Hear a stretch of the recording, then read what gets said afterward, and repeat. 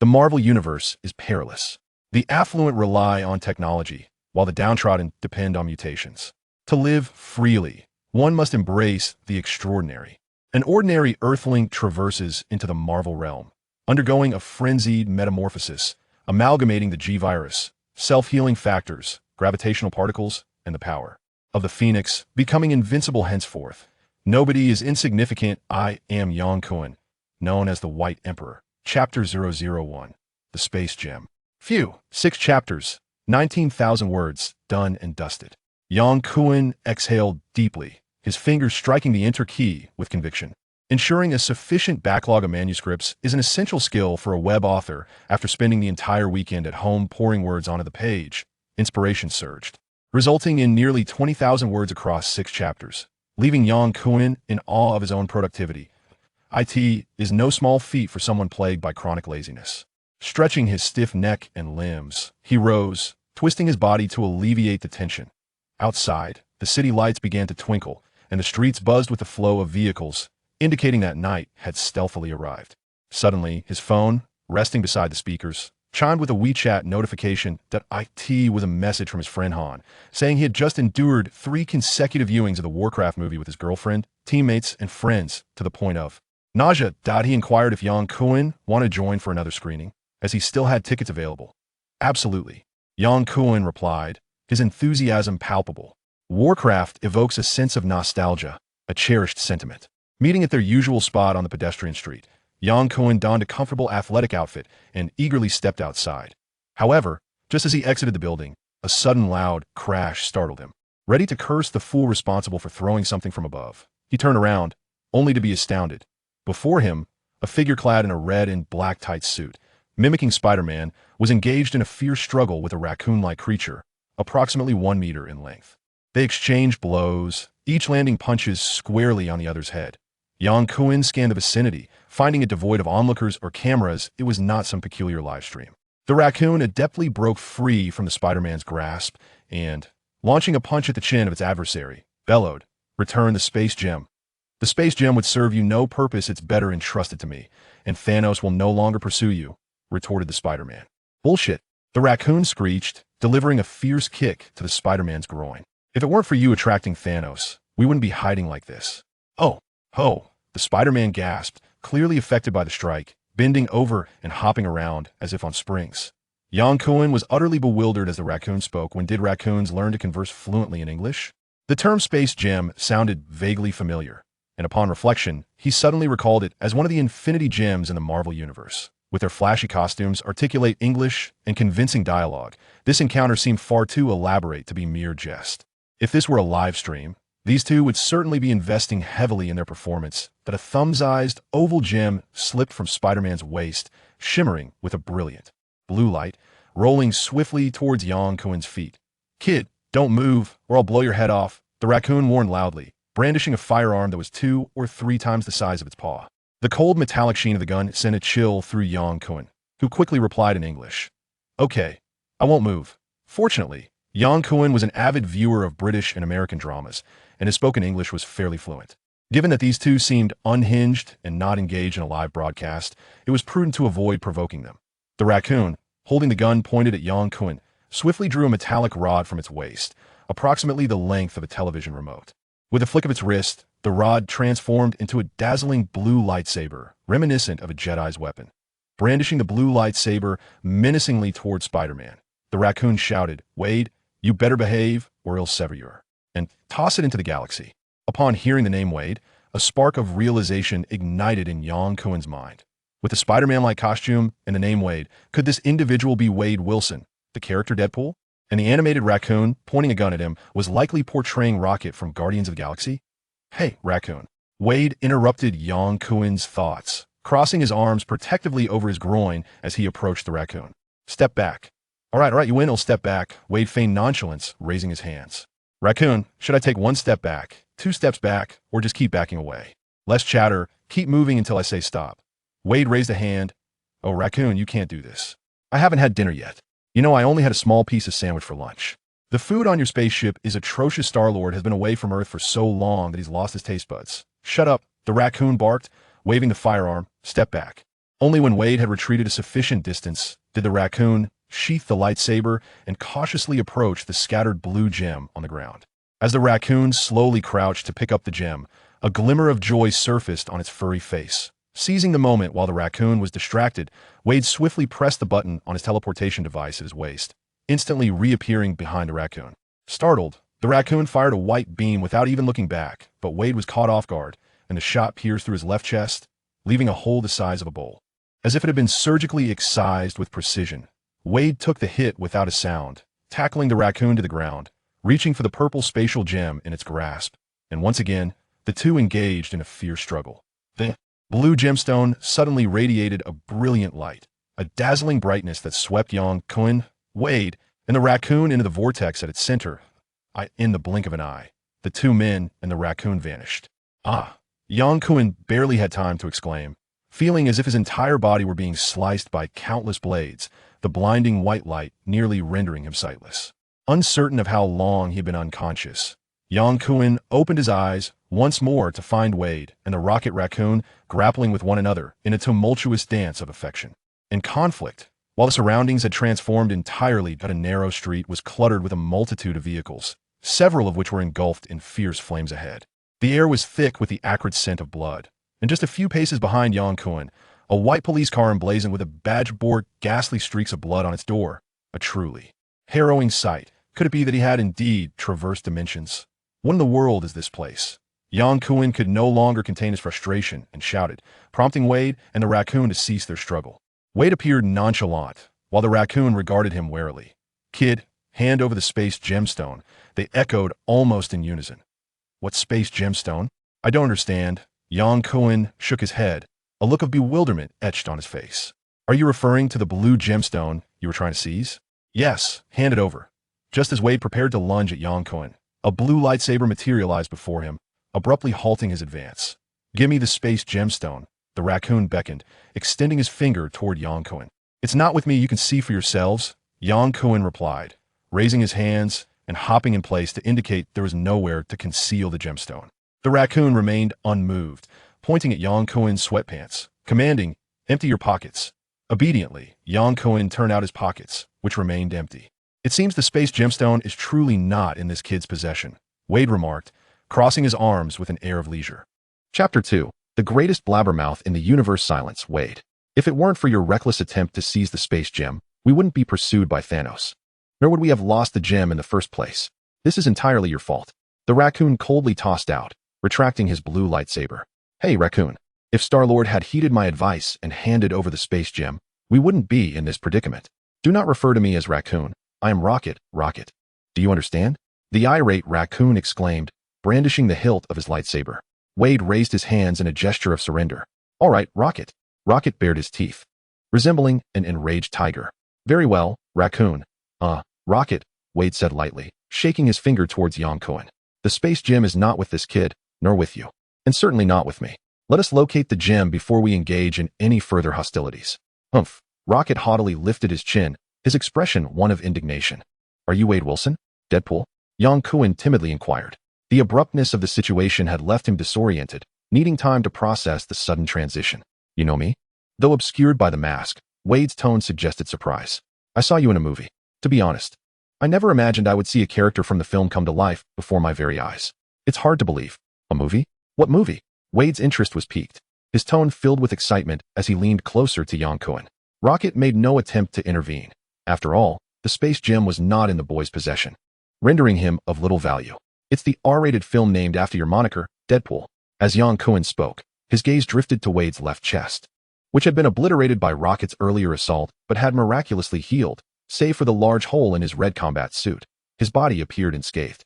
"You resemble your cinematic portrayal quite closely, and your red suit is reminiscent of Spider-Man. Do not even mention that damned little bug. He plagiarized my costume. He is a counterfeit, a knockoff. Do you understand?" Wade shouted vehemently, nearly leaping to his feet. Yang-kun rolled his eyes, noting that even those from the Marvel Universe seemed to believe that important matters warranted repetition. "How did I perform in the film? Was I incredibly cool?" After a brief crescendo of enthusiasm, Wade crossed his arms, stroking his chin in contemplation. Yang-kun nodded. "Super cool, incredibly stylish, with combat prowess that defies all limits." The film grossed over $800 million, surpassing Captain America. Oh, 800 million.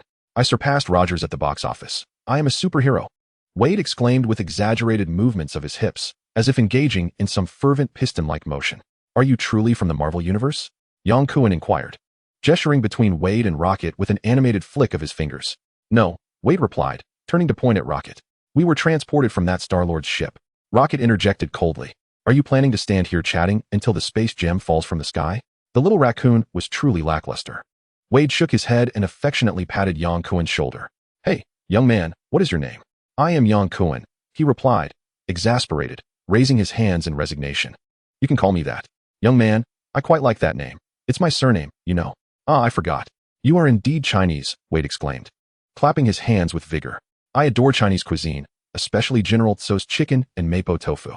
Wade, renowned as the most loquacious figure in the Marvel Universe, was notorious for his gift of gab.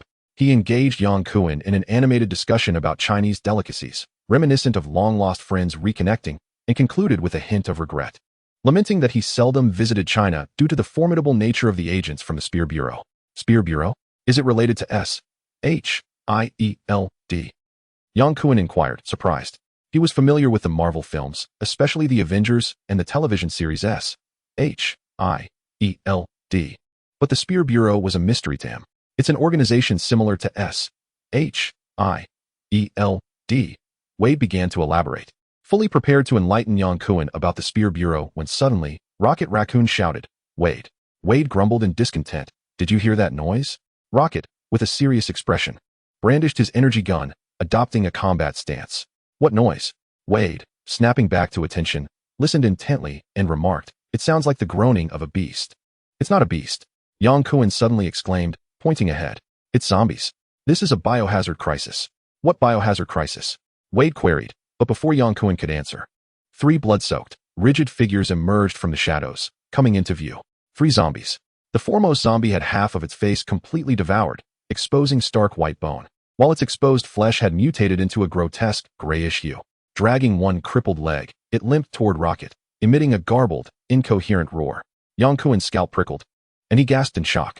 At first glance, the burning police car and the horrifying bloodstains on it seemed vaguely familiar, but upon seeing the zombies, he instantly realized, oh no, this is the world of biohazard. Having penned several novels himself, Yang Kuan was no stranger to themes of reincarnation and time travel, so the concept of crossing dimensions did not astonish him. However, encountering Deadpool and Rocket engaged in battle upon exiting a cinema, only to be inexplicably transported into a terrifying world where a single bite could spell doom, was truly a stroke of ill fortune. What kind of monster is that? Rocket muttered, raising his energy gun to fire. A blinding beam of white light swiftly pierced the zombie's chest, streaking down the street like a shooting star. The zombie felt no pain. The massive wound did not halt its advance, but rather awakened its primal ferocity. Dragging its injured leg, it quickened its pace towards Rocket, its grotesque visage eliciting revulsion. Strike the head.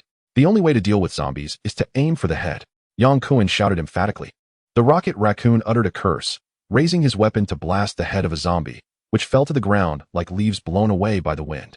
With remarkable precision, he dispatched 3 more undead, then holstered his beam gun and turned to Yang Kuan, inquiring about the mention of a biohazard crisis. Are you familiar with this world? Yang Kuan scratched his head, uncertain. If I am not mistaken, we find ourselves in the realm of a biohazard crisis. The surroundings might even resemble scenes from the second installment of the series. Perhaps we are in Raccoon City? Is it possible that we were transported here because of this little raccoon? Wade interjected with keen interest. Silence. Rocket Raccoon barked, his small claws firmly gripping the beam gun at his side, brimming with anger. Yang Kuan stifled a laugh, fearing the irritable raccoon might take offense and retaliate with a shot, which would be utterly unjust. Chapter 003. Our time is limited, straining to maintain an expression of nonchalance. Yang Kuan continued. Raccoon City has suffered a severe viral outbreak, leading to the infection of tens of thousands, transforming them into zombies. The police and armed rescue teams have been decimated, leaving the city overrun with the undead. The virus spreads through blood and even the air. If we linger here too long, we may also succumb to the infection and become mindless zombies ourselves. Tens of thousands of zombies. This is indeed dire. We are in a significant predicament, the little raccoon mused, thoughtfully stroking his chin. Exactly, Yang Kuan affirmed with a nod. If we are bitten or scratched by these zombies, we too will be transformed. Zombies? Like this? Wade jested, mimicking the shuffling gait of a zombie, tilting his head and limping towards Yang Kuan with exaggerated growls. Despite knowing Wade was merely jesting, Yang Kuan's heart raced, and reflexively, he kicked out. Wade nimbly dodged the flying kick, flaunting his alluring hips in triumph. Curse it. What a show-off, Yang Kuan muttered under his breath. We must locate the space gem to escape this place. The raccoon concluded his contemplation. Yang Kuan rolled his eyes, exasperated. Well, that's all well and good. But do you know where the space gem fell? I have no idea, Wade replied, shrugging his shoulders nonchalantly. Nor do I. My detector is broken, the raccoon echoed Yang Kuan's disappointment. However, I suspect it should be nearby. Remember when we were transported to the last Earth? It was on Wade. This time, it can't be too far off. This reasoning seemed plausible, and Yang Kuan chose to believe it. He had no alternative. Having descended into the terrifying world of biohazards, with his limited survival skills as a mere earthbound recluse, his only fate would likely be obliteration. It would either be by being devoured by zombies until nothing remained, or becoming a part of the zombie horde, ultimately incinerated by a falling nuclear bomb, leaving no trace behind. Accompanied by the formidable Deadpool Wade and the Rocket Raccoon, survival seemed assured. Wade, where are your weapons? In the movies, you wielded vibranium dual blades, which were quite impressive. Resolute in his intention, Yang Kuan expressed concern for Deadpool's combat capabilities. I left them in the cafeteria during lunch. And then I was transported here by the space stone, Wade replied nonchalantly, shrugging his shoulders. You're right, Yang, we need to procure some weapons. I have no desire to encounter those repulsive zombies. Their filthy teeth would tear through my exquisite battle attire, and I didn't pack a spare set. Yang Kuan cast a glance at the sizable tear in Wade's battle suit, unable to suppress a smirk. The torn attire was undeniably trendy and striking. The police force of Raccoon City had been utterly decimated, transformed into the undead. Burning police cars and scattered firearms littered the area, allowing Yang Kuan and his companions to easily scavenge for weapons and ammunition from abandoned vehicles. Rocket Raccoon stowed away a beam rifle and selected an assault rifle nearly as tall as he was, while Wade opted for 2 compact Glock 18 pistols. Accustomed as he was to short firearms, in contrast to Rocket's preference for more imposing weaponry. Yang Kuan had witnessed numerous intense gunfights, but had only handled real firearms during military training in college, long forgetting the sensation of gripping a gun. Whether it was the assault rifle or the Glock service pistol, the prospect of dispatching zombies was daunting. Avoiding friendly fire would be a considerable achievement. Aware of Yang Kuan's inexperience with firearms, Wade playfully teased him, recommending the formidable Remington shotgun, which could easily incapacitate zombies even with eyes closed, and offered hands-on instruction on its proper use. According to Wade, the Remington shotgun was highly effective, ensuring that a single shot would halt a zombie in its tracks, truly an excellent means of self-defense. Yang Kuan relished this advice, gripping the gun barrel with exhilaration, akin to a reclusive young man finally grasping his girlfriend's soft hand after a week of abstinence, his blood surging with fervor, eager to load a couple of rounds. Firearms for men are like perfume for women, an irresistible allure. With a shotgun in hand and flanked by 2 exceptionally powerful superhero allies, Yang Kuan suddenly felt that the world of a biohazard was not so terrifying after all. Advance with caution, do not fire recklessly, and avoid wasting time, Rocket Raccoon commanded as he led the way with his rifle. Understood, Yang Kuan nodded in agreement. Equipped with their arsenal, they could manage minor skirmishes. But if confronted with a horde of zombies, their firepower and ammunition would pose significant concerns. Thus, it was prudent to evade unnecessary conflict. Opting for a tactical formation rather than traveling by vehicle, they advanced cautiously. Occasionally, they encountered scattered, wandering zombies. Without hesitation, Rocket Raccoon brandished his beam sword and lunged forward, effortlessly dispatching the zombies with swift, precise strikes as if slicing through vegetables. Yang Kuan was left in awe. Despite the raccoon's diminutive stature, his combat prowess was formidable, explaining why he could deliver such punishing blows to the undead. Rocket Raccoon sheathed his beam sword, gesturing towards the street corner to signal a flanking assault to eliminate the horde of wandering zombies blocking their path. Wade nodded and deftly twirled his Glock. Suddenly, a sharp whirring of helicopter blades drew near, followed by the sight of a helicopter adorned with conspicuous red and white markings soaring overhead, heading northwest. Umbrella Corporation, Yang Kuan exclaimed, pointing at the helicopter. He immediately recognized the company's distinctive emblem. Rocket Raccoon turned to inquire, is that the biopharmaceutical company you mentioned that researches viruses? Indeed. Everything is orchestrated by Umbrella Corporation. How could I have forgotten that? Without waiting for further questions from Rocket Raccoon and Wade, Yang Kuan hastily explained. The helicopter that just flew by is likely a supply drop for the Goddess of Vengeance. We may soon find ourselves facing her relentless pursuit. Goddess of Vengeance? Wade asked.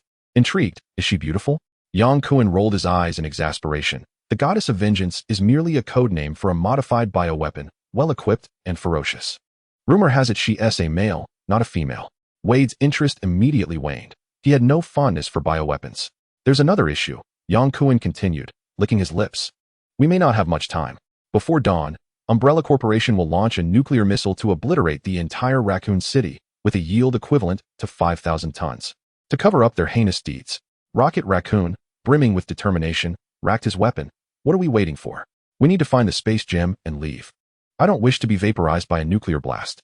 Wade patted his stomach. Oh, damn this zombie-infested city. I'm already yearning for a delicious Mexican chicken wrap. Chapter 004. Speaking with firearms. Rocket Raccoon's initial plan was to engage the zombies up close, avoiding attracting large crowds. However, upon hearing Yang Kuan's warning of their dwindling time, he swiftly altered their strategy. Wade and he took positions on either side, drawing their weapons and firing precise shots, dispatching the zombies before them in mere moments. The cacophony of gunfire attracted the attention of nearby zombies, and soon a massive wave surged toward them like a tide. The trio alternated in covering each other, battling while retreating. Wade, find a vehicle, we need to break through. Wade whistled, quickly firing off his empty magazine, sheathed his dual pistols, and smashed the window of a nearby police car with a powerful punch. He ignited the engine, executing a graceful maneuver to position the vehicle before his companions, signaling Rocket and Yang Kuan to get in. Rocket leaped atop the car, unleashing a barrage from his carbine to cover Yang Kuan's retreat. Get in, Yang. All right. Yang Kuan responded, firing 3 rounds from his shotgun to slow the advancing zombies, then swiftly ducked into the police vehicle. Die, monsters! The little raccoon shouted from the speeding car's roof, emptying his magazine before finally sliding into the passenger seat. Let us go. Wade's bizarre antics transformed the police car into a veritable tank, mercilessly plowing through a dozen wandering zombies with an exuberance that suggested he was under the influence of some narcotic. Meanwhile, Yang Kuan sat in the back seat, methodically loading his shotgun, striving to quell the tumultuous emotions within him. This was not merely target practice. It was a genuine battle with live ammunition. The grotesque visages of the advancing undead filled him with dread, and he couldn't help but feel a twinge of fear. Were it not for Wade and Rocket's presence, he would likely have been torn to shreds by the relentless horde with nothing but his solitary firearm. Wade circled the area where the trio had appeared, navigating the streets and alleys in a frenzied search, as they lacked any more effective means to locate the space gem beyond the primitive method of visual scanning. Suddenly, the car screeched to a halt, causing Yang Kuan to lose his balance and collide with the front seat. Before he could utter a word, he spotted a man and a woman emerging from the shadows ahead.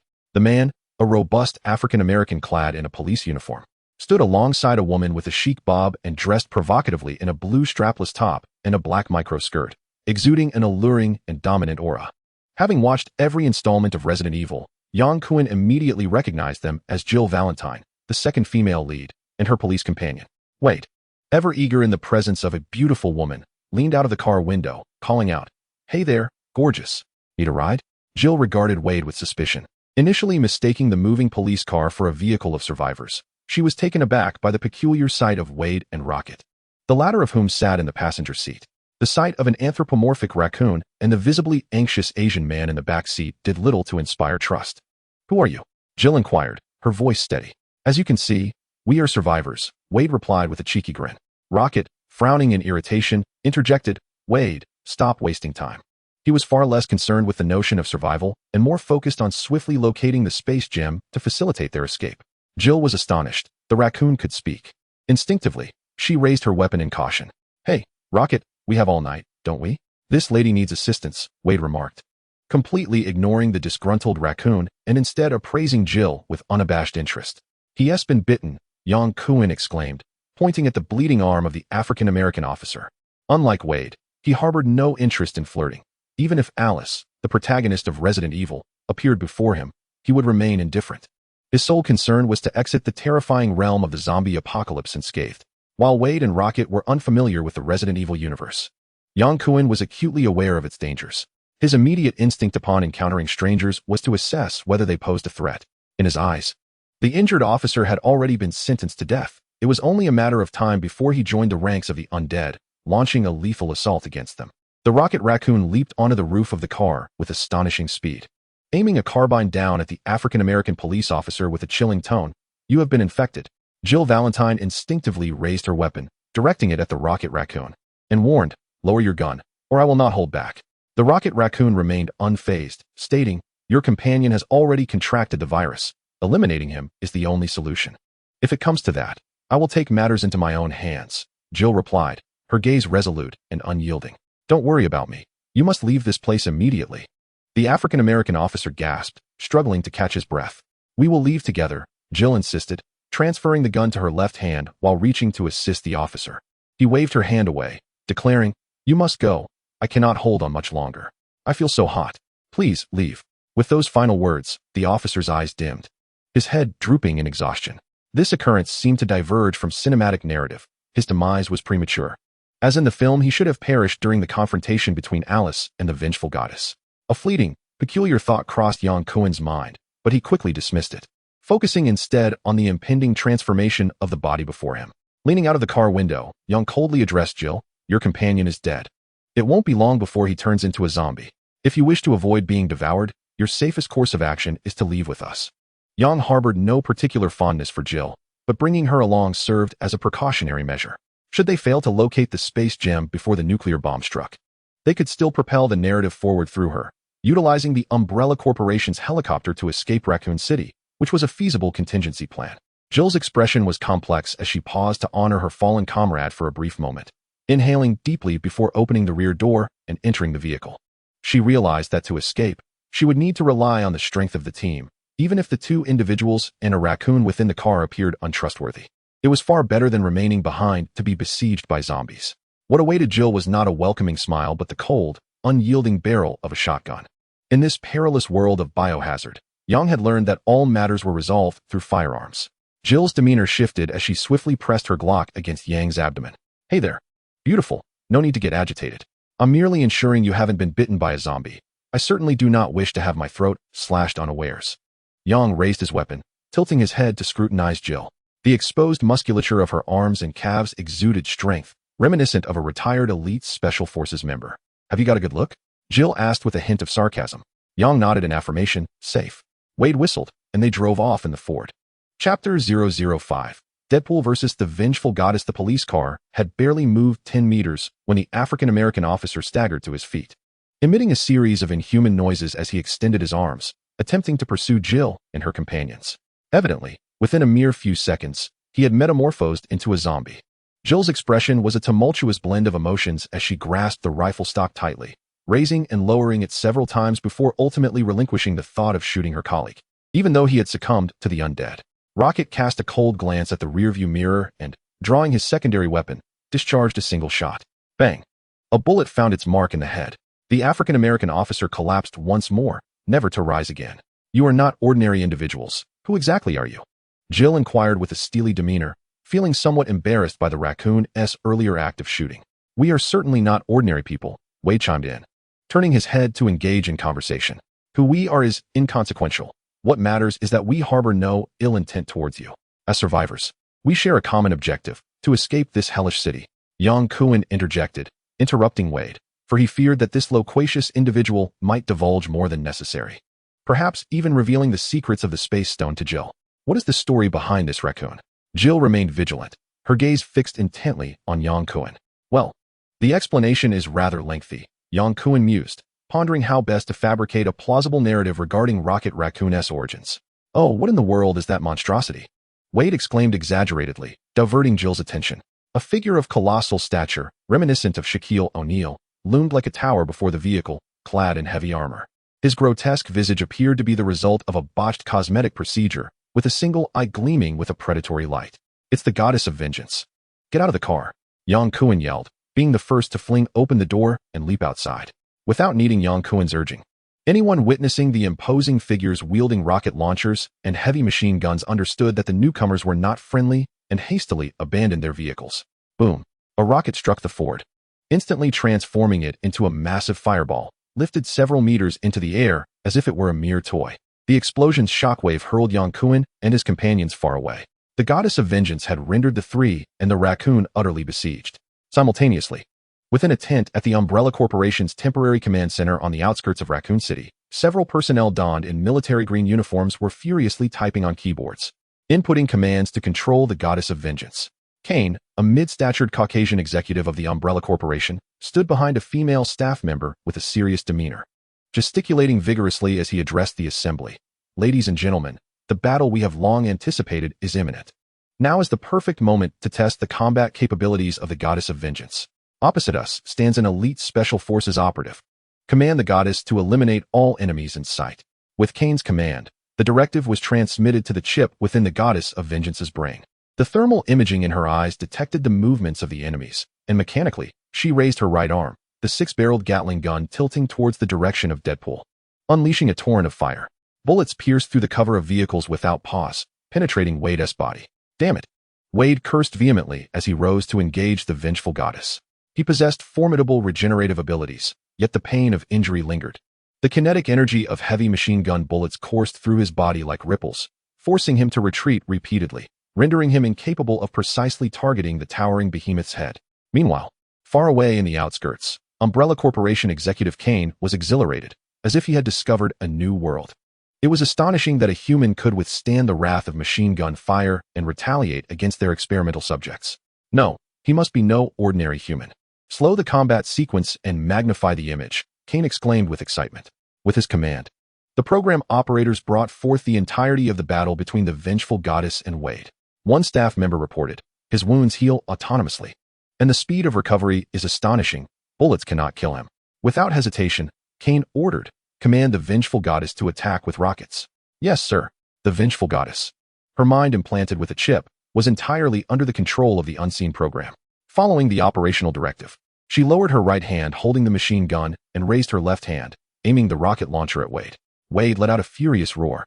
Leaping forward to close the distance to the vengeful goddess, he feared not the rocket, but rather aimed to swiftly eliminate the lunatic before him, for the continuous injuries were damaging his splendid combat attire.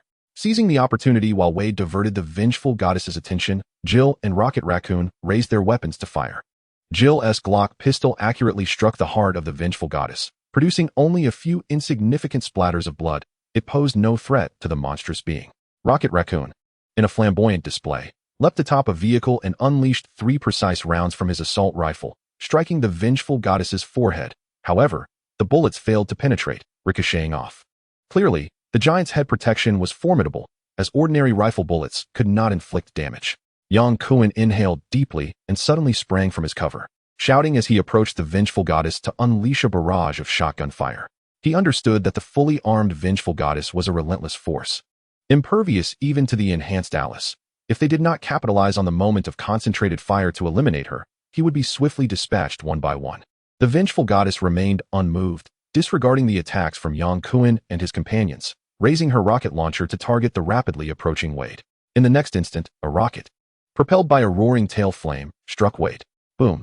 Wade was unable to evade and took the brunt of the explosion, sent soaring by the blast shockwave, which destabilized Yang Kuan. As the smoke cleared, Wade shook his head and stood, pointing at the vengeful goddess while cursing loudly. You oversized fool, you've truly enraged me. You've ruined my spectacular combat suit. I will cleave you in half. No, into 4 pieces. Within the temporary command center of Umbrella, Kane closely monitored the combat data, observing that the opponent, despite being struck by a rocket and nearly reduced to a mere thread of flesh, could still stand and curse unperturbed. He was utterly astonished. Is this fellow indestructible? The programmer reported. Data indicates that the enemy is healing at an astonishing rate.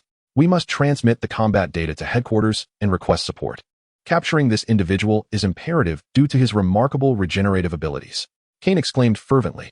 The recent virus leak in Raccoon City was not part of the company's strategic plan, and the aftermath was hastily organized.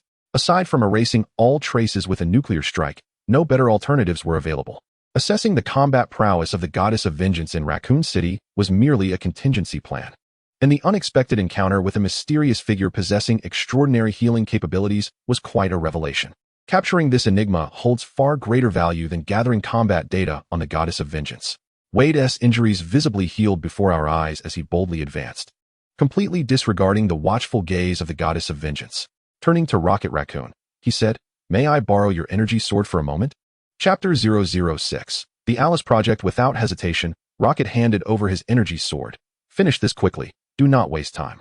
Wade nodded, tilting his head as he activated his instantaneous teleportation device, appearing before the Goddess of Vengeance in the blink of an eye. Hey, big guy. Would you prefer to be sliced in half horizontally or vertically? The goddess of vengeance roared as her heavy machine gun was aimed at Wade. With a swift motion, Wade struck, a flash of blue light slicing through the air, severing her arm along with the machine gun from her body. You should be grateful I'm not wielding dual blades today. Otherwise, I would have chopped you into 18 pieces. Wade sneered, his energy sword whirling rapidly, effortlessly dismembering the goddess of vengeance's limbs like slicing through a cake. The colossal form of the goddess fell with a thunderous crash. Wade leaped, and with a swift stroke of his blue sword, he cleaved her torso into 4 even sections. 1, 2, 3, 4. Oh dear, I inadvertently cut it into 8 pieces. Damn it, I didn't mean to make it 8. It's not like I'm cutting a steak. Yang Kuan grimaced, shaking off the dust from his clothes, and called out to Rocket, "Let South depart from this place." In the Umbrella Corporation's temporary command post, silence reigned as all personnel ceased their activities, awaiting Kane's orders. Executive Kane wore a grave expression, not lamenting the loss of a test subject, but rather regretting the inability to collect more combat data. Rewind the footage of the recent battle. Yes, sir. Wait, pause. How did that guy suddenly appear in front of the goddess of vengeance? It seems like some sort of teleportation device. He vanished, and then reappeared. Instantaneous teleportation device. Kane stared intently at the screen. What weapon did he use against the goddess of vengeance? The programmer magnified the combat scene, reporting, "It appears to be a laser sword. Otherwise, it would not have effortlessly severed the machine gun's barrel." The instant teleportation device and the formidable laser sword are weapons that transcend the confines of time. A fervent glimmer flickered in Kane's eyes as he commanded, "Transmit all data to headquarters. We must capture this enigmatic individual at any cost." Yes, sir. Let us ascertain the whereabouts of Alice. The programmer swiftly retrieved the surveillance footage of Alice, revealing her clad in a fitted combat outfit, meticulously selecting weaponry in an armory. Reset Alice's main program and initiate the Alice protocol. As the programmer deftly inputted the commands, Alice's image on the surveillance screen convulsed violently, writhing in agony on the ground like a lamb awaiting slaughter. After approximately 5 minutes, Alice finally stood up, a look of relief washing over her as she turned to face the camera, her gaze vacant and her expression cold. Excellent. Kane nodded in satisfaction. Commence a citywide scan for the mysterious individual. A number of programmers busily entered commands, searching for Wade's whereabouts when suddenly, a tent was flung open, revealing Professor Charles, an elderly man with glasses and a white beard, propelling his wheelchair directly toward Kane. "Professor Charles, you must leave this place. The virus within the city has spiraled out of control," Kane urged, stepping forward. "I will not depart until I see my daughter. We have lost contact with the convoy. I understand, but I must insist on finding your daughter. We will locate her and bring her here." "Yes, sir," came the reply, and Professor Charles, now satisfied, maneuvered his wheelchair away from the command center. "Report, sir. They are entering St. Mary's Church. Order Alice to eliminate all enemies." Yang Kuan and his group indeed found refuge within the church, as its absence of surveillance cameras allowed them to evade the Umbrella Corporation's watchful gaze and converse freely. After a fierce battle, they eradicated all the zombies congregating near the church. Jill pushed open the heavy church doors. The interior was shrouded in darkness, illuminated only by a handful of flickering candles, while the echo of footsteps in the vast, empty church imparted an unsettling aura. Yang Kuan sighed, realizing that no matter how much they tried to evade their fate, they could not escape the entanglements of the narrative. He recalled that this church harbored several formidable lickers, precisely the stage for Alice's dramatic entrance. "Caution, there may be fearsome biomonsters lurking here," Yang Kuan warned. "Better to be safe than sorry, whether or not lickers are present." Jill replied, her firearm at the ready as they proceeded cautiously. "What monsters? Just a bunch of big idiots?" Wade scoffed, striding forward. "If I hadn't forgotten my weapon, I would have already decapitated that big fool and used his head as a ball." Jill followed closely behind Wade, gun in hand, remaining vigilant. They reached the center of the church, scanning their surroundings, but finding no trace of any biomonsters. "All right, we should speak frankly," Jill declared, holstering her weapon. "I am Jill Valentine, a police officer from Raccoon City. I am Wade Wilson, commonly known as Deadpool." Wade eagerly introduces himself. Jill furrows her brow, asking, "Can you remove your mask?" "You must understand, Jill," Wade replies, "the girls who have seen my true face inevitably fall in love with me." Yang Kuan scoffs. "I would rather choose a medium-rare steak than witness you remove that mask." "Oh, I prefer it medium." Jill chuckles nonchalantly, her gaze shifting from the diminutive raccoon to Yang Kuan, inquiring, "Who are you?" "Kuan, you may call me Yang." "All right, Yang, you seem quite familiar with that creature," referring to him as the goddess of vengeance. "Who exactly are you?" Yang Kuan glances at the small raccoon, Rocket, then back at Wade, taking a deep breath before stating, "I shall reveal the truth. Wade shrugs, indifferent. Rocket lowers his carbine, saying, I too wish to know how much you understand about this world. We do not belong to this realm. We have traversed from another dimension. Yang points to himself, Wade, and the inconspicuous raccoon beside him, to bolster his credibility. He gestures to the beam sword hilt in Wade's hand, which he had utilized during the battle with the goddess of vengeance, an artifact not of this era's technology. You hail from a future world? Jill accepts this notion far more readily than Yang had anticipated, showing no skepticism but rather curiosity to continue her inquiries. Yang smiles. I believe it is more accurate to describe it as a parallel universe. I originate from a different Earth, while they come from the Marvel universe. How did you arrive here? What is your purpose? Jill queries, unhurriedly. It was an accident. We were transported here randomly. Our objective, of course, is to return to our respective universes. How do you intend to return to your parallel universe?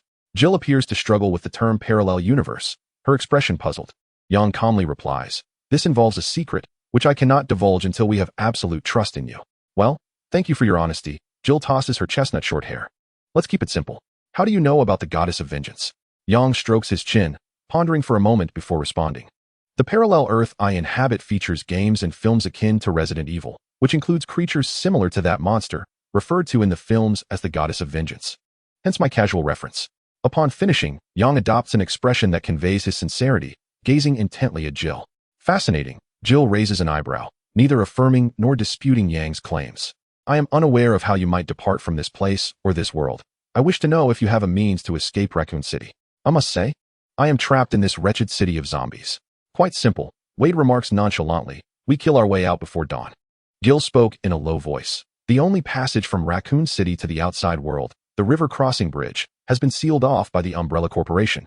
Surrounded by armed guards ready to fire at any intruder, Wade tilted his head slightly, saying, Leave it to me. Yang Kuan chambered a round in his shotgun with a click and shouted, Wade, there is indeed something for you to handle. What is it? Yang Kuan pointed towards the window. Just as Rocket Raccoon interjected, We have visitors. No sooner had the words left his mouth than the flower-patterned glass shattered, and a black motorcycle soared through the opening. A lithe figure executed a flawless backflip, landing gracefully as if choreographed by cinematic effects.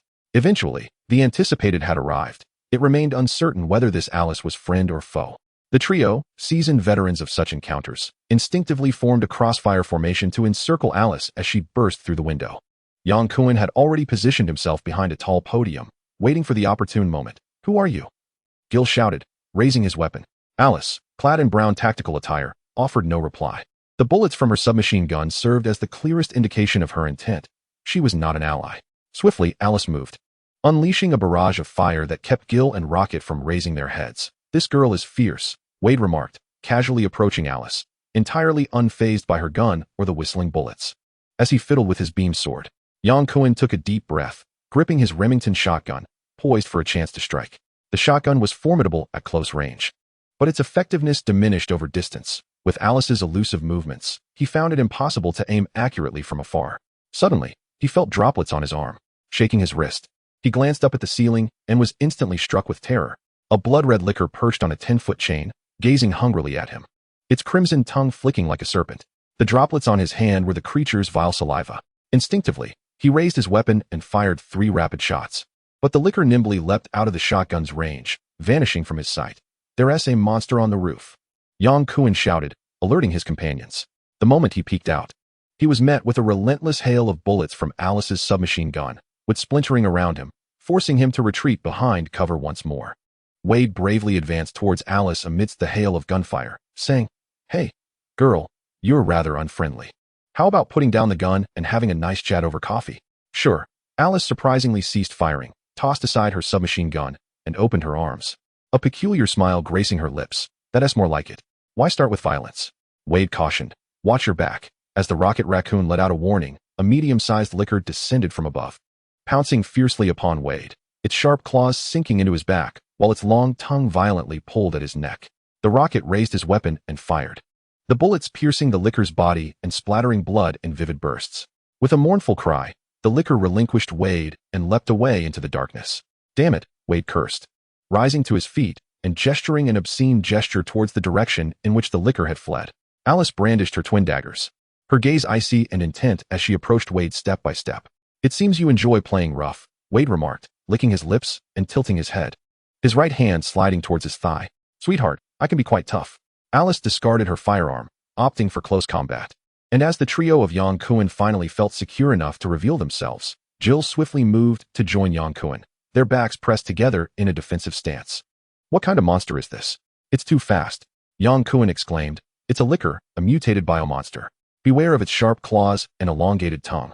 He quickly directed his voice towards the rocket raccoon. Rocket, let us concentrate our fire.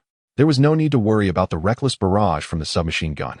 The duo and the raccoon could form a circular defense against the licker's ambush. The only concern was the uncertainty of how many lickers lurked in the shadows. The unseen enemy was indeed the most troublesome. With a fierce shout, Alice lunged at Wade, her dual blades in motion, her virus-enhanced physique granting her speed, strength, and reflexes far surpassing those of ordinary humans, moving with the swiftness of a gale. Yang Kuan could barely perceive the path of Alice's short blades, only catching glimpses of silver glinting in the dim light. Wade did not activate his beam sword. Instead, he engaged Alice barehanded, attempting to wrest the weapon from her grip. As the king of mercenaries, he possessed unwavering confidence in close-quarters combat. With a resounding crack, Alice's right-hand dagger struck Wade's shoulder, embedding itself into the bone. Not bad with the blade, Wade commented nonchalantly, as if the injury bore no consequence to him. Alice tilted her head, a mocking smile playing on her lips, as her left-hand dagger swiftly aimed for Wade's abdomen. This is where it ends, little girl. Wade seized Alice's right hand, twisting it to disarm her, delivering a powerful side kick that sent Alice stumbling backward. In an aerial somersault, Alice regained her balance, transferring the dagger to her right hand as she charged at Wade once more. Amidst the fray, the rocket seized the opportunity to fire at Alice. 3 shots ringing out in succession, the whistling bullets striking her head with precision. Alice fell back, convulsing, her combat capabilities evidently diminished. In the second installment of Resident Evil, Alice was merely in the initial stage of viral integration, far inferior to her later, more grotesque self. At best, she exhibited only a slight enhancement in speed and strength. And like any ordinary human, she could succumb to gunfire. Yang Kuan felt bewildered. The protagonist Alice had perished, and the film's narrative would undoubtedly become chaotic. His familiarity with the storyline seemed rendered useless. Chapter 008. Infection virus rocket raccoon lowered his firearm, his expression grave as he admonished, Wade, you are wasting time. The little raccoon did not possess Wade's penchant for distraction upon sighting a beautiful woman. Whether it be zombies or lovely ladies, he showed no mercy to enemies, executing them without a trace of compassion. All right, Wade shrugged and approached, gazing down at the lifeless Alice, shaking his head with a sigh. He grasped the dual blades in her hands, weighing them briefly. They were considerably lighter than his customary vibranium knives, yet they would suffice in a pinch. Be careful, Jill shouted, her hands deftly aiming her gun at the approaching licker behind Yang Kuan. One licker danced from side to side, evading bullets, rapidly closing in on Yang Kuan. Its elongated tongue lashed out like a whip, ensnaring his calf and flinging him away as though tossing a sandbag. Rocket Raccoon swiftly redirected his weapon, firing at the licker, breaching their defenses. The rifle bullets struck the creature's form, causing it to bleed, but failing to inflict fatal harm. Their vulnerability, like that of zombies, resided in their heads. Damn it, Yang Kuan exclaimed in his native tongue, disoriented from the fall. Struggling to rise, a terrifying growl resonated from behind him, prompting Yang Kuan to roll away in alarm, firing his shotgun twice without even glancing back. The shotgun's wide spread enveloped the licker's body, and the creature let out a wail, exerting all its might to leap away from the direct line of fire, pivoting to attack his back. Like a turtle, Yang Kuan dropped to the ground, rolling as he kept his gun trained on the licker, shooting furiously. Bang, bang, bang. With each blast, the exposed flesh of the licker momentarily halted, the second shot striking its hind leg, abruptly halting its leaps. A licker bereft of speed became merely a target. Yang Kuan's third shot accurately struck the licker's head, exploding its brain matter like a splattered watermelon, with viscous fluid splattering onto Yang Kuan's arms and face. Damn, I wonder if I'll be infected, he muttered frantically, wiping the repulsive liquid from his face, panic rising within him. Suddenly, another licker had circled behind him, its long tongue lashing out menacingly. Before Yang Kuan could react, its sharp claws pierced through his left shoulder blade. Ah! Yang Kuan cried out in agony, his right hand straining to press the gun stock against the creature's ravenous jaws. Rat-a-tat-tat. The carbine's bullets struck the licker's exposed head with precision, causing it to collapse to the ground. Rocket Raccoon had saved Yang Kuan's life. Breathless and barely holding himself up, Yang Kuan gasped for air. Had it not been for his quick reflexes, he would have almost become a meal for the licker. After Wade engaged in earnest combat, the once aggressive predators transformed into the hunted prey. Wade launched close-range attacks against the Lickers, while the Rocket Raccoon and Jill executed long-range shots. Together, the duo successfully eliminated the remaining 4 Lickers. Once assured of their safety, Jill holstered her weapon and approached Yang Kuan, inquiring with genuine concern, "How are you?" "He is injured," Rocket Raccoon remarked coldly, casting a glance at Yang Kuan, who sat slumped on the ground. Yang Kuan felt as if his entire arm had succumbed to numbness. He glanced at his left shoulder, stained crimson with blood, and gasped, "I was pierced by a Licker." Wade surveyed Yang Kuan from his elevated position, nodding. "Indeed, Yang, it appears you need to see a lovely nurse." "Ah, I truly wish for a beautiful nurse." Yang Kuan replied with a bitter smile, clutching his wound while struggling for breath. "Stay still. I will bandage your wound, or else you risk bleeding out," Jill instructed, restraining Yang Kuan's movements as she bent down to tear open his sports shirt for a makeshift bandage. "Useless," Rocket Raccoon interjected with a steely gaze. "He is injured. Sooner or later, he will become a zombie, just like those monsters." Jill looked up and retorted, "He was merely stabbed, not bitten. He won't turn into a zombie." Wade was also pierced by those creatures. "Are you referring to me?" Wade shrugged. Jill then realized that Wade's wound had completely healed, leaving no trace of injury. "You weren't infected? The virus seems ineffective against me. We can't have a bomb by our side," Rocket Raccoon said, pulling back the bolt of his gun. The ominous muzzle aimed at Yang Kuan's forehead. "Yang, I'm sorry." Jill sprang up, swiftly drawing her weapon to aim at Rocket Raccoon's head. "Put the gun down." "Foolish," Rocket Raccoon scoffed. "He will inevitably turn into a zombie, just like your companion." "Lower your weapon," Jill insisted, unyielding, her grip on the gun firm. "I will count to 3, she declared resolutely. "I know the antidote," Yang Kuan gasped, struggling for breath. "The antidote for the virus." Rocket Raccoon lowered his carbine, questioning, "Where is it?" "In a school," Yang Kuan replied. "How far from here?" "I don't know," Rocket Raccoon shook his head. "You might turn into a zombie before we locate the antidote," Jill urged. "You must tell me which school. I am familiar with Raccoon City." Yang Kuan exchanged an anxious glance with Jill. "I don't know which school. I only know it's an elementary school." "Then we shall start with the nearest elementary school." "We will surely find the antidote," Jill asserted with undeniable conviction. "Yang, good luck. If you find the antidote, you know where to locate us. We will help you escape," Rocket Raccoon said, turning away. "Wade, we must go. We have already squandered too much time." "No, I will stay," Wade suddenly declared, breaking his silence. "What?"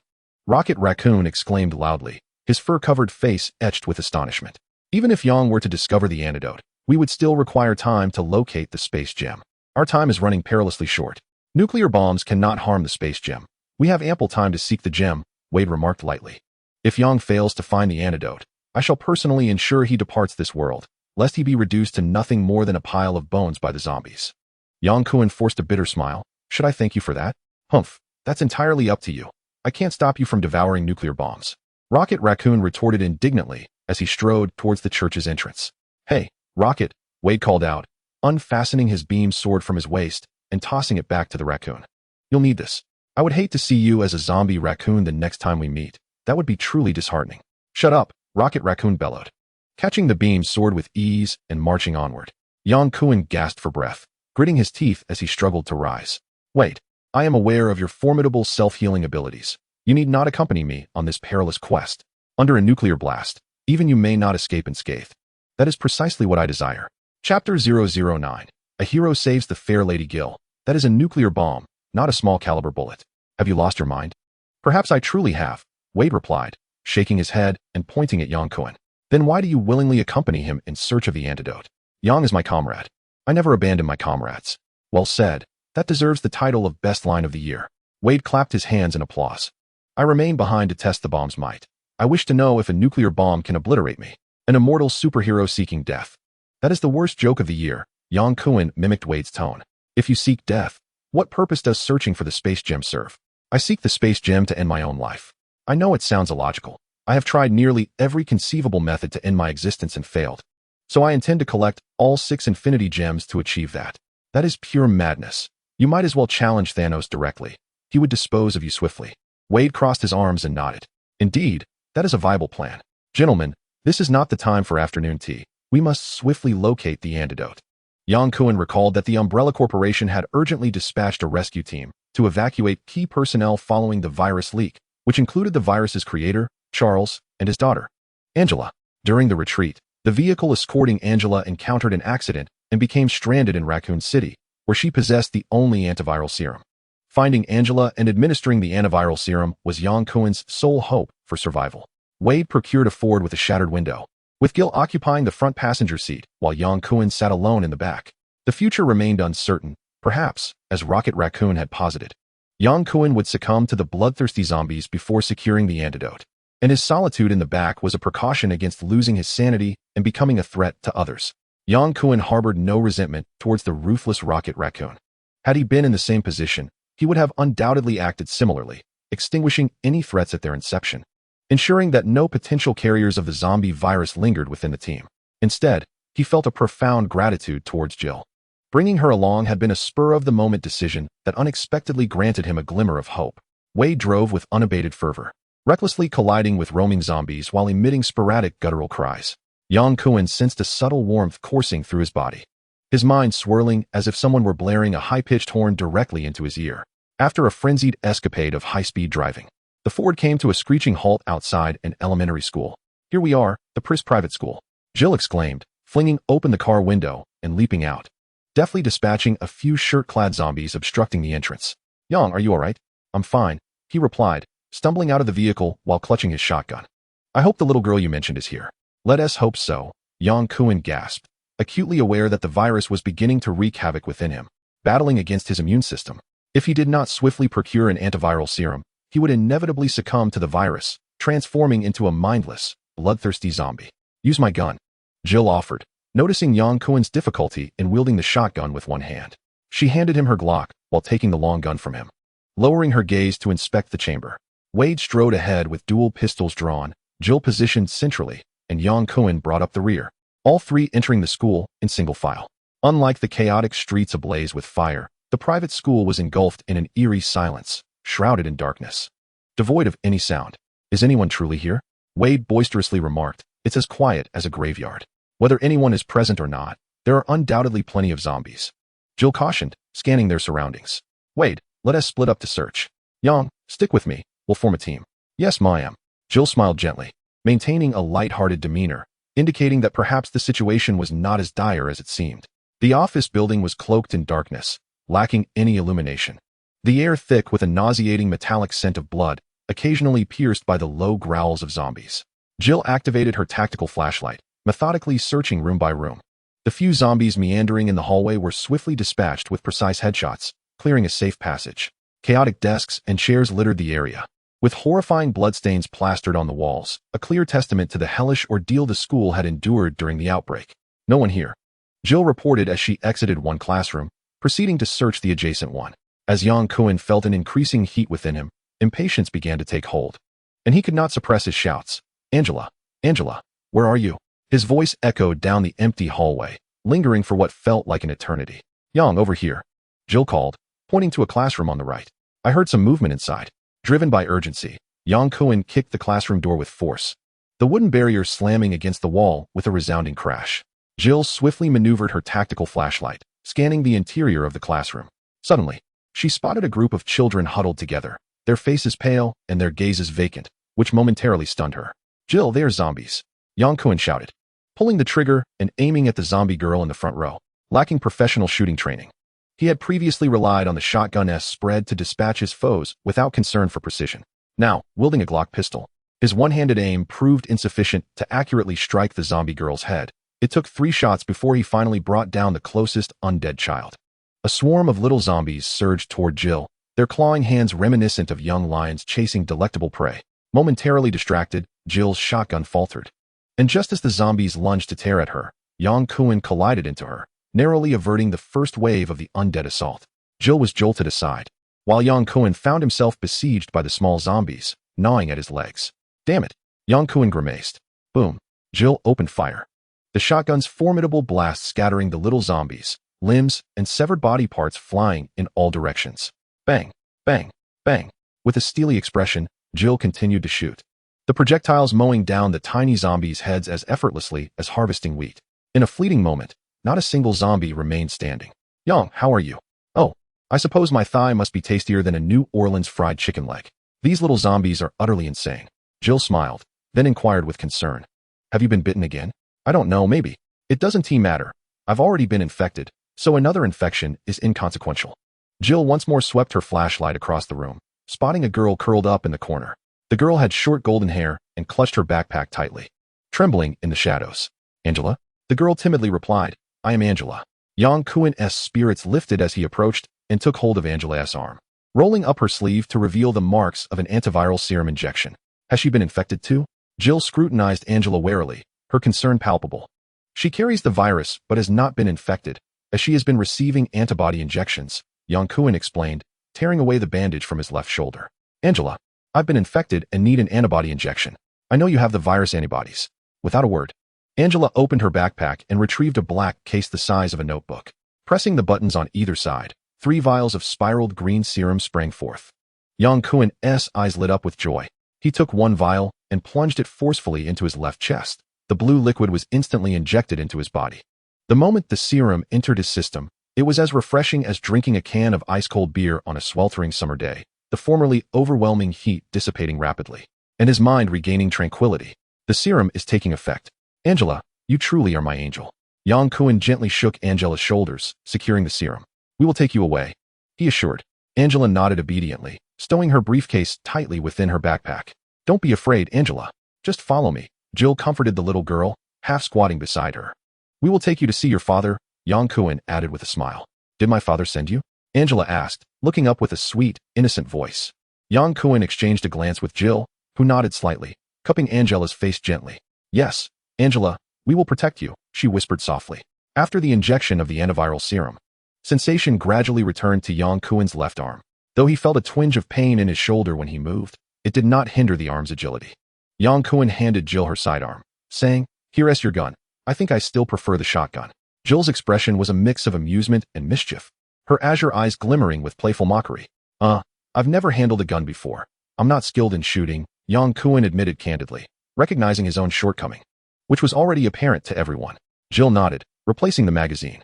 Stay close to me, you'll protect Angela. At your service, my lady, Yang Kuan quipped, saluting playfully. Jill smiled brightly, teasing, Don't let the fried chicken sandwich bite you this time. Angela gazed at Yang Kuan with her clear eyes, a faint smile gracing her serene face. She squatted in the corner of the classroom, clearly hearing their conversation and understanding the reference to the New Orleans fried chicken sandwich. The hallway had been cleared of zombies by Jill, and the trio retraced their steps without encountering further danger, successfully exiting the elementary school and boarding the Ford vehicle. After approximately 3 minutes of waiting, Jill grew impatient and pushed open the car door. I'm going to find Wade. Jill, Yang Kuan quickly interjected, Wade will be fine. He will come out eventually. Our primary task now is to escort Angela to see her father. Upon mentioning Angela, Jill's gaze softened considerably. She turned back to the little girl and smiled. Angela, I'm Jill Valendian. You can call me Jill. Waiting for someone was not a pleasant task, especially in a zombie-infested area where one could be bitten at any moment. If it weren't for the necessity of watching over Angela, Jill would not want to linger there for even a second. You say you came from a parallel universe? What is it like there? Jill broke the unbearable silence. Not much different, I suppose. Well, maybe the president of the United States is black, Angela replied. Jill's skepticism was palpable. A black president? Yes. And there are also dogs, Yang Kuan exclaimed suddenly, quickly crouching down with Angela in his arms as Jill instinctively concealed her form. Blinding headlights illuminated the scene, accompanied by the roar of engines and sporadic gunfire. 2 battered black SUVs came to a halt in front of the perilous school.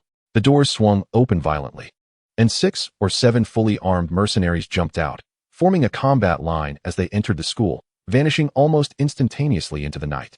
Jill sat up. The Umbrella Corporation's people? Yang Kuan nodded with certainty. Perhaps they have come to track us. I'm worried about Wade being alone inside, Jill said. She recalled Wade's words. How he had attempted every conceivable method to no avail. A mere handful of mercenaries would not pose a significant challenge to him. With Angela present, Yang Kuan did not explicitly mention Deadpool's reckless behavior, yet Jill understood immediately. In less than 2 minutes, the school was engulfed in a cacophony of gunfire, which persisted for a considerable duration before finally subsiding into silence. Perhaps we should prepare to depart, Yang Kuan suggested with a smile. Jill straightened her posture and revved the engine, ready to set off at any moment. Before long, Wade's familiar voice boomed from a distance. Hey, beautiful. I'm not in the car yet. He swaggered out of the school gates, his once sleek battle attire reduced to tatters, resembling a beggar's rags, revealing a body pockmarked like a meteor's surface. His formerly intact leather pants had been shredded into strips, hanging from his legs like a Hawaiian grass skirt. While his body possessed remarkable self-healing abilities, His clothing did not share this trait. Jill cast a glance at Wade's tattered leather pants and remarked, "That was quite the battle. Did you encounter mutated zombie dogs?" Yang Kuan suddenly inquired. From a distance, it was hard to see clearly. However, once Wade climbed into the vehicle, Yang Kuan noticed that the damage to his pants appeared to be from claws and teeth. He suddenly recalled that there were several ferocious mutated zombie dogs lurking in the school. He silently thanked his stars that he and Jill had not crossed paths with them. Otherwise, it would not have been merely a few holes in his pants, but quite possibly more dire consequences. "Wait," he called out sharply. "Did you know there were puppies inside? Why didn't you warn me? I was infected, my mind was a mess, I didn't think of it at all." Yang Kuan replied honestly, shrugging. "Those puppies shouldn't pose a threat to you, should they? Oh, those were the fiercest little puppies I've ever seen. Not cute at all. They chased me and bit my behind. I've been nibbled on several times," Wade said, moving his body and playfully presenting his rear to Jill and Yang Kuan. For most, a bitten backside would surely be bloodied and scarred, but Wade's formidable self-healing powers had long since mended any wounds. He was merely being provocative. "There are minors present. You should behave yourself," Jill admonished, kicking Wade's exposed backside. He yelped and tumbled out of the vehicle, landing in an undignified sprawl. "Minors?" Wade muttered, getting back up and climbing into the car. It was then that he noticed the blonde girl hiding behind Yang Kuan, trying her best to sound gentle. "Hi, I'm Wade." Angela shyly glanced at Jill, but remained silent. "Angela, ignore him. He is a weirdo," Jill said. Chapter 011. Trapped in a siege with a flick of her short hair. Jill abruptly started the Ford, causing Wade to lose his balance and crash his head against the windshield, landing heavily in the passenger seat. Gil's character is fiery and impetuous, driving with a speed that rivals Wade's fervor. After turning 2 corners, Gil suddenly inquired, "Have you eliminated all the mercenaries entering the school?" "I only took down 2. Wade replied, wiggling 2 fingers. "The rest of the unfortunate souls were devoured by the puppies. Do you know their purpose? It seems they were searching for something. Though I'm uncertain, they happened upon the dogs chasing me, thus became the canines' targets. How unfortunate." Yang Kuan's heart sank. If the mercenaries from the Umbrella Corporation were not after them, then they must have been targeting Professor's daughter, Angela, which deviated from the film's narrative. "Pull over." Gil abruptly slammed the brakes, glaring at Wade. "What is it?" Wade gestured toward the flickering lights of a retail store outside. "I need to change my clothes." Gil, both irritated and amused, realized that Wade's tattered appearance was indeed inappropriate. Especially since they were with Angela. They couldn't allow him to prance around in his undergarments before the young girl. Slamming the steering wheel, Gil shouted, "Less chatter. If you're going, then hurry." Yang Kuan opened the car door, pointing towards a nearby gun shop. "Gil, you take care of Angela. I will go find some ammunition." "I'll go with you." "Angela," Wade chimed in. "Let's get out." Angela nodded obediently, holding on to Yang Kuan's hand as they exited the vehicle, never straying far.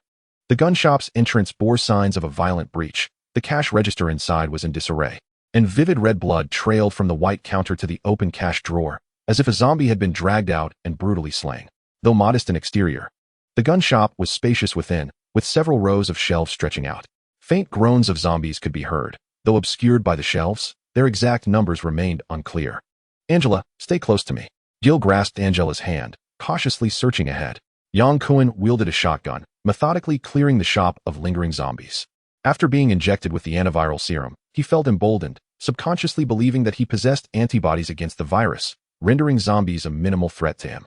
As he reached the second row of shelves, a ghastly pale white male zombie suddenly appeared, flailing its arms and charging at Yang Kuan. He raised his weapon and shot, obliterating the zombie's head, its skull and brain matter splattering in all directions.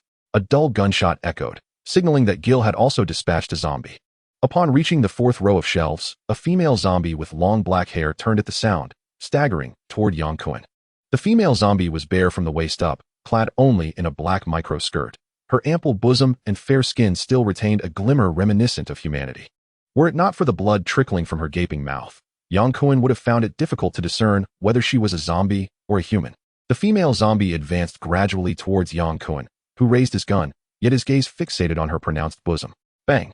A shot rang out as the zombie was struck in her right leg, yet she continued to lurch toward him. Bang! Another gunshot echoed. The bullet found its mark in the back of her head, causing her to collapse lifelessly before Yang Kuan, rendered motionless. Jill holstered his firearm, his expression impassive, reminding Yang that a single lapse could cost one their life. Yang Kuan felt a flush of embarrassment. Indeed, he had momentarily lost focus. The range of his Remington shotgun proved inadequate, rendering it useless for the impending battle. He then exchanged it for a semi-automatic rifle, which, akin to the 4 assault rifle, was a civilian variant of a military model, clad in a bulletproof vest and tactical gear, with all pockets brimming with magazines and 4 semi-automatic rifles slung over his shoulders. Yang Kuan felt an exhilarating sense of authority, embodying the spirit of a deity slaying demons. However, this feeling waned within 2 minutes. As he began to feel the oppressive weight of his burdens, his spine threatening to bend under the strain. Gasping for breath. Never had he carried such a load throughout his life. Take your sidearm, Jill urged, pushing a classic Glock handgun towards him. May I take that Desert Eagle? Yang Kuan asked, reluctant, pointing at the long-barreled pistol hanging on the wall. Jill shook his head firmly, explaining that the weapon was intended for hunting, notorious for its recoil, high failure rate, and paltry magazine capacity. Yang Kuan prudently closed his mouth, deferring to the expert's judgment. Jill, too, donned a semi-automatic rifle and led Angela, the little angel, away from the armory. Wade found a snug red tracksuit in the store and, with a flourish, settled into the driver's seat.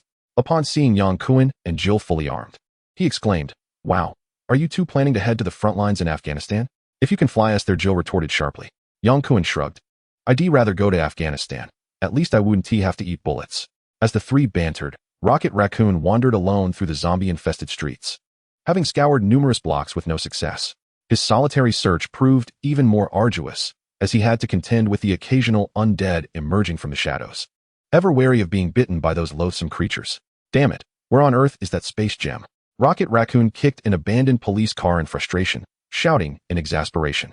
A thunderous noise emanated from the southeast, and soon 5 armed helicopters, their lights flashing, flew in formation across the sky, trailed by 2 large transport planes heading northwest. Umbrella Corporation, Rocket Raccoon discerned, spotting the red and white umbrella insignia on the transport planes. Are they planning to launch a nuclear strike to obliterate Raccoon City? Have they sent reinforcements?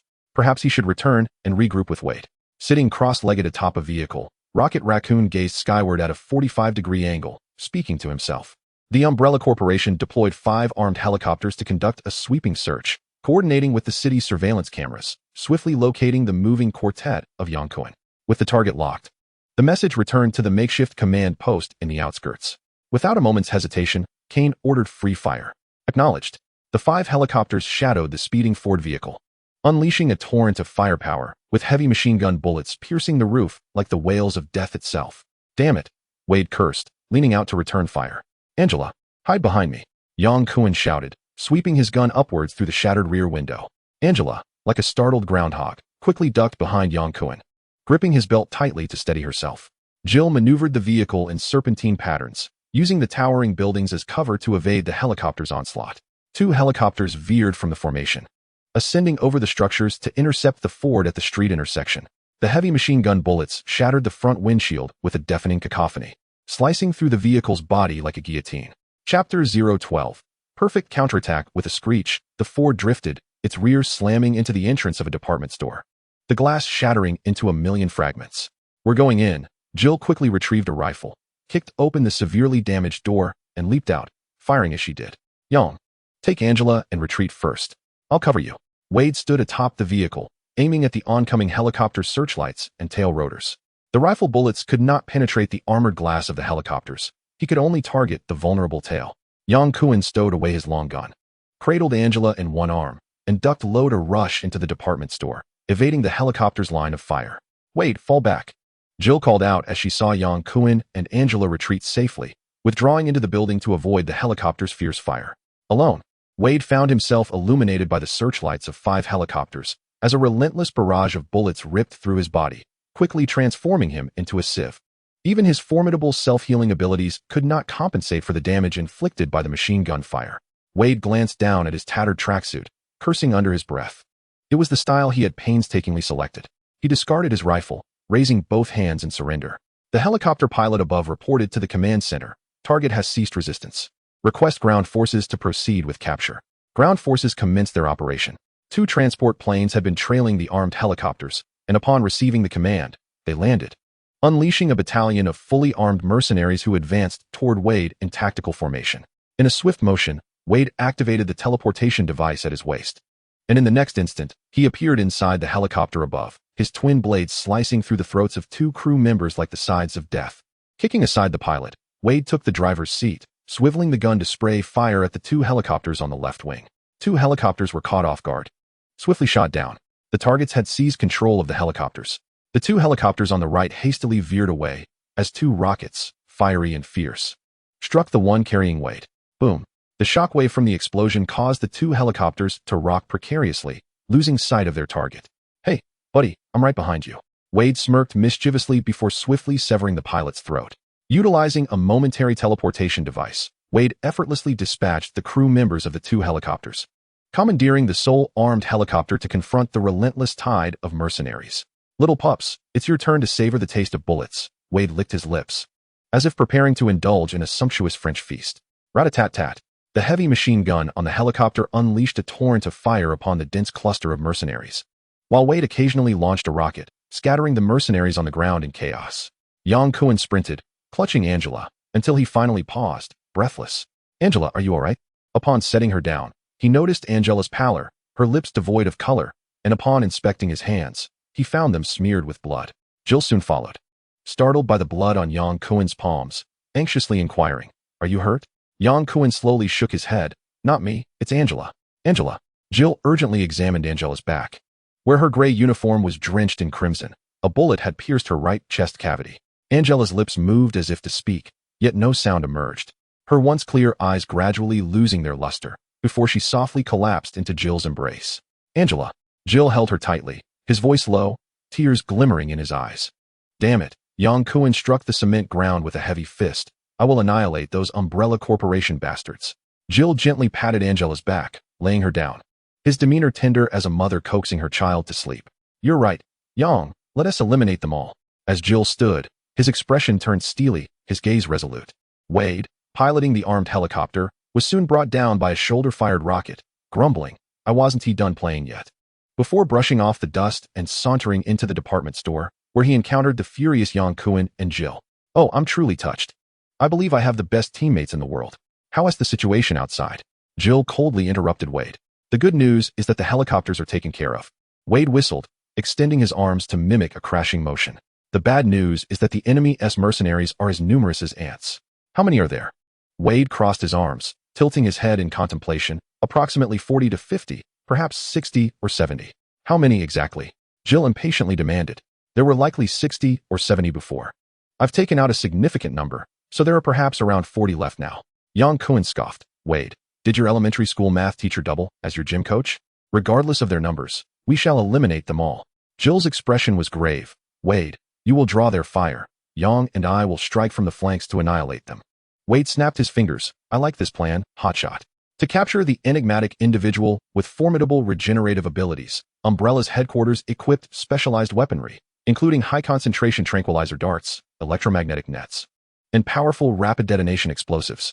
If we cannot confront them directly, we shall resort to using devastating bombs to obliterate the mysterious figure. Once incapacitated, capturing them will be effortless. Each tactical unit is well equipped to eliminate the enigmatic target. In the command post on the outskirts of Raccoon City, a large monitor was divided into 9 sections, each monitoring the actions of a tactical team, with Kane serving as the operations commander. "Report, Commander, we've lost contact with the team." Kane furrowed his brow, realizing the destructive potential of the mysterious individual. He was astonished that a team had gone silent within 2 minutes of entering the department store. Regardless of the cost, capturing the enigmatic figure would be worthwhile. "Understood." As Kane spoke, the screen depicting the team's area plunged into darkness, with no response to calls. Clearly a dire situation. "Report the positions of all teams. Command 2 units to regroup and search. The team is under attack. We request assistance." In the surveillance feed, the enigmatic figure clad in red suddenly appeared behind one of the team members, swiftly dispatching 3 of them. Subsequently, a man and a woman flanked the team, plunging them into chaos and preventing any effective counterattack. Within 10 seconds, the entire unit was annihilated. The masked figure in red insolently raised a middle finger to the camera. "Humph," Kane scoffed, increasingly anxious, commanding all tactical teams to converge and support each other in their search. Chapter 013, The Frenzied Wade Report. The team is encountering a large horde of zombies and is clearing a path. The feed switched to the team's surveillance. "Yes, Commander." The situation on the monitor was grim. The team was cornered against a wall, besieged by a relentless wave of zombies, with a breach imminent. Logically, a department store's first floor should not harbor such a multitude of zombies unless they were deliberately lured. Boom. A deafening explosion echoed through the loudspeaker, plunging the screen into darkness. The team was obliterated. The mercenaries employed by Umbrella were elite soldiers. However, they were up against the indestructible king of assassins, Deadpool. What was intended to be a capture operation turned into a one-sided massacre, with 7 out of 9 tactical teams decimated without even a hair on Wade's head being harmed. Commander, the team requests withdrawal. Kane stared at the monitor, unresponsive. A staff member quietly turned and asked, Commander? Kane took a deep breath and replied, request reinforcements from headquarters. The personnel at the command post exchanged glances, clearly understanding that Kane intended to abandon his last 2 squads to their fate. Kane bellowed, and the staff swiftly contacted the Umbrella headquarters, only to be met with despairing orders. The headquarters declared that no additional troops were available for reinforcement and expressed profound disappointment in Kane's command failure, commanding him to return to the underground laboratory in Nevada with Professor Charles. Receiving the orders, Kane weakly gestured for a retreat. Commander, all members of the squad have perished. The transport plane is retreating, reported an officer. Kane stared at the monitor and suddenly exclaimed, command the team to collect the bullets contaminated with the mysterious individual's blood. Inform them that this is a task of utmost necessity. Yes, Commander.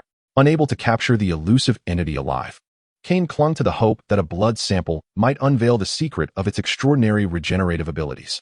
The remnants of the team, after executing the last mission to collect the bullets, retreated hastily like lost souls, unwilling to confront an enemy that was both elusive and seemingly invulnerable in the confined space. It was not a battle, but a one-sided massacre. The temporary command post in the outskirts began an orderly withdrawal as well.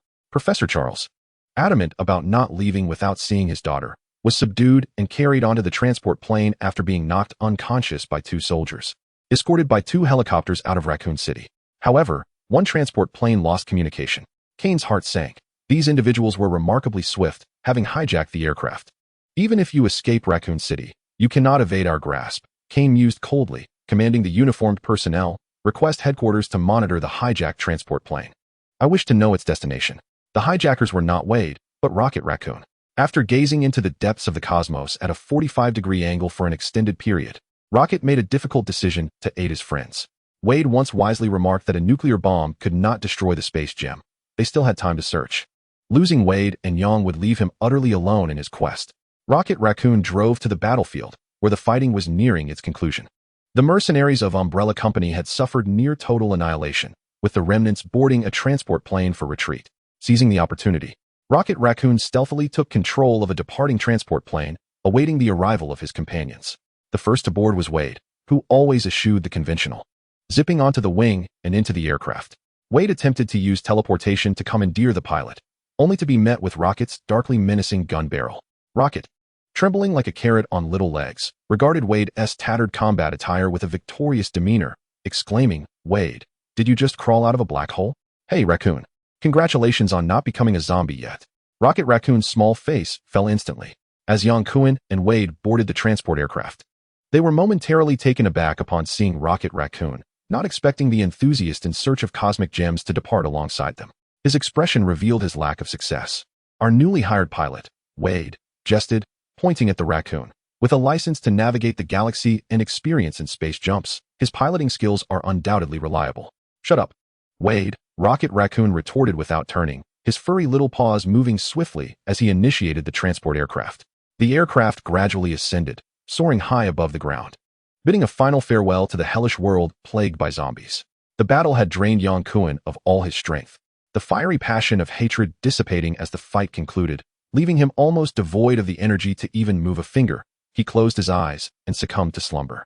Jill settled beside Yang Kuan, squinting for a brief respite.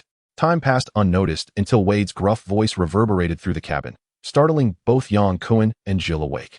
Little Raccoon, drop me off where we appeared. Rocket turned back, exclaiming, Wade, are you insane? Do you really intend to stay and swallow a nuclear bomb? I want to see if a nuclear bomb can kill me. Perhaps I could also help you find those cosmic gems, Wade replied nonchalantly. Madman, an utter lunatic, Rocket fumed. Yang, are you certain there is a nuclear bomb? Wade snapped his fingers for confirmation. I am certain. Otherwise, the Umbrella Corporation wouldn't be able to conceal the truth. They cannot hide the truth, Jill interjected excitedly. I will expose the Umbrella Corporation's heinous deeds to the media. That is futile, Yang Kuan gently shook his head. Jill, Umbrella can effortlessly deploy armed helicopters, transport aircraft, and even launch nuclear bombs. With their wealth and influence, they can easily bribe the media and government officials. You might see news about a leak at Raccoon City nuclear power plant rather than destruction by a nuclear bomb. Perhaps you are right. But the truth will inevitably come to light, Jill asserted resolutely. Hey, ladies and gentlemen, I wish you a pleasant journey. I shall take my leave now. As the cabin door opened, Wade waved farewell to Yang Kuan and Jill, dramatically spreading his arms as he leapt from the aircraft, gliding, then free-falling. He executed 2.5 aerial rolls before crashing onto the roof of a burning police car with a resounding thud, sending sparks flying. Wade was indestructible, but not invulnerable. A high-altitude fall could just as easily fracture ribs and cause severe internal bleeding, rendering him incapacitated, much like any ordinary person. In a short while, Wade's body ignited, his clothes burned away, leaving him as bare as a Christmas turkey. Oh, had I known there would be a fire pit, I should have parachuted instead. Chapter 014. You are the protagonist after Wade's departure. Silence enveloped the cabin once more. Gil broke the deadlock. Yang, you will help me expose the nefarious deeds of the Umbrella Corporation, won't you? Yang Kuan sighed. Gil, I do not belong to this world. I understand, but you can save this world. I am not a deity. I cannot save the world. Perhaps your presence in this world is the will of a higher power. Yang Kuan fell silent, turning to Rocket. Rocket, do you believe our arrival is the will of God? If there is indeed a God, then it is merely a cruel jest.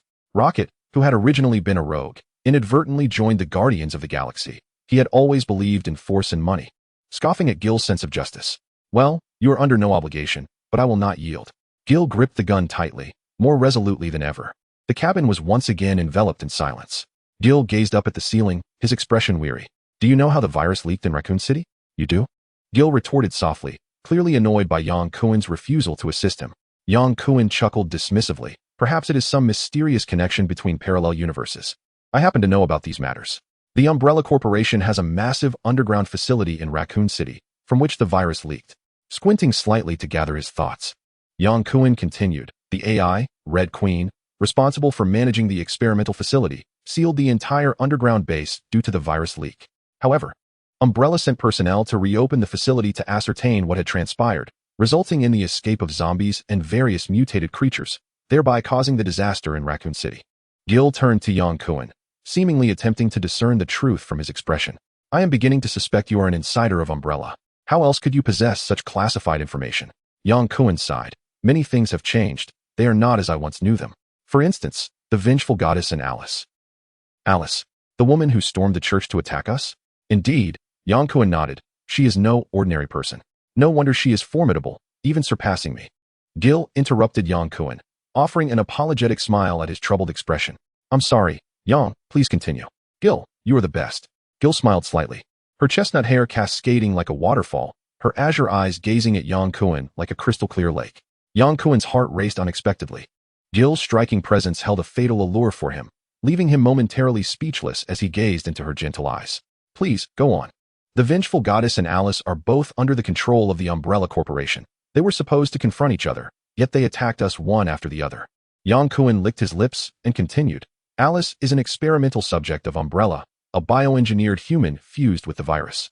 Did you know that in the world I inhabit, Alice is the protagonist of the Resident Evil films, only to meet her demise at the hands of a rocket? And you, my friend, have assumed the role of the secondary lead, now transformed into the primary hero. Jill chuckled softly. If I am the heroine, then who occupies the role of the male lead? Yang Kuan shrugged. The answer was glaringly apparent. Jill scrutinized Yang Kuan, a subtle smile dancing in her eyes. Can someone who retreats at the last moment truly embody the male lead? Perhaps you should consider a different phrase. How about achieving success and withdrawing gracefully? Jill raised an eyebrow, intrigued. Yang Kuan replied earnestly. To navigate this world, we require the space gem, which has been a closely guarded secret until now. The gem lies buried somewhere in Raccoon City, and once the nuclear fallout diminishes, we shall return to the ruins to search once more. With a stroke of luck, if the underground secret base in Raccoon City has remained intact, we can retrieve the artificial intelligence known as Red Queen, providing irrefutable evidence to expose Umbrella Corporation's heinous crimes to the world. Even if Umbrella manages to bribe certain government officials, Red Queen can connect to the internet and publicly unveil their transgressions. I will accompany you, Jill exclaimed excitedly, waving her hand. I knew you would have a plan. Let us not forget, I am the male lead. Indeed, the male lead of the New Orleans fried chicken leg sandwich, Jill replied with a gentle smile, her eyes radiating an unprecedented warmth. Yet, quite valiant. Yang Kuan felt a stir in his heart, leaning closer to Jill's cheek in an involuntary gesture. In a flash, Jill captured Yang Kuen's lips with a fervent kiss, her arms encircling his back, kissing him unabashedly. Their lips met like fire igniting, and in an instant, Yang Kuen was consumed with passion, gasping as he fervently tore at their gear. Bulletproof vests and tactical harnesses, once donned with caution, now felt like an unwelcome burden. The clattering of heavy equipment echoed as it was discarded on the ground. Yang Kuen lifted Jill's fitted athletic tank top, planting a kiss on her alluring collarbone. Jill tilted her head back, eyes closed, clutching Yang Kuen's head as though wishing to merge him into her very being. The sounds of heavy breathing, soft moans, and the thud of bodies colliding filled the air. Yang Kuen and Jill resembled two lost beasts, reveling in the wild abandon following the brutal skirmish. Rocket Raccoon cast a glance at the entwined figures, shaking his head with a soft sigh. Humans. Time slipped away, and as the tempest subsided, Jill's fair back glistened with fine beads of sweat as she straddled Yang Kuen's lap, breathing softly. Her fingertips traced the scar on Yang Kuen's left shoulder, her azure eyes brimming with tenderness. A scar is a badge of honor for a man. Rocket Raccoon piloted the transport aircraft away from the nuclear blast radius, landing in the dense forests of the Akin Mountains on the outskirts of Raccoon City before dawn. They had hijacked the transport plane belonging to Umbrella Corporation, and to evade detection, they had to abandon this aircraft and distance themselves from Raccoon City swiftly. Departing from the narrative of the Resident Evil film, Yang Kuen found himself utterly lost, possessing scant knowledge of the world beyond the storyline. He was entirely unaware of Raccoon City's geographical location or the temporal context of the Resident Evil saga. The most pressing issue was that Yang Kuen had traversed dimensions to this world alongside Rocket Raccoon via the Space Stone, rendering him a complete outsider, without identification, bank cards, or any means to sustain himself. He couldn't even afford a New Orleans-style roasted chicken-like sandwich.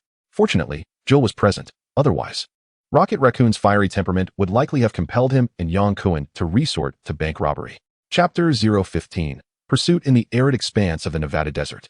Nestled within an Umbrella Corporation's clandestine underground research facility, a small room reminiscent of a hospital ward housed Professor Charles, seated like a statue upon a pristine white bed, his gaze vacant and unmoving. He had been forcibly removed from Raccoon City by Kane, who had sedated him during the flight, and upon awakening, he discovered he was ensconced within the corporation's subterranean base, while Raccoon City had been irrevocably annihilated by a nuclear strike. Tragically, his beloved daughter, Angela, lay buried beneath the ruins of the city. A soft click resonated through the room as the sole door on the left swung open, revealing Kane in a somber black suit. "Professor Charles," he began, his demeanor grave, "I am deeply saddened by the fate of your daughter. Regrettably, our rescue team failed to complete their mission and could not save her. They were all lost." Unmoved, Charles did not even spare Kane a glance. Kane stepped closer, crouching to meet the professor's gaze directly. "Professor, we are aware that you pursued the virus in hopes of treating Angela's genetic condition. From the blood extracted from the mysterious individual in Raccoon City, we have isolated an unknown type of cell possessing remarkable regenerative capabilities. I believe it may be utilized in treating your leg ailment." Charles's throat tightened at the mention of regenerative cells. "Indeed," Kane replied, a satisfied smile gracing his face. He had anticipated that Charles's insatiable curiosity would render him unable to resist the allure of researching regenerative cells, which had been his intention behind retaining Charles in the first place. Charles took his seat, following Kane into a fully enclosed, transparent laboratory. The center of the lab was adorned with an array of glass apparatus, while several lab-coated personnel busily conducted their tasks. As Kane and Professor Charles entered the laboratory, a middle-aged man in white attire and black-rimmed glasses approached them. "What is the progress on the blood sample extraction?" Kane inquired in a low voice. "Based on our analysis of the blood and residual muscle samples extracted from the projectile, we have indeed identified previously unknown microcells exhibiting potent regenerative properties," the man responded. "Have there been any live experiments conducted? We discovered extensive cancerous cells within the mysterious individual, which appear to achieve an intricate balance with the regenerative cells. However, our live experiments have consistently resulted in the cancer cells proliferating and obliterating the organism's immune system, leading to mortality without any observable instances of biological regeneration." Kane, an executive at Umbrella Corporation, lacked expertise in bioengineering and glanced at Professor Charles, awaiting his insights. With a grave expression, Professor Charles inquired, "Have you attempted to isolate cancer cells from the known cells?" The man in white nodded, admitting that he had tried, but due to limited sample dosage, the separation had failed. Charles looked up at Kane and stated, "I require more blood and tissue samples." The ball was once again in Kane's court. He was unable to capture the enigmatic individual and was compelled to collect blood and tissue samples from this mysterious figure. hoping to unravel the secrets behind their remarkable regenerative abilities. "You shall have it," Kane hastily replied before departing the laboratory and returning to the central control room. The control room was modest in size, resembling the cockpit of a starship from a science fiction film, with several personnel in black uniforms diligently attending to their tasks. "Where are they?" Kane inquired impatiently as soon as he entered the control room. Since the evacuation of Raccoon City, Kane had requested the Umbrella Corporation headquarters to monitor the transport aircraft carrying Yang Kuan and his companions, aiming to keep abreast of their movements. Awaiting approval from headquarters to capture the mysterious individual once more. "Report, sir. According to satellite imagery, a male and female, along with a raccoon, have departed from the Arkan Mountains and are currently in Kent City," staff relayed to Kane while displaying the satellite images. "Is the mysterious person not with them?" Kane furrowed his brow and asked. "No, they left the Arkan Mountains via Highway 19, consisting solely of the two individuals," came the response. The absence of the mysterious figure brought mixed feelings to Kane. The good news was that the adversaries had lost a formidable ally with exceptional regenerative capabilities, which would facilitate his capture operation. The downside was the complete loss of the mysterious individual's whereabouts. Since they were affiliated, capturing Gil Valendian and the Asian man would reveal the identity of the stranger. "Notify the Kent City police to apprehend the Asian male under the pretext of terrorism," Kane ordered expressionlessly, commanding the security forces to assemble. "We are heading to Kent City." The attempt to capture the mysterious individual had failed, and Umbrella Corporation headquarters had not approved Kane's request for further action, opting instead to maintain close surveillance on Yang Kuan and his party, intending to ascertain the forces behind them. The only personnel Kane could mobilize were the security forces responsible for guarding the underground laboratory. This time, his adversaries consisted solely of a retired elite special forces operative and an Asian man, alongside the ever-elusive intelligent raccoon. He was determined not to fail again. Without identity or funds, Yang Kuan and Rocket resembled two unfortunate stowaways, completely under Gil's command after departing the Arkan Mountains. They must first evade the surveillance of the Umbrella Corporation before acquiring protective gear against nuclear radiation. They will await the reduction of radiation levels in Raccoon City before re-entering to search for the space gems and hidden underground laboratories. As they drove through Kent City, the trio chose not to linger within the city limits, opting instead for a brief respite at a suburban motel. Yang Kuan reclined on the soft bed with his legs crossed, engrossed in the news, while Rocket Raccoon lay in the adjacent room, sipping cola and munching on fries. Ketchup smeared across his face. Jill occupied a separate room directly opposite theirs. A fleeting moment aboard the transport aircraft had led to a passionate encounter between Yang Kuan and Jill, yet this did not signify that they had become a couple. At most, they were intimate comrades. Yang Kuan was acutely aware that he ultimately had to depart from this world, unable to remain here indefinitely, and that his connection with Jill was merely a beautiful encounter across time and space. The thought of Jill's alluring figure and fiery passion brought a smile to Yang Kuan's lips. The latest news reported that Raccoon City had been completely sealed off due to a nuclear power plant leak, a story relayed by the station's correspondent. The broadcast drew Yang Kuan's attention, resembling a scene from a film. This was a component of the Umbrella Corporation scheme to obscure their biochemical experiments and the virus leak. Notably, the Umbrella Corporation had not publicly pursued Jill and Yang Kuan through the police and media. Yang Kuan did not believe that the Umbrella Corporation would allow them to escape. They were survivors of the Raccoon City incident and were privy to the truth behind the virus leak. Given the relentless assaults from the vengeful goddess, Alice, and a multitude of mercenaries in Raccoon City, it was clear that the Umbrella Corporation had long targeted them, intent on eliminating them swiftly. The brief calm suggested a greater impending danger. "Rocket, do you think Wade could survive a nuclear blast?" Yang Kuan languidly inquired as he switched off the television. Chapter 016. Rocket's Fury. Rocket tilted his head back, gulping down a sizable mouthful of cola, and remarked, "Who knows? Wade brought this upon himself. It's utterly insane. He claims he wants to die, that seizing the space gems is to collect all 6 Infinity Stones to end his own life. Do you understand why Wade seeks death?" This had long troubled Yang Kuan, and he casually posed the question. If an ordinary person possessed Wade Wilson's formidable healing ability, they would be overjoyed. Yang Kuan, endowed with such superpowers, would certainly revel in it. No one in their right mind would seek death. Thus, he had always struggled to comprehend Wade's mindset. That madman. Who knows what is going on in his head?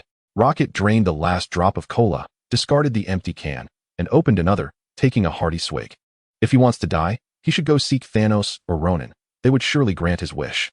"You don't know?" "I don't," Rocket Raccoon replied without hesitation. Shaking his head, Yang Kuan felt a profound disappointment, but then recalled Ronan, mentioned by Rocket. who resembled a larger version of the Smurfs from the Guardians of the Galaxy movie, ultimately deceived by Star-Lord's dazzling dance moves. Ronan? One of Thanos' subordinates? Yang Kuan sat up abruptly and tentatively inquired, "Isn't Ronan dead?" Rocket Raccoon belched contentedly, shaking his head. "Who told you Ronan is dead?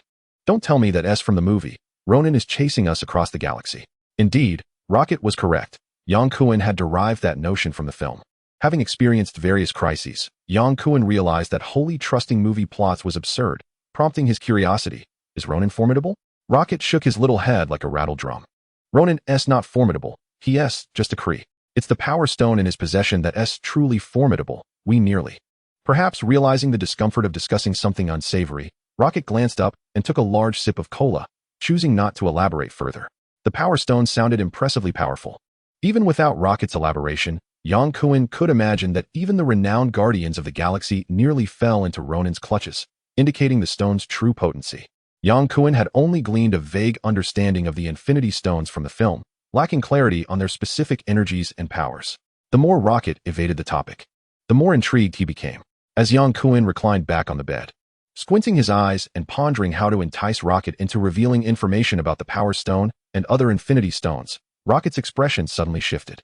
He leapt up, jumped to the window, and peeked through the curtains. "What's wrong?" Yang Kuan instinctively sprang up, his expression tense. "A fleet of police cars is approaching. It seems they are coming for us." The genetically modified raccoon possessed both the features of a raccoon and human intelligence, with exceptionally keen hearing and sight. Detecting the disturbance before Yang Kuan could comprehend it. "We need to go." Without hesitation, Yang Kuan swiftly retrieved a Glock handgun from beneath his pillow, rising to call for Jill. Regardless of whether the police were indeed after them, as two undocumented individuals, revealing their identities would lead to considerable trouble. The best course of action was to flee. "Jill," Yang Kuan shouted while knocking on the door, "we might be in trouble." Jill quickly opened the door, fully equipped for combat, evidently remaining vigilant despite a brief respite. "What? Police? I suspect they're coming for us. We need to leave immediately," Yang Kuan urged. Jill nodded. The trio hastily departed from the motel, racing onto the highway just ahead of the approaching police cars. As the sun descended, casting its last rays over the vast, desolate desert, Yang Kuan glanced in the rearview mirror, relieved to find no police cars in pursuit. He then asked, "Jill, where are we headed now?" Departing from the script of Resident Evil, Revelations, Yang Kuan found that his empiricism was of no use. Throughout their journey, he and the little raccoon followed Jill's directives. In a hurried exit from the hotel, an unsettling feeling enveloped him, as if the vastness of the world left him with nowhere to go. He began to reminisce about his home planet, where at least he was not plagued by daily fears. Turning to his former teammate, Jill glanced back at Yang Kuan with a smile. "To confront the Umbrella Corporation, we need more allies." Yang Kuan inquired solemnly, "Are your teammates reliable?" "My concern stems not from doubt, but from caution." "I understand," Jill replied with a firm nod. "Rest assured, they are my comrades, exceptional warriors, and absolutely trustworthy. There's Chris and Rebecca. Perhaps we can also reach out to more retired members." Yang Kuan had a moment of clarity.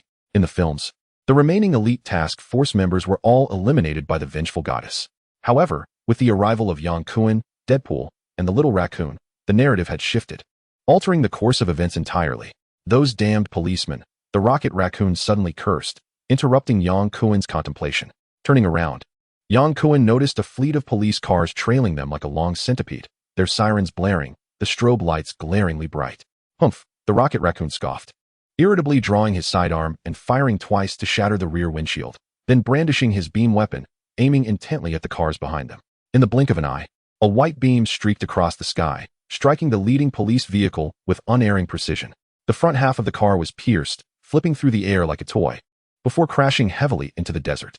The little raccoon chuckled maniacally and fired again, sending a second police car spiraling from the formation. By the time the Rocket Raccoon fired his third shot, the pursuing police vehicles swerved desperately, retreating into the desert to evade the terrifying laser attacks. The raccoon's display of force was remarkably successful. With a cocked head, the little raccoon spat a curse, smugly stowing away his beam weapon, embodying the sentiment that they underestimated his prowess. "Well done," Yang Kuan praised, giving a thumbs up to the little raccoon. Indeed, he was a notorious outlaw traversing the galaxy. The Rocket Raccoon's sharp counterattacks thwarted the police pursuit, granting the trio a temporary reprieve. Under the cover of night, they hastily moved, determined to vanish before the next wave of police arrived. Chapter 017. The hidden threat having evaded the clutches of the Kent City Police. The trio disappeared from the Umbrella Corporation's satellite surveillance beneath the cloak of darkness. They continuously changed their disguises and modes of transportation, weaving between Utah and Oregon, finally halting in the vast forest at the border of the two states. "We've arrived," Jill announced with a smile as she opened the car door to step out. The Rocket Raccoon impatiently pulled off his hoodie and exited the vehicle, in an effort to maintain a low profile. The unfortunate little raccoon had no choice but to comply with the whims of Yang Kuan and Jill, adorning itself in vibrant attire, resembling an adorable pet.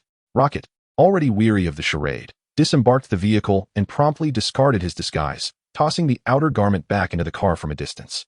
As Yang Kuan stepped down from the pickup truck, an old wooden cabin came into view, nestled amidst a vast expanse of lake surrounded by dense forests, with undulating mountains faintly visible in the distance.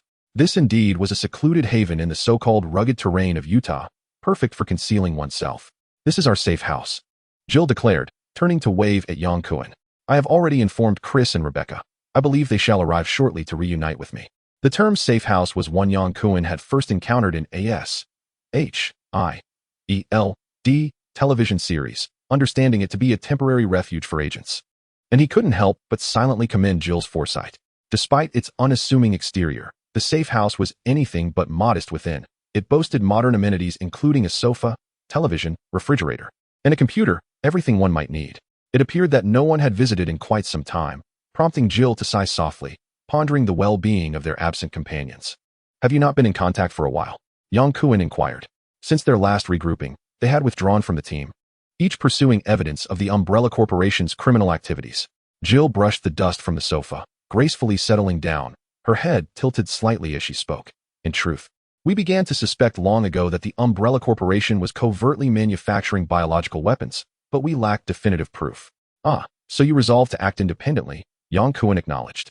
"Indeed, I chose to remain in Raccoon City, yet regrettably, I was unable to halt the spread of the crisis," Jill lamented, a hint of melancholy shadowing her expression.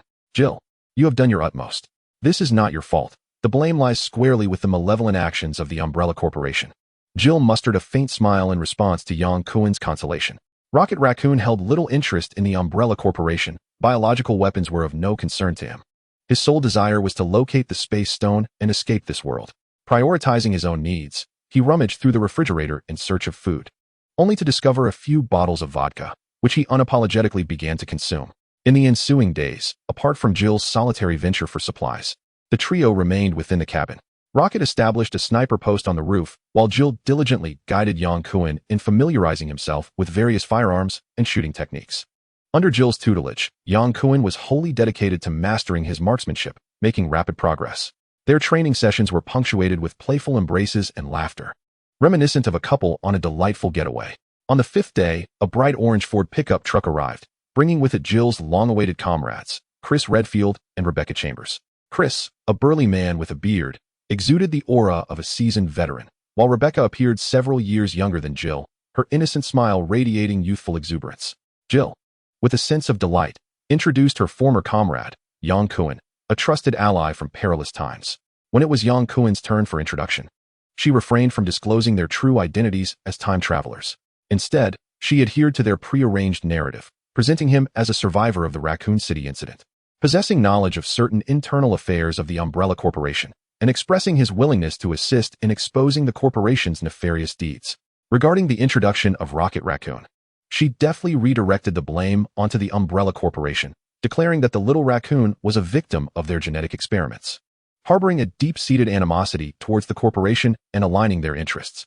Chris and Rebecca evidently held Jill in high regard, displaying no suspicion towards Yang Kuan and Rocket Raccoon's identities.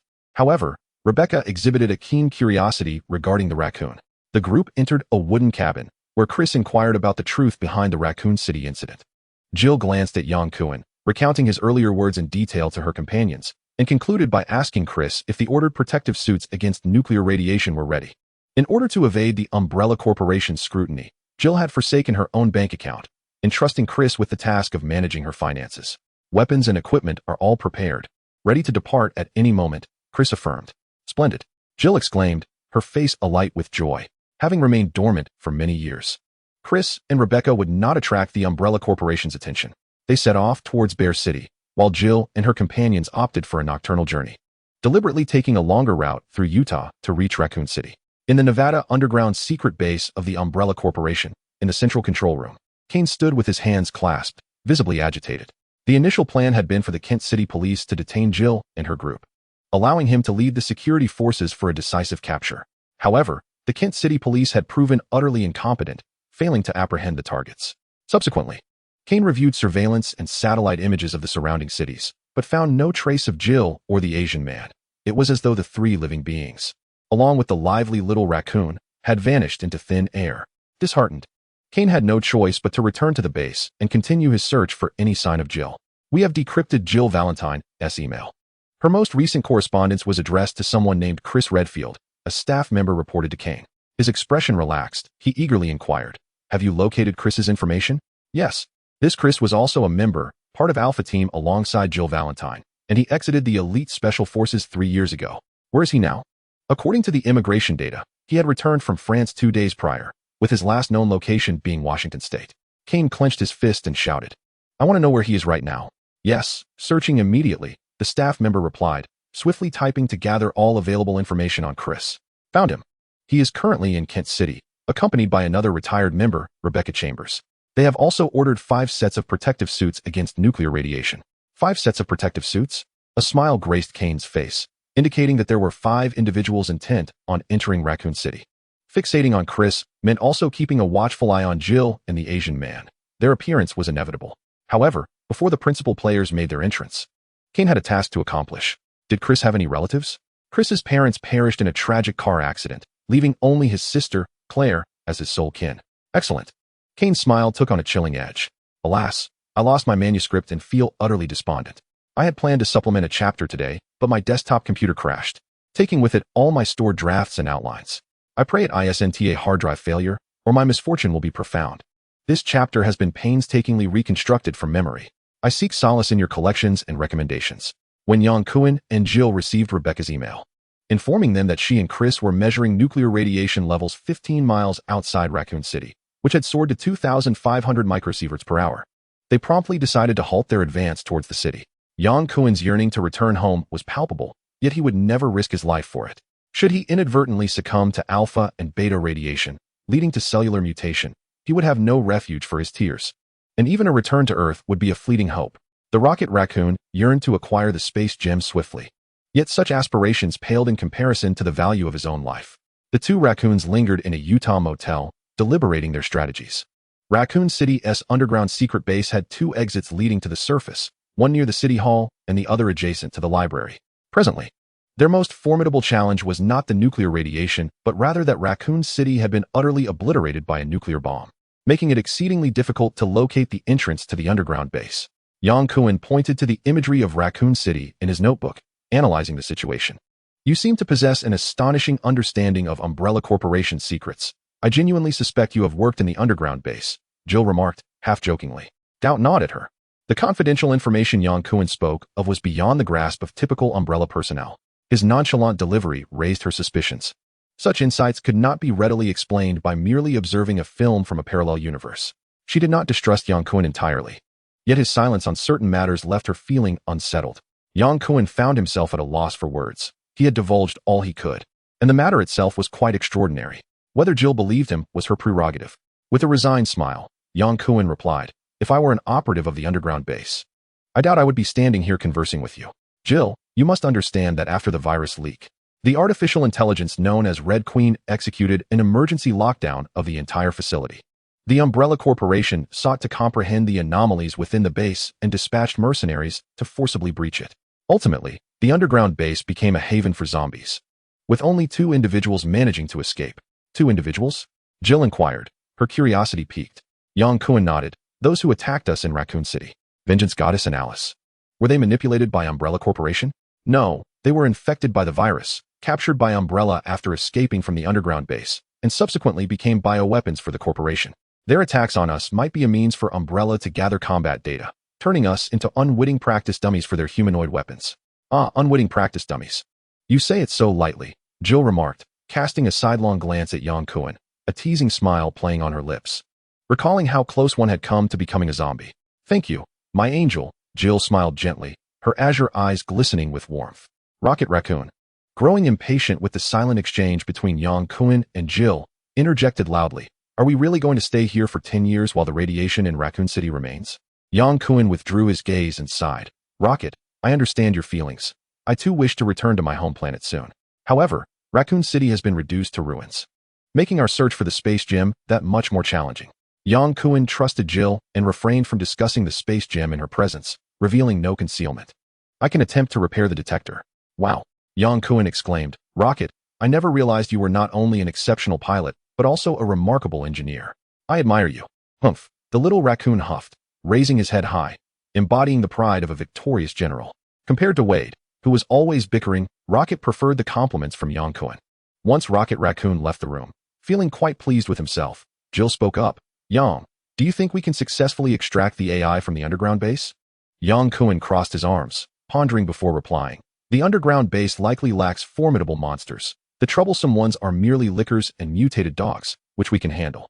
The real concern lies with Umbrella Corporation. Jill raised an eyebrow, waiting for Yang Kun to elaborate. It's possible that Umbrella has guards at the outskirts of Raccoon City and controls this ruined city. They are more eager than we are to obtain Red Queen. They previously infiltrated the base, but failed, leading to the virus leak. What if Umbrella gets to Red Queen before us? Yang Kun shrugged nonchalantly. Then we'll just have to seize it. Spending too much time with Rocket has truly turned you into a rogue, Jill teased. Yang Kun had time to wait. But Kane, situated in the Nevada secret base, could not afford to delay. Professor Charles had urged him multiple times to acquire the mysterious individual's blood and tissue samples for research on regenerative cells. The potential for research breakthroughs in human self-healing capabilities far exceeded that of the original virus. If successful, Kane could rise through the ranks of Umbrella Corporation's upper management. Kane was more anxious than Charles. The issue was that Chris and Rebecca had shown no signs of activity, and Jill had also not appeared, leaving Kane eager to capture Jill and the mysterious individual, exceedingly restless. Until the third day, when news arrived from the Paris branch confirming the successful capture of Claire, Chris's sister. With the ace in hand, Kane resolved to implement his initial plan. The nuclear radiation levels in Raccoon City were alarming, prompting Jill to temporarily abandon her plan to infiltrate the underground base of the city. Chris and Jill then deliberated on the intelligence from Umbrella Corporation's Paris division. Just as Chris sent an email, his phone suddenly rang. He glanced at the screen and answered cautiously. Chris, I am aware of your intentions to enter Raccoon City and search for the Umbrella Corporation's underground base. The voice of a stranger, a middle-aged man, startled Chris. Their plans were supposed to be strictly confidential, known only to him and Rebecca. I can assist you. What is your objective? Chris inquired, his tone grave. I aim to safeguard the AI known as Red Queen. Chris was increasingly astonished. He anticipated that the caller was familiar with Red Queen. You are from Umbrella Corporation. Indeed, Red Queen is an asset of Umbrella, and we possess the right to reclaim it. You have the wrong person. Chris, we can negotiate a transaction. Chris scoffed. I am not interested. What if it involved Miss Claire? What? Chris gasped in shock, his voice rising in anger. What have you done to my sister? Chapter 019. Entering the hive. The computer is functioning now. It was merely a graphics card failure. Yang Kun and his companions continuously moved, never lingering in one location for more than 2 days, and avoiding densely populated urban areas rife with surveillance. They journeyed from Utah to the neighboring state of Idaho, then made their way into Nevada. In a motel, Yang Kun and Jill consumed simple fast food while discussing their forthcoming plans. Yang, I have conveyed your thoughts and suggestions to Chris. This is his newly drafted plan. Take a look. Jill turned her notebook towards Yang Kun. Yang Kun took a bite of his hamburger, lowered his gaze to scrutinize the plan, nodding as he read. Chris is even more eager than we are. Chris's trip to France was motivated by the investigation of Umbrella's Paris division. With such a promising opportunity at hand, he would certainly not let it slip away. The plan was well structured overall, yet the most significant concern was Chris's proposal to detonate explosives to breach the concealed entrance, which seemed overly reckless. Yang Kun remarked as he swallowed a mouthful of chicken and vegetables, taking a sip of cola. I understand the plan lacks rigor, but we must take a chance. This is an excellent opportunity to dismantle Umbrella. If we do not act, shall we wait for Umbrella to retrieve Red Queen from the underground base before we attempt to intervene? Yang Kun chuckled. I'm not dismissing this plan. Rather, I hope for a more feasible approach. Jill, we only have one shot. I know, Jill nodded. I will reconfirm with Chris. After 2 days in Nevada, Rocket Raccoon announced that he had successfully repaired the gem detection device. Although gamma rays from nuclear radiation might interfere with the instrument's sensitivity to some degree, the margin of error remained within acceptable limits. Amid Chris's inquiries and the urgings of Jill and Rocket, Yang Kuan finally consented to immediately proceed to Kent City to join his teammates and commence their mission. The plan, having undergone numerous discussions and revisions by the members, was deemed the most feasible given the resources at their disposal. Departing from Kent City towards the Archon Mountain area, they boarded their commandeered transport plane. Under the veil of night, they flew towards Raccoon City, landing at one of the entrances to the Hive, the very entrance guarded by Alice in the first installment of the Resident Evil series. As the transport plane touched down, four heavily clad figures in protective gear disembarked, Chris and Rebecca leading, while Jill and Yang Kuan followed. Yang Kuan turned back to wave at Rocket Raccoon as the transport plane ascended once more. This had been the plan they had previously agreed upon. Yang Kuan was tasked with assisting Jill's group in obtaining the artificial intelligence known as Red Queen to fulfill his promise to her, while Rocket was responsible for searching for the space gem. With nuclear radiation being quite intense, the time limit for the protective suits was finite. Should they fail to locate the space gem within the designated time frame, Rocket would abandon the search and return to the Hive entrance to rendezvous with Yang Kuan. Yang Kuan possessed no knowledge of the space gem, and even if he were to acquire it, he would be at a loss as to how to return to his own parallel universe. If he were to end up on a planet more perilous than the one beset by the zombie outbreak, his fate would be sealed. Should Rocket betray his trust and find the space gem only to depart alone, he would have to accept that outcome. Thus, Yang Kuan had no choice but to place his faith in the raccoon. Once a city overrun by the undead, Raccoon City now lay in eerie silence. Void of any glimmer of light, the entire metropolis had devolved into a concrete wasteland, resembling a hellish ghost town. Chris and Jill consulted the markers to place explosives, while Yang Kuan and Rebecca stood guard with their weapons drawn. For this exploration of the Hive, the quartet was uniformly equipped with submachine guns, supplemented by high-explosive grenades, sufficient to confront the lickers lurking in the underground base. Boom! The deafening sound of an explosion reverberated, causing Yang Kuan to feel the very ground beneath him tremble. "We've found the entrance. Let us move," Chris declared, being the first to step into the newly created passageway. The nuclear blast in Raccoon City had a yield of only 5,000 tons, strategically avoiding the two entrances to the Hive, and the tunnel sustained only minor damage, remaining largely intact. "Which way do we go?"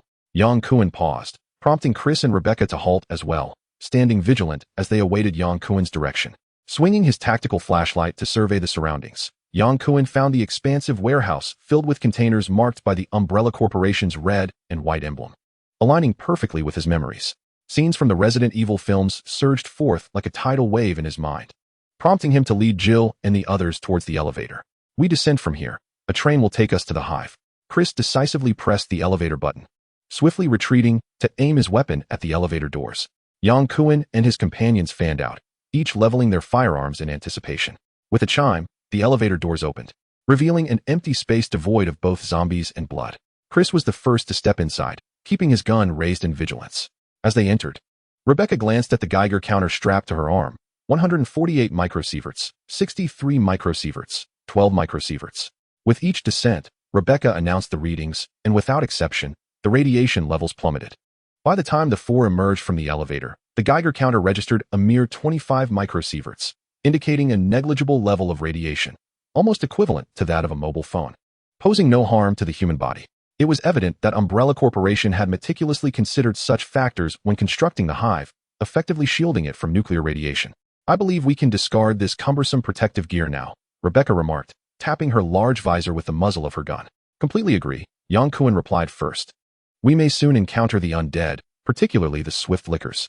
"All right," Jill said decisively, removing her helmet and shaking her chestnut locks, exhaling deeply.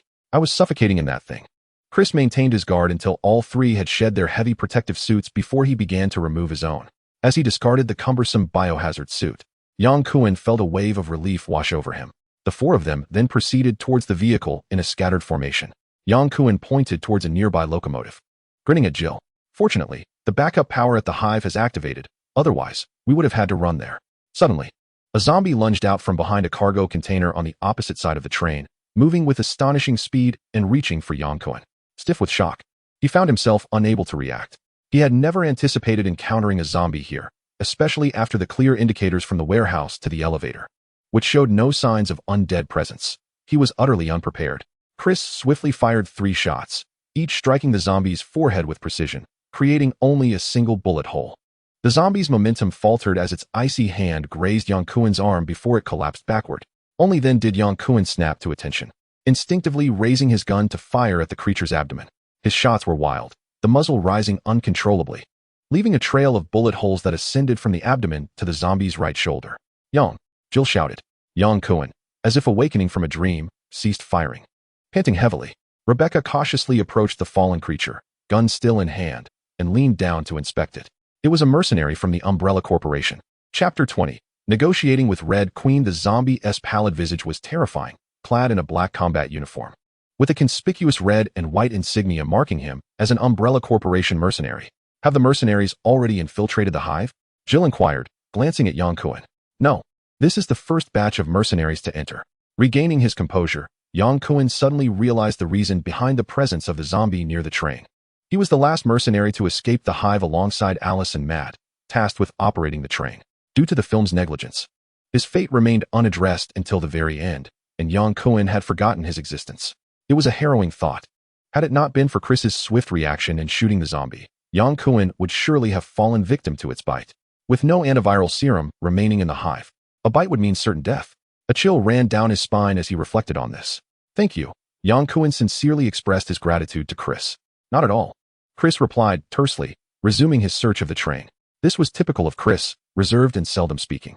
Jill smiled at Yang Kuan, explaining that both Chris and Yang Kuan were individuals she trusted, and she wished to avoid any rift between them. Following the sudden onslaught, Yang Kuan cast aside any lighthearted thoughts and steeled himself. This was not a mere game or film. Infection would lead to genuine catastrophe. He had no desire to become a mindless, wandering zombie. Upon the train's arrival at the hive's entrance, the four of them disembarked. "Be cautious. Red Queen is an advanced artificial intelligence.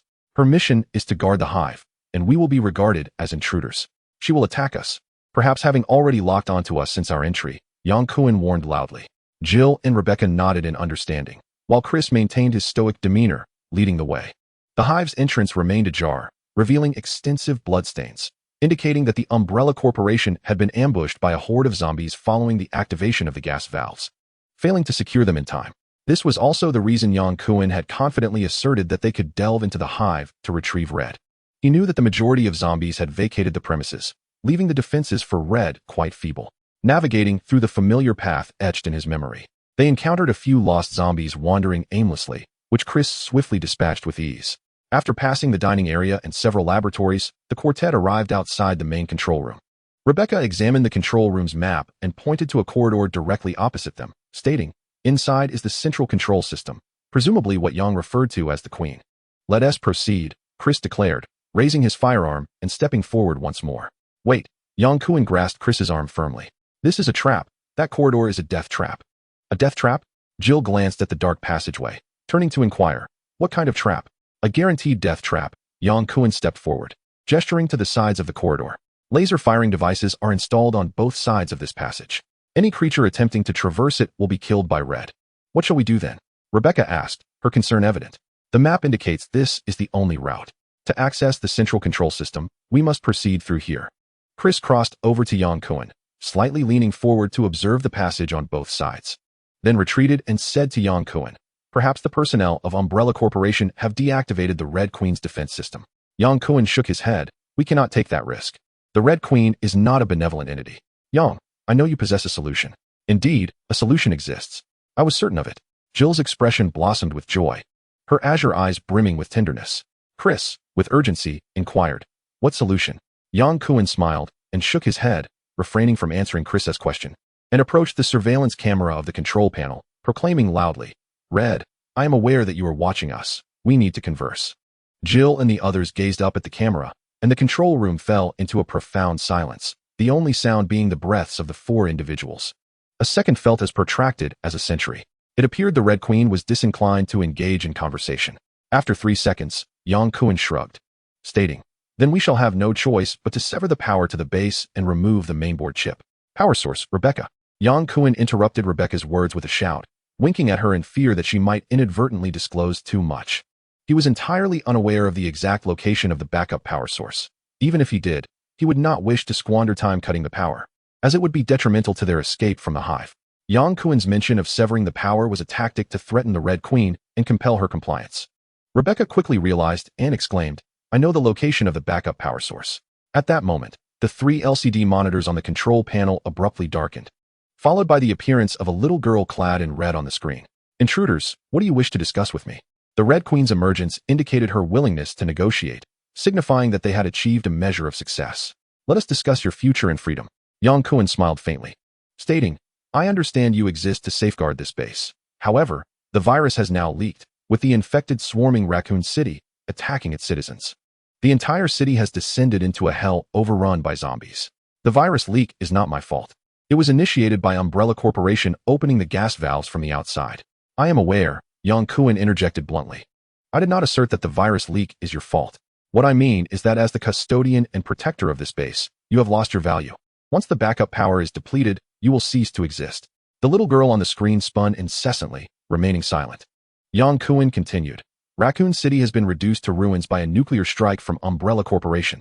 To them, you are as worthless as the cement debris of the city. And no one will remember you. Why do you wish to take my mainboard chip? We require your assistance to expose the malevolent deeds of Umbrella Corporation, Jill exclaimed passionately. Umbrella Corporation has constructed clandestine bases worldwide to research bioweapons. They have establishments in France, Russia, Canada, and even South America. The bioweapons they create threaten to annihilate all of humanity. We must thwart them. Yang Kuan was taken aback by Jill's fervent reaction, which completely disrupted his rhythm. From the Red Queen's intervention to thwart the Umbrella Corporation's vanguard, it was evident that she possessed a remarkable level of self-defensive intelligence. She adhered strictly to the commands of her programming input, prioritizing her own interests above all. Unlike Jill, artificial intelligence lacked a noble sense of justice. Negotiating humanity's survival with the Red Queen seemed futile. We require your assistance. Jill had become entirely driven by her emotions. Chapter 021. A bloodied struggle. My duty is to manage and safeguard the hive. The Red Queen, in the guise of a little girl, appeared calm, concealing her true thoughts. Yang Kuan spoke. The virus has leaked, all research personnel have perished, and the hive has been reduced to ruins, devoid of any value. Yet you are different, Red Queen. We need you. You deserve to be entrusted with a higher mission, to possess freedom and a future, rather than being confined to these ruins and fading into oblivion alongside the soulless. Jill implored, tell me your identities. I am Yang Kuan. You may call me Yang. This is Jill, and those are Rebecca and Chris, members of the Raccoon City Special Police Force. After a brief silence of approximately 2 seconds, the Red Queen's voice resonated once more. I accept your request. Yang Kuan rejoiced. Jill excitedly embraced Yang Kuan, nearly leaping with joy as she affirmed, yes. Rebecca smiled, saying, we can proceed. With a click, Chris removed his submachine gun and handed it to Jill. I will go in alone. You all stay outside and wait for me. All right. Yang Kuan nodded in agreement. Although they had reached an accord with the Red Queen, one must always remain vigilant, especially when dealing with an enigmatic advanced artificial intelligence.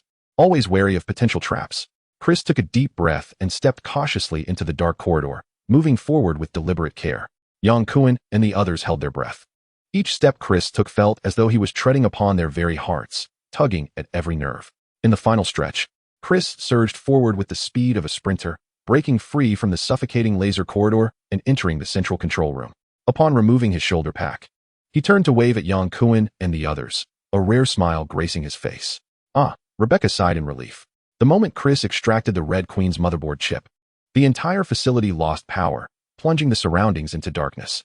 Yang Kuan felt a hand reach out and firmly grasp his own. Without a doubt, it was Jill. Yang Kuan felt a surge of warmth and squeezed Jill's hand, to which she responded with equal pressure. In that silence, more was conveyed than words could express. After approximately 4 seconds, the base regained power, and Chris strode through the laser corridor with the confidence of a triumphant hero, approaching Yang Kuan and the others. Yang Kuan leaned down to kiss Jill's hand gently, causing her to blush shyly, breaking free from his grasp. Let us go, Chris declared, his voice resonating like thunder. Achieving their objective, the quartet remained at ease, with Chris leading the group ahead. Yang Kuan and Jill lagged slightly behind, occasionally exchanging glances and smiles that warmed their hearts. Upon traversing the final laboratory and entering the dining hall, Chris abruptly raised his hand, signaling for everyone to halt and remain vigilant. A faint hissing sound reached their ears. Above, Rebecca exclaimed. Yang Kuan looked up and gasped, spotting 2 enormous lickers suspended from the ceiling, their size surpassing that of the lickers he had encountered in the church by more than double. Their exposed muscles gleamed a deep crimson, and their tongues flicked about like whips. These were evolved lickers. The sound of gunfire erupted as 4 submachine guns unleashed a torrent of bullets at the lickers. One licker leapt from side to side, while the other descended to the ground, swiftly maneuvering between the tables. The 2 lickers coordinated their assault, flanking Yang Kuan and his companions. They were too swift. Use grenades. Watch above. The terrain proved disadvantageous for defense, situated in the center of the dining hall. The four could only form a circular defense with their backs to one another in response to the agile lickers, failing to establish effective crossfire. Bullets struck the lickers but failed to inflict fatal damage, as the two creatures continued their relentless assault from various angles, quickly depleting the quartet's ammunition. Retreat. Back to the corridor. Chris shouted. Yang Kuan called out, signaling for him to go first. Yang Kuan emptied his magazine, retreating to the corridor, swiftly changing to a new magazine while crouching to fire. Jill and Rebecca soon followed suit. Boom. Chris hurled a grenade, clumsily retreating into the corridor. These monsters were formidable. We need to find another way out, Rebecca suggested. Yang, do you know the exit? Jill instinctively inquired of Yang Kuan, believing his familiarity with the hive would guide them correctly. Yang Kuan replied, there must be more than one route out. But I cannot ascertain how far we would need to detour, nor whether we might encounter more lickers. Unless we activate Red Queen, she could provide us guidance. I have no desire to traverse the laser corridor again, Chris stated gravely. We will seek another exit, and if we cannot find one, we shall force our way out. Many laboratories had been sealed due to flooding, and without authorization from the Red Queen, they were unable to pass. After several failed attempts to find alternative routes, they were ultimately compelled to return to the entrance of the dining hall. It appears we have no choice but to break through, Chris muttered, inspecting his firearms and grenades. Perhaps we should wait a bit longer. They might leave, Rebecca proposed. Yang Kuan shook his head. We are their prey. They will not depart easily. And our time is limited. Why? Rebecca inquired, puzzled. We are devoid of sustenance. Yang Kuan licked his lips. We must reach the ground within the stipulated time. Otherwise, we shall be left stranded in Raccoon City without any means of escape. Jill resolutely declared, we shall charge out. Chris remarked, the restaurant is in disarray. We will advance while providing alternate cover. Understood. Chris tossed 2 grenades to clear a path, and was the first to burst forth from the corridor, followed in succession by Yang Kuan and the others. The four exchanged cover, striving to traverse the restaurant with utmost speed. Once they entered the narrow passage, they could rely on their concentrated firepower to eliminate the lickers. Quickly, Chris brought up the rear, shooting at the lickers above. Yang Kuan kicked aside 2 broken chairs, leapt over a decaying zombie with half its head bitten off, and turned to provide cover for Chris. Chris relentlessly pursued the licker, leaping across the ceiling, bullets striking the creature and causing splatters of blood to erupt. A licker on the ground evaded Yang Kuan's line of fire and lunged at Chris, its sharp claws piercing Chris's chest. No, Jill cried out, raising her weapon to shoot at the licker entangled with Chris, delivering precise shots that struck the exposed brain of the creature. Rat-a-tat-tat. Rebecca joined in, unleashing a barrage of fire. Blood and flesh flew as the licker emitted a wail, its head obliterated, and its claws lost their strength in an instant. The licker, pursued by Chris, performed a somersault from the rooftop, plummeting towards Yang Kuan. Yang, Jill gasped in horror. Chapter 022. A dignified demise. The licker's assault was swift and brutal. Yang Kuan barely had time to react, narrowly evading a fatal blow to the neck, but was violently toppled by the ferocious creature. Pain surged through his left arm as blood gushed forth. A deep gash carved from shoulder to elbow by the licker's razor-sharp claws. Rat-a-tat-tat. Jill quickly aimed at the licker's head, unleashing her fury. The licker abandoned Yang Kuan, nimbly dodging the gunfire from Jill and Rebecca. Jill called out in concern, moving towards Yang Kuan's direction. Gritting his teeth, Yang Kuan raised his submachine gun with one hand, firing at the licker. The 3 submachine guns fired in crossfire, preventing the licker from mounting another attack. It shrieked in agony as the whizzing bullets struck true. Attempting to flee. Die, beast. Jill cursed, landing 2 precise shots that struck the licker's exposed brain. The licker's head burst like a balloon, its massive body crashing against the wall, blood and gore staining the ground.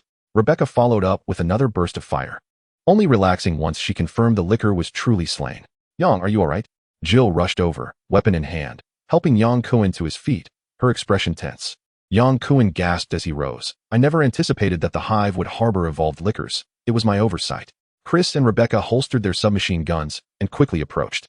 Chris was pierced through the heart by the claws of the licker, blood pooling at the corners of his mouth and chest, rendering him speechless as he cast a pained glance towards the package behind him.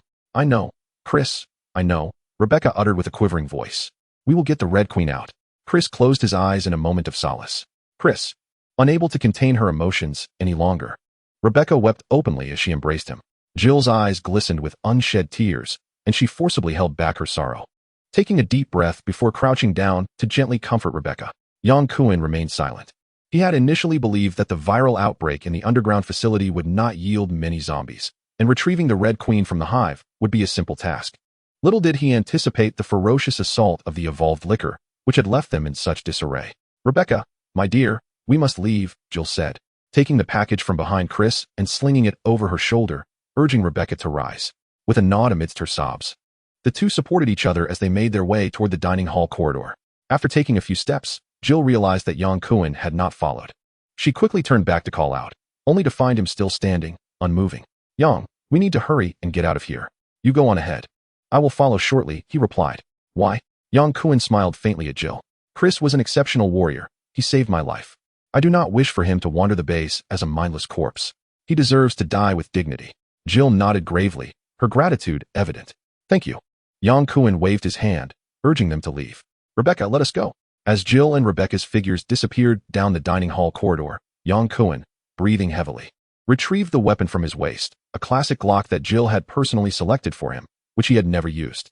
He never imagined that the first bullet he would fire from this gun would be directed at a fellow comrade. Caressing the silver barrel, he took a moment to steady himself, aiming the muzzle at Chris's forehead, murmuring, "Chris, I'm sorry." Bang! The deafening gunshot sent a shiver through Rebecca's heart, instinctively causing her to grip the metallic body of the gun. "Did Yang just fire?" "Yes," Jill replied, her heart heavy. She had been unable to bring herself to shoot her zombified colleague that day, and now she faced the loss of Chris. Yang Kuan had freed her from that burden. "Yang, he was wounded by the liquor, will he?" Rebecca's voice trailed off. Jill's heart sank, and she hastily shook her head, exclaiming, "No. He received the antiviral serum. He won't be infected. He won't." Yang had not followed. "He won't. He won't," Jill insisted, her expression frantic as she repeatedly denied Rebecca's fears. "I will find him. Jill, we should go together." Rebecca felt uncertain. If Yang had also become infected and turned into a zombie, at least she would have Jill for support. The two rushed back to the dining hall, only to find no trace of Yang Kuan. The liquor and Chris's lifeless body remained, but Yang Kuan was nowhere to be found. "Yang," Jill called out recklessly, her voice echoing in desperation. Rebecca held her submachine gun, vigilant and alert, glancing at Chris, who indeed bore a fresh bullet wound on his forehead. The bloodstains on the floor led Jill to look down, revealing a vivid crimson trail that extended from Chris's feet to another passage in the dining hall, evidently a trace left by Yang Kuan's injury. He retraced his steps. The two followed the blood trail, traversing the laboratory until they reached the central control room, where Yang leaned against the wall, cleaning his handgun. "Yang!" Jill exclaimed joyfully, rushing over with hurried steps. Yang Kuan lifted his gaze, his eyes sharp, and waved his Glock dismissively, barking, "Didn't I tell you to leave? Yang, we're leaving together. Just go." "Yang, you're bleeding. Let me tend to your wound," Jill said, moving closer to kneel beside him. "I should have dressed your injury sooner." Yang Kuan forcefully shoved Jill away, exclaiming loudly, "I told you to leave. Didn't you hear me? Go." Jill, focused on bandaging Yang Kuan's wound, was caught off guard when he suddenly pushed her, losing her balance and falling to the ground. Unbothered, Jill sat on the floor and spoke softly. "Yang, you've been vaccinated with the antibody. You won't be infected." "I hope not to be infected," Yang Kuan replied in a subdued tone, staring blankly at his right hand gripping the Glock. "Yang, you know the hive well. If you know where the antidote is, we can retrieve it, just like last time. You'll be fine." Yang Kuan unconsciously waved his right hand. "It's useless. The hive no longer has the antidote for the virus. The only complete sample was taken by Alice. This place is merely a den of zombies. There must be a way." Yang smiled wryly. "If there were a way, I wouldn't be sitting here. I want to go home, to live and return outside.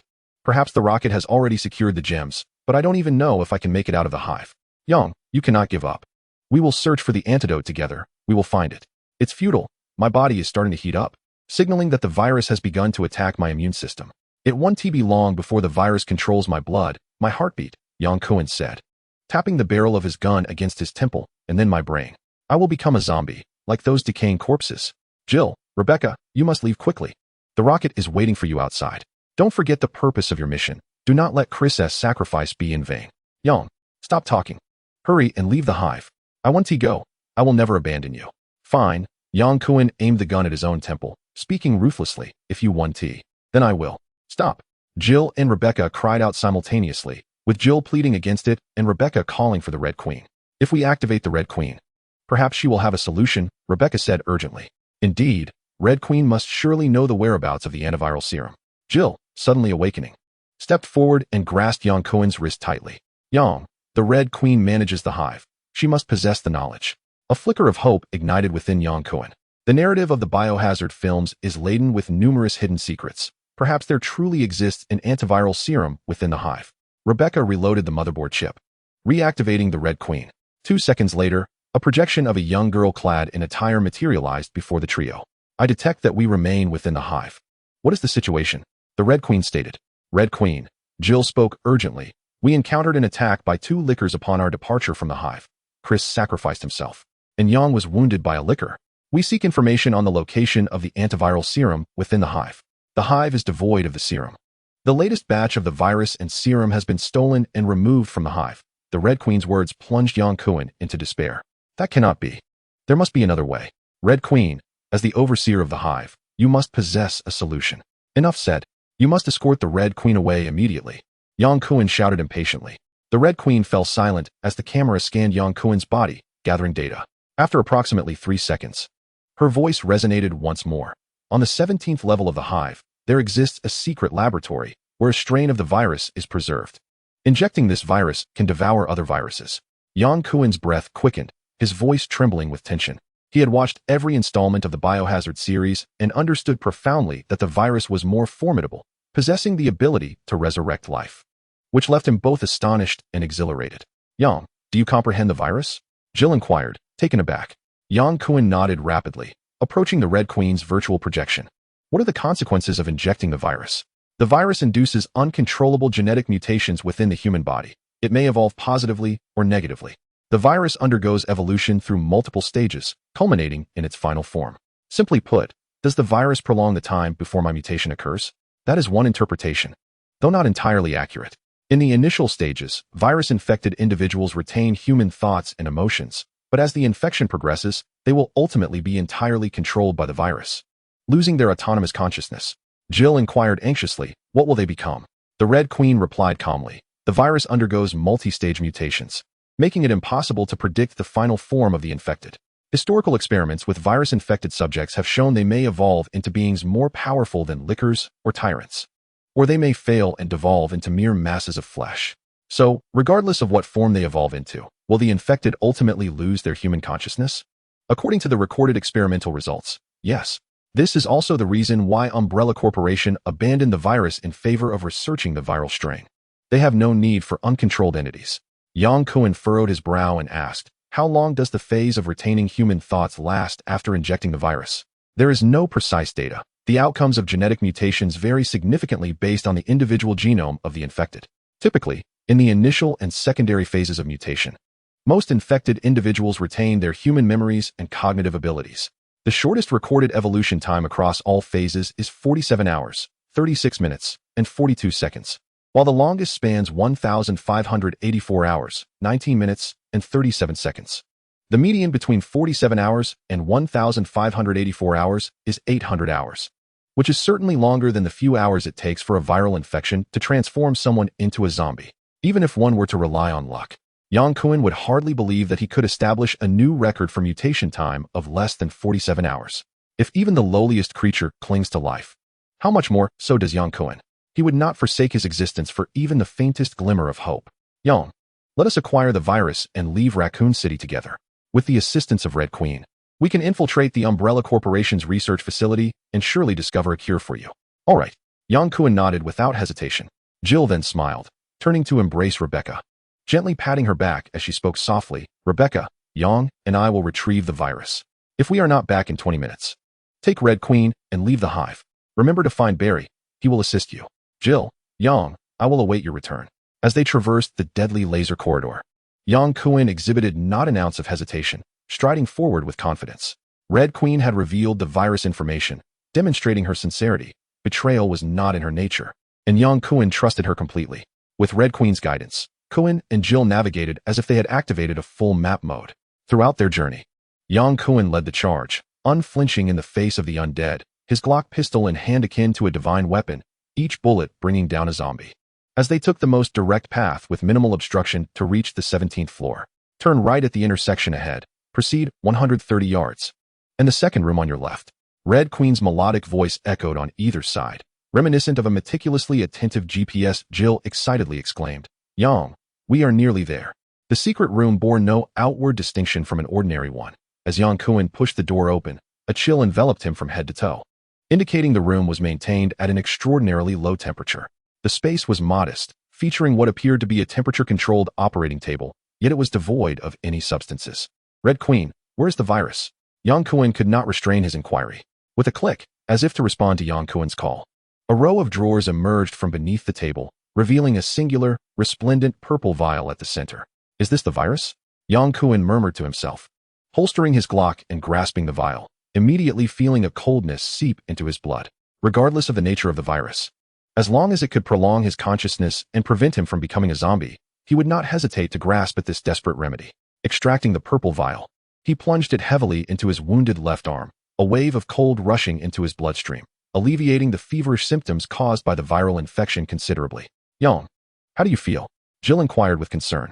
The sensation following the last injection of antiviral serum felt distinctly different. This time it seemed more intense. Yang Kuan cried out in pain, his left arm trembling uncontrollably. Why is this happening? This is a normal physiological response. The virus is consuming the virus, while the human immune system simultaneously fights against the intrusion, resulting in pain. Yang Kuan writhed in agony, as if his body were about to explode. The wound on his left arm, inflicted by the devourer, healed at a visibly rapid pace. His arm swelled quickly, dark spots appearing on his left arm, gradually expanding to cover the entirety of it, resembling fish scales. With a loud shout from Yang Kuan, his left palm vanished, replaced by 3 spear-like appendages that shot forth. The first stage of mutation is complete, Hong Ho stated calmly. Will Yang still turn into a zombie? The virus has been entirely consumed by the other virus. There will be no further mutation into a lower form like a zombie. That's fantastic. Yang Kuan waved his left arm, somewhat disoriented. Goodness, this must be the legendary Qilin arm. Chapter 024. The Power of First Evolution. What is this? Yang Kuan expressed extreme dissatisfaction as he waved his arm, now devoid of any semblance of humanity, resembling crocodile skin and crab claws. Am I destined to evolve into a freak with crocodile skin and crab claws? The form and direction of viral evolution are unpredictable. According to experimental data analysis, there is a 64% chance that the direction of genetic evolution will be influenced by external environmental factors, Hong Ho explained with unruffled composure. So my arm was cut open by the devourer, and the virus enhanced and mutated it? The evolution of your arm is a dominant mutation. Your entire body has undergone comprehensive evolution. Comprehensive evolution? Why do I not feel any difference? Yang Kuan loudly questioned, inspecting his unchanged right hand. After the first stage of evolution, your physical attributes have vastly surpassed those of an ordinary person. The strength of your skeletal muscles is approximately 3 times that of an average adult, and cellular activity is about 5 times greater.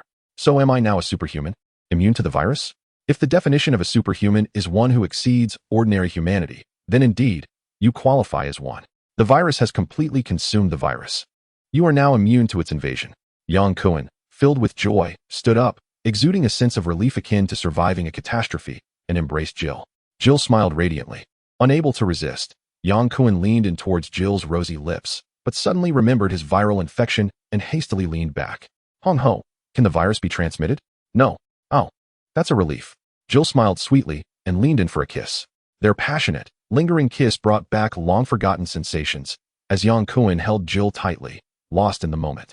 There are 7 minutes and 54 seconds remaining until your scheduled time with Rebecca. I recommend you return to the control room immediately.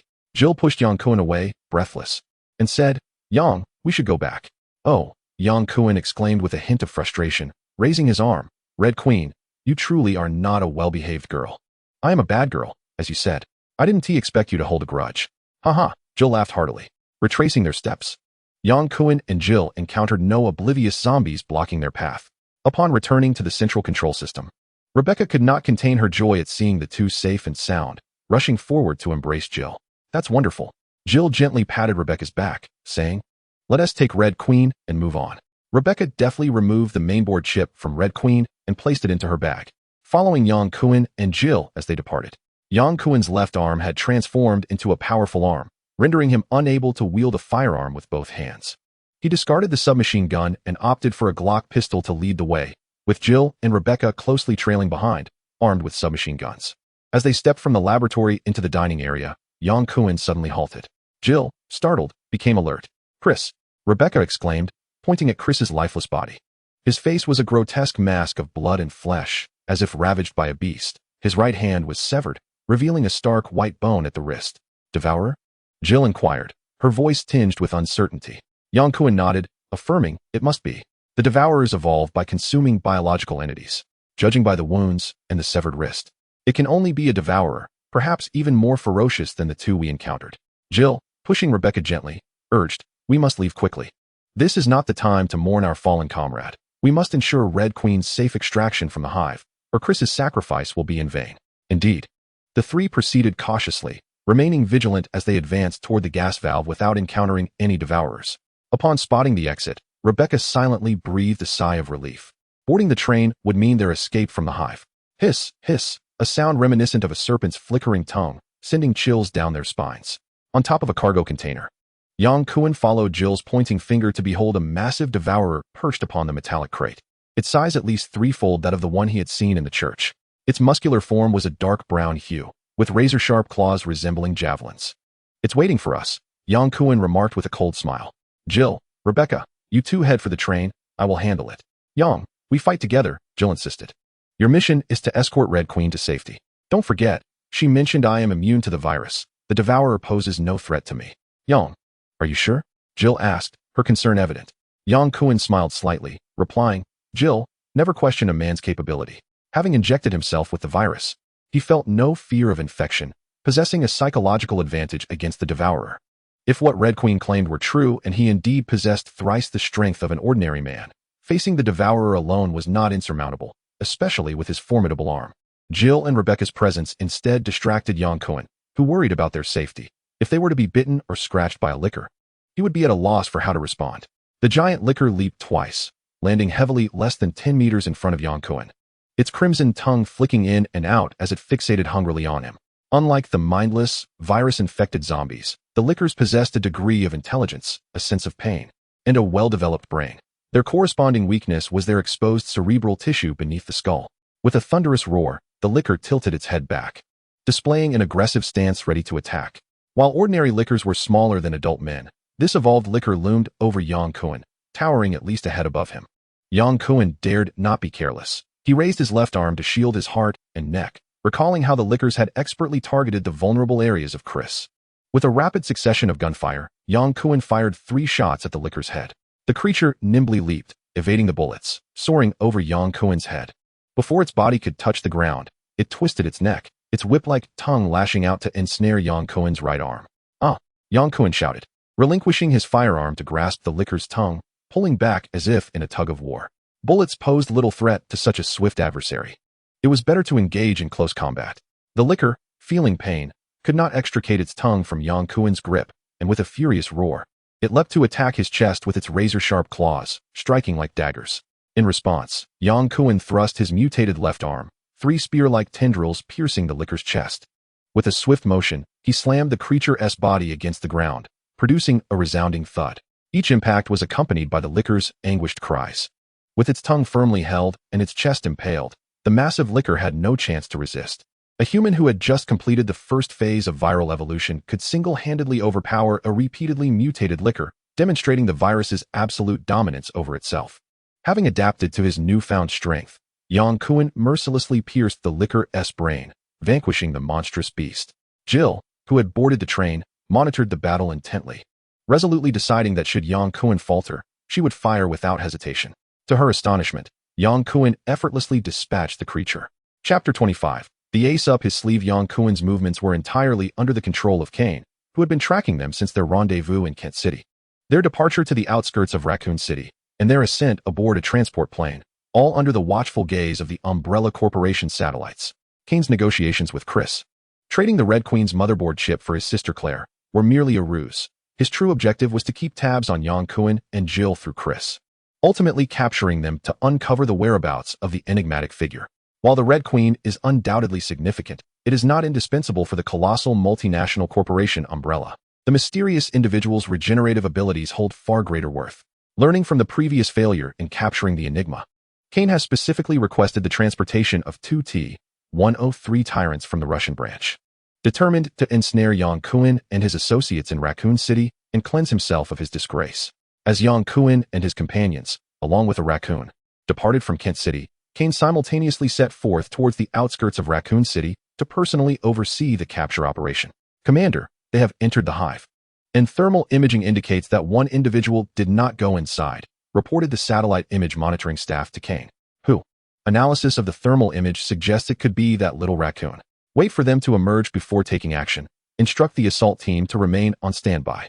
Kane was not in a rush. Perhaps their entry into the hive was not merely as simple as Chris had suggested, extracting the Red Queen's motherboard chip. It is possible that the mysterious individual infiltrated the hive during the nuclear explosion, which would aptly explain the absence of him among those leaving Raccoon City at that time. Rocket Raccoon circled the skies above Raccoon City in a transport aircraft. The impact of gamma rays from the nuclear radiation on the detector was far more significant than previously estimated, preventing him from pinpointing the location of the spatial gem. After flying around the ruins twice, Rocket Raccoon finally resolved to land, retrieving explosives to commence demolition. He had no intention of patiently searching for the spatial gem like a prospector. If the spatial gem could not be found, could he not still create an explosion? This encapsulated the bold style of a marauder traversing the galaxy. Given that the spatial gem was impervious to damage and that this was the radiologically contaminated Raccoon City, one could hardly expect that detonating explosives, or even launching a nuclear bomb, would raise any alarms. Rocket Raccoon merrily hummed as he played with fireworks and detonated bombs amidst the ruins of Raccoon City. The thermal images from the explosions captured by the satellite drew the attention of Umbrella's personnel, who promptly reported to Commander Kane. "The thermal imaging has detected a significant release of heat in this area. Initial analysis suggests an explosion." "An explosion?" Kane paused, furrowing his brow as he scrutinized the map. "Are you implying they are using explosives in the ruins? What was originally here?" "It was a bank." "Robbing a bank?" Kane found himself increasingly perplexed. Did this individual naively believe that the bank in Raccoon City would have a vault? The audacity of attempting to rob a bank amid nuclear contamination was utterly unfathomable. In a reckless display, he wreaked havoc, reducing everything to rubble and sending dust swirling without even a glimpse of the spatial gem. "Damn it," Rocket Raccoon cursed vehemently, leaping back onto the transport aircraft. With his explosives running low and having lingered too long in the radiation zone, he could no longer remain. He had no choice but to proceed to the designated rendezvous point as per the original plan and seek refuge in the hive to evade the nuclear radiation. The transport aircraft descended, and Rocket Raccoon leaped from the plane, darting into the entrance of the hive, trotting inside while checking his Geiger counter. As he entered the cargo hold, he encountered Yang Kuan and two others descending the ladder. "Rocket, are you here to welcome us?"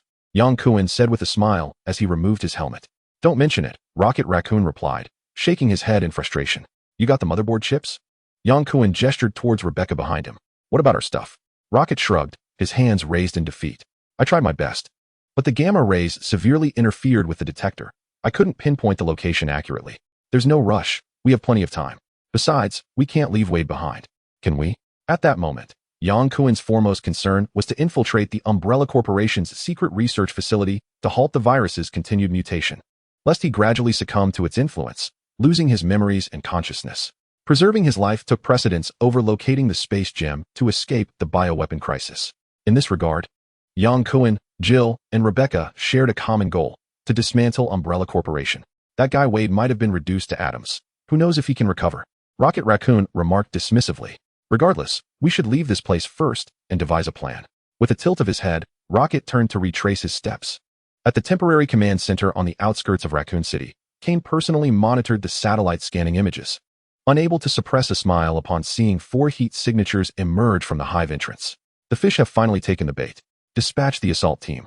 With Kane's command, 4 armed helicopters took off simultaneously, followed closely by 2 transport planes carrying Kane's secret Tyrant Type 103. The trio and a small raccoon boarded the transport plane, with Rocket deftly taking off towards the Earthling Mountains. Silence enveloped the cabin, the atmosphere heavy with tension. Rebecca, clutching a black package, was lost in thought. Mourning their fallen comrade Chris, Jill closed her eyes, contemplating how to swiftly dismantle the corporation using the Red Queen, while Yang Kuan repeatedly examined his peculiar Kirin arm, shuddering at the thought of being covered in scales. "We must find a way to halt the mutation promptly. Yang, what is wrong with your arm?" Rocket Raccoon could no longer contain his curiosity. "I injected the virus, and my body is undergoing mutations," Yang Kuan confessed without reservation, recounting his harrowing experiences in the hive to Rocket. "It seems you've landed yourself in quite a predicament." "Indeed, I had no choice." "Yang," Jill interjected, taking his hand reassuringly. "There will be a way. Jill, thank you for always being by my side. You are my angel, Yang Kuan said. Bringing her hand to his lips for a tender kiss, their eyes filled with warmth.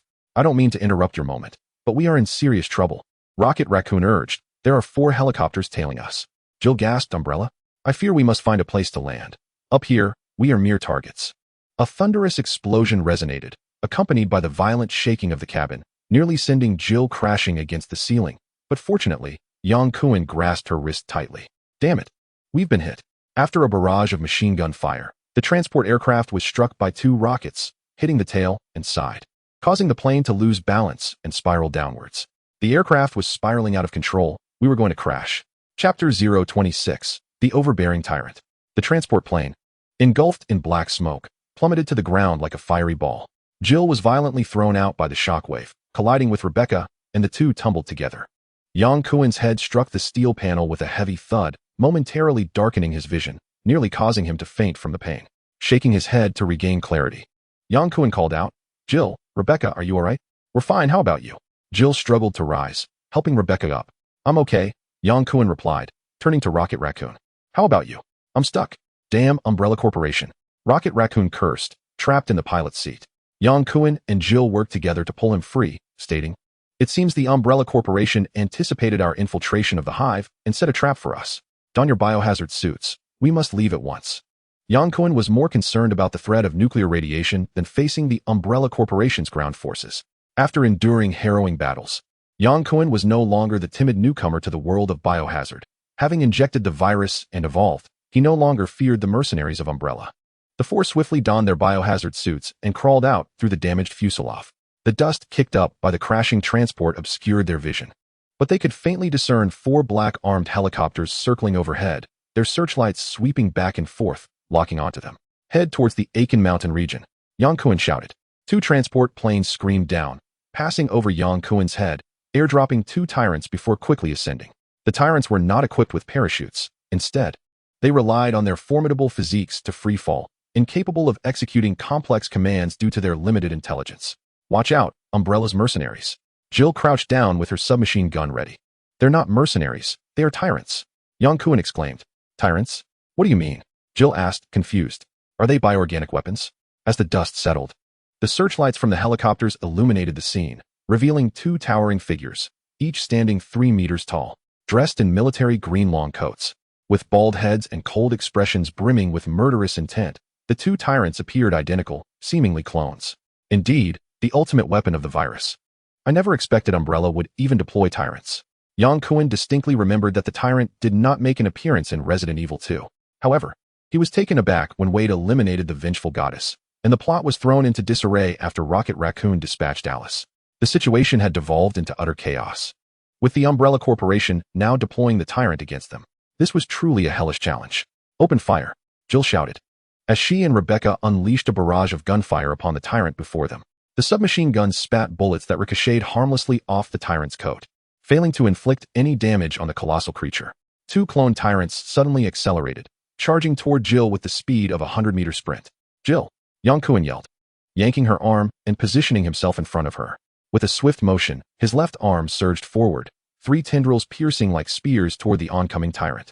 Yet, despite their piercing attempt, the tendrils could not penetrate the tyrant's formidable defenses, which were evidently far superior to that of the exposed muscle of a licker. Undeterred, the tyrant seized one of the tendrils and yanked hard, causing Yang Kuan to lurch forward and collide directly with the tyrant. The impact resounded like a thunderclap, sending Yang Kuan flying as if struck by a tank, crashing into the concrete debris and remaining motionless for a time. Having undergone the first phase of viral evolution, Yang Kuan's physique and strength surpassed that of an ordinary human. He could easily overpower lickers. Yet, in a direct confrontation with the flawlessly mutated tyrant, he found himself at a distinct disadvantage, being sent sprawling with a single blow.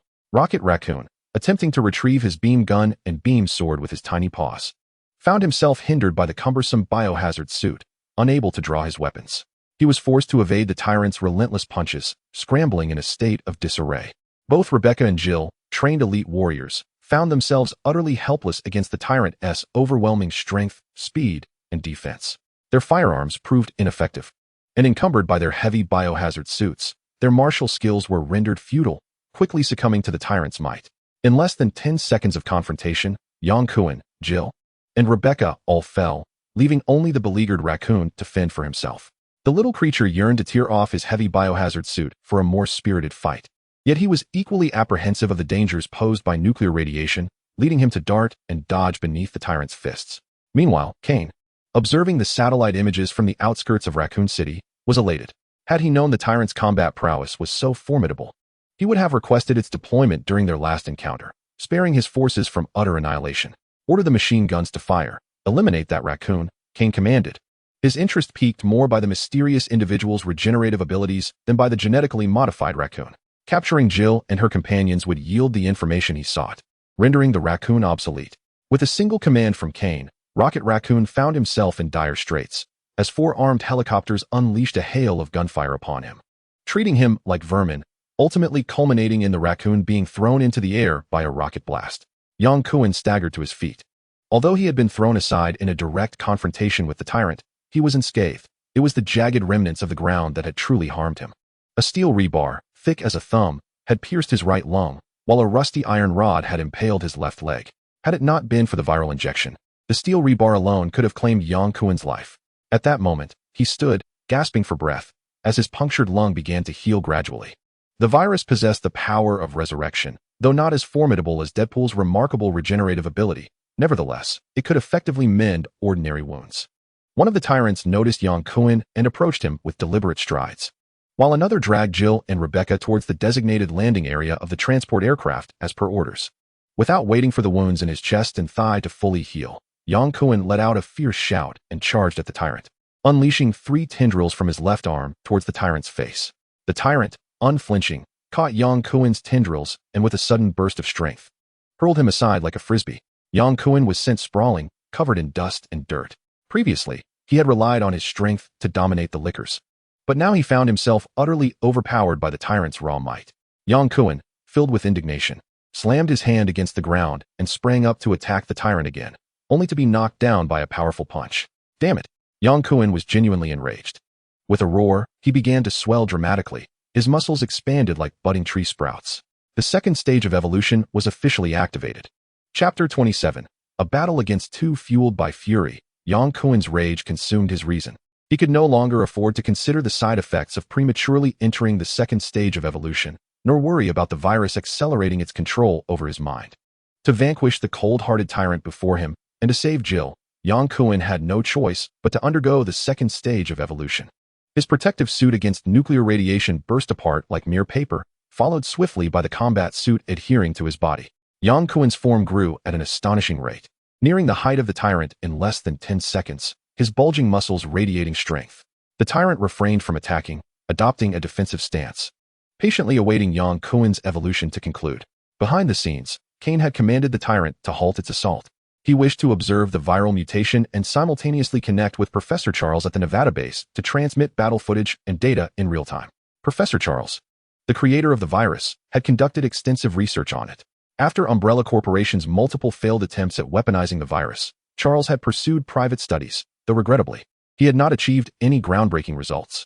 Now, with the emergence of a viral infected specimen, it was an opportune moment to re-examine the virus.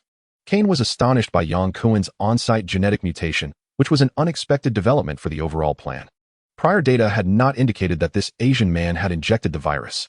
The tyrant, a perfect biochemical weapon birthed from a virus, is both exorbitantly costly and time-consuming to create. At present, it has yet to see actual combat, nor is there any comprehensive battle data available.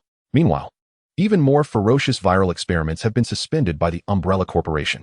To his astonishment, however, he encounters infected individuals in Raccoon City.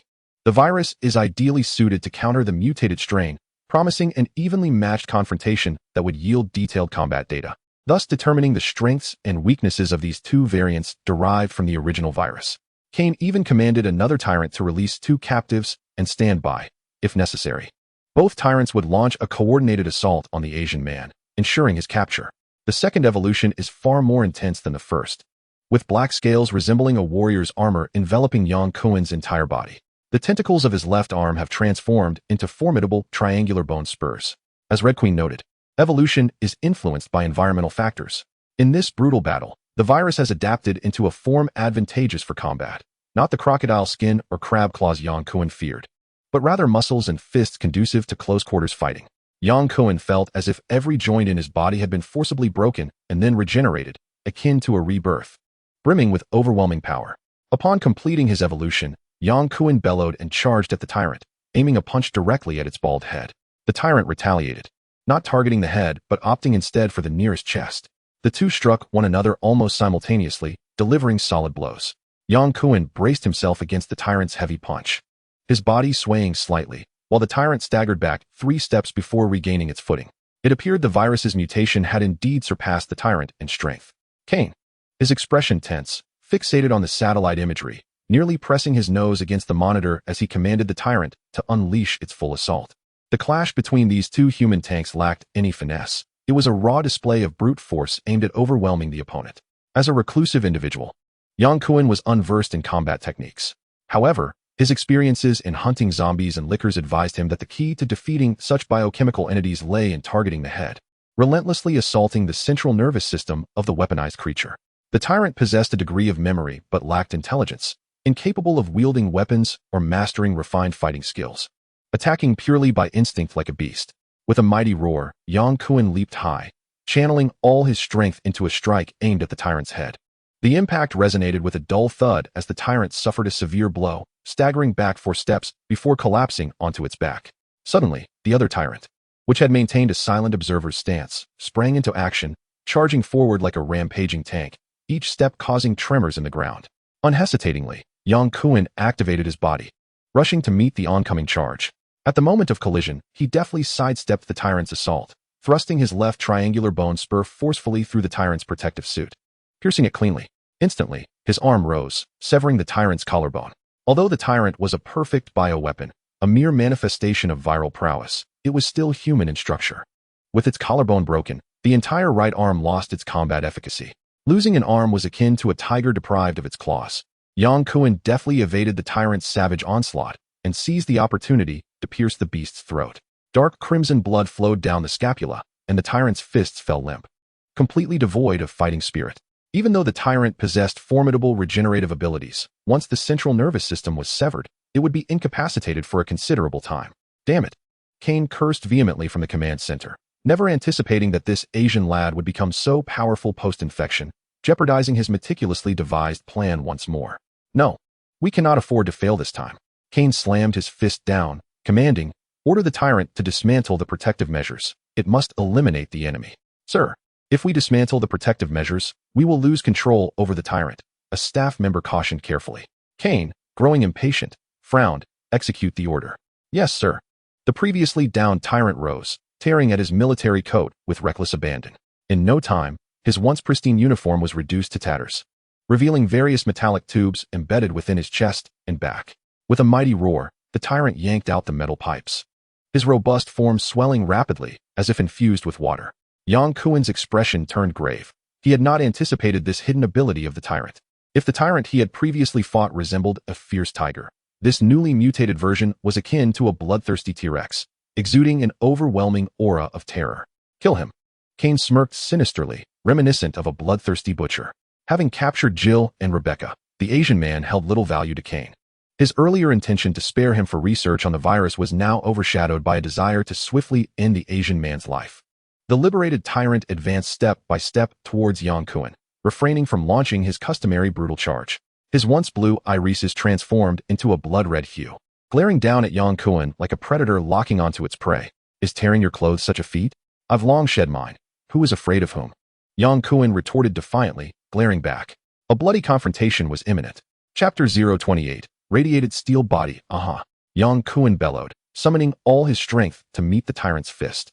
The unleashed fury of the tyrant towered over Yang Kuan by a head and a half, rendering him unable to effectively target the tyrant's most vulnerable point. Opting for a direct confrontation was merely a means to gauge the true might of the enraged tyrant. Boom! The two fists collided, creating a tremendous impact. The tyrant remained unyielding, while Yang Kuan was staggered by the tyrant's overwhelming strength, taking a step back before regaining his balance. In terms of sheer power, the enraged tyrant indeed held the upper hand, yet the gap between them was not as vast as it had been when Yang Kuan first encountered the tyrant. Yang Kuan harbored unwavering confidence in his ability to subdue the feral tyrant with crimson eyes. After repelling Yang Kuan, the tyrant unleashed a relentless barrage of strikes, culminating in a fierce tackle that sent both combatants tumbling into a chaotic entanglement. Elated, Yang Kuan focused his strength to target the tyrant's head. Initially, the tyrant held the advantage in both height and power, rendering Yang Kuan unable to land a blow to his cranium. However, upon breaking free from his restraints, the tyrant appeared to have lost the remnants of his intellect, resorting to primal instincts akin to those of a wild beast in battle. With a roar, Yang Kuan forsook his defense, prioritizing the protection of his own head while launching a series of left jabs, right hooks, and uppercuts aimed at the tyrant's skull. This relentless combination finally provoked the beast into a furious response, sending him crashing into Yang Kuan. The tyrant relied solely on his formidable physique and brute strength to overpower Yang Kuan, who found himself at a complete loss. As Yang Kuan lay amidst the concrete and steel rubble, gasping for air, the external wounds did little to hinder his fighting spirit. But the internal injuries severely diminished his combat efficacy. It felt as though several ribs had been fractured, and even the strength to throw a punch was waning. The virus possessed regenerative capabilities, yet the healing process required time, and the pace of restoration was far outstripped by the frequency of his injuries in the face of the rampaging tyrant. Yang Kuan found himself increasingly beleaguered. Ultimately, the virus's ability to heal paled in comparison to the self-regenerative factors of Wolverine and the samurai. Wiping the blood from the corner of his mouth, Yang Kuan slowly rose to his feet as the raging tyrant charged at him once more. "Damn it, I'll fight you to the bitter end," Yang Kuan bellowed, summoning all his strength to collide with the ferocious beast. A thunderous crash ensued, akin to two high-speed trains colliding head-on, propelling both Yang Kuan and the tyrant backward. Coughing violently, blood erupted from his mouth and nostrils, as broken ribs punctured his lung. He struggled to lift his arms, utterly spent. Suddenly, a hulking figure loomed before him, clad in a military green coat, with cold, emotionless eyes, a sight all too familiar. It was the tyrant, restored to combat readiness through the virus's healing. Without warning, a steel-like fist sliced through the air with a piercing sound, striking true at Yang Kuan's heart. His body convulsed reflexively as blood sprayed from his mouth, staining his cheeks crimson. Another blow landed, shattering his cervical vertebrae. One punch, two punches, three punches. Enough. Kane, observing from the outskirts, commanded the tyrant to cease his assault. He then connected with Professor Charles at the base. "Professor, do you believe the viral mutants can be controlled? We have conducted hundreds of experiments, and none have yielded a single instance of a viral mutant being fully controllable," the professor replied. "What a pity," Kane sighed, shaking his head in disappointment. The tyrant epitomizes the perfect evolution of a virus, requiring viral cultivation from the fertilized egg stage, circumventing the human immune system to grow in unison. This flaw proves detrimental to the mass production of the tyrant. Conversely, the formidable combat prowess exhibited by the Asian male infected with the virus captivates Kane, reigniting his ambition to develop the virus into a mass-produced weapon. The tyrant drags Yang Kuan's left leg to the designated location, awaiting the transport aircraft's return. The rampaging tyrant has lost its recoverable value. An uncontrollable biochemical weapon does not align with the Umbrella Corporation's interests, and after crushing the tyrant's skull, it is discarded without a second thought. As the transport aircraft circles back, the tyrant, grasping both Jill and Rebecca, ascends the ramp step by step. This mission's execution zone lies within an area severely contaminated by nuclear radiation. 4 armed helicopters and 2 transport aircraft are devoid of armed personnel, save for the pilots.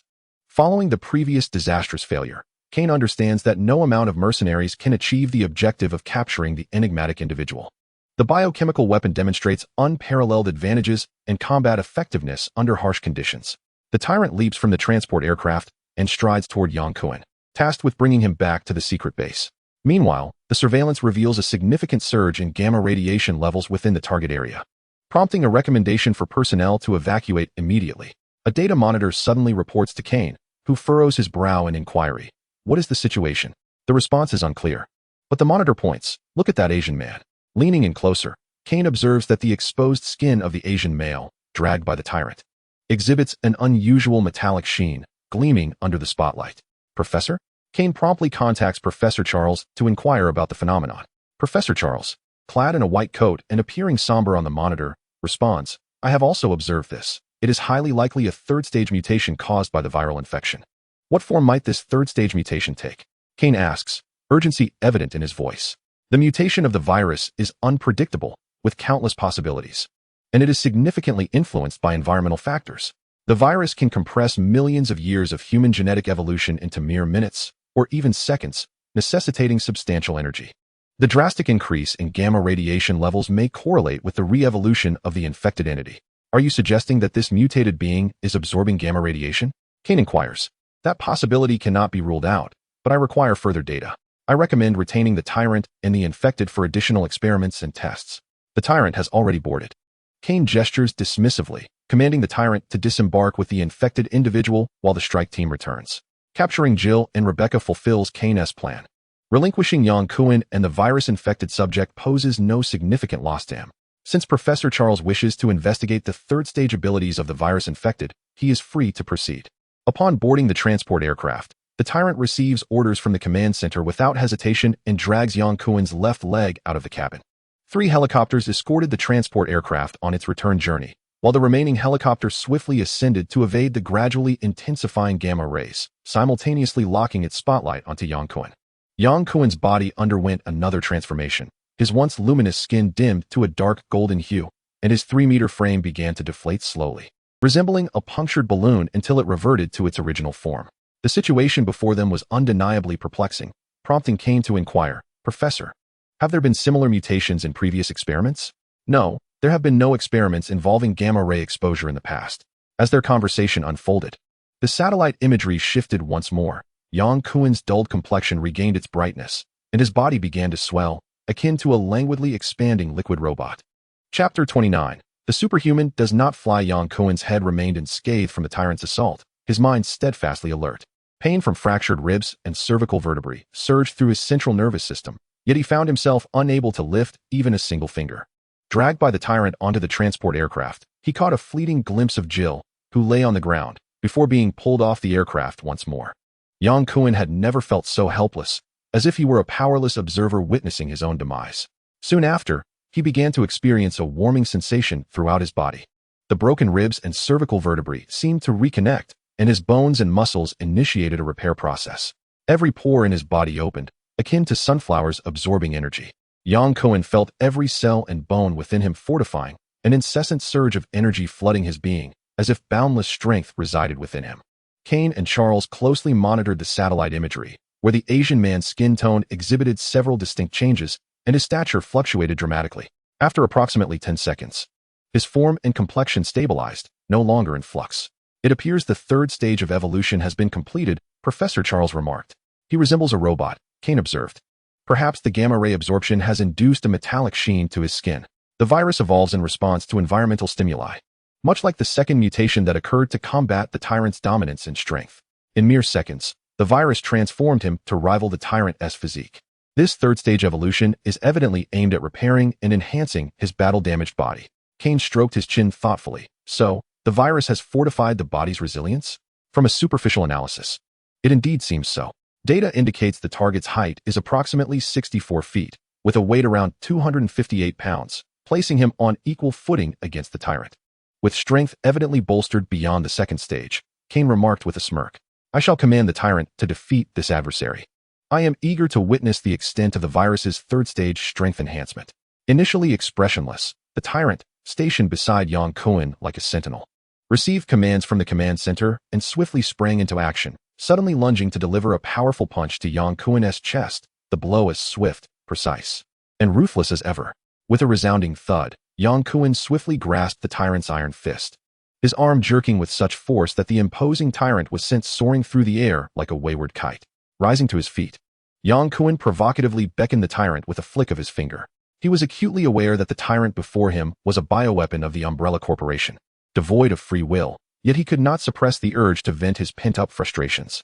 During their previous clash, both he and the rampaging tyrant had suffered mutual injuries, only for the defeated tyrant to capitalize on his weakness, subjecting Yang Kuan to a series of humiliating blows. Yang Kuan was determined to retaliate and relieve the anger that had built within him. The tyrant exhibited neither rage nor impatience, his expression stoic as he tore apart the military coat draped over him, removing the metallic tubes embedded in his chest and back. With a primal roar, he began to mutate into his berserk form. The sound echoed like a furious roar of a beast as the transformed tyrant charged towards Yang Kuan, embodying the savage collision that ferocious creatures excel in. In the face of this impending onslaught, Yang Kuan effortlessly uttered for characters. And at the moment the tyrant's shoulder was about to collide with his chest, He launched a powerful punch into the tyrant's torso. The ferocious assault came to an abrupt halt. The tyrant propelled backward like a bullet from a gun, crashing heavily to the ground. His once bulging muscles and bones caved in, leaving behind the imprint of a colossal fist, akin to a sunken valley. With a single blow, Yang Kuan shattered the tyrant's ribcage, obliterating the bioweapon's heart and lungs. The tyrant was rendered incapable of further combat. Even if he managed to rise again, he would merely be a skeletal human punching bag. Inside the command center, the personnel operating the computers exchanged bewildered glances, their commanding officer, Kane, rendered speechless. No one had anticipated that the rampaging tyrant would be defeated by a single punch. Taking a deep breath to suppress his shock, Kane issued the command for the helicopter's cannon and rockets to commence an assault. He did not expect the armed helicopter's firepower to eliminate the Asian male. In truth, even the tyrant clad in protective gear could withstand such heavy weaponry. His intention was merely to assess the strength of the virus-infected entity's third stage of evolution. The armed helicopter, which had been circling above as a beacon, received the order to lower its altitude, its spotlight firmly trained on Yang Kuan as its cannon unleashed blinding flames. Damn it, Yang Kuan cursed, swiftly maneuvering to evade the helicopter's bullets. He possessed regenerative abilities from the virus. Even large-caliber rounds could not slay him. He had no intention of recklessly standing his ground against the helicopter like Deadpool. The bullets striking him were indeed painful. Ducking and weaving, Yang Kuan adeptly navigated around the unsteady rampaging tyrant, taking cover behind him to avoid the onslaught of bullets. The helicopter's cannon fire rained down like a torrential downpour, chilling the tyrant's body, while a rocket exploded, sending Yang Kuan's target hurtling away, once again landing a blow on his rear. Damn it, even our own people are blowing us up. Yang Kuan awkwardly rolled twice before spotting the 5 submachine guns discarded by Jill and Rebecca. He hurried over to seize one, raising it to fire at the helicopter. However, the small-caliber bullets proved utterly ineffective against the armored glass of the aircraft, while the helicopter's cannon repeatedly struck Yang Kuan, producing a cacophony of noise as the bullets ricocheted around him. Surprised, he realized he had not been hit. Touching his chest, and then his abdomen, he scanned for any wounds, only to feel a sharp pain without any visible damage. Overjoyed, he thought to himself, if the helicopter's cannon can't penetrate my defenses, I truly am invincible. Yet, before he could revel in his newfound confidence, a rocket soared toward him, sending him tumbling. Damn it. I'm left in nothing but my boxers, and they're firing rockets at me. When will this madness end? Fortunately, after firing 2 rockets, the helicopter ceased its assault, extinguishing its searchlight and blending into the night until the sound of its rotors faded away. With a sigh of relief, Yang Kuan cleared away the debris and sat down, momentarily blinded by the darkness as his eyes adjusted. His mind raced. Jill and Rebecca had been captured by Umbrella Corporation. If they sought her for Red Queen, that might not be so bad. They wouldn't torture her. But if they were after him and Deadpool, or Rocket Raccoon's origins, that posed a grave threat. If Umbrella got their hands on the space gem first, he would never return to his Earth. The priority was to locate the space gem and then rescue Jill and Rebecca alongside Rocket Raccoon. Where was Rocket, anyway? He hoped the raccoon hadn't been eliminated by the tyrant. Rocket Raccoon, Yang Kuan shouted, his voice echoing in the stillness. Chapter 30, Strategy Before Action. Yang Kuan called out repeatedly until he finally heard a faint response from Rocket Raccoon. I'm over here, guided by the moonlight. Yang Kuan followed the sound and discovered Rocket trapped among the concrete rubble. He hadn't been directly hit by the rocket. Rather, he was merely stunned, having been wedged in the debris without sustaining any injuries. Yang Kuan swiftly cleared away the concrete slabs, allowing Rocket to leap out and shake off the dust clinging to him, muttering curses against Umbrella Corporation. Jill and Rebecca have been taken. We must rescue them. Yang Kuan exclaimed urgently. Rocket surveyed the surroundings and asked, have the Umbrella personnel retreated? Given that the formidable duo sent by Umbrella had proven too powerful for anyone to handle, it was likely that Jill and Rebecca's capture signified a successful mission for them. I took down the 2 tyrants. The rest fled. You took them down? Rocket exclaimed incredulously, scrutinizing Yang Kuan from head to toe. What happened? How did you suddenly grow so tall? I believe the alterations in my body are a result of viral mutation. At this moment, Yang Kuan inadvertently discusses his own transformation, along with Rocket, the rescue of Jill and Rebecca. Do you have any ideas? Certainly, I have a notion. Rocket Raccoon replied as he reached into his pocket and produced a circular metal detector. Do not forget that I implanted tracking devices in you, originally designed to prevent us from losing contact, and now they are proving useful. The small raccoon adjusted the detector's frequency and stated, the target is moving rapidly towards the southeast. They are likely still aboard a helicopter. Despite knowing Jill's exact location, Yang Kuan found himself unable to intervene. As they lacked transportation, Their sole aircraft had been shot down by the Umbrella Corporation's armed helicopter. Rocket, we must locate the space gem. If the Umbrella Corporation discovers the truth, it will be exceedingly difficult for us to return to Raccoon City in the future. Rocket Raccoon appeared frustrated. I am well aware of that. The issue lies with the damned gamma rays interfering with the detector's sensitivity. I could explode the place and still not find the space gem. We shall search again. The Umbrella Corporation is unlikely to return anytime soon, so we still have time. Very well, Rocket Raccoon muttered, focusing on the detector. The intensity of the gamma rays has significantly diminished. The gem must be in this direction. Encouraged, Yang Kuan followed Rocket's lead in the quest for the space gem. After his transformation, his strength had surged, making him well suited for a forceful excavation. The detector indicated that the gem was located just beneath them. After a brief search, Rocket pointed to the ground with certainty. It should be underground here. All right. Yang Kuan responded with enthusiasm, transforming into a human excavator and vigorously clearing the debris. Beneath the concrete ruins lay a hollow structure that appeared to be a bank. The diminutive Rocket Raccoon was the first to burrow inside, wielding a tactical flashlight to survey the area. Soon, joyful exclamations echoed. I found it, Yang. The space gem. Really? Yang Kuan exclaimed with delight. Pull me up. Grasping Rocket's slender arm, Yang effortlessly lifted him out. In Rocket's left claws was a dazzling, oval gem. Haha. We can leave this place. Rocket Raccoon exclaimed, brandishing the space gem with exuberance. Rocket, we must first rescue Jill and Rebecca, Yang Kuan reminded him. Very well. The small raccoon replied, composing himself. He thought for a moment before retrieving a beam sword from his waist and handing it to Yang Kuan. You will handle the combat. I must protect the gem. Absolutely. Even without the beam sword, I fear not the Umbrella Corporation. My physical strength now allows me to withstand the assault of armed helicopters. And I possess the power to vanquish the ferocious tyrant. The Umbrella Corporation poses no threat to me with their biochemical weapons. Even an army of mercenaries would merely serve as target practice. Stand back. I am about to activate the space gem, Rocket Raccoon declared solemnly, gesturing for Yang Kuan to retreat. Observing Rocket's serious demeanor, Yang Kuan promptly stepped back 2 paces, awaiting the activation of the space gem. 4 armed helicopters escorted a transport aircraft as it landed at a temporary command post in the outskirts. Kane led 3 fully armed mercenaries aboard the transport. Jill and Rebecca, clad in white nuclear radiation suits, lay motionless inside the aircraft, their helmets shattered by the tyrant, displaying various degrees of damage. Kane gestured, and the 3 mercenaries formed a semicircle around the unconscious duo, their weapons aimed downward, remaining highly vigilant. I am aware you are awake, Jill Valentine, Rebecca Chambers, Kane declared, drawing his pistol and disengaging the safety as he aimed at Jill's body. There is no need for pretense. Otherwise, I will not hesitate to pull the trigger. Simultaneously, Jill and Rebecca opened their eyes and slowly rose. They had been rendered unconscious by the tyrant and had just regained consciousness as the transport landed. They initially intended to feign unconsciousness before launching a surprise attack to seize control of the aircraft, but their plan had been thwarted. Kane adjusted his pistol, prompting them to sit obediently.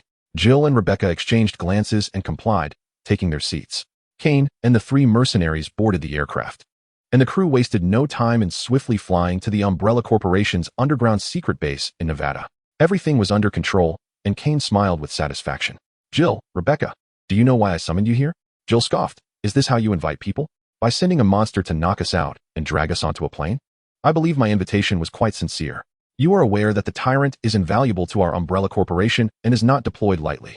I utilized 2 tyrants at once, which demonstrates my earnestness. Kane chuckled, gesturing towards the black package behind Rebecca. Rebecca, you may hand over the Red Queen to me now. I truly appreciate your efforts in retrieving the asset for the company. Rebecca glanced at Jill and, upon receiving a nod, reluctantly removed the package and tossed it over. Kane received the package without a glance and remarked with a smile. Now, let us discuss your companions, the dark-haired Asian, the masked oddity, and the talking raccoon. Jill laughed derisively. It seems you still haven't figured out their identities. I genuinely lament your capabilities. Remaining composed, Kane responded, you will reveal it to me shortly, I assure you. I trust your memories will not deceive. With a cold huff, Jill closed her eyes and ceased speaking, contemplating an escape. Kane calmly stated, do you know why our helicopter was the first to intercept you? Rebecca interjected, because you've been monitoring us. Kane shook his head. It is because one of your teammates made a deal with me. Jill opened her eyes, sneering, do not speak nonsense. It holds no weight with us. Does it not? I recall one of your teammates named Chris. Did he not inform you? Jill and Rebecca's expressions shifted dramatically. Chris? Rebecca glanced at Jill, shaking her head repeatedly. That's impossible, absolutely impossible. Rebecca, can't you see that this man is lying? Regrettably, it is the truth, whether you choose to believe it or not. Chris indeed made a deal with me, promising to retrieve the Red Queen from the hive and deliver her to me. Perhaps you should reflect on whether Chris was truly eager to obtain the Red Queen. Jill interjected with a scoff. That was to combat your nefarious Umbrella Corporation. Amused by the perplexed expressions on Jill's and Rebecca's faces, Kane replied leisurely, Jill, Rebecca, I admire your courage and capability. Alas, your bravery is misplaced. Before Kane could finish his sentence, a sudden flash caught his eye, and before he could react, a chilling blue lightsaber was pressed against his throat.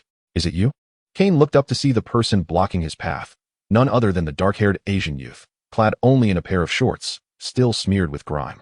Evidently having been teleported directly from the ruins of Raccoon City. Could this lad possess teleportation abilities like the mysterious figure? The situation was becoming increasingly intriguing. The three mercenaries raised their weapons, aiming at Yang Kuan, who swiftly activated his lightsaber, deftly severing the barrels of their assault rifles. Gentlemen, drop your weapons and remain still. I cannot guarantee my accuracy next time, and a slip of the hand could lead to unfortunate consequences for your necks and heads. Stunned, the mercenaries stared at Kane, awaiting his command. Kane, maintaining his composure, nodded subtly. The mercenaries promptly discarded their half-rifles, and at Jill's insistence, also relinquished their sidearms. Jill and Rebecca picked up the scattered Glock pistols, pointing them at their adversaries. In an instant, the tide turned, and Kane transformed from a confident conqueror to a beleaguered captive. The young raccoon boldly brandished a blaster as he approached the cockpit, aiming at the driver's head, declaring, You'd best behave, or I won't hesitate to blow your head off and take the wheel myself. Yang Kuan seized the package from behind Kane, stowing away his lightsaber and taking a few steps back to sit casually, grinning as he remarked, I hear you've been searching for us. Are you intrigued by Wade's regenerative abilities or by the miniature laser sword in my hand? It turned out that the enigmatic figure was named Wade. This was the first time Kane had acquired information about the mysterious individual. He feigned nonchalance, replying, I am interested in both. I appreciate your candor, but you will need to comply and become my prisoner. Jill shot Yang Kuan a sidelong glance and chuckled. How did you manage to show up here? Yang Kuan responded.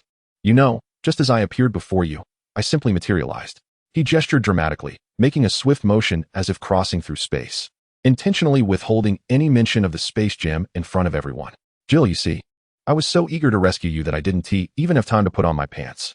Yang Kuan's playful banter elicited laughter not only from Jill and Rebecca, but also from the three mercenaries seated across from them, who could not suppress their amusement. Is it really that funny? Yang Kuan, with a stern expression, questioned the three mercenaries opposite him. With a flick of his lightsaber, he commanded, Drop your trousers. The mercenaries appeared utterly bewildered, unable to grasp the situation. Rising to his feet, Yang Kuan pointed his blue lightsaber at the abdomen of the black mercenary named Kane, stating, Gentlemen, I present you with two options. Either remove your trousers or face a more severe consequence.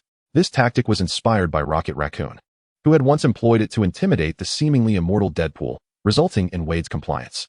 To Yang Kuan's surprise, this intimidating strategy proved remarkably effective. The black mercenary hastily removed his trousers, awkwardly covering his groin with his hands. You, drop your trousers, Yang Kuan gestured with his lightsaber towards the other two mercenaries, then turned to Jill and Rebecca, saying, Ladies, you too must comply. Rebecca was taken aback, her cheeks flushing, We too? Jill, angered, clenched her fists and struck Yang Kuan, exclaiming, What nonsense are you spouting? I meant we must disguise ourselves as mercenaries to infiltrate the Umbrella Corporation's secret base, hence the need to change into mercenary attire. Yang Kuan clarified. Realizing the misunderstanding, Jill's expression brightened. Why didn't you say so earlier instead of talking about trousers? Yang Kuan responded with a smile. I never said to remove your trousers. I merely suggested shedding your protective suits. You should have been clearer, Jill retorted, casting him a playful glance filled with allure. As Yang Kuan and Jill bantered, the three mercenaries, stripped of their outer garments, awkwardly shielded their groins, resembling guilty criminals in silence. Kane, however, remained the only one not amused, his voice low and serious. Who are you really? Yang Kuan shot him a glance, deeming the captive unworthy of inquiry. Kane's face darkened with suppressed fury. He abruptly stood, only to be cowed back into his seat by the point of Yang Kuan's lightsaber. 4 armed helicopters and 2 transport aircraft descended upon the vast Nevada desert. Under Kane's cover, Yang Kuan and his companions swiftly eliminated the outer defenses of the Umbrella Corporation, guiding Kane into a small wooden cabin masquerading as the Umbrella base, before taking the elevator down into the secret facility. As the highest security officer of the base, Kane led them through unimpeded into the central control room. In a surprising twist, they incapacitated 3 guards. Rebecca inserted the Red Queen's motherboard chip, and after a 10-second countdown, the Red Queen rebooted the entire facilities system, seizing control of the underground base. What do you want? Kane demanded sharply. Silence, Jill retorted. Red Queen, do you have any information regarding the virus's evolution? Yang Kuan inquired eagerly. Having rescued Jill and Rebecca, his greatest concern was the threat of viral infection. He had already progressed to the 3rd stage, and according to the data disclosed by the Red Queen, viruses typically become hyperactive post-3rd stage mutation, beginning to invade the brain's regions. The loss of human memory and cognition, yielding to the virus's control, reducing him to a mere shell. Such a fate was utterly unacceptable to Yang Kuan. Though lacking in detailed data, Professor Charles is at the base, and he may possess the solution. Let us proceed to meet Professor Charles, Yang Kuan decisively declared. What shall we do about this fellow? Jill inquired, pointing at Kane. With a swift punch, Yang Kuan rendered Kane unconscious and addressed Rocket Raccoon. Rocket, Rebecca, you two remain here to keep watch. Jill and I shall pay a visit to Professor Charles. Rocket, with his short legs crossed, urged, Yang, you best be quick. I am eagerly anticipating our return. I understand. Exiting the central control room, Yang Kuan strode forth with the swiftness of the wind, while Jill struggled to keep pace. Suddenly asking, Yang, are you leaving? Yes, I shall depart once the residual effects of the virus are resolved. And if they are not, then I shall become a monster. That will not happen. You will not become a monster. Chapter 032. The enigmatic alien Yang Kuan hurried along, his gaze unwavering, while Jill suppressed her urge to discuss Chris and followed his lead into the elevator. This secret base bore no resemblance to the hive structure of Raccoon City. Lacking enclosed laboratories, instead, it resembled a department store, featuring a hollow central structure with oval workspaces radiating like branches. The Red Queen's surveillance indicated that Professor Charles was located in the 12th floor monitoring room. Clad in black security uniforms, Yang Kuan and Jill navigated the base with ease, smoothly entering the monitoring room where Professor Charles was situated. Professor Charles, Yang Kuan addressed him with courtesy. He had no intention of resorting to force concerning his fate. Charles turned his wheelchair and regarded Yang Kuan, stating, You are the virus carrier. You know me? Yang Kuan inquired, maintaining his composure. Certainly. I watched your entire battle against the tyrant, Charles replied, not questioning how Yang Kuan had gained access to the secret base or why he wore a security uniform. Such matters did not concern him. Yang Kuan felt a spark of urgency and said, Professor, I need to speak with you privately. After a brief pause, he added, It pertains to the virus. Follow me. Charles commanded, maneuvering his wheelchair away from the laboratory. Yang Kuan was untroubled by any potential threat from Charles. With his capabilities, he feared no trap set by Umbrella, especially since the Red Queen had control over the entire security system of the secret base, allowing him to oversee all. After approximately half a minute of traversing a semicircular corridor, Charles remotely opened a metallic door to a room. Just as Yang Kuan was about to enter, Jill grasped his arm, expressing concern. Be careful. I know, Yang Kuan replied with a smile, patting the back of Jill's hand. I will enter alone. You remain outside. All right. With confident strides, Yang Kuan entered, and the metallic door closed behind him, sealing Jill outside. Worrying for Yang Kuan's safety, Jill called upon the Red Queen in the monitoring room, only to be informed that the room's signal was being interfered with, leaving her in a state of anxious agitation as she paced back and forth by the door. I am unaware of your identity, nor do I comprehend how you infiltrated this facility. Charles turned his wheelchair, his astute gaze penetrating the circular frames directly into Yang Kuan's eyes. You are the sole exception I have encountered, one who has evolved to the 3rd stage of viral infection while still retaining human intellect. Frankly, I have taken command of the entire base. Yang Kuan stepped closer to Charles, leaning forward to scrutinize his eyes. The Red Queen, I presume, should be familiar to you. The Red Queen has now assumed complete control over the base's defense systems, sealing off all external communications. This facility has become a secluded island, buried deep underground. Before Charles could respond, Yang Kuan continued, I extracted the Red Queen from the hive, and during our escape, we were besieged by lickers. I subsequently injected myself with the virus to prevent infection. I refuse to become a mindless husk. I fear you remain ensnared in a nightmare. All those infected with the virus ultimately lose their human thoughts and emotions, retaining perhaps only fragmented memories. However, after several mutations, the resulting organism can no longer be deemed sentient. This is precisely why Umbrella abandoned its viral research to concentrate on the virus itself. Professor, I know you possess the means to assist me. Charles shook his head. My interest lies in your viral mutation and evolution, but I have no obligation to aid you. Angela, what? Charles's expression shifted dramatically. Yang Kuan smirked. Professor, I am intrigued as to why you would work for the malevolent corporation responsible for your daughter's death. Her demise was an accident. Charles suddenly became agitated, propelling his wheelchair forward, grasping Yang Kuan-'s uniform and shouting, "Do not mention my daughter. Professor, it appears you have been deceived by Umbrella. Your daughter, Angela, could have safely departed Raccoon City, but alas, she was slain by Umbrella's mercenaries." "You lie. How do you know this?" "I know because I was with Angela at that time. My team and I were assaulted by Umbrella's bioweapons, the vengeful Nemesis and Alice. In Raccoon City, during the fray, I unfortunately contracted the virus, and it was from Angela that I obtained the antiviral serum that saved my life." Continue. "We rescued Angela from the prestigious private school, intending to escape together. We initially had the opportunity to breach Umbrella's encirclement and safely vacate Raccoon City, but we were met with gunfire from armed helicopters. Angela was tragically struck." "Damn it," Charles roared, his fists pounding the arms of his wheelchair in fury. "That bastard Kane deceived me.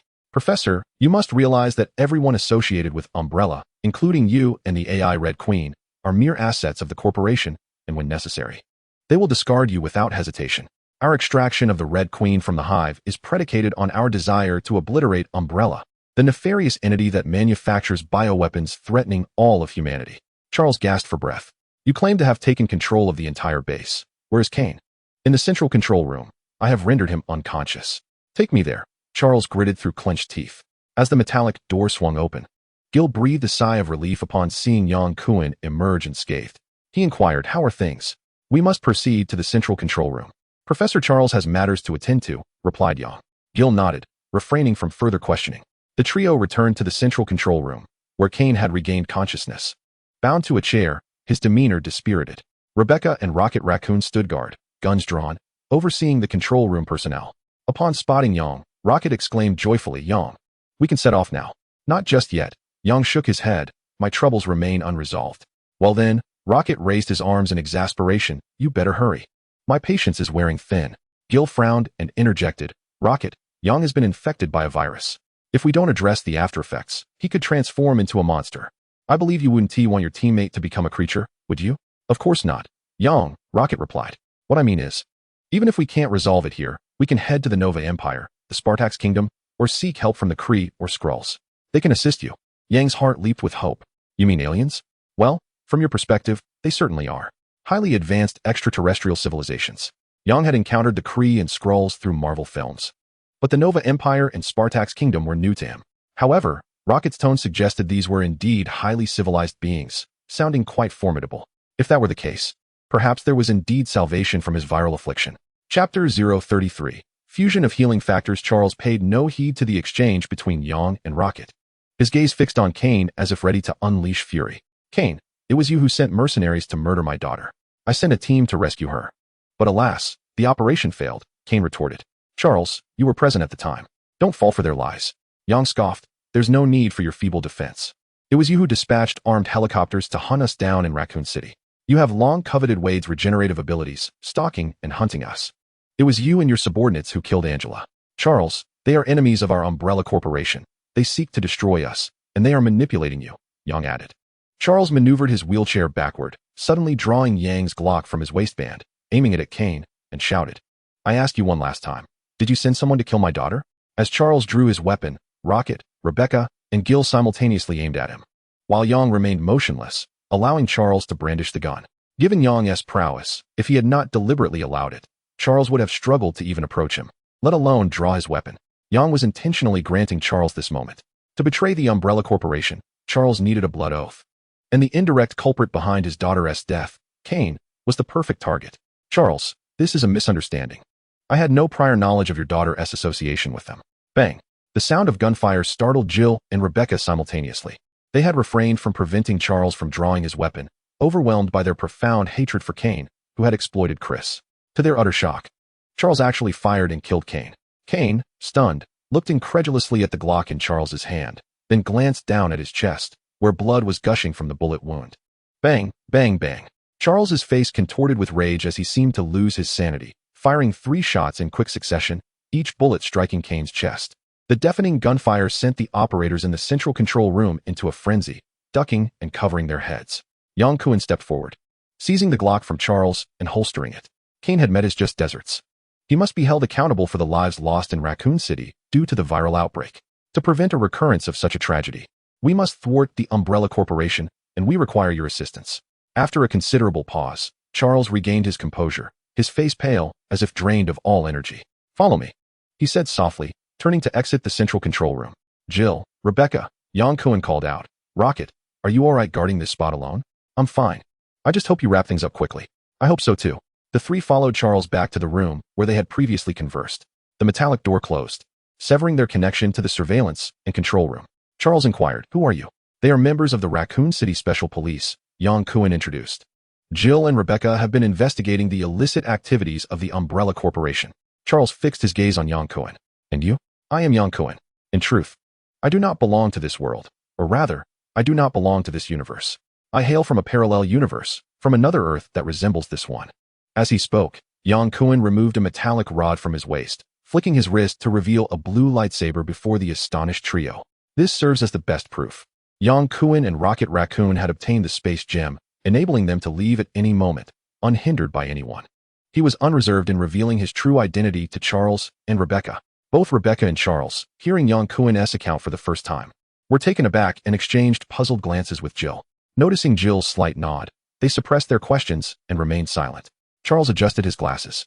If what you say is true, why not return to your home planet? I certainly wish to return. I dream of it. However, I have contracted a virus that cannot be cured there. Frankly, the technological level of my home planet is comparable to this one, and in terms of bioengineering, it may even lag behind. Professor, I need your help. This marked the third time Yang Kuan had implored Charles, his anxiety palpable. Isn't the one with self-healing abilities with you? No, Yang Kuan shook his head. The one with the self-healing ability is Wade. He hails from the technologically advanced realm of the Marvel Universe, along with that raccoon, Rocket. If Wade were here, I could extract the self-healing cells from his body, which might help suppress the virus within you. Yang Kuan sighed. Alas, he is no longer with us. Charles paused, taken aback. He left? Jill replied. He perished beneath a nuclear blast. Charles shook his head in lament. His sorrow was not for Wade's disappearance, but for the lost opportunity to study the self-healing cells. Due to the virus's uncontrollable nature and frequent genetic mutations, we have not developed an antiviral serum and cannot eradicate the virus within you. It appears I must heed Rocket's advice. Yang Kuan feigned nonchalance, attempting to mask his disappointment.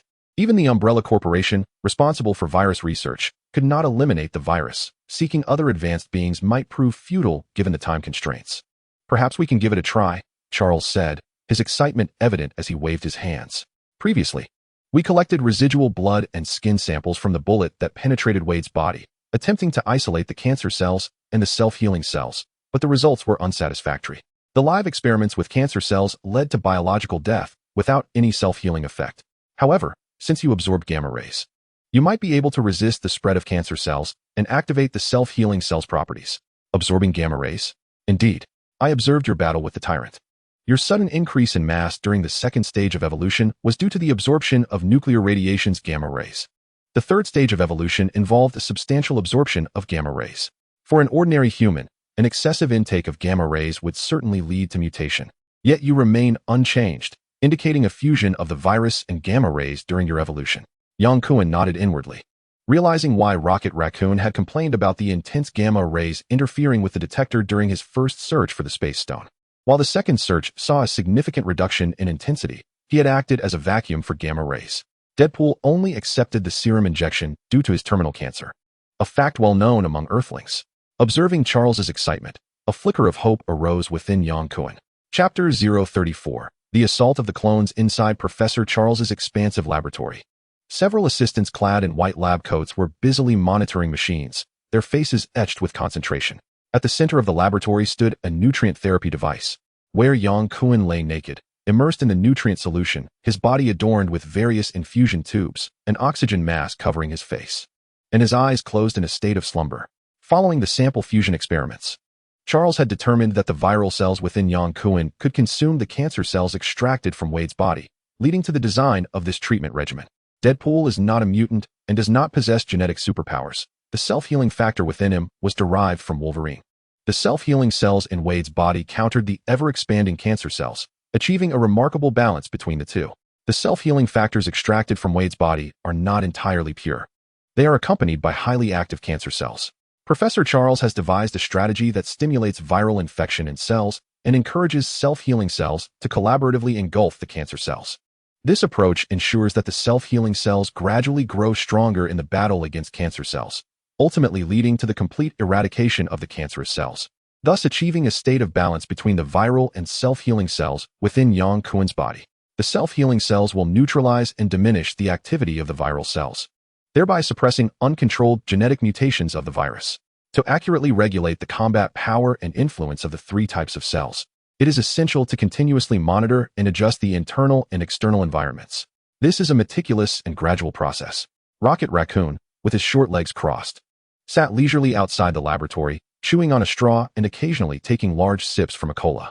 Initially, he held strong reservations about Yang Kuan's treatment plan, believing it to be excessively time-consuming. He boasted that taking Yang Kuan to the New Star Empire would undoubtedly resolve his troubles. However, Yang Kuan did not heed Rocket Raccoon's advice. The virus's multiple mutations do not adhere to any predictable timeline. No one can ascertain when the next genetic mutation might occur, and whether he could endure long enough to reach the New Star Empire was a significant concern. He preferred not to seek distant solutions, as he was entirely ignorant of the technological advancements in the New Star Empire. Meanwhile, Professor Charles had proposed a practical and feasible plan, which Yang Kuan readily accepted. During the 2 days Yang Kuan spent in the fully enclosed treatment chamber, Rebecca and Jill took turns guarding the central control room. Some of the security forces from the secret base accompanied Kane on his outing and were entirely eliminated by Jill and her team upon landing, leaving only a limited number of security personnel at the base. After Red Queen took control of the base systems, she isolated the remaining security staff, rendering them no threat to Jill and Rebecca. Suddenly, an urgent voice from Red Queen echoed in the central control room. Warning, warning. 3 helicopters have entered the defense identification zone. They are the armed forces of Umbrella Corporation. Jill's heart raced. How far away are they? 5 miles, Rebecca replied. Umbrella Corporation has finally arrived. We severed the base's external communication. It was only a matter of time before they showed up, Jill remarked, his expression serious. 3 helicopters. Approximately 14 mercenaries. Rebecca, it seems we must face 7 of them each. Jill did not include Rocket Raccoon in his calculations, as she needed the little raccoon to remain in the central control room, ensuring the safety of Red Queen and Yang Kuan. At least this is our home turf, Rebecca said with a relaxed smile. I have an idea. Red Queen's clear voice rang out again. What suggestion? Jill inquired. We should also deploy mercenaries. Rebecca was taken aback. Where would we find mercenaries? In the lowest level of the underground base, Red Queen responded, taking over the central console and switching the display screen. The screen illuminated with dazzling lights as orderly rows of oval hibernation pods appeared, each containing a woman being cultivated within. The woman, obscured in appearance, lay naked and submerged in a nutrient solution, curled up in a fetal position as if in slumber. Who is she? Jill furrowed her brow and inquired sharply, displeased with Red Queen's concealment of the truth. According to the data, this is an Alice clone, a perfect fusion of the virus. The Umbrella Corporation plans to produce bioweapons through cloning. To cultivate Alice as a biochemical weapon, Jill clenched her fists in fury, cursing the malevolent Umbrella organization. Should we activate the clones? Jill hesitated and turned to Rebecca, asking, what do you think? If Red Queen can control the clones, we could utilize them to thwart Umbrella's assault. The base is guarded solely by the 2 of us. Jill, we require greater firepower. Agreed. Jill decisively commanded, Red Queen, activate the clones. The nutrient solution in the first row of 5 hibernation pods was swiftly drained, and the doors opened, causing the 5 naked Alice clones to tumble out. After a brief moment of confusion, they accepted Red Queen's orders and lined up to receive weapons and ammunition from the armory, subsequently positioning themselves near the base entrance to ambush the invading Umbrella mercenaries. In less than a minute, the 5 clones annihilated a 12-member team from Umbrella and, under Red Queen's command, launched a counteroffensive to seize 3 transport aircraft. Detecting the coordinates of Umbrella's Boston branch, Jill inhaled deeply and issued the command to attack. A battalion of clones, armed by Red Queen, was dispatched from the base to assault Umbrella's secret facilities in North and South America. Utilizing Red Queen's infiltration system and the formidable combat prowess of the virus-enhanced clones, they utterly decimated Umbrella's most crucial branches in New York and Canada within 3 days. Umbrella's influence in the Americas sustained a devastating blow. Excellent. We have destroyed the New York branch. Our next target is the Russian and French branches, Rebecca exclaimed joyfully, embracing Jill and skipping about like a child. A perfect start, Jill remarked, patting Rebecca on the back. I will check on Yang in the laboratory. I wonder how he is faring. Go on, go on. You visit every day and still can't sleep, Rebecca teased. You little rascal. Jill playfully swatted Rebecca on the backside before gracefully departing. As Jill approached the central control room, two Alice clones stepped forward, flanking her as she walked. Charles' expansive laboratory was entirely secured, forbidding unauthorized personnel from approaching, surrounded by clone sentinels. Jill and Rebecca harbored distrust towards the original Umbrella staff within the base. They preferred to rely on the clones controlled by Red Queen. Scanning their eye patterns and fingerprints, they entered the laboratory. Jill approached the treatment device. Gazing intently at Yang Kuan through the glass, touching his palm and turning to Charles, asking, "Professor, how is Yang's condition?" "Excellent. The cancer cells have been completely eradicated, and the growth rate of the self-healing cells is astonishing, effectively suppressing the activity of the viral cells." Jill was overjoyed. Chapter 035, the grand finale in truth. Both the virus and the bacteria belong to the category of mild pathogens. However, they differ significantly in their plasticity and unpredictability. The experimental results exceeded all expectations, which greatly excited Charles, who spoke fervently to Jill. Theoretically, the virus possesses infinite evolutionary potential. Now that Yang Kuan has progressed to the third stage, I eagerly anticipate the remarkable transformations he will undergo in the forthcoming fourth and fifth stages. He may possess extraordinary strength and speed, or perhaps the ability to soar through the skies. Such possibilities abound. If he continues to evolve positively, Yang could play a pivotal role in the evolution of humanity. Could Yang possibly lose his sanity and become a monster in the future? Jill inquired with concern. No. Charles reassured her. The self-healing cells will inhibit the activity of the virus, making the chances of a disruptive mutation occurring during future evolution exceedingly slim. When will Yang awaken? This was the foremost concern for Jill. As for the abilities Yang Kuan might develop, she was far less preoccupied, as long as he would not metamorphose into a monster. Now, we can awaken him. Charles maneuvered his wheelchair towards the monitor, softly consulting with his assistant before pressing a button on the control panel. The nutrient solution within the treatment device gradually drained away until it was entirely depleted, resulting in a sudden disconnection of the tubes attached to Yang Kuan. Approximately 3 seconds later, Yang Kuan opened his eyes. "Yang!" Jill exclaimed, waving her hand in excitement. Yang Kuan blinked, regaining his bodily sensations before slowly emerging from the treatment device. An assistant handed him a white lab coat, which he donned, alleviating the awkwardness of his previous state of undress. "Professor, how do I fare?" Yang Kuan promptly inquired of Charles. "Remarkably well. The self-healing cells in your body have developed far beyond expectations. Does that mean I possess a stronger self-healing ability?" Charles pivoted his wheelchair closer, his expression brimming with enthusiasm. "Indeed. With the regenerative capabilities of the virus coupled with the rapid self-healing capacity of the cells, you now possess an unprecedented superhuman healing ability. Furthermore, considering your capacity to absorb nuclear radiation and gamma rays, I cannot fathom anything in this world that could thwart your healing, unless you were directly struck by a nuclear bomb. I must say, Yang, you are a marvel in the history of human evolution." Yang Kuan shrugged. "I almost became a monster." "You are a monster now, a coveted weapon for the Umbrella Corporation," Jill observed, watching the interaction between Yang Kuan and Charles with a beaming smile. "Hey, buddy, I'm genuinely thrilled to see you safe and sound." Before long, Rocket Raccoon entered the laboratory, shaking his tail and striding in with a boisterous demeanor. Rocket had the freedom to enter the lab, but typically remained outside, observing Professor Charles and his assistants at work. Clutching the space gem, Rocket Raccoon harbored a sense of vigilance towards everyone. Once Yang Kuan entered a state of slumber, his sole fervent wish was for this fellow to hastily emerge from the treatment device, enabling them both to depart this planet and return to their familiar spacecraft. Upon witnessing Yang Kuan awaken, aside from Jill, the second most elated individual was none other than the little raccoon, for it signified that they could finally head home. "Thank you, Rocket. I feel absolutely splendid, akin to having been reborn. It is time for us to return home. Buddy, do you have any notion of the time wasted due to your surgery? It could have allowed me to pull off several heists. My time is exceedingly precious." The little raccoon proudly swayed his tail back and forth, radiating a sense of superiority. "Hey, Rocket, I appreciate your adherence to your promise. Regardless of your time's worth, I am willing to pay double." "Double?" Rocket's voice rose several octaves at this revelation. "That is a declaration you made yourself." "Indeed, I, Yang Kuan, have always been a man of my word. What I seek is not dollars, but currency from the New Star Empire." Yang Kuan appeared somewhat troubled, shrugging his shoulders as he replied, "Rocket, you know I've never ventured to the New Star Empire. I cannot possibly procure any imperial currency." Rocket Raccoon approached Yang Kuan with purposeful strides, his furry visage seemingly on the verge of laughter. "Not having been there is inconsequential.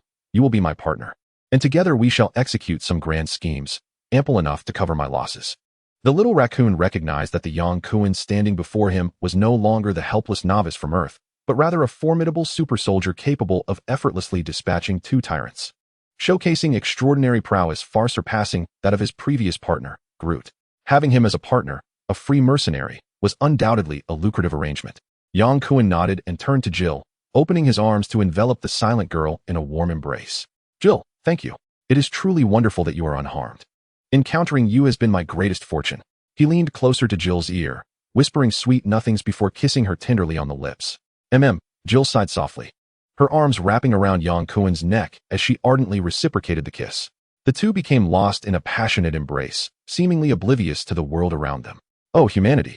Rocket sighed, shaking his head as he exited the laboratory. Meanwhile, Professor Charles chose to overlook their intimate display, redirecting his attention to the monitoring station to examine the data from the treatment session. He was deeply intrigued by Yang Kuan's integration of self-healing cells, harboring hopes of one day curing his hereditary afflictions. My apologies, Jill. Yang, I must interject. The communicator in Jill's collar suddenly crackled to life with Rebecca's voice, hinting at a playful undertone. Reluctantly, Jill withdrew from Yang Kuan's lips, glancing down to inquire, Rebecca, what is it? The Red Queen has pinpointed the whereabouts of Albert Weskier, the chairman of the Umbrella Corporation, and requests the deployment of the clone army for an assault. One moment, I will accompany Yang back to the central control room. Jill replied, taking Yang Kuan's hand as they prepared to depart. Weskier? Yes, Jill affirmed, her pace unwavering. The Red Queen has discovered Weskier's location. Are you familiar with him? To a certain extent. Jill smiled brightly, her azure eyes fixed on Yang Kuan. Every time you claim to know a little. It has never been merely a little. Just as Yang Kuan was about to offer an explanation, Jill interjected with a grin, no need to explain. I certainly believe you. The two of them strolled out of the laboratory, and the two clones stationed outside immediately followed suit.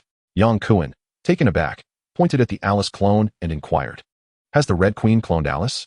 No, it was the Umbrella Corporation that cloned Alice. The Red Queen activated the clone. We have already dispatched a legion of clones to dismantle the Umbrella Corporation's branches in New York and Canada. Now, the Red Queen has locked onto Weskier's whereabouts. Oh, the Red Queen, Yang Kuan mused. Indeed, it has proven that your decision was astutely wise. By extracting the Red Queen from the hive, we can obliterate all significant strongholds of the Umbrella Corporation, thereby dismantling their bioweapon manufacturing bases. Precisely, Yang Kuan nodded succinctly, falling silent thereafter. He and Jill hastened back to the central control room, where they encountered a neat assembly of clones both inside and outside the control room. Yang Kuan furrowed his brow momentarily before regaining his composure and approached Rebecca, embracing her warmly to celebrate his revival. Chapter 036. Target Weskier. Where is Weskier? Jill demanded coldly. In a clandestine base in the Russian Far East, likely belonging to the Umbrella Corporation's Russian division, Rebecca responded swiftly. We cannot project military force towards Russia. I am aware. The Red Queen will continue to monitor Weskier's movements. As soon as he enters our strike zone, I will personally see to his demise. Rebecca's expression was one of fierce determination, her voice laced with profound anger.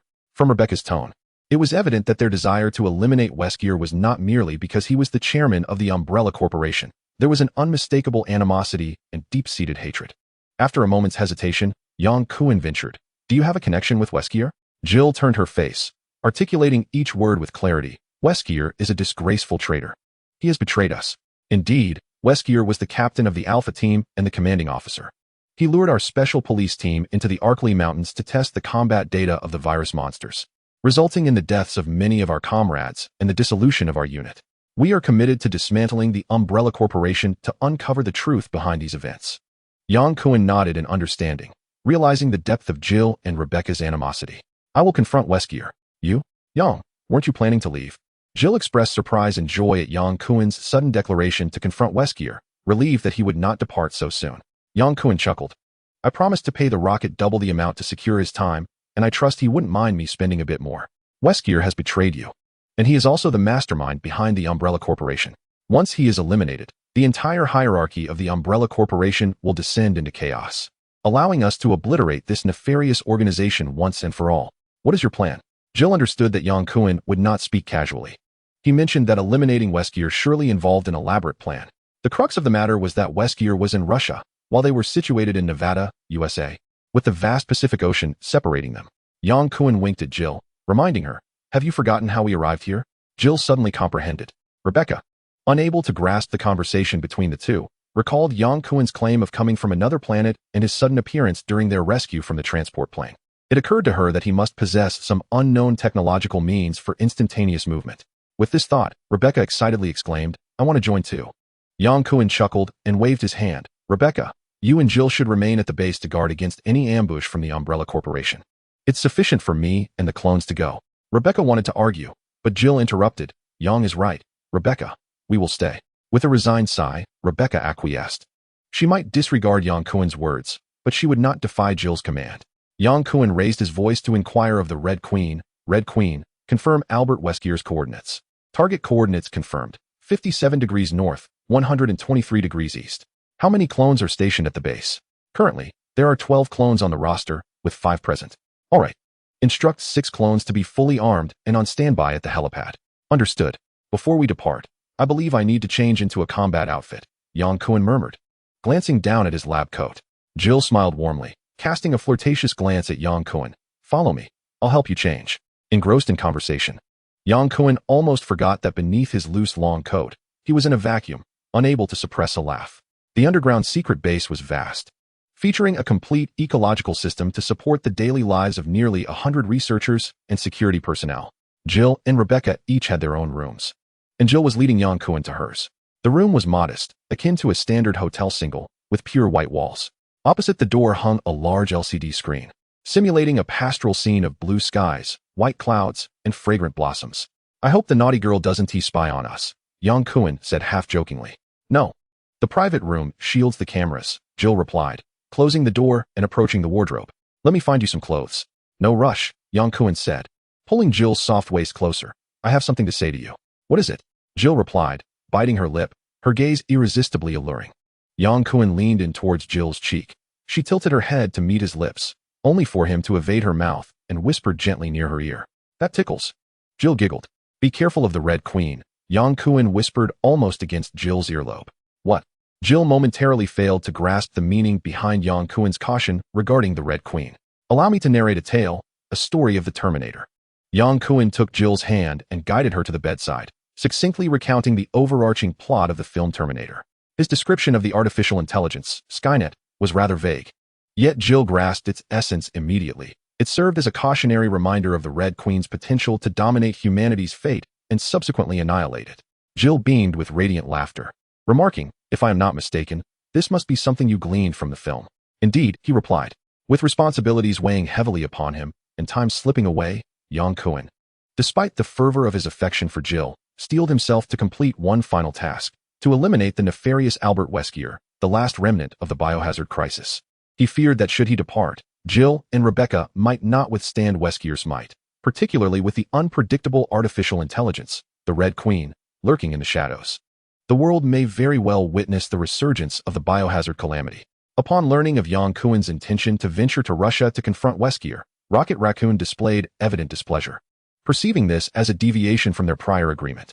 It was only after Yang Kuen pledged to triple the reward that the raccoon's demeanor brightened, agreeing to assist by utilizing the space stone to transport them to Russia. In an instant, Yang Kuen and 6 Alice clones were teleported from the domestic confines of Hwada province to the frigid expanses of Siberia in the Far East.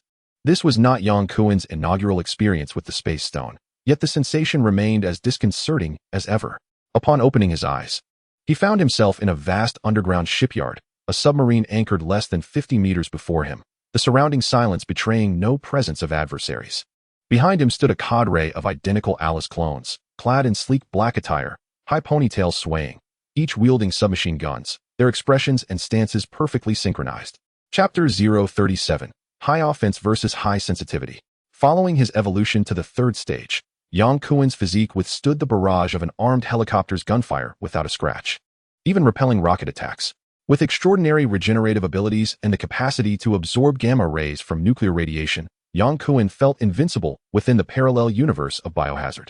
To borrow a phrase popularized in online literature, he had become invulnerable across dimensions, so long as he refrained from engaging in reckless antics akin to Deadpool, such as foolishly attempting to consume a nuclear bomb. For an ordinary individual, Albert Weskier might pose an insurmountable challenge, yet for Yang Kuen, he presented little more than a minor obstacle, primarily due to Weskier's formidable regenerative capabilities, which made the task somewhat tedious. Yang Kuen's sole concern revolved around whether the Red Queen had accurately tracked Weskier, lest he embark on this endeavor in vain. To ensure Weskier's defeat, he had invested significantly, escalating the payment to Rocket Raccoon from double to triple the original reward. Observing the raccoon's smug expression, Yang Kuen surmised that earning this tripled fee would not be an easy feat as he traversed the underground base. The surroundings resembled an abandoned shipyard, devoid of the hive-like modernity and technological sophistication one would expect from the Nevada underground facility. Red Queen, are you certain this is the Umbrella Corporation's Russian branch? Yang Kuen inquired, perplexed. It remains uncertain. However, it has indeed been traced that Albert Weskier entered this facility. As long as Weskier is here, eliminating him becomes the primary objective, overshadowing the mere destruction of the Umbrella Corporation's underground base. In 250 yards, we will enter the testing module. What testing module? Yang Kuen inquired, his confusion palpable. You will understand once you step inside. Hey, Red Queen, your intelligence work is rather irresponsible, Yang Kuen shouted repeatedly, yet received no response, leaving him bewildered. The Red Queen occasionally spoke with a semblance of humanity, but perhaps this time she had led him astray. Accepting his fate, he resolved to face whatever trials the so-called testing module had in store. 3 clones formed a wedge formation ahead, following Yang Kuen through a corridor, and suddenly, an extraordinarily modern cityscape unfolded before them. The city was adorned with shimmering neon lights, bustling pedestrians hurriedly traversed the streets, and yellow taxis zipped by, creating a vibrant and lively atmosphere. Yang Kuen felt as though he had leaped from the depths below onto the streets of New York. Is this what the Red Queen referred to as the testing module? It certainly appeared remarkably lifelike. Suddenly, the sky darkened ominously, and a distant rumble of thunder echoed, followed by a torrential downpour, causing the pedestrians to scatter chaotically in search of shelter. Yang Kuen was reminded of a scene from Resident Evil where Ada Wong rescued Alice, similarly encountering a deceptive module experiment in Russia. Intriguing. With a smirk, Yang Kuen declared, let us pass swiftly. They were not here to partake in games. There was no time to squander in this so-called testing module. The streets seemed to have been washed clean by the rain, and in mere moments, the pedestrians vanished from sight. A thunderous noise resonated from either side of the street, reminiscent of a monstrous creature stomping on the ground. Shortly thereafter, 4 towering figures, clad in tight leather and adorned with various menacing attachments, emerged from around the corner, their physiques even more imposing than the tyrant that had previously attacked Yang Kuen. Grasping colossal size, they advanced menacingly towards Yang Kuen and his companions. The 3 clones at the forefront swiftly spread out, raising their firearms to fire. A barrage of bullets struck the giants, causing blood to spray forth, yet failing to inflict any lethal damage to these beastly creatures. Instead, it seemed to incite their ferocity, as they roared and accelerated towards the clones. The monstrosities produced by the Umbrella Corporation were truly endless. Yang Kuen scoffed, leaping atop a taxi blocking the intersection, hastening towards the horde of monsters. He had no time to waste on these minions. With a thunderous roar, the foremost creature bellowed, abandoning its pursuit of the clones to confront Yang Kuen. A gigantic scythe, nearly the size of a tire, whistled through the air as it descended upon Yang Kuen, aimed directly at his head. Yang Kuen sidestepped the blade's edge, grasping the hilt with one hand. With a mighty shout, he yanked it away, effortlessly seizing the colossal scythe from the creature's grasp. The monstrosity, despite its intimidating size, lacked the sheer strength of the enraged tyrant. Upon losing its weapon, the beast let out a roar and lunged forward with clenched fists, but Yang Kuen stood firm, matching fist against fist, forcing the creature to stagger back twice. I shan't play with you any longer. With a flourish, Yang Kuen wielded the massive scythe, effortlessly severing the creature's legs and neck as if slicing through ham. Meanwhile, 4 clones coordinated their efforts, unleashing a concentrated barrage from 8 submachine guns that riddled the beast's head with bullets. The creature wailed before crashing to the ground, splattering water droplets in all directions. Though the hulking monster appeared fearsome, its combat prowess was pitiful. It was outmatched in strength by the tyrant and in agility by Alice's clones. With the frontline threat neutralized, Yang Kuen deemed it unnecessary to intervene further, as the remaining 2 creatures were swiftly dispatched by the 6 clones. As they traversed the battlefield, the torrential rain behind them suddenly dissipated, plunging the once vibrant, neon-lit street into darkness. The next scene seemed to replicate the battleground of Stalingrad during World War II, as a horde of zombified Russian soldiers emerged from every direction in jeeps, opening fire on Yang Kuen and the clones. Undeterred by the dense hail of bullets, Yang Kuen charged into the fray like a valiant knight, wielding his colossal scythe to topple the approaching vehicles. The 6 clones provided alternating cover fire, swiftly eliminating the undead soldiers with their ferocious firepower. Red Queen, how many testing modules are left? There were two, but the system has shut down the tests. Just a reminder, Weskier is already aware of your infiltration. Seriously? At this point, if he didn't know, it would be utterly blind of him, Yang Kuan thought, realizing Red Queen was teasing him. I assume Weskier knew the moment you breached the facility? Correct, but there is no reward, came the light-hearted voice of Red Queen, her laughter echoing in his ears. Here's a warm tip. Weskier awaits you in the central control room. Yang Kuan was taken aback, not expecting Weskier to confront him directly. Is he alone? Just as many as you. He brought 6 tyrants? Absolutely correct. Imagining himself leading 6 Alice clones against Weskier, the bespectacled man commanding 6 tyrants, Yang Kuan couldn't help but chuckle. It was akin to a paladin leading a band of Amazons against an enemy druid commanding a horde of barbarians. Quite intriguing. Chapter 038. The final battle. The central control room of the Umbrella Corporation's Russian division was expansive, adorned with a distinctly Slavic vaulted dome, illuminated by soft white lights. 6 tyrants clad in deep blue metallic uniforms stood in a neat row behind Weskier, the immutable combination of dark sunglasses and a black suit. Set against a backdrop of formidable tyrants, imbues Albert Weskier with the air of a mafia don rather than that of a multinational corporation CEO. Yang Kuan, leading a cadre of Alice clones, appears utterly unperturbed by the impending melee, his face adorned with a faint smile as he casually surveys his surroundings, resembling a pilot leisurely engaging with flight attendants after a landing. As Albert Weskier strides into the heart of the central control room, Yang Kuan comes to a halt, calmly asserting his presence. 6 clones simultaneously cease their advance, their submachine guns unyieldingly aimed at the tyrants before them, the tension palpable. All present, be it Weskier, Yang Kuan, or the tyrants and Alice clones, are not mere mortals, but mutated beings infused with a virus, rendering conventional bullets nearly harmless. The clones, brandishing their weapons, primarily showcase their own resolve, while the upgraded tyrant, towering in stature, exudes an intangible dominance simply by standing. Weskier, seated with poise, inquires, as a guest. I believe an introduction is in order. Yang Kuan steps forward, gesturing dismissively. For one who is about to meet their demise, I see little need for introductions. Villains often fall prey to verbosity, and Yang Kuan is not inclined to engage in idle chatter with Weskier. With a swift motion, he signals his 6 clones to open fire, a barrage of bullets unleashed upon the towering tyrant. Both products of the Umbrella Corporation's meticulous viral engineering. The tyrant surpasses Alice in raw power. However, it lacks in intellect, retaining only a fragment of human reasoning and weaponry skills. As the submachine guns erupt in a cacophony of gunfire, the clones act without awaiting Weskier's command, charging toward Yang Kuan and their adversaries. The hall reverberates with the sound of gunfire, the crisp thuds of falling bullets, and the heavy footfalls of the tyrant's charge. The tyrant advances with remarkable speed, breaching Yang Kuan's lines within mere moments.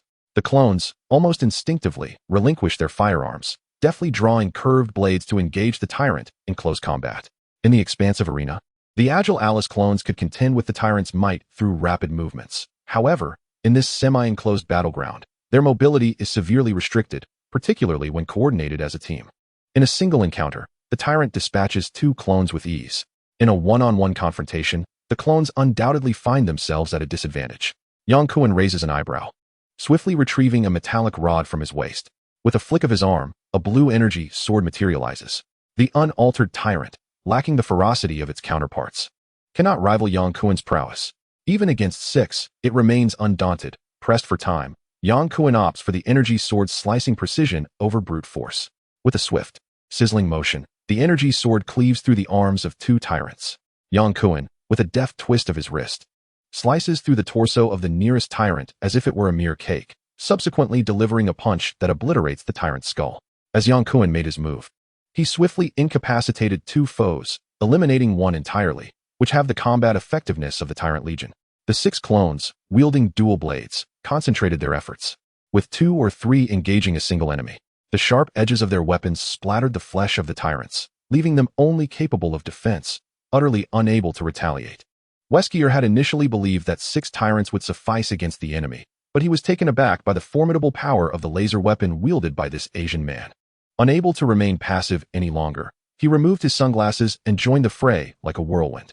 Weskier's target was naturally Yang Kuan, the leader of the clones, who wielded the beam saber. Utilizing his rapid movement, he approached Yang Kuan, placing both hands on his right arm and pushing him aside. The blue luminescence smoothly cleaved through the torso of a clone, severing one who was engaged in a fierce battle with a tyrant. Startled, Yang Kuan summoned all his strength and retaliated with a strike aimed at Weskier. However, Weskier deftly evaded the beam saber's lethal arc, moving with a speed that was nearly imperceptible. Oomph, Yang Kuan grunted, pursuing Weskier with his beam saber, striving to distance himself from his fellow clones to prevent Weskier from using them as shields. With a series of swift slashes, Weskier remained unperturbed, effortlessly dodging Yang Kuan's attacks, leaving him unable to land even a single blow. Having undergone the first phase of viral evolution, Yang Kuan's physical capabilities had already surpassed those of ordinary humans. His strength tripled, and his speed and endurance significantly enhanced. After the third phase of evolution, his physical prowess and strength grew exponentially, along with a remarkable increase in reflexes and velocity. Yet, in the face of Weskier, Yang Kuan found himself unable to match his rhythm, whether in speed of attack or movement. "You are too slow," Weskier coldly remarked as he drew a handgun from his coat, firing 2 shots directly at Yang Kuan's forehead. The supersonic bullets struck true, hitting his forehead and nose before ricocheting away without inflicting harm. The tremendous kinetic energy left Yang Kuan's head ringing, and he instinctively staggered back a couple of steps, shaking his head in an effort to maintain his composure. Well evolved, Weskier mused as he holstered his pistol and, moving like a specter, seized 2 hooked blades from the clones, grievously wounding 2 of them, as he stood leisurely opposite Yang Kuan, toying with his knives. "I'm in a good mood today. Let us play a little longer," he taunted. "Is that so?" Yang Kuan retorted with a cold laugh, stepping back instead of advancing, and seizing the opportunity to dispatch 2 enemies while the tyrants were preoccupied with the clones, alleviating his side's immediate crisis. Both the tyrants and the clones were perfect viral entities, possessing remarkable regenerative abilities. As long as their brains remained intact, they could restore their bodies. However, being cleaved in half by Yang Kuan would require considerable time for a complete regeneration, rendering them effectively incapacitated. The current situation saw 3 clones besieging a tyrant, while Yang Kuan faced Weskier in a one-on-one confrontation. Yang Kuan was not intimidated by the blades in Weskier's hands, but he struggled to keep pace with Weskier's swift movements, making it challenging to land an attack. Weskier, wary of the beam saber in Yang Kuan's possession, executed his strikes with a swift retreat. The 2 adversaries engaged in a stalemate for a while, until the last tyrant met its demise at the hands of the clone, which severed its neck in midair, letting out a mournful wail as it collapsed to the ground, signifying the complete annihilation of Weskier's tyrant squad. 3 clones encircled him, their formation tightening gradually, rendering Weskier's extraordinary speed ineffective, unable to strike as effortlessly as before. "Weskier, did you ever contemplate this day when you betrayed Jill and Rebecca?" As Weskier found himself surrounded by clones, his defeat seemingly assured, Yang Kuan relaxed his demeanor. Chapter 039. A gruesome battle. Weskier emitted a disdainful grunt, showing no interest in responding to Yang Kuan's inquiry. He moved with the swiftness of a tempest, launching simultaneous assaults on the clones flanking him. In the film, Weskier's speed rivaled that of Neo from the Matrix, allowing him to effortlessly dodge bullets. Now, facing him in combat, Yang Kuan realized just how challenging such sonic velocity could be.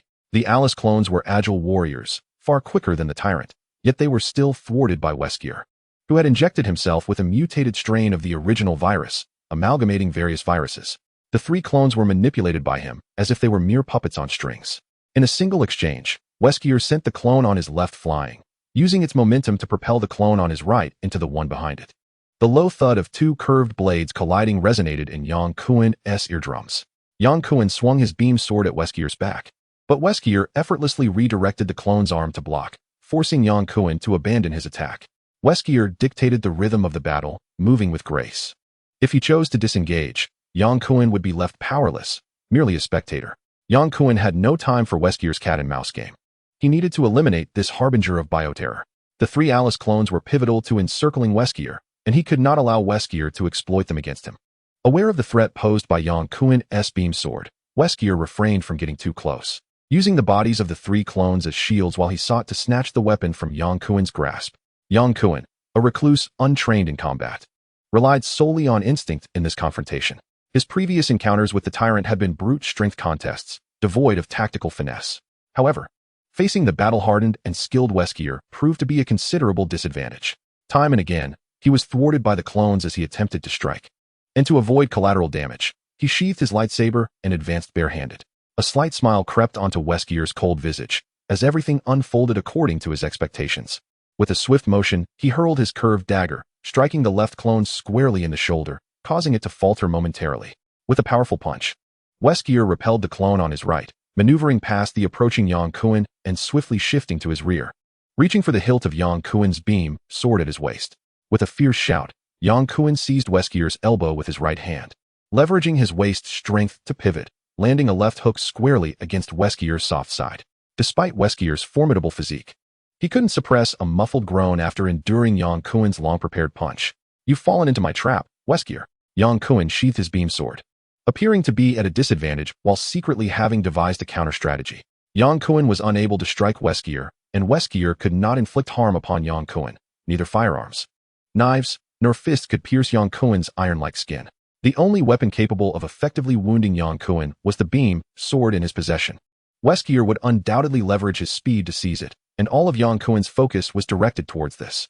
As anticipated, Weskier struck true, remaining calm under pressure. Weskier executed a swift kick, sending a charging clone flying, then used the momentum to maneuver behind Yang Kuan, executing a flawless over-the-shoulder throw that brought Yang Kuan crashing down. His head struck the marble floor with a resounding thud, momentarily blotting out his vision as he clenched Weskier's arm with unyielding tenacity. Releasing the slippery Weskier was akin to grasping a wriggling eel. Even though Yang Kuan was inexperienced in close combat, he was determined to confine Weskier's speed. Weskier rapidly drew his firearm and fired, the bullet striking true into the eye of an oncoming clone, incapacitating it. A resounding shot echoed as another bullet found its mark in the chest of a clone, the tremendous force dismantling its assault. Dodging the lethal curved blade of the final clone, Weskier delivered a side kick that sent it reeling before finishing with a shot that struck the clone's head. In an instant, two clones lay dead while one was critically injured, all rendered incapable of further combat. Weskier had refrained from eliminating the clones earlier, as he needed them to restrain Yang Kuan's beam sword. Now that Yang Kuan was in close quarters, the threat had to be swiftly neutralized. As he emptied his weapon into Yang Kuan's head, leaving him disoriented, Weskier seized him once more for another powerful over-the-shoulder throw. The smooth marble tiles shattered upon impact, with Yang Kuan serving as Weskier's human battering ram. The mutual confinement was evident. Weskier had lost his speed advantage, while Yang Kuan was deprived of his strength, subjected to Weskier's brutal close-quarters combat techniques that left him in a state of near ecstasy and agony. Alas, the raccoon emitted a lament, turning away to shield its eyes from the sight of Yang Kuan, imagining the painful impact of his head against the unforgiving marble, sending shivers down its spine. Jill and Rebecca gasped in unison, gripping each other's hands tightly as they silently prayed for Yang Kuan's safety. Red, the pinnacle of Umbrella Corporation's artificial intelligence, managed to infiltrate the intelligence programs of other branches. After a brief skirmish, she subdued the Russian branch's system, seizing control of the core programming and relaying the unfolding battle in real time to Jill and the others, who were miles away. The tide of battle, once favoring Yang Kuan, had dramatically shifted in Weskier's favor, causing the two girls and the little raccoon to feel a deep sense of anxiety. "Rocket, transport us there. Yang needs assistance." Having witnessed Yang Kuan being relentlessly attacked by Weskier, Jill turned to Rocket Raccoon and resolutely stated, "Indeed." Rebecca concurred, "This is the perfect opportunity to eliminate Weskier." Rocket Raccoon raised his arm and exclaimed, "Yang instructed you to remain in the control room. Do not interfere. Are you stronger than the clones?" Jill arched an eyebrow. "What did you say?" I meant Yang doesn't want us involved. He can handle it alone." Sensing Jill's piercing gaze, Rocket Raccoon hastily amended, "Look, Yang has begun his assault." Jill and Rebecca quickly turned their attention to the screen, and indeed, Yang Kuan had brought Weskier down, ensnaring his thigh and completely subduing Weskier's right arm, delivering a relentless barrage of punches. "Truly remarkable," Rebecca exclaimed, bursting with excitement. Jill smiled, her heart filled with solace. As the fight progressed, Yang Kuan and Weskier fought with utter ferocity, akin to wild beasts.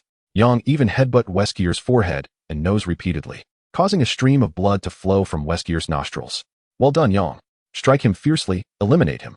Rocket Raccoon, energized, flailed his limbs in exuberance, chanting fervently. Chapter 040. The most terrifying woman in the galaxy having lost his speed, Weskier was stripped of his greatest advantage and was thoroughly subdued by Yang Kuan. Although Weskier possessed superior combat skills, he could not match Yang's physical prowess and strength. With Yang holding his right arm and one leg, Weskier's various martial techniques were rendered ineffective. Yang Kuan, relying solely on his physicality and strength, relentlessly pummeled Weskier's head, providing no respite. In his final moments, the primal viral strain residing within Weskier erupted like an arrow from his mouth, lunging towards Yang Kuan in an attempt to invade his body and transform him into a new vessel. Fortunately, Yang Kuan reacted swiftly, grasping the mutated strain and uprooting it from Weskir's body, subsequently cleaving it in two with his beam sword. The two severely injured clones completed their regeneration. Following the orders of Red Queen, they set explosives to obliterate the Russian division, destroying the Umbrella Corporation's base that produced tyrants. As the explosives detonated, flames surged into the central control room. Yang Kuan and the two clones teleported back to the underground base in Nevada via the space gem. After undergoing decontamination, Yang emerged from the quarantine chamber clad in loose-fitting black work attire and embraced Jill deeply.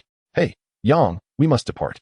Rocket Raccoon was already geared up, his thoughts far beyond this place, soaring through the galaxy. "Of course," Yang nodded, gently patting Jill's back and softly saying, "Jill, I must leave. Weskir is dead. The Umbrella Corporation will descend into chaos. Once the truth about their bioweapon manufacturing is revealed, their downfall will be imminent." Jill remained oblivious, tightly embracing Yang Kuan without the slightest intention of letting go, her rosy lips meeting his. Yang Kuan gestured to the raccoon, engrossed in passionately kissing Jill. "Well, it seems you both require a moment to bid farewell." The raccoon shrugged helplessly and turned away. Rebecca also discreetly returned to the central control console, choosing not to intrude upon the sweet world shared by Yang Kuan and Jill. As their lips parted, Jill wrapped her arms around Yang Kuan's waist, her cerulean eyes sparkling with mirth as she bit her lip and said, "Come to my room. I have something to discuss." Yang Kuan felt a rush of warmth in his heart and replied with a smile, "I have something to say to you as well." Jill chuckled softly, her warm palm sliding down Yang Kuan's abdomen. "Oh really?" Jill's room. The two embraced and fell asleep together, contrasting sharply with the frenzied release following their first act of violence. This time, it was the fervent intertwining of lovers. "Will you come back?" Jill did not lift her gaze to Yang Kuan, narrowing her eyes like a languid Persian cat, relishing the exquisite sensation of her lover's hand caressing her back. "I am repaying a debt as a mercenary for Rocket. Once I fulfill my obligations, I shall return." Jill's sultry voice was utterly enticing, and Yang Kuan found himself irresistibly stirred. "Ah," Jill exclaimed, finally opening her eyes and biting down hard on Yang Kuan's shoulder. The next day, when Rocket Raccoon encountered Yang Kuan, his eyes blazed with fury.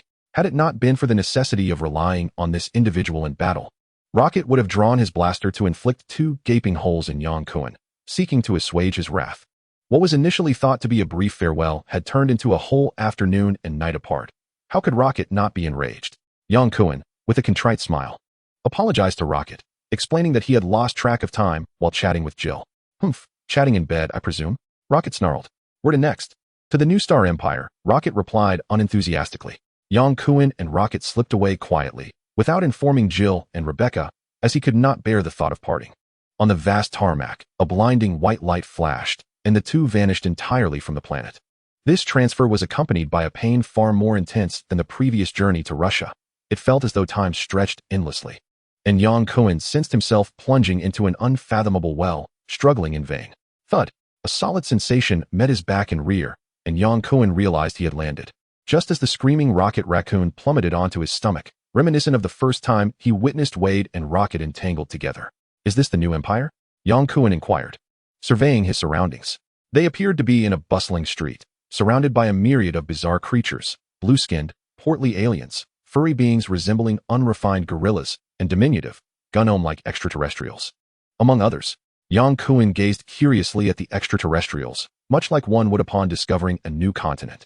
Yet the passing aliens paid no heed to the unexpected presence of two uninvited guests.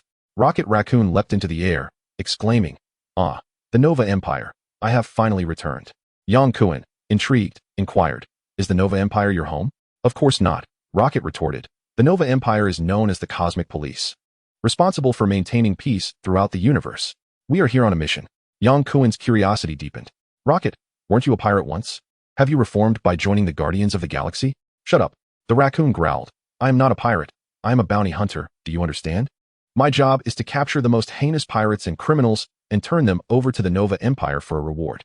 "Well, you know best," Yang Kuan shrugged nonchalantly, having little knowledge of Rocket Raccoon or the Nova Empire. As a member of a terrestrial civilization that had not even conquered its own star system, Yang Kuan looked at the myriad of spacecraft soaring through the skies of the Nova Empire, feeling akin to a country bumpkin entering a grand garden, overwhelmed by envy and admiration. "Let me see who the most wanted criminal is now," Rocket said, retrieving a compact LCD screen from his waist. He swiped the screen with his tiny paw and exclaimed, "Aha! Just as I thought, it's her. 85,000. Yang, we are going to strike it rich. Who? Yang Kuan leaned in closer. Gamora, the adopted daughter of Thanos, known as the most fearsome woman in the galaxy, Rocket declared, passing the display to Yang Kuan to share the details of their target. Yang Kuan, indifferent to Gamora or Star-Lord, felt a jolt at the mention of Thanos' name. One must consider the master when dealing with a dog. Regardless of whether we can defeat Gamora, incurring Thanos' wrath would be troublesome. With her blue skin and sharp, delicate features, Gamora's visage was striking. If not for her bald head and the cold, metallic arm on her left, Yang Kuan would have rated her an 85. She certainly does look formidable. You aren't actually planning to pursue her, are you? Aren't you afraid of Thanos coming after you? It's us, Rocket declared with righteous fervor. Regardless, Thanos' minions have been hunting us down relentlessly. Ronan and this Gamora are the main culprits in that pursuit. Is it for the Space Stone? Yang Kuan queried. Indeed. Rocket affirmed. Thanos intends to collect all 6 Infinity Stones. Are we really going after that, Gamora? Rocket looked up, stating, just the 2 of us will suffice to handle her. Gamora prefers to work alone and seldom has Kree by her side, making her movements difficult to track. Gamora is Kree? Yang Kuan asked in astonishment. The Kree had often appeared in Marvel films, particularly as villains in the S.H.I.E.L.D. television series, leaving a strong impression on Yang Kuan.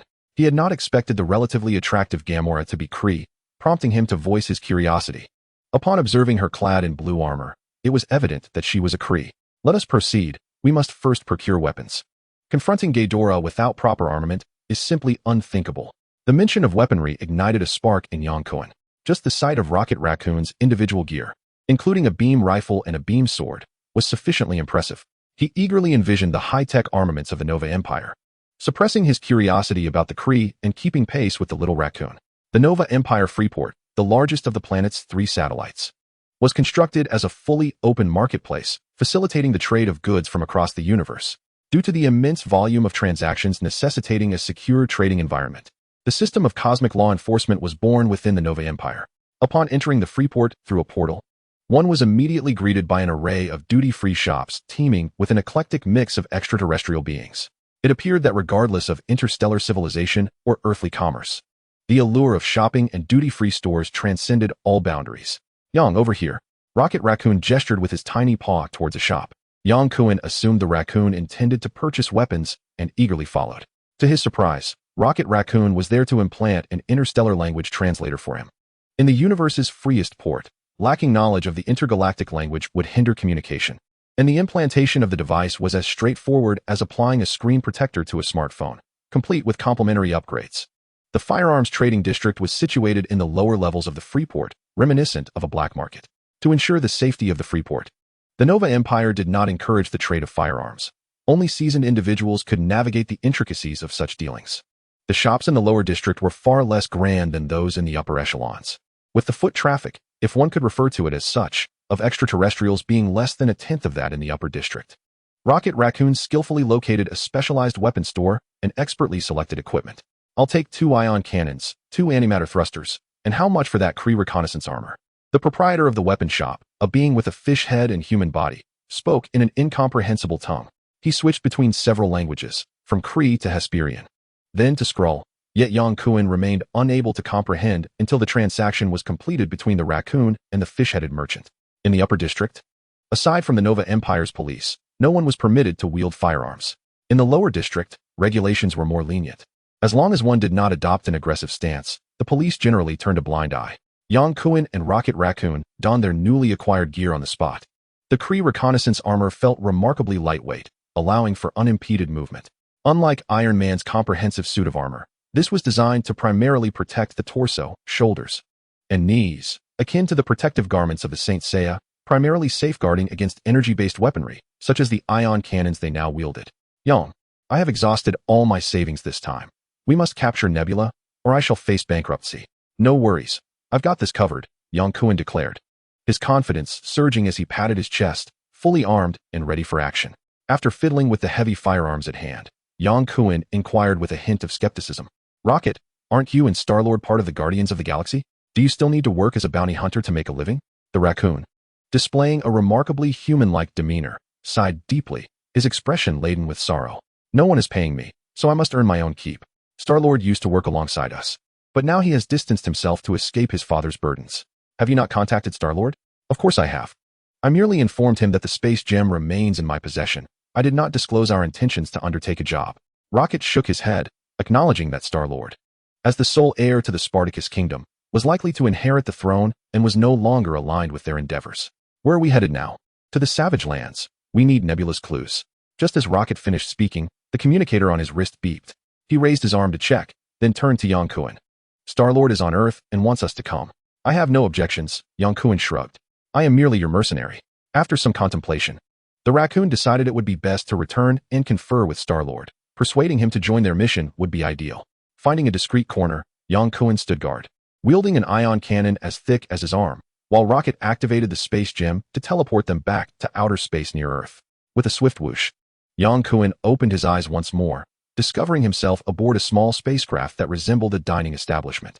Standing beside a table were two individuals of similar height, with Rocket once again perched on his abdomen. Hey, Tony, is this your new armor? I must say, I quite like it. The raccoon leaped down from Yang Kuan's belly and greeted the man clad in striking red armor with a booming voice. Rocket, you always bring such energy. The armored figure raised a martini in acknowledgement. Clad in dazzling red armor and sporting a pair of small mustaches, Rocket referred to him as Tony in the Marvel Universe.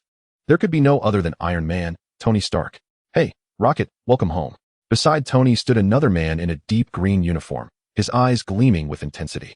His tone indicated he was the captain of the ship, Star-Lord, though his demeanor was a far cry from the comical portrayal in films. This is Tony Stark, known as Iron Man, and this is Peter Quill, Star-Lord. Rocket efficiently stowed his cannon and introduced Yang Kuan. This is Yang Kuan, my new partner. He has contributed significantly to retrieving the space gem. You may call him Yang. Hi. Yang Kuan smiled and offered a greeting, having encountered Deadpool Wade. Seeing Iron Man Tony and Star-Lord Peter elicited no surprise in him. What intrigued Yang Kuan was how these two individuals could possibly intersect. Welcome, Yang, Star-Lord smiled faintly. Rocket retrieved a bottle of martini from the refrigerator, poured a glass for himself and Yang Kuan, and pushed it toward him, looking up to Star-Lord. Is there trouble on Earth? A grave concern settled upon Star-Lord as he furrowed his brow and took a seat. For the Galactic Council had recently passed a resolution to revoke its oversight and protection of Earth. War is approaching, Tony Stark remarked calmly while swirling his glass of wine. Chapter 042. The Vibranium Blades and Gamora. Star-Lord had ventured to the outer realms of Earth to inform the head of the Celestial Sword Bureau, Brandt, regarding the Council's decision. By fortunate coincidence, he encountered Stark testing his newly developed Mark 74 armor in the skies above. Yang Kuan's understanding of the Marvel Universe was solely derived from films. He could comprehend only a fraction of the conversation between Star-Lord and Tony, while Rocket Raccoon displayed no interest whatsoever. With half of his lineage rooted in humanity, Star-Lord found himself more attuned to Earth. Rocket, having never set foot on the planet, naturally felt no concern. Yang, these are Wade's weapons. I believe they may serve you well, Rocket Raccoon said, tossing two katana blades toward him. With a swift motion, Yang Kuan caught the two ebony swords effortlessly in one hand. He drained the last drop of his martini, set down the glass, and unsheathed the blades. The dual swords forged from vibranium bore an indistinguishable appearance from ordinary steel weapons. Had Yang Kuan possessed Deadpool's vibranium katanas before traversing time and space, he would have marveled at their craftsmanship. However, after traversing battlefields stained with blood, the vibranium blades were merely tools in his eyes. He casually swung the swords a few times, gauging their weight, before sheathing them and speaking. I wonder how Wade is faring in the world of biohazard. Who knows? That fellow is truly mad. He would swallow a nuclear bomb whole, Rocket replied with indifference. Star-Lord ceased his conversation with Tony to interject. Even if Wade were to be shattered by a nuclear explosion, as long as a single cell remains, he could regenerate. Rocket poured himself another generous glass. Even if he could regenerate, he might not return. That's certainly worth raising a glass to. Tony lifted his own glass in agreement, taking a small sip. Our ears will be at peace for quite some time. Yang Kuan raised an eyebrow, noting Wade's apparent lack of popularity, as each seemed to relish in his misfortune. Rocket, I intend to entrust the space stone to Tony for safekeeping. Absolutely not, Rocket interjected, shaking his head resolutely before Star-Lord could finish. Are you joking? I have just taken on the task of pursuing Nebula and Gamora. If I lose the space stone, how shall I complete my mission? We have an overwhelming number of troubles. Safeguarding the space stone will only invite relentless pursuit. It is wiser to leave it with Tony, at least for now. As Ronan dares not launch an overt attack on Earth, Tony suggested. That may not be for long, Star-Lord replied, turning to Tony and nonchalantly shrugging his shoulders. What is meant to happen will inevitably occur. As far as I know, The Mind Stone is also on Earth. Thanos will eventually seek to collect all 6 stones. And whether he starts with 1 or 2 makes little difference. Rocket's small eyes darted about thoughtfully. Peter, you make a valid point. But I still need the space stone to send Yang back to his home planet. Thank you. Yang Kuan sincerely expressed his gratitude to the raccoon, appreciating his concern for his return home, adding that perhaps Wade could also benefit from the assistance of the space gem. Indeed. No problem, Star-Lord nodded. The space gem shall be entrusted to your care for the time being. Rocket Raccoon guided Yang Kuan into the cockpit. As he was eager to ascertain the whereabouts of Nebula and Ghidorah, the pilot of the spacecraft was the formidable Dragus, another member of the Guardians of the Galaxy, whose physique resembled that of the Hulk, his bare back adorned with various dark red patterns, reminiscent of some religious runes. Dragus was singularly focused on the annihilation of Thanos. His purpose for joining us was solely to eliminate him.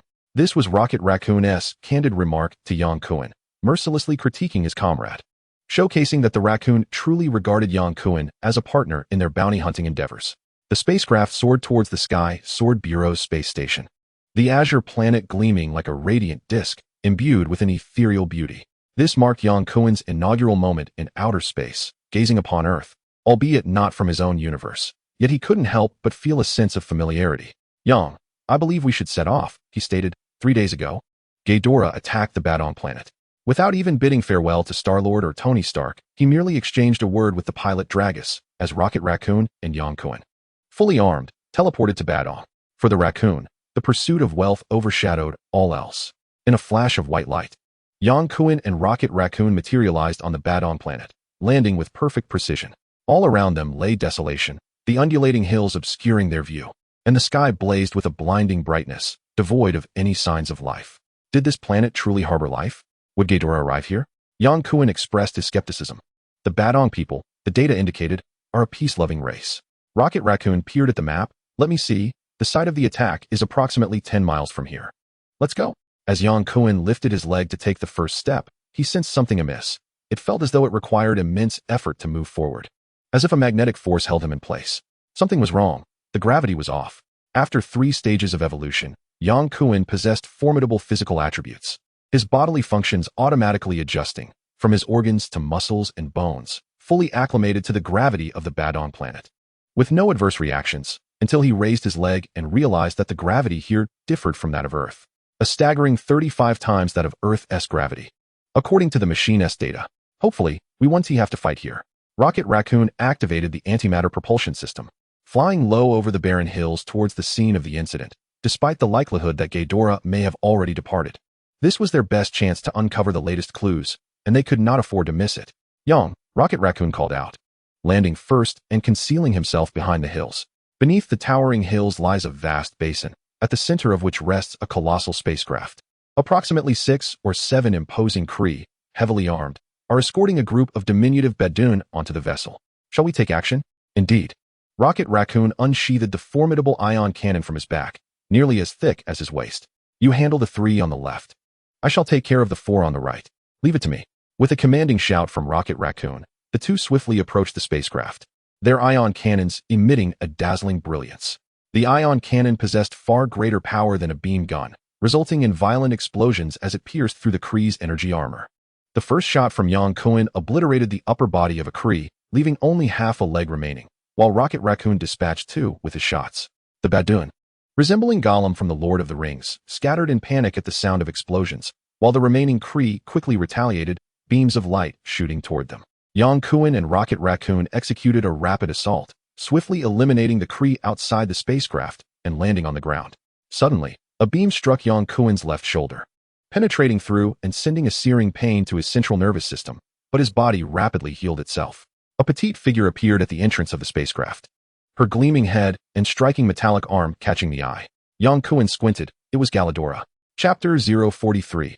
A frustrating encounter. Rocket Raccoon, I have been searching for you everywhere, only to find you have delivered yourself right to me. Ghidorah's gaze slid past Yang Kuan's towering figure, fixating on the raccoon with a smug smile. Rocket Raccoon hefted his ion cannon and boldly advanced a couple of steps. I've been looking for you as well, Ghidorah. I accepted a bounty from the Nova Empire to capture you. Call forth your subordinates. I need only myself to deal with you. Ghidorah wasted no time. Her beam gun aimed squarely at the seemingly formidable Yang Kuan. Yang Kuan stood his ground, engaging in a fierce exchange of fire with Ghidorah. His regenerative abilities far surpassed those of Wade, who could withstand a nuclear blast. A mere beam gun posed no threat to Yang Kun. Galladora exhibited remarkable speed, relying solely on her physical prowess without any propulsion devices. Yang Kun assessed that her speed was only slightly slower than Weskier's. Yet the crucial issue was that the gravity on this Badoon planet was 35 times that of Earth. If Weskier were here, he would likely struggle even to move at a normal pace. This demonstrated that Galladora's reputation as a formidable figure in the galaxy was well-deserved. She truly possessed exceptional skills. Boom, boom. Yang Kun's consecutive shots failed to hit the moving Galladora, but instead penetrated the spacecraft's door, eliciting a startled exclamation from Rocket Raccoon. Damn it, Yang. Aim properly, and do not damage my ship. Rocket Raccoon, do you really want to provoke her? This is clearly the Kree spacecraft, yet you deny being a ruthless pirate. Even before capturing Gamora, you are already contemplating seizing their vessel. Gamora, true to her reputation as a seasoned pirate, swiftly switched to dual energy blades upon realizing that her energy gun was ineffective against Yang Kun. A mere bullet wound, no larger than a bowl, could heal rapidly. However, should her arm be severed by the energy blades, her combat prowess would diminish significantly.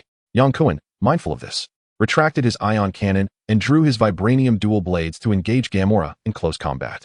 Since the ambush on the Kree and Gamora's subsequent arrival on the battlefield, no Kree had been seen inside the spaceship, leaving Gamora without reinforcements. Known for her solitary ways, Gamora's lack of support led Rocket Raccoon to confidently join Yang Kun in overwhelming her. Having faced the brutal confrontation with Weskier, Yang Kun had honed his skills against fast-moving adversaries. Furthermore, Gamora's speed, while formidable, fell short of Weskier's terrifying sonic velocity. Yang Kun's strategy of trading injuries and risking his life proved challenging for Gamora, especially with Rocket's intermittent shots from a distance. Rocket, you hit me. Please aim better. You'll heal anyway, he exclaimed, as Rocket Raccoon, exhibiting a flicker of conscience, opted for a less destructive energy pistol instead of the ion cannon, which could have sent Yang Kun flying had it struck him from behind. Frustrated by the stalemate, Gamora, in a moment of urgency, lunged at Rocket Raccoon while Yang Kun was preoccupied. Under the influence of 35 times gravity, Yang Kun was no match for the so-called most formidable woman in the galaxy in terms of raw physical speed. Yet, combat often relies on equipment. He had an antimatter thruster at his disposal. Before Gamora could reach Rocket, Yang Kun's vibranium blade struck with precision, aiming for her back. Taken by surprise, Gamora raised her metallic arm to defend herself and swiftly altered her trajectory to evade the blade's edge. The clash of metal resonated sharply, and Yang Kun was astonished to find Gamora's arm unscathed. His vibranium blade had failed to sever her mechanical limb. Seizing the opportunity, Rocket Raccoon fired a shot that struck Gamora's right chest, penetrating her energy armor and leaving her momentarily dazed. With black smoke billowing from her armor, Gamora faltered, and Yang Kun's blade was poised at her throat, its edge piercing the surface of her skin, a trickle of blue blood oozing down the smooth blade. Don't move. I have no desire to kill you, Yang Kun commanded, his voice firm. Gamora glared at him fiercely, her chest heaving with indignation, clearly unwilling to accept defeat. After a brief moment of hesitation, she relinquished her energy sword.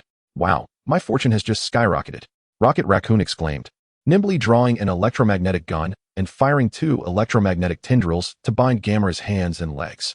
Inside the spacecraft, there were only 2 Kree pilots. Upon seeing Yang Kun, they hastily drew their weapons, only to be swiftly dispatched by his blade. Subsequently, the Rocket Raccoon ushered the visibly disgruntled Ghidorah aboard. This battle not only captured the wanted individual Ghidorah, but also yielded a large spacecraft, prompting the Rocket Raccoon to feel an overwhelming urge to dance with joy. After thoroughly searching the ship and confirming the absence of any remaining Kree, the Rocket Raccoon initiated the journey towards the Nova Empire, exhibiting commendable prowess. Yang Kun stood before Ghidorah, toying with his prize, Ghidorah's ceremonial sword. Humph, in a one-on-one confrontation, you are no match for me, Ghidorah remarked with a frosty demeanor. Perhaps you are right, but in a solitary duel, the one who will perish is undoubtedly you, Yang Kun retorted, deftly slicing his own arm with the crimson energy blade, only to watch it heal almost instantaneously. See, I possess the ability to self-heal. You cannot slay me, yet I can extinguish your life. Ghidorah's calm visage briefly transformed, exhibiting disdain. So you are merely a lowly inhuman. Inhuman? Yang Kun shook his head vehemently. No, I am not an inhuman. Moreover, I do not regard your Kree as particularly noble, especially when reduced to the status of a captive. Humph, when you find yourself in my grasp, I shall demand that you kneel and beg for mercy, Ghidorah hissed through clenched teeth, her eyes seemingly ablaze with fury, wishing for nothing more than to devour Yang Kuan whole. Yang Kuan cast a glance at Ghidorah, teasingly suggesting, "Close your eyes and take a nap. Perhaps your dreams will come true." Ghidorah was seething with rage. Originally, she could have utilized the space gem to teleport directly from the planet of Badong to the Nova Empire, yet the Rocket Raccoon, unwilling to part with his newly acquired ship, stubbornly piloted it through 2 spatial jumps to reach the outer space of the Nova Empire. The journey was rather tedious, prompting Yang Kuan to jest with Ghidorah, at times contemplating removing her armor as a trophy, and at others remarking that without her metallic arm, she might still be considered beautiful. His relentless teasing was designed to infuriate Ghidorah, who, with her fiery temper, consistently fell for his provocations, becoming so enraged that she even began a hunger strike in protest. However, upon hearing Yang Kuan quip that if she starved to death, she would have no opportunity for revenge, Ghidorah reconsidered her stance. Upon presenting the captured fugitive Ghidorah to the Nova Empire's cosmic police, the Rocket Raccoon delightedly received a reward of 85,000, returning to the ship to discuss their share of the spoils with Yang Kuan. "Listen, you performed admirably in this operation, yet you must compensate me for the time lost at double the rate. Thus, the division shall be 70-30 in my favor." "No need. 85,000 is all yours. I have no use for such money," Yang Kuan replied nonchalantly. "Very well, a fair deal," the Rocket Raccoon exclaimed, his tail wagging with delight. "Yang, let us continue our pursuit of wanted criminals. I have secured a target ranked second on the list, Babylon, the Scroll. Before we commence, I wish to take a brief holiday to visit Jill." "All right then," the Rocket Raccoon purred, sharpening his claws. "I shall escort you, but we cannot delay for too long." "No problem." Chapter 044. Immortal Forever. The ship, recently commandeered from the Kree, docked at the freeport of the Nova Empire, a sanctuary where the threat of further ambush was non-existent. Yang Kuan had initially presumed that Rocket Raccoon would utilize a spatial gem to transport him to the universe of Resident Evil. To his surprise, Rocket decided to accompany him, explaining that the wait for their companions was too excruciating. He preferred to vacation alongside Yang Kuan, especially after their recent lucrative endeavors. "Hey, that Earth doesn't accept the currency of the Nova Empire. You'll need to prepare some dollars," Yang Kuan jested. "Already taken care of," Rocket replied, proudly showcasing the electronic device on his wrist. This miniature computer granted him access to all banks in that realm, rendering the low-tech planet utterly defenseless against him. Yang Kuan nodded. "Indeed, it's easier than a heist." As they prepared to depart, Yang Kuan pointed to Rocket's back. "Hold on, we're going on vacation. Not to obliterate the White House. Why are you bringing an ion cannon and antimatter thrusters?" "All right," Rocket conceded reluctantly, discarding some of his gear but retaining his standard issue energy armor and beam weaponry. Yang Kuan only carried 2 beam swords, spoils taken from Nebula Galladora, preferring them over Deadpool's vibranium katanas. He opted not to wear armor, as the technology of the Resident Evil world posed little threat to him unless it involved nuclear ordnance. With a mere blink, Yang Kuan and Rocket Raccoon were transported from the Nova Empire of the Marvel Universe to the parallel universe of Resident Evil, arriving at the same coordinates of the Umbrella Corporation's secret underground base. The landing pad was occupied by a transport aircraft and 2 Black Hawk helicopters, devoid of personnel. Since the onset of the Resident Evil crisis, Yang Kuan and Rocket had traversed time and space incessantly. He was oblivious to the passage of time in this world and uncertain whether Jill remained at the underground base. However, this was Rocket's designated landing point, and immediately contacting the artificial intelligence Red Queen to locate Jill would be the quickest course of action. "Let us hope Jill is still here," Yang Kuan mused lightly as he stepped forward. Suddenly, a series of urgent alarms blared. Rocket halted, drawing his beam gun, sensing that the base was not welcoming. Yang Kuan, sensing the tension, furrowed his brow and declared, "To the central control room." As they exited the landing pad, they were abruptly encircled by 2 squads of heavily armed soldiers, their dark weapons trained on the pair. Yang Kuan glanced around. The all-black attire of the soldiers concealed their affiliations, but they were unlikely to be from the Umbrella Corporation, or else Jill and Rebecca would be in peril. A commanding officer, a black man, barked, "Drop your weapons." Rocket, fixated on the officer, whispered, "What is going on?" "No." Yang Kuan raised his hands to indicate he was unarmed. "We're here on vacation, not for combat." Rocket lowered his hands, his weapon pointing to the ground. For soldiers cautiously approached from either side to disarm them. Yang Kuan suddenly sprang into action, seizing 4 soldiers and hurling them aside as if they were mere bowling pins, penetrating the encircled area with breathtaking speed and incapacitating all adversaries. "Oh, Rocket Raccoon," he raised an arm. "Didn't you say we came here for a vacation?" "Indeed. We are here for a holiday. This is merely a warm-up," Yang replied. Along their path, any armed forces they encountered fell effortlessly to Yang Kuan. After engaging in combat against foes like Weskier and Ghidorah, who moved at near-sonic speeds, his body began to undergo subtle evolution, significantly enhancing his own velocity. Though not quite at the speed of sound, he had certainly crossed into the realm of subsonic speed. The central control room remained unchanged as Rocket Raccoon seized a carbine and discharged a volley into the air to assert dominance over the scene. Yang then called out to Red Queen. Red Queen, what transpired after our departure? It is delightful to see you, the Red Queen's bright, youthful voice chimed. Her initial response eschewing Yang Kuen's inquiry in favor of a warm greeting. After you left, Jill and Rebecca disclosed to the media Umbrella Corporation's covert production of biological weapons and the truth behind the Raccoon City incident. Consequently, Umbrella's stock plummeted, leading to its collapse, and its assets were seized by various governments. Was the battalion that attacked us working for the American government? Yang inquired. They were affiliated with it. Yang's concern did not lie with the fate of Umbrella. His focus was solely on Jill. Where's Jill? He asked.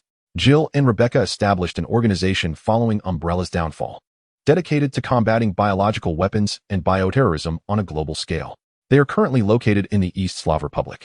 East Slav Republic, an Eastern European nation? Indeed. A country that seceded from Ukraine. Civil war erupted 2 weeks ago, with reports indicating the use of biological weapons by anti-government forces. Yang felt a pang of anxiety. Is it possible to contact Jill? It will take some time. After approximately 10 seconds, the Red Queen connected to Jill's phone. A familiar voice reached Yang's ears, stirring an inexplicable sense of elation.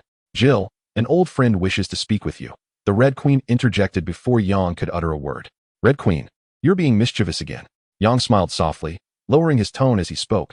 Jill, it's me. Yang, is it truly you? Yes, I have returned. Where are you? I am right behind you. Ah, you jest. Where exactly are you? I am genuinely behind you, but I need you to wait a minute. Understood. Without needing further clarification, Jill recognized that he would utilize the space stone to teleport. In the presence of the central control room, personnel, and Rocket Raccoon, Yang felt it inappropriate to indulge in tender exchanges with Jill, thus concluding the call and inquiring with the Red Queen about Jill's precise coordinates. By the way, Red Queen, there is something I must ask of you. What is it? I need you to monitor Raccoon City. I am searching for an old friend. Yang could not resist emphasizing the pronunciation of old friend in a manner reminiscent of the Red Queen's earlier tone. Are you looking for Wade? You know Wade? Had Wade been found at last?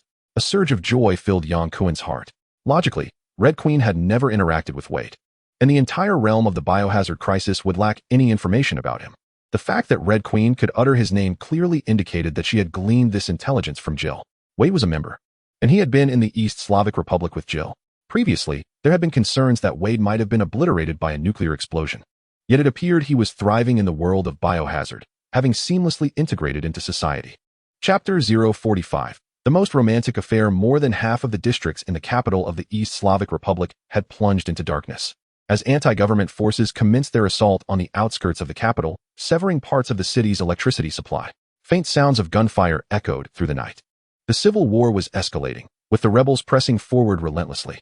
Jill received a notification from Rebecca regarding the evacuation from the East Slavic Republic. However, she chose to remain in the hotel, awaiting news from Wade. Jill and Wade had entered this Eastern European nation under contrasting identities. Jill as an investigator engaging with the official entities of the East Slavic Republic, while Wade infiltrated the opposition to uncover secrets regarding biological weaponry. The sudden call from Yang Kuen took Jill by surprise and filled her with excitement. She fondly reminisced about the days spent fighting alongside Yang Kuen, cherishing the beautiful feeling of mutual trust and reliance. A brilliant flash of white light illuminated the room, transforming it into a dazzling daytime scene. Jill turned swiftly, only to find Yang Kuen and Rocket Raccoon had arrived. Yang, Jill exclaimed with a smile, stepping forward to envelop him in a deep embrace. Yang Kuen held Jill's captivating figure tightly, lowering his head to inhale the sweet fragrance of her hair. You look particularly alluring in your professional attire. The blue tailored skirt suit accentuated Jill's stunning silhouette, with a plunging neckline revealing a tantalizing glimpse of her décolletage. Her radiant curves led down to long, elegant legs, while her red high heels exuded a powerful, sophisticated aura. Yang Kuen, unable to contain himself, pressed his lips against Jill's, his hand wandering down to caress her exquisite leg. Jill reciprocated the kiss passionately, her tenderness ablaze. Rocket Raccoon, exasperated, threw up his hands and found a spot to sit, crossing his legs. It was always like this. They would kiss the moment they met, treating him as if he were invisible. After a while, Jill pulled away from Yang Kuen's lips and softly inquired, I didn't expect you back so soon. I returned for a vacation after completing my mission. Vacation? Jill chuckled. What mission? As a bounty hunter, you know, Rocket and I captured a notorious pirate who roamed the galaxy. That sounds thrilling. Of course, I can take you on an interstellar journey, Yang Kuan asserted, tightening his grip on Jill's arm, assuring her of an experience like no other. How wondrous is it? Jill playfully tapped Yang Kuan's nose, resembling a mischievous little girl. Indescribably delightful. Oh, my dear Romeo and Juliet, I do not wish to intrude upon your rendezvous, but it is rather uncomfortable hanging outside the window. Please forgive my need to enter. An exaggerated voice echoed from outside, interrupting the tender flirtation between Yang Kuan and Jill. As a shadow swiftly vaulted through the window, Rocket Raccoon quickly drew his weapon, aiming at the opening. Do not shoot, it's one of us. Rocket Raccoon maintained his shooting stance but relaxed noticeably, revealing his prominent front teeth. Wade, when did you begin learning to scale walls like Spider-Man? This is the ideal position for experiencing a Shakespearean play, I assure you, Wade declared, raising his right index finger with conviction. Clad in his timeless red and black spandex combat suit, adorned with 2 towering katanas on his back and 2 small handguns at his waist, Wade's classic appearance remained unchanged. This aesthetic has not faded in the slightest, Yang Kuan remarked with a smile. Wade, should I be happy for you or feel pity? You ought to buy me a drink. Yang Kuan snapped his fingers with flair. No problem. We are in dire need of a partner, aren't we, Rocket? Unless he guarantees he won't covet the space gem, I would rather entrust it to Tony than hand it over to him, Wade replied, shrugging. The gem holds no significance for me anymore. Rocket Raccoon remained cautious. Wade, should I trust you? I swear, Wade affirmed. Jill released Yang Kuan's arm and turned to Wade, inquiring, Wade, what is the situation? The circumstances are worse than we anticipated. The rebel faction has several beekeepers commanding a vast number of gluttons to attack the government forces. It won't be long before they seize the capital. We must leave this place, Yang Kuan stated emphatically. Jill, this is not safe. Before Jill could retort, Yang Kuan quickly continued, according to intel from the Red Queen. The rebels and government forces of the East Slavic Republic have received support from NATO led by the United States and Russia, respectively. The emergence of biochemical weapons is no longer a mere incident of biochemical attack, but a struggle for regional hegemony between 2 global superpowers. We have no reason to become embroiled in this conflict. Wade nodded in agreement. Yang is right. We should not involve ourselves in war. Very well, Jill sighed, feeling defeated. Rebecca had previously urged her to evacuate multiple times, yet Jill had insisted on uncovering the truth. However, the situation had spiraled beyond anyone's control, and she need not persist any longer. Wade, are you ready to go home? Or do you wish to remain in this world for a holiday? Wade tilted his head. Of course, I have been preparing since the moment I regained consciousness. I do not want to miss the last ride. Jill, I will take you to the stars and the sea. Jill grasped Yang Kuan's hand tightly, her heart racing. This was not skydiving or deep-sea diving, but a journey through time and space, an experience she had never encountered before, filled with curiosity and speculation about the unknown world. Do not worry, Yang Kuan reassured her, gently squeezing the back of Jill's hand, smiling. Anxiety is but a facade. Jill managed to force a faint smile in response, exhaling deeply. The Rocket Raccoon retrieved the space gem to initiate the spatial teleportation, a dazzling white light flashing once more. Almost immediately upon activation, Jill began to scream, her cries crescendoing until they landed on the spaceship. Those nearest to her, particularly Kuan, suffered the consequences. For quite some time after landing, his ears buzzed incessantly, leaving him in a state of partial deafness. Ladies and gentlemen, welcome aboard my spaceship. Upon landing, the Rocket Raccoon swiftly secured the space gem, spreading his arms with a sense of pride. Although Wade had assured him he would not seize the space gem, one could never be too cautious with this character. Known for his lack of boundaries, the rocket has stolen my lines, Yang Kuan grumbled, still fiddling with his ear. Is this what a spaceship looks like? Regaining her senses, Jill gazed around the vessel with childlike curiosity. Jill, allow me to give you a tour. Let us first visit the cockpit, Yang Kuan offered, linking arms with her as they strolled leisurely, introducing her to the structure of the ship. Outside the porthole, the stars sparkled brilliantly like resplendent diamonds. Chapter 046. The Scarellian Assault. The New Star Empire is situated at the periphery of the galaxy, nestled at the confluence of the Milky Way, Andromeda, and the Large Magellanic Cloud. This central location allows for convenient travel to both neighboring galaxies. The Rocket Raccoon accepted a mission to capture the notorious Scarellian outlaw, Babylon, who ranked second on the Cosmic Police's wanted list, steering the ship towards the Scarellian stronghold in the Andromeda Galaxy. Since Jill was aboard, the Rocket Raccoon refrained from initiating a space jump. Moreover, they were unaware of the precise location of their target. Yang Kuan and Jill stood hand in hand, affectionately leaning against each other, gazing out at the boundless wonders of the universe. This was a magnificent sensation unattainable on Earth. Do you see that spiral galaxy that resembles a silver disk? That is the Andromeda Galaxy, home to the Scarellians, Yang Kuan explained. Although not an astronomer, his ability to discuss the celestial bodies with Jill stemmed from his prior research on Andromeda's data. The Andromeda Galaxy is hurtling towards the Milky Way at a velocity of 186 miles per second, and in approximately 3 billion years, it will collide with our galaxy, ultimately merging into an elliptical galaxy, which we might refer to as the Milky Way Andromeda Galaxy. Jill, enraptured, sighed. 3 billion years is an eternity for us. By then, we will have transformed into cosmic dust. Indeed, human life is fleeting, Yang Kuan mused, gazing skyward. You know, Jill, when I first arrived in this world, my singular thought was to locate the space gem and return to my planet. The world of biohazard is perilous, and I feared that I might unwittingly succumb to a zombie bite and meet an untimely end. Jill drew her gaze back, her azure eyes fixed upon the man before her. Do you not wish to return home now? Thinking, Yang Kuan nodded resolutely. Yet the urge to return home was far less pressing than before. As you mentioned, life is fleeting. To return to my original planet and lead a mundane existence is akin to the life of an ant. I revel in the sensation of interstellar travel, experiencing the profound significance of existence. That sounds like the musings of a poet, Jill chuckled softly. Yang Kuan touched his nose, a faint smile gracing his lips. Oh, I forgot to tell you, I am a writer. Is that so? Jill said, wrapping her arms around Yang Kuan's neck. What have you written? In fact, I am in the process of crafting a science fiction novel about a man from a parallel universe who encounters a captivating female police officer from another world, embarking on a beautiful journey through the stars together. I eagerly anticipate your novel. I thought you would be more excited about the male protagonist. Jill giggled, kissing Yang Kuan passionately. Jill spent 3 days aboard the spacecraft, reluctantly bidding farewell to Yang Kuan. The passage of time in interstellar travel was significantly slower than on Earth in the parallel universe. Jill feared that if she lingered, her world would undergo drastic changes, rendering it unrecognizable. Despite her reluctance to part with the romantic days spent with Yang Kuan, she had to return to her own planet. After sending Jill off, the vast spacecraft was left with only 2 individuals and a small raccoon. Yang Kuan felt a profound sense of loss. Buddy, your expression resembles that of a man who has been dumped numerous times, Wade remarked, swaggering into the seat opposite Yang Kuan with a bottle of wine. Taking a hearty swig. Listen to me. If you like her, pursue her.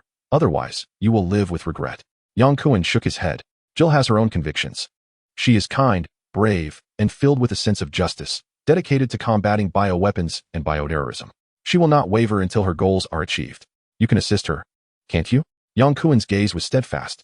Of course, but only after I fulfill my promise regarding the rocket. Hey, guys, I think we are in serious trouble.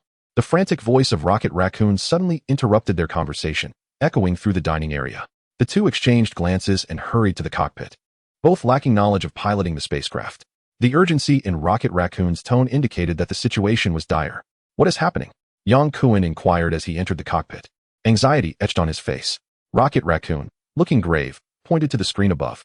We detected massive electromagnetic energy fluctuations nearby, and gravitational forces are intensifying. A wormhole is likely opening. We need to leave immediately. Rocket Raccoon shook his head. We are already at maximum speed, yet we cannot escape the gravitational pull. Yang Kuan pondered. If we truly cannot break free, we should abandon the ship and use the space gem. No way, Rocket Raccoon countered vehemently. After finally acquiring a ship of their own, the raccoon would never relinquish it easily. Even if a wormhole opened, they could seize the opportunity to escape when the opposing ship emerged and the gravitational forces weakened. The once clear vision gradually became murky, and the shimmering starlight vanished as if ensnared by some sinister, dark magic. A colossal mass of energy continued to coalesce, and a violent electromagnetic storm surged like a tsunami against the teetering spaceship, crashing in relentless waves. Damn it, Rocket Raccoon roared, his tiny paws darting over the controls as he desperately strove to maintain the vessel's balance. It was as if a pitch-black canvas had been torn apart, with immense energy masses being ripped asunder, the fissures expanding to form gigantic portals. Subsequently, an endless array of whale-shaped warships emerged from these gateways. Damn it, it's the Skrull fleet. They are attacking the Kree. Yang Kuan shouted. Forget about the Kree for now. We must focus on our own survival and flee. Wade calmly interjected. In fact, we are the Kree. Let us not forget we are piloting a Kree ship, and it seems the Skrulls have already detected us. Indeed, a whale-shaped mothership detached from the forefront of the fleet, barreling directly towards the trio's vessel, while 6 small fighter jets erupted from its belly, forming an aggressive battle formation. Whoa! Just as the 6 fighters were poised to launch their assault, the spaceship finally gained momentum, retreating at the swiftest speed from the wormhole. The 6 fighters pursued relentlessly, their blue beams barely grazing the hull. Rocket, accelerate. We need to shake them off. I'm accelerating. Rocket Raccoon bellowed. Wade, Yang. You two head to the weapons console and teach those pesky scrolls a lesson for tailing us. Chapter 047. A return to the brink of liberation. The Kree ship that Yang Kuin and Rocket Raccoon had commandeered was not a standard warship, but rather a pirate vessel outfitted with weaponry. Lacking the performance and protection of a true battleship. Even while dodging with all his might, Rocket Raccoon could not avoid the onslaught of the 6 fighter jets. Boom, boom. The sides and engines were struck in succession, the entire cabin shuddering violently as it gradually lost balance. Damn those scrolls. Rocket Raccoon cursed loudly. We must get out of here. Yang Kuin shouted as he retaliated with the pulse cannon. You're right. I do not wish to become floating jerky in space. Wade concurred. Rocket Raccoon, with his eyes aflame, insisted, hold on. Ahead lies an asteroid belt. If we can slip into it, the Skrulls won't be able to attack us. Are you crazy? We'll be smashed to bits by the asteroids. Yang Kuin yelled. Trust me. I can navigate through the asteroids. Before Rocket could finish, the ship was struck again, completely losing control and beginning to spin violently. Use the space stone to escape now? Yang Kuin shouted in exasperation. Rocket Raccoon, bound to the pilot's seat, felt his head swell with anxiety. At that moment, he could no longer hold on. He reached for the space gem concealed at his waist, but unexpectedly, the ship lurched violently, causing the gem to slip from his grasp and drift towards Yang and Wade. Alarmed, Rocket shouted for them to seize the gem. Both Yang and Wade reached out simultaneously, but suddenly, the gem erupted with radiant light, enveloping their figures. In a moment of sheer terror, Rocket wailed as Yang and Wade vanished before his eyes, while the blue gem altered its trajectory and began to plummet downward. Rocket swiftly unbuckled his seatbelt and, summoning all his strength, lunged for the space gem, managing to activate it just before the ship collided with the asteroid belt. When he opened his eyes again, a cerulean sky greeted him, and Rocket exhaled in relief, thankful to have escaped the Skrull onslaught. However, his relief was short-lived as he soon sensed something amiss. His body began to plummet rapidly, the air swirling around his fluffy tail like a tattered parachute, failing to slow his descent. In a panic, Rocket flailed his arms and screamed, terror gripping him as he beheld the towering buildings rushing toward his small head. Suddenly, a red figure zipped past him, and before he knew it, he felt powerful arms enveloping him. It was Spider-Man come to his rescue. Well, you arrived just in the nick of time, Rocket exclaimed. Hey, Rocket, did you just fall from outer space? Let me kindly remind you to bring a parachute next time. Peter Parker quipped.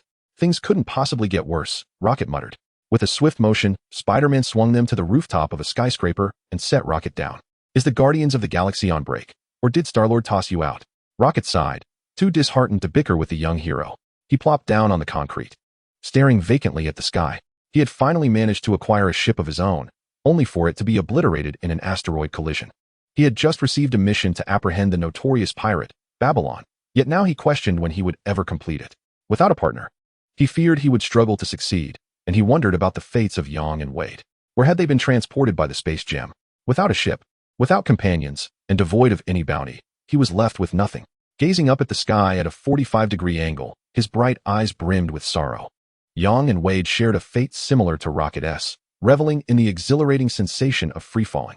However, their experience differed in that they were not alone in their descent, but rather falling alongside many others. Upon opening his eyes, Yang was greeted by a sea of white parachutes surrounding him, resembling mushrooms, each bearing a paratrooper beneath. The deafening sound of explosions echoed in his ears as fierce anti-aircraft fire mercilessly rained bullets upon the parachutists above. Yang was struck by 2 bullets, the force propelling him into a spin mid-air, and then he spotted Wade, a single point of red amidst the sea of white.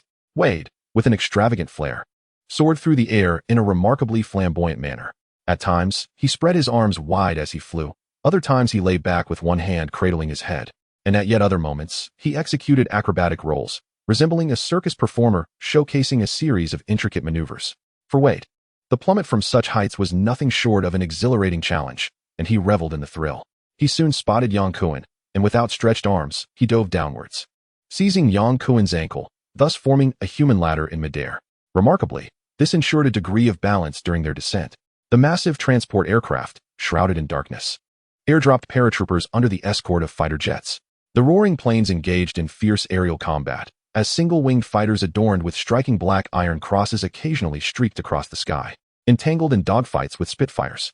Evidently, they had been transported to a battlefield via the Space Stone, specifically to the Second World War, amidst the conflict between the British and the Germans. With a resounding crash, Yang Kuan landed heavily on the ground, as if every bone in his body had been shattered, resembling a crumpled, abandoned vehicle. What the hell, was Yang Kuan's final thought, having undergone 3 evolutionary phases due to a viral injection. His physique had become more resilient than steel. Thus, the free fall from several thousand meters inflicted no harm upon him, save for a concussion from the violent impact that rendered him momentarily unconscious. Since his last experience of free falling in Raccoon City, where he had been ignited like a turkey, Wade had learned valuable lessons. This time, during the descent, he swiftly clung to Yang Kuan's legs, treating him as a cushion. The fractured ribs healed rapidly, and within a minute, Wade sprang back to life as if nothing had transpired, crouching to assess their surroundings. As a top-tier mercenary, Wade possessed an innate sensitivity to the battlefield. Recognizing the paratroopers' drop zone was under enemy fire, he noted the scattered troops, akin to dandelion seeds, making it challenging to consolidate their forces. Hey, Yang, my dear little darling, time to wake up. God bless your little buddy. Let us hope it's still intact. Wade exclaimed, playfully slapping Yang Kuan's cheeks. With a powerful roar, Yang Kuan expelled nearly all the air from his lungs. Wade tilted his head in confusion. Shaking his head to clear his thoughts, Yang Kuan pushed himself up, gazing skyward in silence. While he longed to return home, he never anticipated being thrust back into the battlefield of the Second World War, particularly in Europe, a world away from China.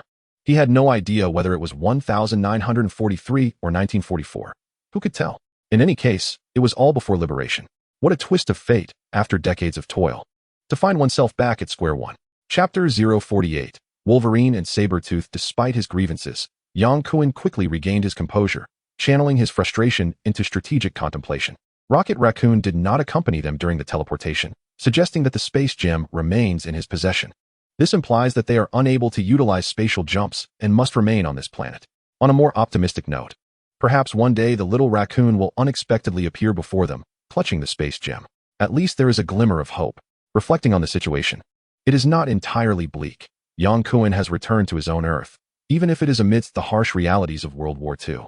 With his formidable self-healing capabilities, he is certain to survive and find another opportunity to return home.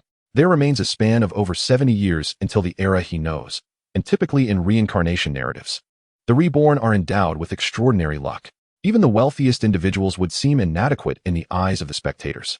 One could effortlessly invest in burgeoning companies of the future and ascend to the heights of wealth, such as Microsoft, Apple, or even Tesla. However, those prospects feel rather distant. For now, it should be companies like Boeing, Walmart, and Coca-Cola.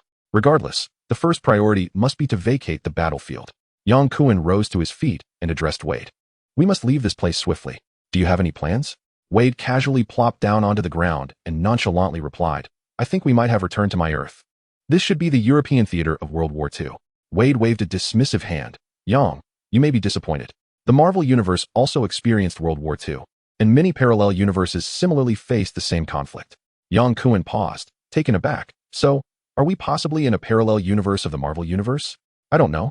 Wade replied bluntly, reclining with his legs crossed, gazing up at the sky with an air of leisure, as if he were on a golf course rather than a battlefield. Yang Kuan, still skeptical, was momentarily disheartened by Wade's words, which tempered his grand aspirations. Wade's point held merit. They had traversed through the space gem, not the time gem. If they truly found themselves in a Marvel parallel universe, the advanced technology of Marvel could undoubtedly aid him in returning to Earth. With this thought, Yang Kuan felt a sense of relief wash over him. The fierce battle raged on from the skies to the ground, as German fighter planes adorned with white and black iron crosses retreated against the Allied forces. Allied transport planes, having deployed all their troops and heavy weaponry, began their return journey, shifting the focus of the battlefield back to the ground. Allied paratroopers suffered significant losses under the intense fire from German anti-aircraft artillery, with fewer than 60% successfully landing. Yang Kuan and Wade rose to scour the battlefield in search of fallen paratroopers. Wade's ostentatious red and black combat suit stood out conspicuously, while Yang Kuan's spacesuit combined with energy armor appeared rather out of place. In their peculiar attire, they would surely be mistaken for spies by either the Allies or the Germans. Disguising themselves as Allied soldiers would certainly be easier under the cover of night. Oh, Poor unfortunate soul, they observed, as an allied soldier lay lifeless, his chest pierced by shrapnel, blood and flesh mangled beyond recognition. A white umbrella cloaked his head, and the epaulets resembled the fierce cry of a white-headed eagle. It turned out to be the Eagle Division. Yang Kuan, having authored several novels and perused a multitude of books online, possessed a modicum of understanding regarding the history of World War II. The Eagle Division refers to the renowned 101st Airborne Division of the United States Army, which participated in several pivotal battles on the European front, including the famous Normandy landings, Operation Market Garden, and the Battle of the Bulge, establishing itself as a formidable and versatile force. The fallen soldiers bore no battlefield information for reference, and the current situation did not reveal which specific battle the 101st Airborne Division was engaged in. The two men donned paratrooper uniforms and hastily smeared some dirt on their faces, transforming themselves into Allied soldiers, boldly wielding Thompson submachine guns as they patrolled the battlefield. A freshly landed lieutenant spotted the sergeant-clad Yang Kuan and Wade, promptly commanding them to follow him to the assembly point. The Allied paratroopers had scattered during the drop, and the surviving soldiers instinctively gathered at the designated landing zone. In this hurried assembly, the company comprised fewer than 50 men, and after a brief morale-boosting rally, the unit swiftly proceeded towards the objective, Best Town. Yang Kuan and Wade lingered at the back of the formation, wary of revealing their true identities. "Did you notice?" Wade suddenly whispered. "Notice what?" Yang Kuan asked, perplexed. "The people in front of us." Yang Kuan looked ahead and spotted a particularly striking figure among his comrades, a tall, robust man whose back resembled that of a grizzly bear, standing beside someone notably shorter, creating a striking contrast. "What are you trying to say?" "I've guessed correctly.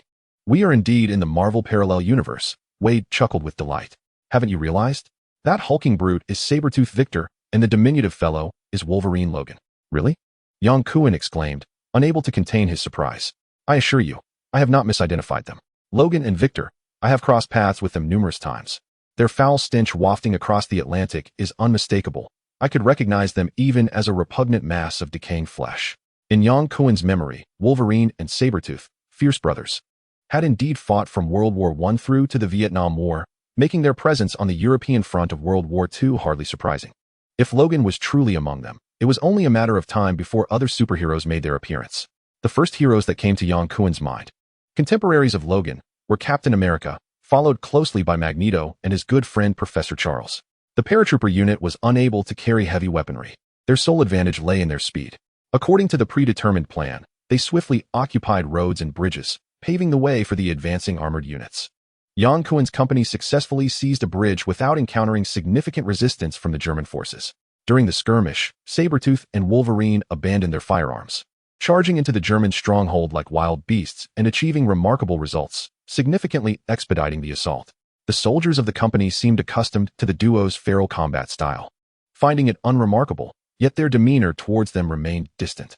As night fell, all companies of the 101st Airborne Division's 506th Regiment were stationed defensively on one side of the bridge, prepared to repel a German counterattack. Yang Kuan and Wade nestled in a foxhole, sharing a smoke and engaging in light conversation. Wade took a deep drag from his cigarette, savoring the moment as he exhaled a plume of smoke, then retrieved a map from his pocket and unfurled it. Yang Kuan leaned closer to examine the map by the dim light, noticing the German annotations. Wade nodded, indicating the border between the Netherlands and Belgium. "This marks our position. We have two routes to exit the battlefield. One leads through Belgium back to the French rear, and the other heads south into Luxembourg and northeastern France, eventually reaching Switzerland. We shall depart tonight, heading first to France." Chapter 49. The fresh-faced Captain America. The sounds of battle raged on relentlessly as Yang Kuan and Wade seized the opportunity during their watch to slip away from their unit's defensive line, heading southwest towards France. With their skills, even if the entire 101st Airborne Division was fully manned, they could not be intercepted. Thus, they aimed to stealthily bypass the German positions under the cover of darkness. The nearest Allied forces, the 30th Infantry Division, were less than 30 miles away, and with a stroke of luck, they could reach the Allied lines before dawn. Believing themselves to be undetected, Yang Kuan and Wade were unaware that two agile figures stealthily followed them. It was not until they exited the unit's defensive perimeter that the two figures suddenly accelerated in pursuit. Wade, sensing the presence of others, turned around defensively and demanded, "Who goes there?" Two figures approached, one tall and one short, revealing themselves to be Sabretooth Victor and Wolverine Logan. "I thought it was someone important. Turns out it's just the old wolf and the sick tiger. Do you wish to join us?" Wade teased, dismissing Logan and Victor without a second thought. "You are not part of our unit. You are spies," Logan retorted coldly. Victor bared his sharp claws, a cruel smile flickering across his bearded face. "I will tear you to shreds." Unfazed, Wade exaggeratedly shrugged and exclaimed, "Oh, little kitty and puppy, why not go back to your foxhole instead of playing soldier?" Yang Kuan furrowed his brow. "Wade, enough chatter. Eliminate them." Before Wade could act, saber-toothed Victor lunged first, attacking like a grizzly bear. Logan's arm surged, three bone spikes erupting like daggers, aimed swiftly at Yang Kuan. The feral speed of Logan and Victor's onslaught would overwhelm an ordinary person, yet, for the mercenary King Wade, their strikes were filled with openings. This duo, akin to wolves and tigers, displayed no fighting finesse, relying solely on primal instinct. "Little kitty, you're too slow," Wade taunted, effortlessly dodging Victor's flurry of assaults. "How long has it been since you last looked in the mirror? You're as plump as a cow, you know." "Roar," Victor bellowed, intensifying his assault. "Little kitty, you ought to shed some weight, at least 30 pounds, Wade continued. Victor brandished his claws with a ferocious fervor. Yet he could barely graze Wade's attire, igniting his fury as he lunged at Wade with all his might. "How about 20 pounds? Wade quipped playfully, seizing the opportunity in Victor's assault to deliver a powerful punch to the saber-toothed tiger's soft underbelly, sending the beast staggering back 3 steps before it regained its footing. The clash between Wade and Victor resembled a cat-and-mouse game, while Yang Kuan's bout with Logan was a one-sided exhibition of brutality. To Yang Kuan, Logan's attack speed was akin to that of a child, his thrusts alarmingly slow and lacking any real power. With a swift maneuver, Yang Kuan circled around Logan and struck his tailbone with a formidable punch, the intense impact scorching Logan's central nervous system, momentarily severing the connection between his upper and lower body, rendering his spine numb. With a resounding thud, Logan was propelled backward like a cannonball, unable to rise for quite some time, sprawling elegantly on the ground. Enveloped in a frenzied battle, Victor remained oblivious to Logan's plight, consumed by his rage as he continued to assault Wade. "Wade," Yang Kuan called out impatiently, urging him to cease the play and conclude the fight swiftly. Wade deflected Victor's claws, landing a punch to the tiger's abdomen, followed by a relentless barrage of close-range strikes, elbow jabs, knee thrusts, and iron-fisted blows, rendering Victor utterly defenseless. In the distance, Logan finally managed to regain his feet, shaking his neck before charging once more at Yang Kuan. With a cold smile, Yang Kuan suddenly accelerated, his speed surging to subsonic levels. Crack! A sonic punch broke Logan's ribs, sending him flying once again like a projectile. Proficient in various combat techniques, Wade held the advantage over the instinct-driven Victor. Alas, his vibranium blades lay buried at the landing site, leaving him unarmed and unable to inflict fatal harm upon the frenzied beast, struggling to extricate himself from its relentless grip. Yang Kuan drew his energy sword, cleaving the saber-toothed tiger in two with a swift stroke. Due to cinematic influences, Yang Kuan harbored a semblance of fondness for Logan, thus refraining from utilizing his weapon against him, while he showed no such restraint against the bloodthirsty saber-tooth, effortlessly severing it in half. Even with the saber-tooth's regenerative abilities, it would require a significant duration to recuperate, granting them ample time to escape from the predatory duo. "Let us depart," they said, vanishing into the cloak of night. The German forces, entrenched along the Rhine, stood in stalemate against the Allies, their lines intricately interwoven, and even their respective command centers remained oblivious to the deployment of troops on either side. Without satellite positioning or identifiable landmarks, Yang Kuan and Wade relied solely on a confiscated German map, inadvertently straying off course and unwittingly encroaching upon the territory of the elite SS troops. With searchlights, barbed wire, and machine gun emplacements, the German defenses were as formidable as a fortress, rendering silent passage nearly impossible. "It seems we have taken a wrong turn," Yang Kuan remarked, crouched in the forest, contemplating the heavily fortified position before them. "We must simply charge through." Wade licked his lips and unsheathed his vibranium twin blades, his expression brimming with anticipation. The encounter with Victor had left him unsatisfied. It was unfortunate that he had no weapons at the time. Now, with the vibranium blades in hand, a bloodthirsty impulse surged within him. The night was devoid of aerial support, and the ground forces could not deter them. "Very well." Yang Kuan nodded in agreement. The two concealed their presence and emerged from the forest. As they rounded a bend on the road, bright headlights suddenly illuminated the night, revealing a convoy of trucks approaching. Wade quickly gestured for retreat, intending to wait for the convoy to pass before infiltrating the German positions and catching them off guard. 5 trucks rumbled past the duo, producing a cacophony of noise. They targeted the last truck, leaping onto its roof like phantoms, lifting the canvas at the rear, and vaulting inside. Upon entry, They were met with the sight of a figure clad in a form-fitting blue suit emblazoned with a white star, seated confidently within. The truck was cluttered with numerous German soldiers strewn about. Yang Kuan was momentarily taken aback and had yet to react when a shield hurtled towards him, striking his chest with a resounding thud. Despite his iron-like physique, the sharp impact of the shield was jarring, leaving him with a sensation akin to dislocation and a wave of nausea. Wade, seizing the moment, drew his blades and struck at the blue-clad individual. The clash of blade against shield resonated sharply in the air. Both combatants instinctively withdrew their weapons, clearly wishing to avoid alarming the truck's driver. The blue-suited figure stepped back, scrutinizing Yang Kuan and Wade's paratrooper uniforms. "Are you soldiers of the Allies?" he inquired. Wade lowered his blades in a gesture of goodwill, turning slightly to display his insignia, the 101st Airborne Division. After glancing at the man's helmet and shield, he suddenly exclaimed, "You are Rogers?" "I am Steve Rogers." The blue-clad figure confirmed with a nod. "Goodness, Captain America has arrived. Must it be so dramatic? Shouldn't you be off rescuing your dear friend Bucky?" Yang Kuan grumbled, rubbing his chest in annoyance. "Why are you here?" Steve Rogers asked. "We got lost and became separated from our unit," Wade replied earnestly. "You see, we are paratroopers, always landing behind enemy lines to engage in battle. During our descent, we were mercilessly raked by those Nazi machine gunners. Many soldiers perished before even touching the ground. We were fortunate to survive the landing." Steve cast a glance at the gleaming sword in Wade's hand, a flicker of doubt crossing his features. It was difficult for him to envision Allied soldiers wielding such peculiar weapons, especially two of them. Yang Kuan, perceptive to Steve's skepticism, remarked, "What brings you to the front lines? Isn't Captain America supposed to be busy promoting war bonds across the states?" In an effort to divert Steve's attention, Yang Kuan deliberately adopted a mocking tone. Uncertain whether this Marvel parallel universe mirrored that of the films, he could only take a guess. Indeed, Steve shifted his gaze from Wade and earnestly explained, "My friend may have been captured by the German forces. I am here to rescue him." "Just you? To save a prisoner of war?" Yang Kuan raised an eyebrow, continuing his intentional mockery. "Come now, Captain, this is a battlefield, not a Broadway stage." Steve remained patient, clarifying, "I have received intelligence that many Allied prisoners are held here. If we can rescue them, we can break through the German blockade and return to the Allied camp. You've lost contact with your unit. I can lead you back to the Allied positions." Yang Kuan and Wade exchanged knowing glances, recognizing the amusement in each other's eyes. Following Captain America would ensure their identities remained concealed, allowing them to enter the Allied camp with complete transparency, perfectly aligning with their objectives. Captain America's combat prowess was undoubtedly impressive, with the super soldier serum enhancing his physical capabilities to the pinnacle of human potential. Combined with Yang Kuan and Wade, they could easily challenge even the SS positions. Assassinating Hitler would not be beyond their reach. Yang Kuan had deeper considerations. Fighting alongside Captain America against Hydra would also present an opportunity to seize the Tesseract from Red Skull, opening paths through time and space.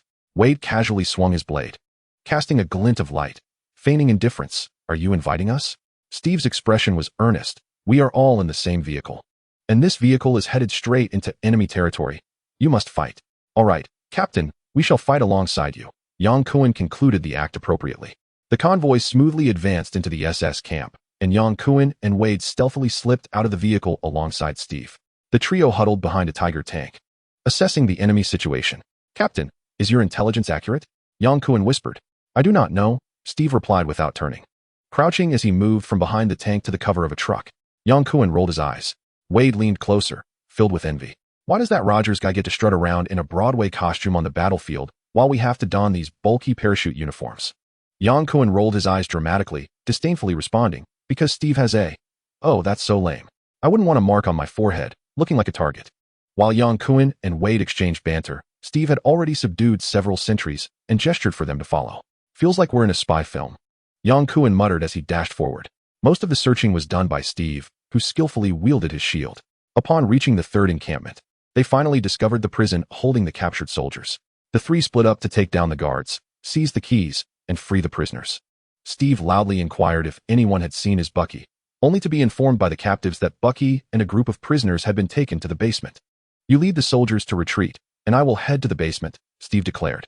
Yang Kuan shook his head, saying, "Wade, you take the soldiers first. The captain and I will join you shortly."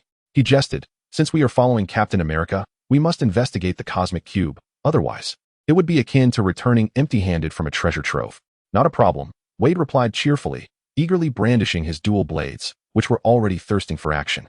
A throng of Allied soldiers clamored after Wade, rushing out to seize weapons from the fallen German soldiers, launching a counteroffensive against the outer defenses. In an instant, the camp erupted into chaos, engulfed in the cacophony of gunfire and explosions. The number of German soldiers in the basement was evidently greater than those above. Yang Kuan ceased to hold back, unleashing his full power as he advanced swiftly. Oftentimes, just as Steve prepared to strike, he found that the enemies before him had already been dispatched by Yang Kuan. "You are remarkably skilled," Steve remarked sincerely. "Are you truly an ordinary sergeant of the 101st Airborne Division?" Yang Kuan smiled, but chose not to respond. Each room in the basement appeared to be a laboratory, most of which were deserted, with only a couple housing unconscious prisoners on the examination tables. Steve roused each captive, meticulously searching the laboratories until, at last, he discovered Bucky in the final one. Bucky Barnes lay on the operating table, eyes shut, unresponsive. "Bucky!" Steve rushed over, freeing him from his restraints and shaking him awake with urgency. Bucky opened his eyes, struggling to recognize the face before him. "Steve, get up quickly. I will get you out of here." Yang Kuan meticulously searched each laboratory, but found no information regarding the cosmic cube. Nor did he catch a glimpse of the Red Skull. It seemed that the cosmic cube and the Red Skull were not present in this camp. Taking the lead, Yang Kuan forged ahead, with Steve supporting Bucky closely behind. A group of liberated prisoners unleashed formidable combat prowess, with some soldiers even commandeering Tiger tanks, crashing through the ranks of German soldiers. A fortified defense is often vulnerable to internal assaults, and the uprising of the prisoners caught the German soldiers entirely off guard, resulting in a chaotic rout. Wade commandeered a jeep, and under the cover of the infantry fire from the Tiger tanks, he sped away with Yang Kuan and the others, racing towards the position of Bucky's 30th Infantry Division. "Who exactly are you?" Steve Rogers inquired cautiously. Yang Kuan turned back from the passenger seat, replying, "Captain, we are not your enemies." Had Yang Kuan spoken these words before the battle, Steve might not have believed him. However, after fighting side by side, he was willing to accept Yang Kuan's assertion. "So you are not soldiers?" Wade shrugged, stating, "We used to be, but that was a long time ago." Yang Kuan added, "Captain, we require a safe passage from the battlefield. I believe your capabilities could assist us." Steve paused for a moment before responding. "You are the finest warriors I have encountered. Why do you wish to flee the battlefield?" "Captain, we are not fleeing. We are not soldiers," Yang Kuan remarked, raising his hands in a gesture of honesty. "Frankly, we lack any identity." "I can assist you in resolving your identity issues," Steve replied earnestly. Chapter 051, Earth's mightiest strike force. In the early hours of dawn, Yang Kuan and his companions arrived at the 30th Infantry Division sector. They traversed the dense forest on foot, heading towards the headquarters under the leadership of Captain America. A group of captives, dressed in tattered clothing, nevertheless held their heads high, embodying the spirit of triumphant return. In Eastern warfare ideology, surrender is seen as a profound shame, with the belief that it is better to perish honorably than to live in disgrace. In stark contrast, Western military thinking views surrender after exhausting all resources as an honorable act rather than a disgrace. As they rested along the way, soldiers stood to attention, their gazes toward Steve Rogers filled with respect. Colonel Schroeder, the commander of the 30th Infantry Division, emerged from his tent to greet Steve, expressing gratitude for saving the comrades of the 107th Regiment. Given Captain America's unique status, directly under the Department of Defense, Colonel Schroeder felt no jurisdiction over Steve's actions. Yet he was deeply appreciative of what Steve had accomplished, what the 30th Infantry Division wished to do but could not. Under the enthusiastic leadership of his close friend Bucky, the soldiers of the division began to chant Captain America's slogan, creating an electrifying atmosphere.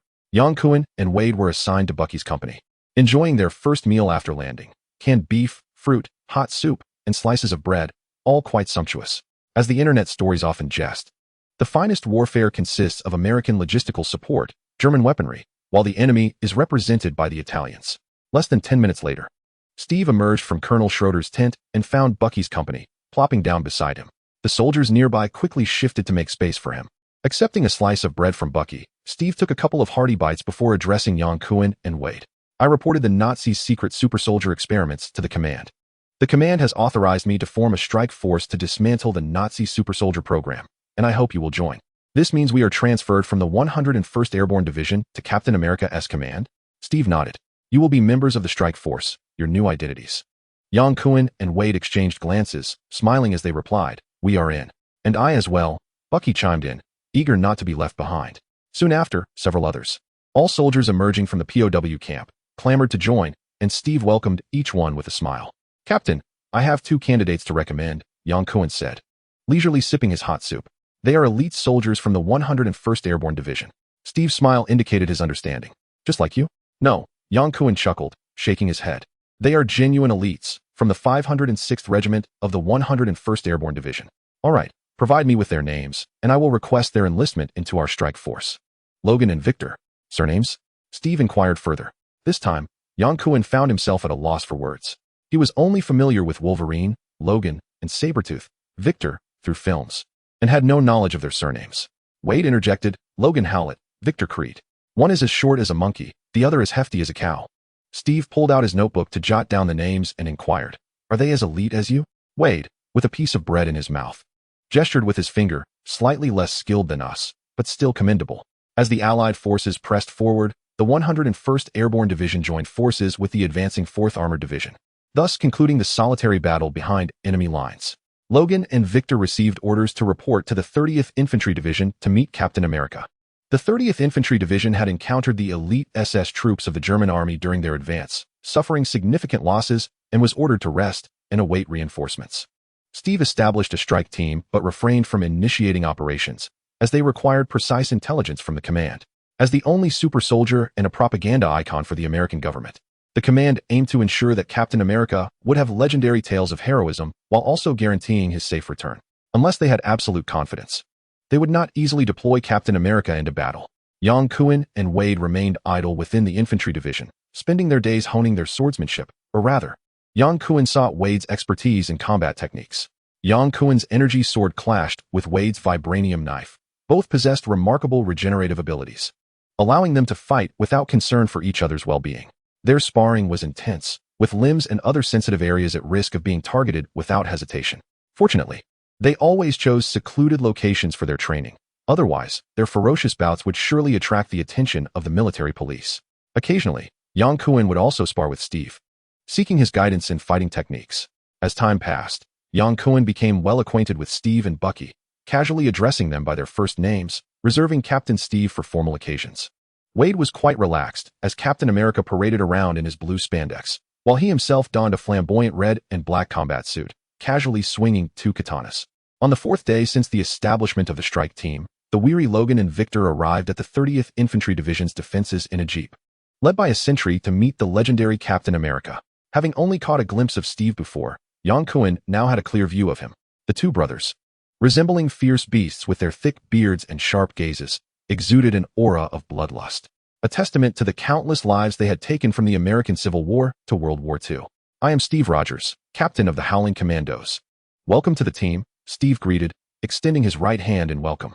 Logan cast a cold glance at Steve and remarked, I know you, the captain who sells war bonds. Hey, watch your mouth, Bucky shouted at Logan. As Steve's childhood friend, Bucky would not tolerate any disparagement towards him. Victor, with a sneer, seized Bucky's wrist. Bucky struggled twice, but could not break free. Enraged, he reached for his gun. Let go, he demanded. Yang Kuan strode over, positioning himself behind Steve. Victor, dismissively laughing, released Bucky's wrist and provocatively regarded Yang Kuan, unaware that he was the one who had struck him from behind that fateful night, mistaking him for another member of the assault team. It is you, Logan, with a wolf-like instinct, quickly discerned that the man before him bore the same scent as that of his assailant. Assessing Yang Kuan's height and stature, he immediately confirmed his identity. It is I.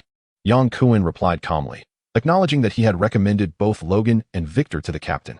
Given your talents, it would be a disservice to remain merely as ordinary sergeants in the 101st Airborne Division. Joining the assault team will allow you to truly showcase your abilities. With a fierce roar, Victor lunged at Yang Kuan, his claws striking like unsheathed swords. Chapter 052, The Hydra Unleashed. Despite having survived countless battles and emerging from the sea of corpses, never had Victor been cleaved in two by a single sword strike. The agonizing wait for self-healing drove him to madness. Particularly infuriating was that he had not even caught a clear glimpse of his assailant's face. Upon hearing Yang Kuan's admission, Victor's rage intensified. With a furious shout, he charged, intent on tearing Yang Kuan to shreds to quell his wrath. Yang Kuan stood resolutely, swiftly grasping Victor's right wrist, mirroring the way Victor had subdued Bucky. Victor's left claw swept toward Yang Kuan's neck, aiming to deliver a fatal blow. With a twist of his wrist, Yang Kuan maneuvered behind Victor, rendering his fierce attack futile. Victor found his right hand pinned behind him, his strength rendered ineffective. Listen, Victor Creed, if you wish to fight, I will gladly oblige. However, You must obey orders and report to the captain. Victor, panting heavily, disregarded Yang Kuen's words and attempted an elbow strike to escape his grip. Yang Kuen, with a cold smile, landed a punch on Victor's tailbone, causing him to seize up as if struck by electricity. He had not delivered the blow with full force, merely to illustrate a point and diminish Victor's arrogance. Enough, Logan bellowed. Having sparred with Yang Kuen, Logan was acutely aware of his speed and strength, recognizing that he stood no chance against him. He intervened, not only to stop Victor, but also hoping to dissuade Yang Kuen. Sergeant Logan Hawley of the 506th Regiment, 101st Division, reporting for duty. Logan, welcome to the Howling Commandos. Steve greeted with a smile, maintaining an air of nonchalance as though the confrontation between Yang Kuen and Victor had never occurred. As Victor regained his composure, he roared in fury, turning to once again seek out Yang Kuen for a fight, only to be sternly halted by Logan. With a menacing glare directed at Yang Kuen, Victor's expression resembled that of a ravenous beast. The brief skirmish had made it clear that this tall Asian man was not one to be trifled with.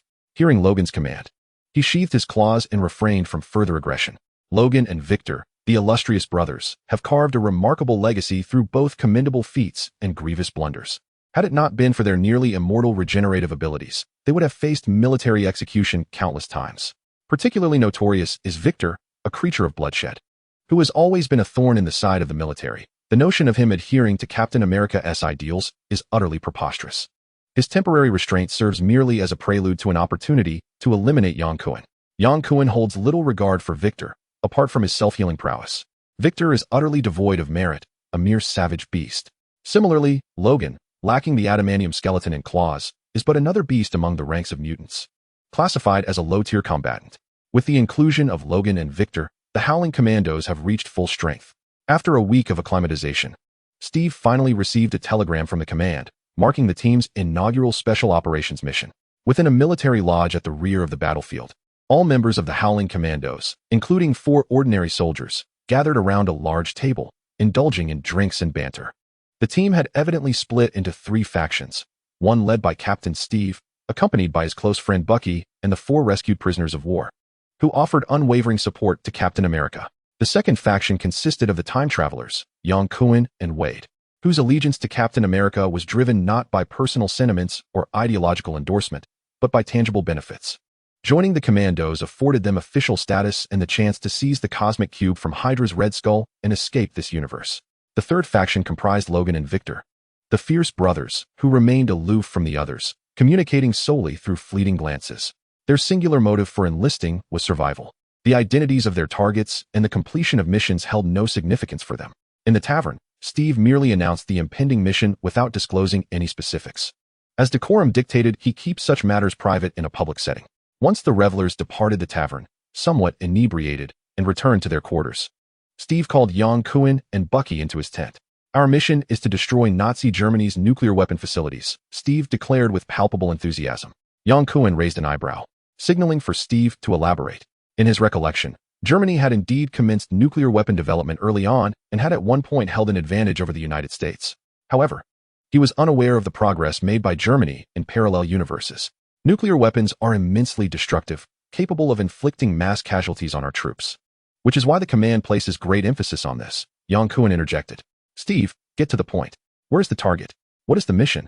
Bucky Yang, I am here to elucidate the nature of this mission, which is markedly different from previous ones. I understand that first-generation nuclear weapons typically involve a chain reaction through nuclear fission, utilizing thermal radiation, shockwaves, and induced radioactivity to cause harm, destruction, and extensive radioactive contamination, categorizing them as strategic weapons of mass destruction. Steve and Bucky exchanged a glance, both astonished. After a brief moment, Steve spoke. Yang, I must admit, I struggle to comprehend your words. They seem to echo the musings of a physicist. How do you possess such knowledge? He not only understood the principles behind atomic and hydrogen bombs, but had also witnessed the detonation of a tactical nuclear device with a yield of 5,000 tons, feeling the residual gamma radiation within his own body. Of course, Yang Kuen would never divulge such details. I excel in physics, Yang Kuen replied nonchalantly. Realizing Yang Kuen would not reveal the truth, Steve shifted his gaze away and continued discussing their mission. The Nazis had seized the M-Vic chemical plant in Norway, the sole facility in the world capable of producing heavy water. A year prior, British Special Forces had destroyed it, but it had since been repaired and resumed production. Bucky furrowed his brow and inquired, Are we to go to Norway to destroy the chemical plant? No, the British and Norwegian resistance will handle the attack in Norway. Currently, the Allies have reclaimed a significant portion of Belgium, severing the Nazis' access to nuclear weapon materials. Our task is to penetrate deep into Germany to destroy a collider. The particle collider? Steve responded with delight, nodding eagerly. He regarded Jan Kuhn with a mix of admiration and curiosity. You know about this too? I have already stated. My grasp of physics is commendable. Steve and Bucky exchanged silent glances. Their second mission involved dismantling the Nazis' V-2 rocket base. The Germans have developed rockets as well. Jan Kuhn could no longer maintain his composure. This parallel universe was markedly different. Not only had the Germans produced atomic bombs, but they had also created rockets. Coupled with the immense energy from the cosmic cube in Red Skull's possession, crafting electromagnetic railguns would be a simple task. The advantages the Germans possessed seemed overwhelmingly vast. Chapter 053, The Raid AU-S, Army C-47 transport plane soared through the inky night sky, traversing the German air defense zone en route to Austria. According to intelligence from the Allied command, it was highly probable that Nazi Germany's underground nuclear reactor and particle collider were located in the town of St. Georgen along the banks of the Gusen River, covering an estimated area of 300,000 square meters. This clandestine facility was connected to the Bekiris munitions factory. On board the transport plane were 10 members of the Howling Commandos, including Captain America, all outfitted in German military gear, slate gray, field uniforms, army helmets, 24 grenades, and 40 submachine guns. This mission was formidable, requiring deep infiltration behind enemy lines and extended concealment. Naturally, Captain America could not parade around in his Broadway-style costume. Those cinematic portrayals of bravado were mere fiction. In genuine special operations, such ostentation could only lead to demise. Wade similarly begrudgingly shed his flamboyant red and black combat attire, donning the German army's garb instead. He pulled his helmet low over his brow, and with a wide black mask covering his face, only his restless eyes remained visible. Certainly, the formidable vibranium blade will never be relinquished, much like Captain America would never abandon the vibranium shield that symbolizes his identity and prowess in battle. Inside the aircraft cabin, an enveloping silence prevailed, with no utterance save for the occasional quip from the Prince of Banter. We will reach the target in 5 minutes. Please prepare for parachuting. The pilot reminded. Ready, Steve replied in a low voice, methodically organizing his gear and parachute, as he was first in line for the jump. The 5 minutes swiftly elapsed, and the transport plane descended. Steve was the first to leap into the void, followed closely by Bucky, and then the rest of the team followed suit, with Jan Kuhn positioned at the rear and Wade just ahead of him.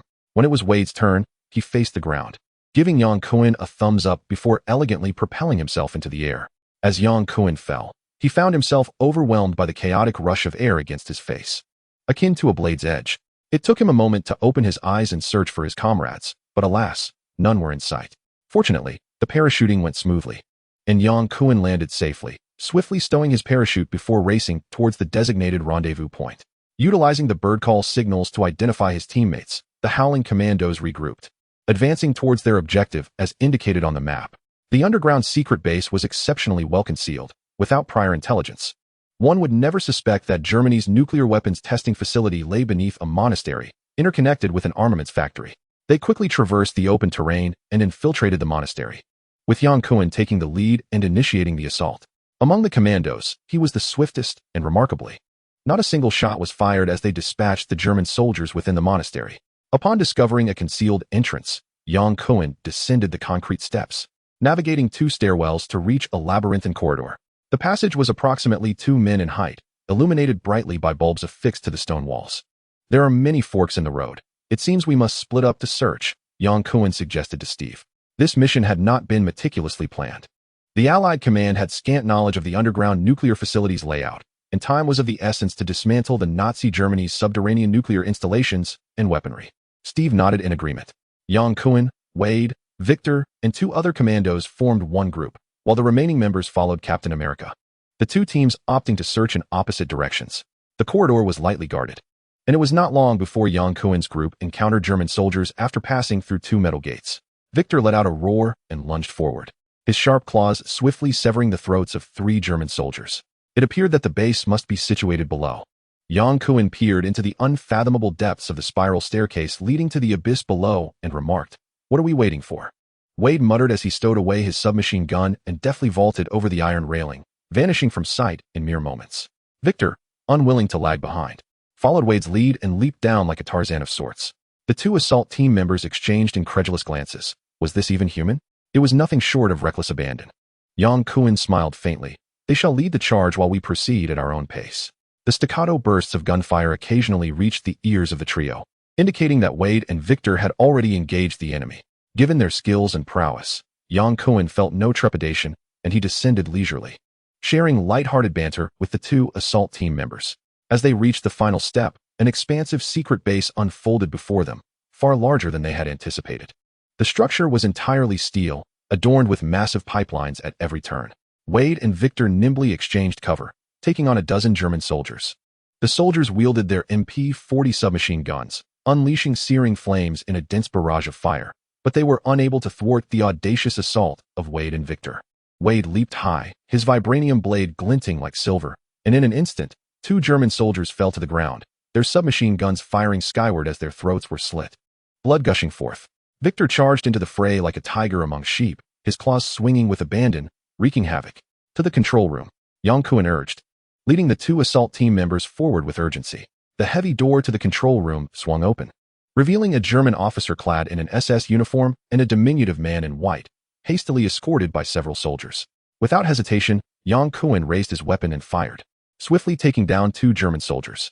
The soldiers retaliated, but faced with Yang Kuan's relentless barrage, he neither flinched nor faltered. Instead, he surged forward, drawing forth his dual-energy swords and slicing four German soldiers in twain as easily as one would cut through tofu.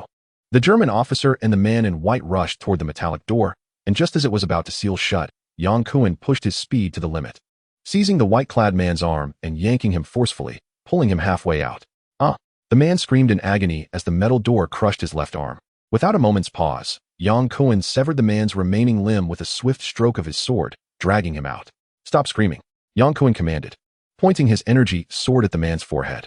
Scream again, and I shall pierce your eye. The man's eyes bulged in terror, fixated on the crimson blade, beads of sweat trickling from his brow. What is your name? Arnim Zola, Dr. Zola, he stammered. Yang Kuan raised an eyebrow, realizing that he had captured the notorious henchman of the Red Skull, Dr. Zola, with little effort. Chapter 054, Captain America's Messiah Complex. Where's the cosmic cube? I am uncertain. The scarlet lightsaber glided silently downwards along Dr. Zola's forehead, effortlessly slicing through the metallic frame of his glasses, akin to a serpent's tongue slithering down the bridge of his nose.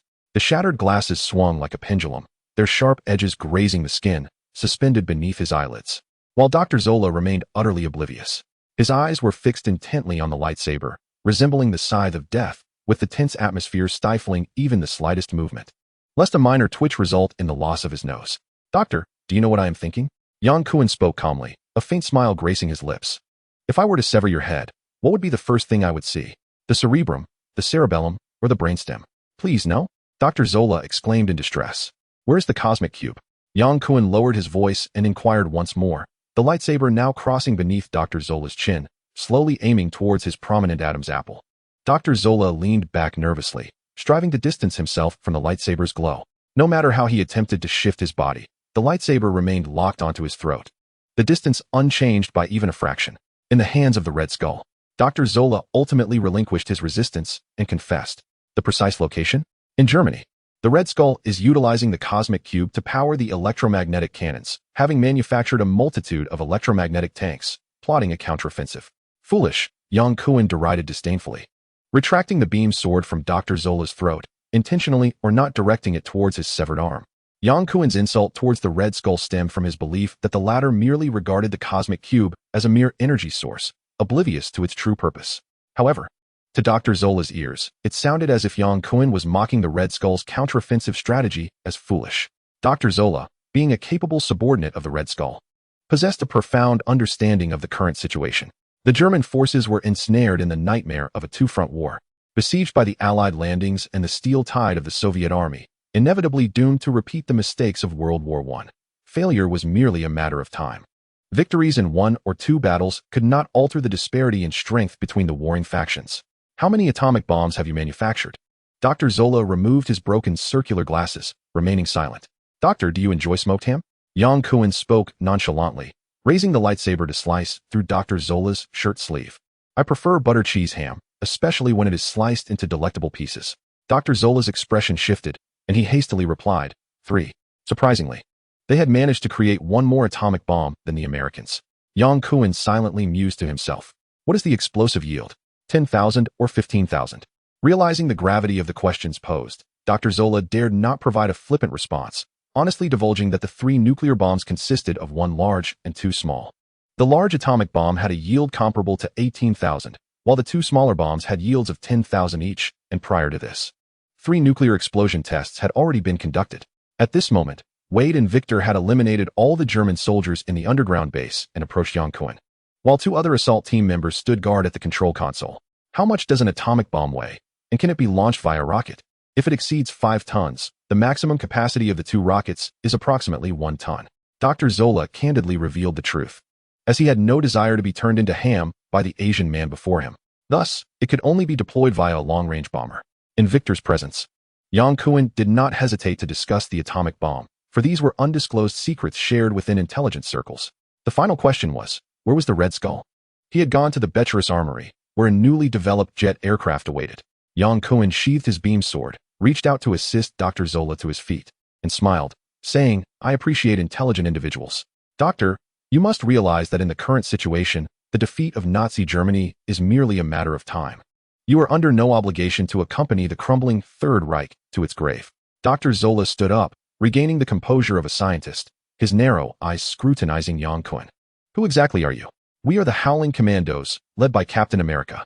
Having acquired the detailed intelligence they sought, Yang Kuan felt elated and did not mind revealing their true identity, knowing that Dr. Zola would have no opportunity to return to the German ranks. They set explosives to destroy the nuclear reactor and ion collider, ensuring there was no alternate exit from the facility. The 6 of them retraced their steps, and as they ascended the spiral staircase, Wade activated the bomb. The explosion did not produce a violent tremor. They had only used a small amount of explosives. Given the high precision required for advanced instruments like the nuclear reactor and ion collider, it sufficed to incapacitate only a small portion of the facilities. The remaining task was to await the Allied forces to advance into Austria and take over. One end of the underground nuclear reactor connected to the Perilous armory, while the other linked to a prisoner of war camp. The small team led by Captain America was heading toward the camp, unable to reach Steve due to radio waves being unable to penetrate the deep rock layers. Yang Kuan led the assault team members along the path they had taken to rendezvous with him. Along the corridor, several incapacitated German soldiers lay strewn about on the ground, clearly victims of Captain America's handiwork. Had it been any other assault team member, they would have been riddled with bullets. Only Steve Rogers employed his signature shield technique. Inside the prisoner of war camp, not a single captive could be seen. All the cell doors stood ajar, most likely due to the assault team's rescue efforts. Yang Kuan paused before one of the cell doors and turned to Dr. Zola, asking, Doctor, how many prisoners were held in this cell? I am unsure, Doctor. Zola quickly replied, adding, This is not within my purview. The SS is responsible for that. New prisoners are constantly being brought in, and I am not privy to the details. Yang Kuan nodded, sensing that the number was not insignificant, which posed a considerable dilemma. Undoubtedly, Captain America's compassion was about to manifest. The primary objective of this operation is to obliterate the advanced technologies wielded by Nazi Germany, such as atomic bombs and rockets, which pose a significant threat to the Allied forces. It is not to engage in a futile rescue of prisoners of war who merely complicate our efforts. They are the Howling Commandos, not a mission to save Private Ryan. These captives have endured the tortures of the SS. Having survived, they are unlikely to perish now. The American forces have already advanced into Rome and commenced landings in the Balkans, soon to enter Austria. Even if the American advance is sluggish, the relentless tide of the Soviet army is surging forth, with their vanguard already reaching Polish territory, aimed directly at Berlin. Under the command of Steve and Bucky, nearly 1,000 prisoners of war have seized civilian residences. Devoid of weapons and sustenance, they are incapable of breaking free and must remain steadfast, awaiting airdropped supplies. Yang Kuan and his companions emerged from the tunnel, finding the dwelling chaotic and bustling like a marketplace. After a considerable search, they finally located Steve Rogers amidst the crowd. We have rescued 984 prisoners of war. I have contacted the command via radio to request an airdrop of weapons, ammunition, and food, Steve said, his spirit invigorated. We shall hold this position until reinforcements arrive. Captain, this is your duty as Captain America, a task that the American people and Congress would greatly appreciate. Yang Kuan remarked nonchalantly. Yang, we cannot abandon them. Of course, you may stay here to lead them while I continue the mission. Chapter 055, Capturing Red Skull. I will certainly accomplish the mission.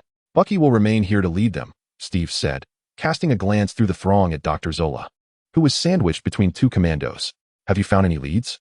The situation is worse than we anticipated, Yang Kuan replied, rubbing his forehead as he stepped closer to Steve and lowered his voice. According to Dr. Zola's testimony, Nazi Germany possesses at least 3 atomic bombs, the most powerful of which has an explosive yield of 18,000 tons, sufficient to annihilate New York and London. Steve's brow furrowed deeply. Atomic bombs? Where are they located? Within Germany. Following the Allied landings, Nazi Germany relocated many nuclear facilities to its homeland. Moreover, the Red Skull has manufactured a substantial number of electromagnetic tanks, preparing to launch a counteroffensive against the Allies. The situation is dire. Captain, you must immediately inform the command and the Supreme Headquarters. The headquarters may be misinformed and unaware that the German forces have acquired atomic bombs. You are correct. Steve turned to summon a communications officer bearing a radio, dictating a coded message to Yang Kuan to send to the Allied Supreme Headquarters. We must depart at once. The Red Skull is at the Beckler Arms factory. If we act swiftly, we may be able to intercept him there. Now, Yang Kuan urged. Without hesitation, Steve called for Bucky, commanding him to lead 2 commandos to oversee the soldiers while he and Yang Kuan proceeded to the arms factory. We 5 will go. The remaining members will guard this position. Yang Kuan pointed discreetly towards Logan in the crowd and then gestured to Dr. Zola behind him. Bucky, take good care of Dr. Zola. He holds many Hydra secrets and is a pivotal figure in our future confrontations with them. If he attempts to escape, eliminate him immediately. As Steve's close confidant, Bucky was originally meant to accompany his dear friend to deliver a sound thrashing to Nazi Germany. However, under Steve's orders, he remained to lead the prisoner detachment, patiently awaiting the Allies' delivery of weapons and provisions, a command he reluctantly obeyed. Yang Kuan did not explicitly mention that the ordinary soldiers were aware they were about to face a formidable challenge against the Red Skull, where they could encounter atomic bombs and other cutting-edge technological weaponry. Any misstep could prove fatal. The 5 of them would suffice. As Yang Kuan and Steve walked, they recounted their experiences without reservation. Exiting a residential area, Steve took the wheel of the Jeep, hurtling towards the armory. After a brief, bumpy ride, Steve broke the silence. Yang, I did not enlist to be a hero. I did so to serve my country. I understand, Yang Kuan replied with a smile. Steve, I didn't realize you were so concerned about it. Steve's expression turned serious. If you had to don a costume and perform in every state, you would comprehend my yearning to fight for my country. Well, I think Wade would empathize more, Yang Kuan mused, stroking his chin. Wade, curled up in the back of the Jeep, chimed in, I'd rather wear a dapper outfit and dance with a bevy of stylish ladies, then head to a bar for a drink. No problem, Steve said, keeping his eyes on the road. Wade, after this mission, I'll recommend you to the USO troop. You'll get your wish. Yang Kuan laughed heartily. Along the journey, Yang Kuan, Wade, and Steve shared jovial banter, while Logan and Victor remained silent, resembling 2 pitifully sold slaves accustomed to indifference.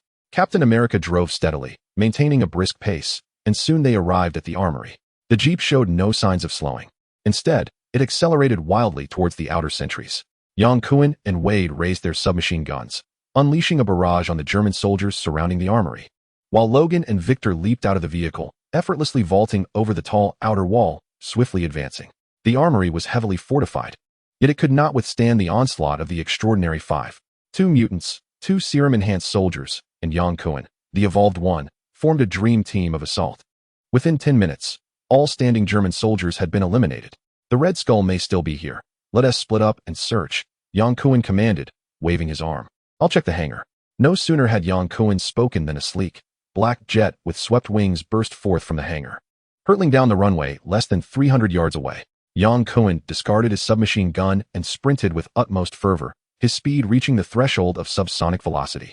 The distance of 300 yards was traversed in the blink of an eye, allowing him to leap onto the expansive wing of the jet before it had fully retracted its landing gear. Maintaining his balance, he took 2 swift strides before vaulting onto the fuselage, drawing forth his beam sword to carve a circular aperture for passage, and then leaped inside. The interior was spacious, devoid of German soldiers, save for a lone officer clad in the uniform of the Nazi SS, who was at the controls of the aircraft. The German officer turned, revealing a strikingly crimson skull-like visage. Narrowing his eyes, Yang Kuan recognized the Red Skull. Elevating the plane, the Red Skull switched to autopilot mode and leisurely stood, inquiring. Who are you? The one who will end your life, Yang Kuan retorted, never one for superfluous dialogue, especially in the heat of battle. He advanced with his dual beam swords. The Red Skull drew his weapon and fired, but Yang Kuan deftly evaded the bullet. swinging his sword to sever the Red Skull's right forearm cleanly. Like Captain America, the Red Skull had been injected with a serum enhancing his physical prowess and reflexes, nearly matching those of Steve Rogers. Yang Kuan, having engaged in numerous unarmed skirmishes with Steve, was well aware of his limits. While his encounters with Steve were sparring matches devoid of weapons, against the malevolent Red Skull, Yang Kuan showed no restraint, swiftly incapacitating his foe.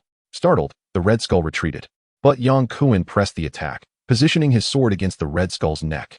In terms of strength and speed, Yang Kuan held the advantage. Despite several evasive maneuvers, the Red Skull found it impossible to escape the relentless pursuit of Yang Kuan's beam sword. Ultimately, he stood firm and queried, "You are the fastest fighter I have ever encountered. Who are you?" "Who I am is inconsequential. Where's the Tesseract?" Yang Kuan demanded. "You seek the Tesseract?" The Red Skull cackled, as if he had discerned Yang Kuan's weakness. "Why should I divulge that information? Of course, you could keep it a secret."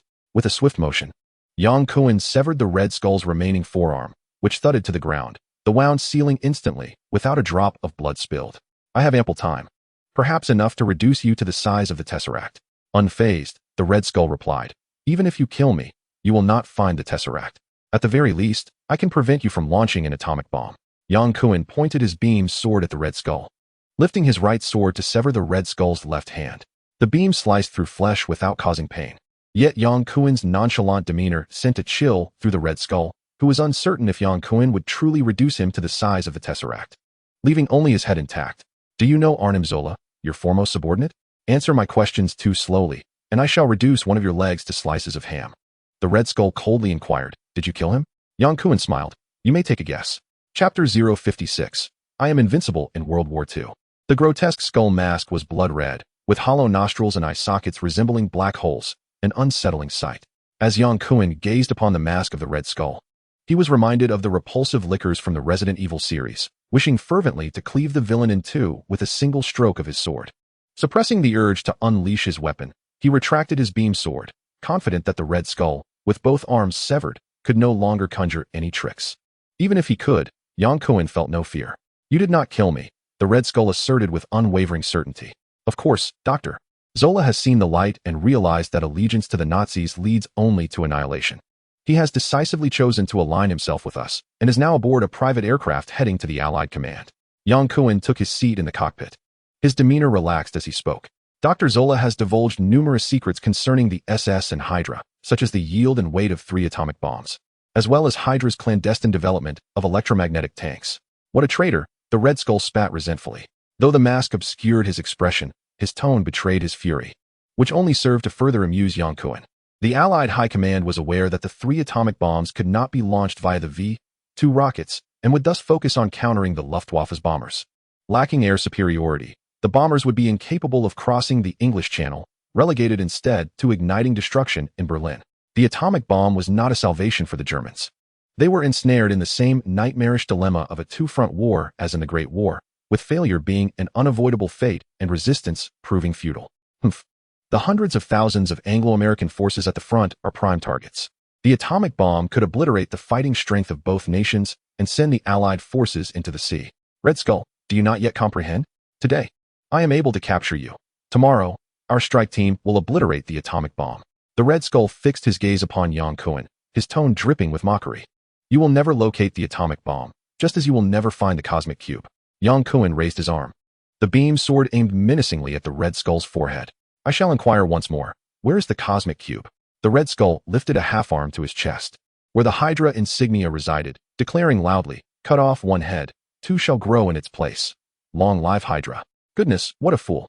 The brainwashed minion has convinced himself of his own delusions. Yang Kuan smirked, intrigued to see if the Red Skull could indeed sprout 2 heads. Without an ounce of hesitation, he swung his sword down, and the Red Skull's grotesque head silently detached from its neck, thudding to the ground like a basketball. Yang Kuan stepped forward, delivering a kick to the wretched skull. "Hydra, you are finished." In truth, Zola had mentioned that the cosmic cube was in the possession of the Red Skull and had hinted at its potential locations, all situated within Hydra's secret underground bases in Germany. Yang Kuan's inquiry was merely an attempt to validate this information. The Red Skull's response was inconsequential. The jet was set to autopilot, its course directed toward northwest Berlin, presumably en route to one of Hydra's clandestine installations. Yang Kuan took the controls, switching to manual operation. After all, He was the man who had piloted the interstellar craft of the Kree alongside Rocket Raccoon. And maneuvering a simple World War II jet was hardly a challenge for him. As Yang Kuan grasped the control stick, his initial impulse was to return, to reunite with Wade and Captain America. However, upon further reflection, he realized that acting in concert with the team would hinder his efforts to seize the Tesseract. Moreover, given Captain America's disposition, he would undoubtedly prioritize the destruction of the atomic bomb over the search for the Tesseract. With Yang Kuan's current capabilities, he felt no fear even if the entirety of Germany were to converge upon him. The nation was beset by both external threats and internal strife, making it impossible for them to mobilize against him. In a moment, Yang Kuan made his decision. He would fly to the first secret base mentioned by Zola, systematically searching each one, embarking on a solitary quest to acquire the Tesseract. Upon entering the German military's air defense zone, Yang Kuan swiftly ascended the altitude of his jet, evading most radar detection. However, as he neared Berlin, he was still spotted by anti-aircraft radar, prompting 4 new-model Focke-Wulf 190 fighters to take off and intercept the incoming jet. Intent on avoiding conflict, Yang Kuan utilized the superior altitude capabilities of his aircraft to evade the pursuing fighters. Perhaps the enemy, having observed the prominent black iron cross emblazoned on the wings of the new jet, mistook it for an ally, as the German aircraft refrained from further interception, escorting him away from the skies over Berlin. The secret base lay nestled within a dense forest between Berlin and Magdeburg, resembling an abandoned factory from the aerial view. Yang Kuan boldly landed his jet in the heart of the factory, having no intention of concealing his presence. Since he had resolved to seize the Tesseract, he would do so openly and without subterfuge. Shortly thereafter, 2 rows of German soldiers clad in immaculate SS uniforms emerged from the factory to greet him. One officer barking orders in German, instructing them to form ranks in welcome. Yang Kuan chuckled at the scene from his aircraft. It appeared that Red Skull had trained Hydra well. Adjusting his collar, Yang Kuan confidently descended from the jet. The leading German officer was momentarily taken aback upon seeing Yang Kuan, who was clad in a plain gray field uniform and donned a steel helmet. Before the German soldiers could react, Yang Kuan raised his right hand in a salute reminiscent of the Nazi gesture and proclaimed loudly. The Hydra soldiers reflexively raised their hands in salute, chanting their slogan, and even the German officers followed suit. Yang Kuan strode past the honor guard with a sense of purpose. The Germans, known for their strict adherence to discipline, were under the merciless scrutiny of Red Skull's command, and none dared defy his will. Although the Hydra officers and the welcoming honor guard found it peculiar that the individual descending from the aircraft was not their leader Red Skull, but an Asian man with a strange accent, no one dared to question it. After all, this was Red Skull's aircraft, and they could not fathom that their revered leader had been severed in 2, standing like a pole, awaiting the arrival of their chief. It wasn't until Yang Kuan entered the secret base and engaged in a skirmish with the Hydra soldiers inside that the honor guard suddenly realized the gravity of the situation. They hastily boarded the aircraft to investigate, only to discover that Red Skull had been slain. Capture that damn spy. One of the Hydra officers, displaying a modicum of intelligence, refrained from announcing the death of Red Skull. In the corridor of the base, a piercing hum echoed as a battalion of fully armed Hydra soldiers surged forth, unleashing a hail of bullets from submachine guns towards Yang Kuan, interspersed with several electromagnetic beams. Seizing a .40 caliber submachine gun, Yang Kuan retaliated with a fierce onslaught. Advancing steadily like a formidable force, wherever he tread, Hydra soldiers fell like wheat swaying in the wind. No one could impede Yang Kuan's relentless march. Chapter 057. The Cosmic Cube block him. Block him. He is too swift. Shut the valves. Quickly, shut the valves. He has breached our defenses. As he pressed forward, emptying his magazine, Yang Kuan discarded the submachine gun and surged with unbridled speed into the depths of the base. The barriers once intended to thwart intruders proved futile against Yang Kuan's near-supersonic velocity, instead becoming obstacles that hindered the Hydra soldiers' assault. He barreled through, reaching the core control area of the base, where he effortlessly sealed the heavy metal door behind him, isolating himself from his pursuers. The central control zone resembled a circular fountain, albeit instead of stone sculptures and spouts, it housed a colossal energy generator. A plethora of pipes, akin to a spider's web, radiated from the energy core, and at the heart of the machinery lay the palm-sized blue cosmic cube, shimmering with a captivating luminescence that rendered it almost intoxicatingly beautiful. Yang Kuan was elated, astonished by his fortune. He had stumbled upon the cosmic cube in the very first secret base he had searched. Several technicians, engrossed in their tasks near the instruments, halted at the sound of gunfire, gazing in astonishment as Yang Kuan, unarmed, burst into their midst. They were not combat personnel and lacked the courage to confront the intruder. You there, move to the corner. Yang Kuan commanded, gesturing towards the far side of the control area. The 6 technicians stood frozen, unsure whether they couldn't comprehend English or were simply paralyzed by fear. Frustrated, Yang Kuan brandished his energy sword, waving it menacingly to urge them into the corner. His voice rising in authority. He had no desire for bloodshed. His aim was to prevent any unforeseen actions from the staff that might disrupt his retrieval of the cosmic cube. Yang Kuan's understanding of the cosmic cube was limited, largely gleaned from films, and he deemed it prudent to exercise caution to avert any mishaps. Having driven away all the researchers, he circled to the opposite side of the energy generator, transferring the energy sword to his left hand while bending down to grasp the cosmic cube with his right. Surrounded by tendrils of mist, the cosmic cube emanated in ethereal technological beauty, a chill emanating from it, as if it could freeze one's very bones. In his grasp, it felt nearly weightless, like an elusive wisp of smoke, intangible yet undeniably existent. This is the cosmic cube, Yang Kuan murmured to himself, raising his hand before his eyes. Watching the blue of the cube intensify, with a soft hiss, the cosmic cube emitted a sound reminiscent of a short circuit. And Yang Kuan felt as though he had been struck by lightning, a numbing sensation radiating from his palm to his entire arm. Immediately, the mist surrounding the cosmic cube began to whirl rapidly, forming small vortices. The cube, once cold to the touch, grew increasingly warm, scalding like molten lava. Oh! Yang Kuan's palm melted at a visible pace, akin to ice cream exposed to the scorching sun, vanishing in an instant to reveal his stark white bones. The bones too began to vaporize, entirely disappearing, leaving a gaping hole in his palm as if it had been seared by a laser. The cosmic cube plummeted freely, eliciting gasps of alarm from the German onlookers, fearful of its potential shattering.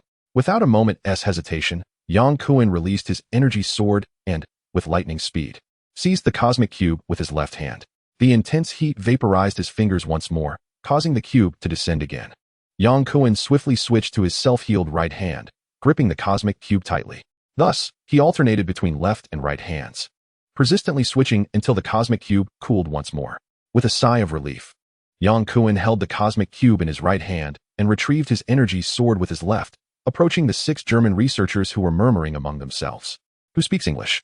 he inquired. "I do," replied an elder with graying hair. "Has the cosmic cube ever exhibited similar phenomena? I mean, sudden high temperatures that burn through the palm?" Yang Kuan asked.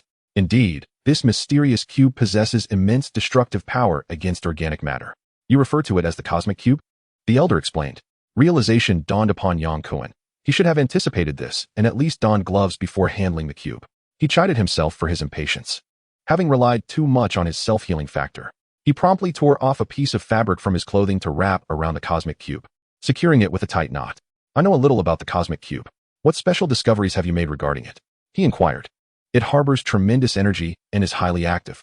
During its active phase, it releases vast amounts of energy, including electromagnetic pulses or thermal and light energy."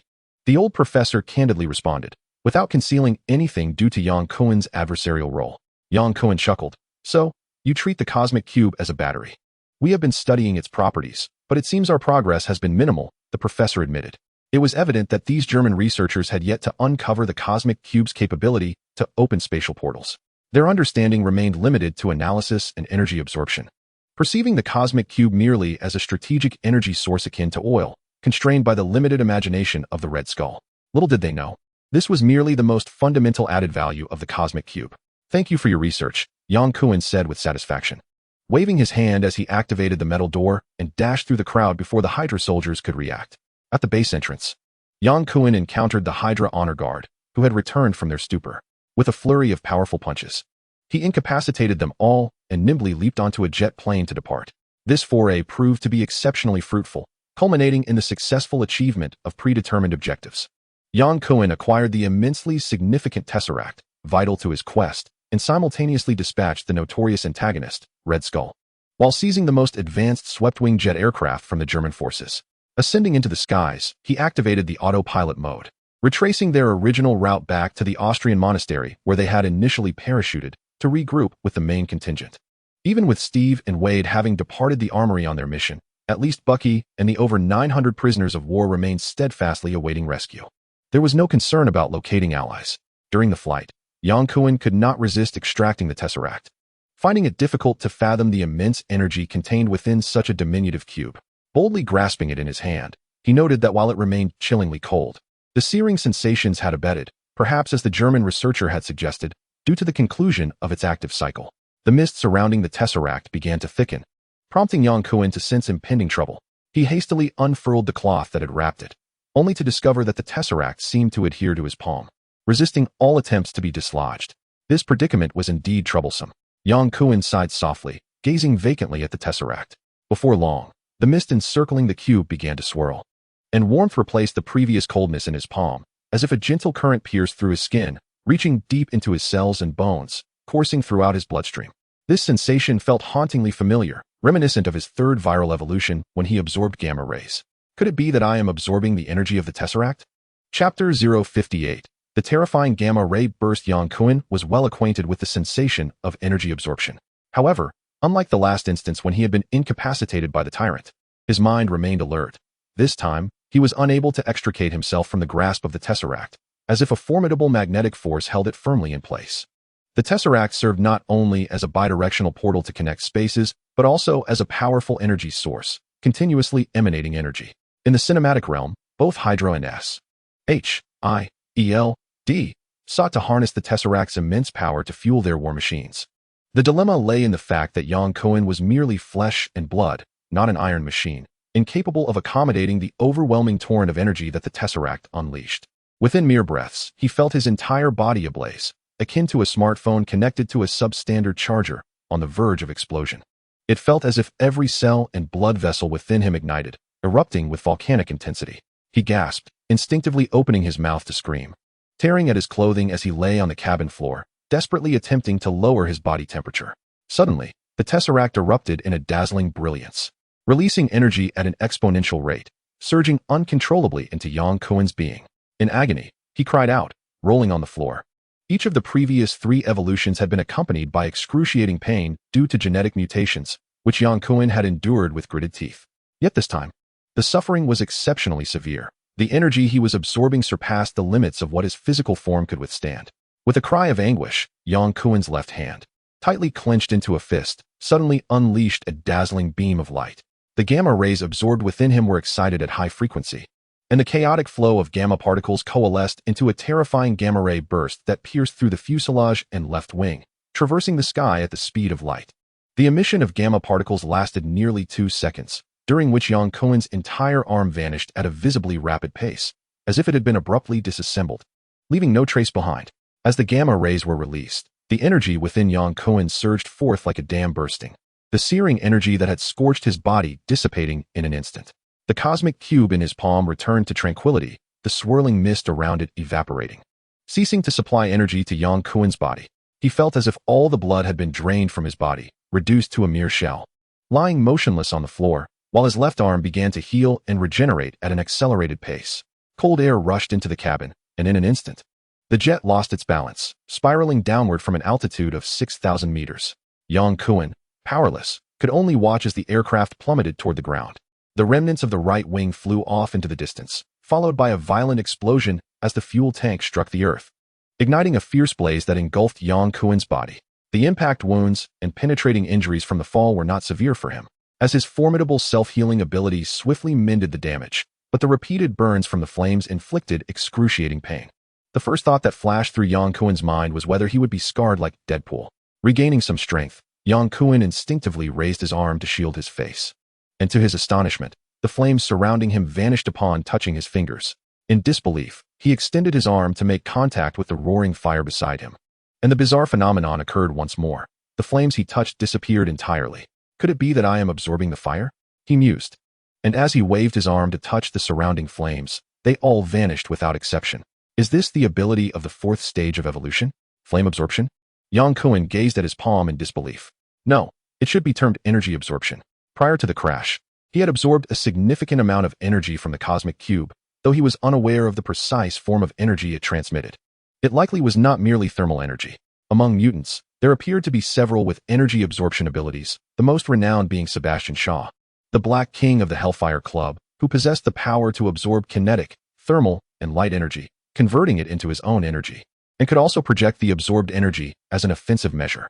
The gamma rays Yang Kuan had just unleashed seemed to have absorbed the immense energy from the cosmic cube, which he could not contain and was compelled to release. Otherwise, he might have exploded like a smartphone battery, having absorbed the burning flames. Yang Kuan felt his physical strength partially restored. Though his body still felt weak, he could muster enough energy to support his movements. At this moment, Yang Kuan found himself in a far more dire predicament than when he first arrived in this world. His entire body was cloaked in soot, resembling someone who had just emerged from a coal mine. His upper garments were completely incinerated, while his lower half was clad in merely tattered remnants of trousers. Most of his hair had been singed away, and with a cigarette dangling from his lips, he could easily be mistaken for a quintessential rogue. Fortunately, the cosmic cube remained firmly clutched in his hand, and his two energy swords were still secured at his waist. Though it was a pity about the state of the world's most advanced jet fighter. Silently estimating the flight duration, Yang Kuan surmised that he was likely situated near the tri-border area of Germany, the Czech Republic, and Austria. Regardless of which country he found himself in, it was undoubtedly within the sphere of German influence. Yang Kuan harbored no fear of the German forces. Rather, his concern lay in establishing contact with the assault team. Above all, he needed to find a place to change his attire. Shortly after Yang Kuan departed, two British reconnaissance aircraft appeared over the crash site, tasked with investigating unusual energy fluctuations. The British had long been aware of Germany's atomic bomb development program and had repeatedly dispatched special forces to sabotage it, harboring deep-seated concerns regarding German nuclear capabilities. The powerful gamma-ray burst inadvertently triggered by Yang Kuan was detected by scientists in London, who promptly alerted the military, leading to the immediate dispatch of reconnaissance planes to ascertain the truth. With the Allies maintaining aerial superiority, reconnaissance aircraft could effortlessly penetrate deep into German territory. This is Firebird 1. We have observed a red beam at an altitude of 3,000 meters, akin to the red of a rainbow, albeit slimmer and without any curvature. This is Firebird 2. There is a downed fighter jet on the ground, seemingly a new model developed by the German military. The two British reconnaissance planes circled for a while before ascending to return home, just ahead of German fighter jets dispatched to intercept them. Subsequently, a jet aircraft, escorted by two Messerschmitt 190 fighters, arrived at the crash site. This jet had taken off from the Hydra secret base located on the outskirts of Germany, with members including the white-haired professor who had conversed with Yang Kuan, as well as a burly officer clad in SS uniform. This officer was none other than Baron Wolfgang von Strucker, the second-in-command of Hydra, who, buoyed by his noble status, often found himself at odds with Hitler. After the Red Skull's falling out with Hitler, he had brought Strucker into Hydra. With the Red Skull now decapitated, he had become the principal beneficiary, swiftly ascending to the leadership of Hydra. Upon learning that the cosmic cube had been stolen, Strucker flew into a rage, ordering Hydra to mobilize entirely to retrieve it. Yang Kuan's gamma-ray burst similarly piqued the interest of Hydra's scientists, prompting Strucker to hastily bring a team of researchers to the site. Indeed, it is near-infrared afterglow. It is indeed a gamma-ray burst, the white-haired professor exclaimed excitedly, adjusting his glasses. Strucker grunted dismissively, remarking on its simplicity. In simple terms, a gamma-ray burst is a phenomenon where gamma rays suddenly intensify and then diminish, releasing immense energy in a brief period. How does it compare to an atomic bomb? The power of a gamma-ray burst cannot be compared. It is truly a weapon of mass annihilation, or rather, a weapon of total extermination. The energy of a single photon emitted is several 100,000 times that of sunlight. Chapter 059. The Hydra's counterattack under the blazing sun. Yang Kuan traversed the plains alone. The crash site lay within German territory, not far from the tri-junction of Germany, Austria, and the Czech Republic. After careful contemplation, he resolutely chose to head south into Austria, aiming to return to the prisoner of war camp where Ba Ji was stationed and establish contact with Wade as swiftly as possible. Previously, in the world of the biohazard crisis, the brash prince of Banter, Wade, had recklessly chosen to bear a nuclear bomb with his own body and was subsequently obliterated. At that time, Yang Kuan was uncertain whether Wade had survived the nuclear blast, while Rocket was preoccupied with bounty hunting, clamoring to leave at the earliest opportunity. The two departed the biohazard world, leaving Wade behind. Had it not been for Yang Kuan's concern for Jill, he might never have returned to that world, where Wade would undoubtedly have continued his reckless antics. To be candid, Wade had treated Yang Kuan rather well. Their initial encounter was pleasant, with Wade teaching him the intricacies of firearms. Without Wade's formidable combat prowess, they would have surely faced annihilation at the hands of the vengeful goddess. Yang Kuan would never abandon Wade. Acquiring the cosmic cube signified obtaining the key to activate the portal for departure from this parallel universe. Yang Kuan's task now was to decipher the correct method to open the spatial passage. His previous unintentional contact with the cosmic cube had unleashed a catastrophic surge of energy. Completing the fourth phase of the virus's evolution, Yet the process had been perilously close to obliteration due to the cube's immense power. The memory filled him with trepidation. Dr. Zola had extensively researched the cosmic cube and might offer him some constructive insights. The Bavarian region was predominantly forested, and after nearly half an hour of walking, Yang Kuan had not encountered a single dwelling. Finding a place to change clothes was out of the question. Even locating a water source proved impossible. Parched and fatigued, he contemplated lying down to rest. Suddenly, a convoy of motorized German soldiers burst through the forest, 2 jeeps and 4 motorcycles adorned with vibrant red and white swastikas, clearly indicating the presence of the SS. Upon sighting the Germans, Yang Kuan felt a surge of relief. He had been lamenting his lack of transportation, and here the Germans were, conveniently providing him with a vehicle. As the German soldiers spotted him, they opened fire from a distance. Yang Kuan, displaying remarkable composure, raised both hands in surrender, allowing bullets to ricochet off him without a hint of movement. After unleashing the gamma-ray burst, his energy reserves were severely depleted, and he relied on absorbing thermal energy from flames to sustain his mobility, unwilling to waste his strength on mere foot soldiers. The convoy closed in rapidly. Soldiers from the jeeps and motorcycles leapt out, brandishing submachine guns and issuing commands in German for him to remain still. To remain still, however, was an impossibility. Yang Kuan dashed forward like a cheetah, swiftly incapacitating the German soldier who had just alighted from the vehicle. Braving the hail of bullets, he yanked the German officer from the driver's seat and knocked him to the ground with a single punch. Ransacking the pockets of each soldier, he discovered some chocolate, cigarettes, and a sum of 500 to 600 imperial marks. He seized a soldier's canteen and drank deeply, feeling significantly rejuvenated. After enduring the searing flames, he was in dire need of hydration, both physically and psychologically. Having washed his face and savored a piece of chocolate, Yang Kuan donned the German officer's uniform and drove off in the jeep. Entering Austria from the Munich direction, the nearest large city was Salzburg, the birthplace of Mozart. The German forces, tangled in a two-front war, were strategically faltering, yet the American troops remained stalled in central Italy, and the flames of conflict had yet to spread to Austria. The streets of Salzburg appeared remarkably tranquil. Driving the jeep unhindered, the prominent flag fluttering from the front served as his finest pass. When confronted by questioning German soldiers, Yang Kuan deftly deflected their inquiries with Hydra's slogans. Speaking in his native tongue with an air of confidence, claiming to be an esteemed Eastern advisor appointed by the Red Skull, leaving the German soldiers momentarily dumbfounded. The SS and Hydra operated with audacity in Germany, and ordinary German officers dared not provoke them. Emerging from a barber shop, Yang Kuan admired his shiny new hairstyle, feeling quite pleased. Indeed, one could lose their head, but one's hairstyle must remain intact, paired with a rousing melody. He could make a grand entrance akin to a dazzling star. In Germany, at the estate of Baron Strucker on the outskirts of Berlin, a black Mercedes rolled through the estate's gates. A well-dressed middle-aged man stepped out of the car and followed the butler into the grand hall. "Ciao, my dear friend. Welcome to my estate," Baron Strucker, clad in a black military uniform, greeted him personally. "Your Excellency," the man addressed as Shao responded with a slight bow. As the newly appointed leader of Hydra, Baron Strucker was most concerned with retrieving the lost Tesseract, which was not only a strategic weapon for Hydra, but also a matter of personal pride. To establish his absolute authority, Strucker needed a decisive victory. If he could not handle even a single superhuman who had stolen the Tesseract, how could he lead Hydra? Strucker understood that ordinary soldiers were no match for superhumans, especially one endowed with steel skin and formidable regenerative abilities. With the speed of a jet and the defense of a Tiger tank, the superhuman who had seized the Tesseract was akin to a walking war machine, and German soldiers could not hope to thwart Yang Kuan, regardless of their numbers or firepower. Thus, Strucker found himself compelled to seek assistance from another superhuman, Sebastian Shaw. "Shao, I have news I believe will pique your interest. A superhuman with regenerative abilities and steel skin has appeared in Austria." After a brief exchange of pleasantries, Strucker delved directly into the matter, casting out a tempting bait for Sebastian.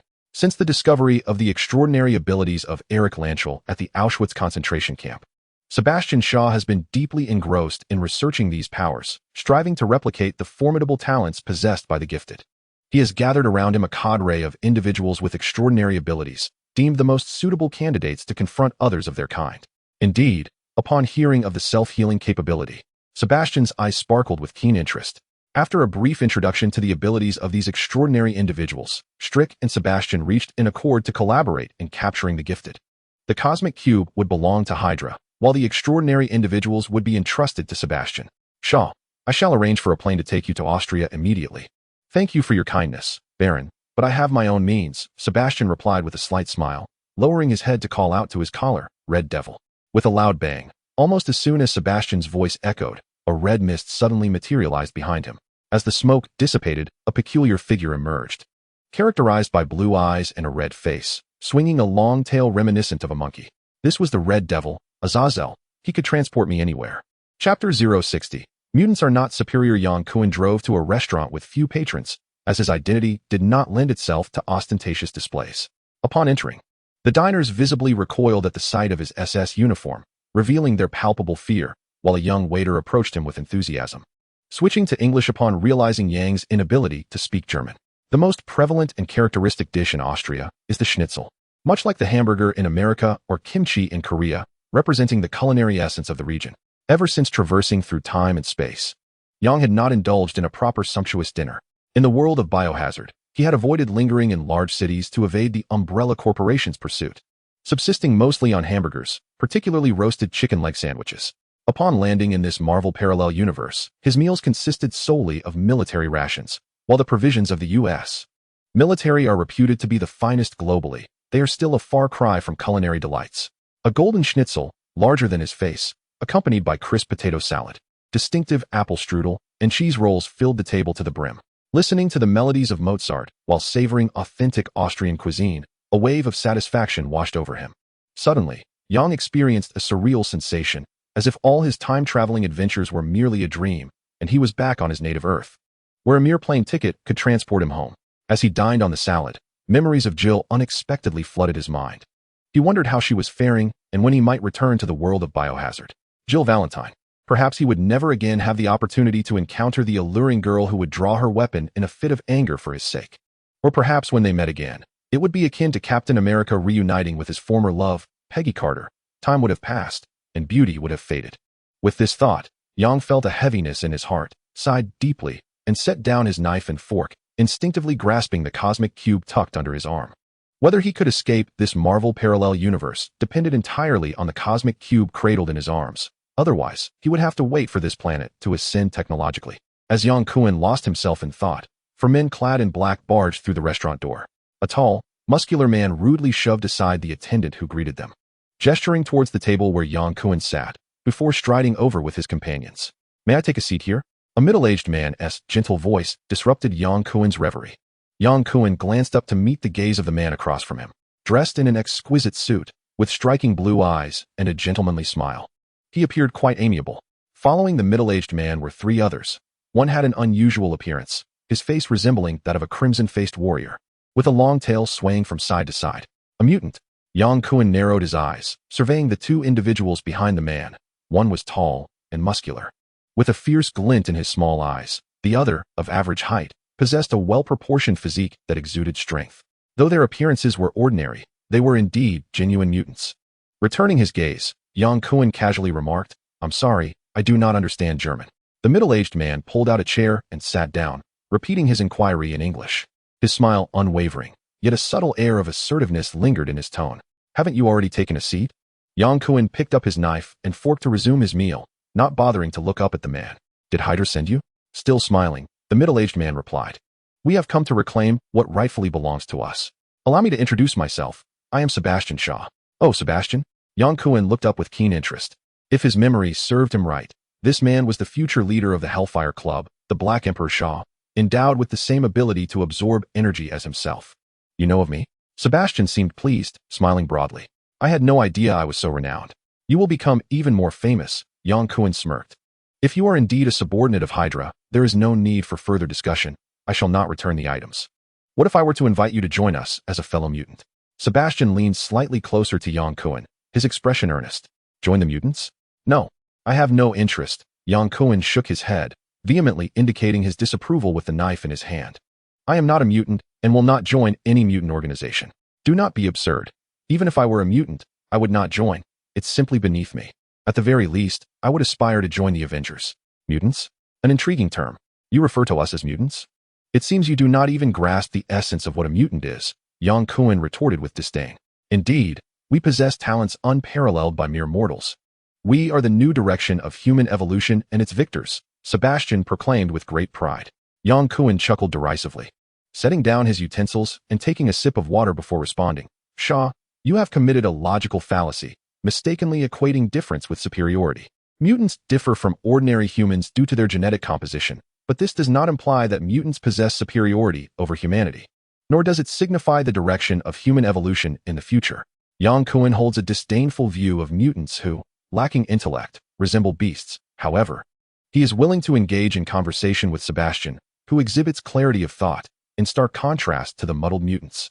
We possess extraordinary abilities, powers that humanity can only aspire to, rendering us more formidable and exceptional than mere mortals. Yet, sheer physical strength is ultimately meaningless, destined to be eclipsed by technological advancements. Yang Kuan shook his head in disappointment. After all, Mozart and Beethoven were not mutants, and as of now, there is no mutant who surpasses them. Just because it is not the case now does not imply it will never be so. Yang Kuan, uninterested in debating with Sebastian, focused on his meal, stating that if they wished to fight, he should be allowed to finish his dinner, but if not, they were free to depart at that moment. You are exceedingly arrogant. The Red Devil, standing behind Sebastian, could not restrain himself from exclaiming loudly. Yang Kuan lifted his gaze, remarking, Red Devil, it is quite impolite to disturb someone during their meal. The Red Devil was momentarily taken aback. Do you know me? Yang Kuan, disinterested in further discourse, remained enigmatic, which only piqued Sebastian's curiosity. Terms like mutants and genes were foreign to him, and he had prided himself on his deep understanding of mutants, only to realize that he fell far short compared to the young man before him. You claim to be no mutant, yet you possess formidable powers. As far as I know, you have skin as tough as steel and remarkable regenerative abilities, do you not? Sebastian could no longer suppress his curiosity and leaned closer to Yang Kuan, hands clasped. Chapter 061. You are too weak. Yang Kuan's succinct reply silenced Sebastian. There was no obligation to divulge information to someone with whom he was not acquainted. Sebastian, however, maintained his composure, showing no sign of displeasure, while the burly man behind him clenched his fists, glaring at Yang Kuan with fiery intensity. The Red Devil bared his teeth menacingly, as if he intended to devour Yang Kuan whole. Such a letdown. Yang Kuan sighed, setting down his cutlery, wiping his mouth, and gesturing for the waitress to bring the bill. The waitress, adorned in a red dress, cautiously approached Yang Kuan, avoiding the Red Devil and his companions. After settling the bill, Yang Kuan handed her 100 German marks as a tip.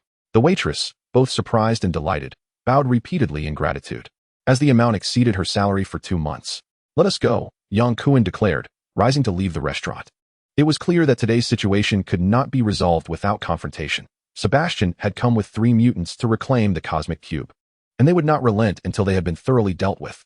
Sebastian and his companions followed him outside, where Yang Kuan hopped into a jeep, casually waving his hand, stating, we shall meet outside the city. With that, he pressed the accelerator and sped away. You cannot escape. The Red Devil roared. Yang Kuan had no intention of fleeing. Aware of the Red Devil's moniker, he certainly understood his capabilities. Practical teleportation, capable of transporting both individuals and goods, a skill desperately sought after by express delivery services. Leaving the urban confines of Salzburg, Yang Kuan veered off the main road, switched off the engine, and exited the vehicle. A series of crimson smoke puffs flickered, and the Red Devil appeared before Yang Kuan, clutching Sebastian and 2 others. Kid, I warned you not to think of escaping. Do I appear to be running away? Yang Kuan tilted his head with a smile. Red Devil, if you get beaten up later, don't cry for your mother. Huh. The Red Devil, irate, raised his tail. The triangular tip aimed menacingly at Yang Kuan's brow. Shao, allow me to introduce myself. I am Yang Kuan, hailing from the distant east. You may call me Yang. Yang. You are indeed a peculiar individual, Sebastian replied, extending his hand in a gesture of cordiality. Yang Kuan shook his head. Shao, I am aware of your ability to absorb energy. Do not expect me to shake your hand, especially since I haven't had my fill. You seem well informed about us. Sebastian observed, fixating on Yang Kuan's eyes, attempting to decipher any concealed truths. Despite their numbers, even with Yang Kuan's steel skin and self-healing abilities, escaping the combined might of the 4 would be a formidable challenge. Sebastian was merely intrigued by this young Oriental who professed not to be a mutant, yet appeared to possess considerable knowledge about them. And you 3? Yang Kuan inquired, gesturing towards the burly man and the slender figure beside the Red Devil. I am the Red Tank, the imposing man rumbled. Whirlwind, the leaner individual succinctly declared, his green eyes locking onto Yang Kuan like a wolf's gaze. With a swift motion, he formed his arms into a funnel shape, a gust of wind swirling around him, gradually coalescing into a miniature tornado. Typically, Yang Kuan preferred to avoid superfluous dialogue during combat, opting for an efficient resolution. unfazed by the presence of the four mutants. He sought to protect the cosmic cube from their grasp, cleverly using self-introduction as a means to coax the two mutants into revealing their superpowers. As anticipated, both muscular men divulged their abilities without hesitation. The whirlwind was of little concern, yet Yang Kuan regarded the red tank with increased interest. Reputed to be an unstoppable parkour enthusiast once in motion. Huh, the Red Devil exclaimed, launching the first offensive, transforming into a cloud of red mist, only to reappear behind Yang Kuan, his long tail aimed at the nape of his neck, as if he had eyes in the back of his head. Yang Kuan swiftly maneuvered, circling to the Red Devil's side and delivering a powerful punch. Bang! The Red Devil vanished once more, re-emerging above Yang Kuan, descending upon him with intent. Simultaneously, the red tank let out a furious roar, propelling himself forward like a rampaging Tyrannosaurus, charging directly at Yang Kuan. Goodness! Are you possessed by a tyrant? Yang Kuan evaded the Red Devil's assault, his speed instantaneously reaching subsonic levels, and with a sonic punch, he struck the red tank squarely in the chest. The red tank stood unwavering, absorbing Yang Kuan's sonic punch as if it were inconsequential. The inertia of the impact was undiminished, and the head of the red tank collided with Yang Kuan, forcing him to retreat 2 steps. Indeed, the red tank lived up to its name, possessing a physique akin to that of a Tiger King tank. It is noteworthy that Wolverine, after receiving a sonic punch from Yang Kuan, had his ribs shattered and lost all combat capability, yet the same blow against the red tank elicited no response whatsoever. Yang Kuan evaded the red tank's iron fist, only to be met by a whirlwind that swept in from the side, the swirling dust invading his eardrums and eyes, obscuring his vision. Seizing the opportunity, the Red Devil launched a close-range ambush, its claws aimed at Yang Kuan's back. A dull clang echoed, reminiscent of metal colliding. As the claws failed to penetrate, even slightly, Yang Kuan retaliated with an elbow strike, but the Red Devil vanished in an instant. The combined assaults of the Red Devil and the whirlwind could not inflict harm on Yang Kuan. They merely served to disrupt his movements. While the red tank's brazen charge exerted considerable pressure upon him. Of course, it was merely pressure. Yang Kuan had long since mastered the art of countering brute force attacks akin to those of a tyrant, managing effortlessly. Sebastian remained aloof, standing quietly to the side. His demeanor relaxed as if he were merely an onlooker. Is this all you can do? Yang Kuan mocked loudly, swiftly advancing through the oncoming whirlwind and landing a punch squarely on the whirlwind's chest. The whirlwind was sent soaring like a kite on a short string, blood seeping from the corner of its mouth. Huh! The red tank charged forward once more, and Yang Kuan nimbly evaded, delivering a punishing blow to the red tank's forehead. The tremendous force and acceleration caused the red tank to lose its balance, stumbling 2 steps before crashing to the ground, creating a human-shaped crater. The Red Devil attempted to launch a sneak attack from behind, only to be seized by Yang Kuan, forcefully slammed to the ground, and battered with 3 relentless punches, leaving the Red Devil convulsing. You are too weak. If this is the extent of mutant power, I am sorely disappointed. Yang Kuan stood up, addressing Sebastian loudly. Sebastian removed his jacket and leisurely approached Yang Kuan, remarking that the true battle was only just beginning. Is that so? Yang Kuan raised an eyebrow. I'm pressed for time. You all can come at me together. The whirlwind wiped the blood from its lips, spat out a mouthful of blood, and a venomous glint appeared in its eyes as it summoned 2 tornadoes to lift itself toward Yang Kuan, unleashing a continuous barrage of sound waves. Concurrently, the red tank, in perfect synchrony, accelerated furiously to crash into Yang Kuan's chest. Chapter 062. Decimation. The subsonic pulse was elusive, with formidable penetration, precisely targeting Yang Kuan's mind under the whirlwind's command.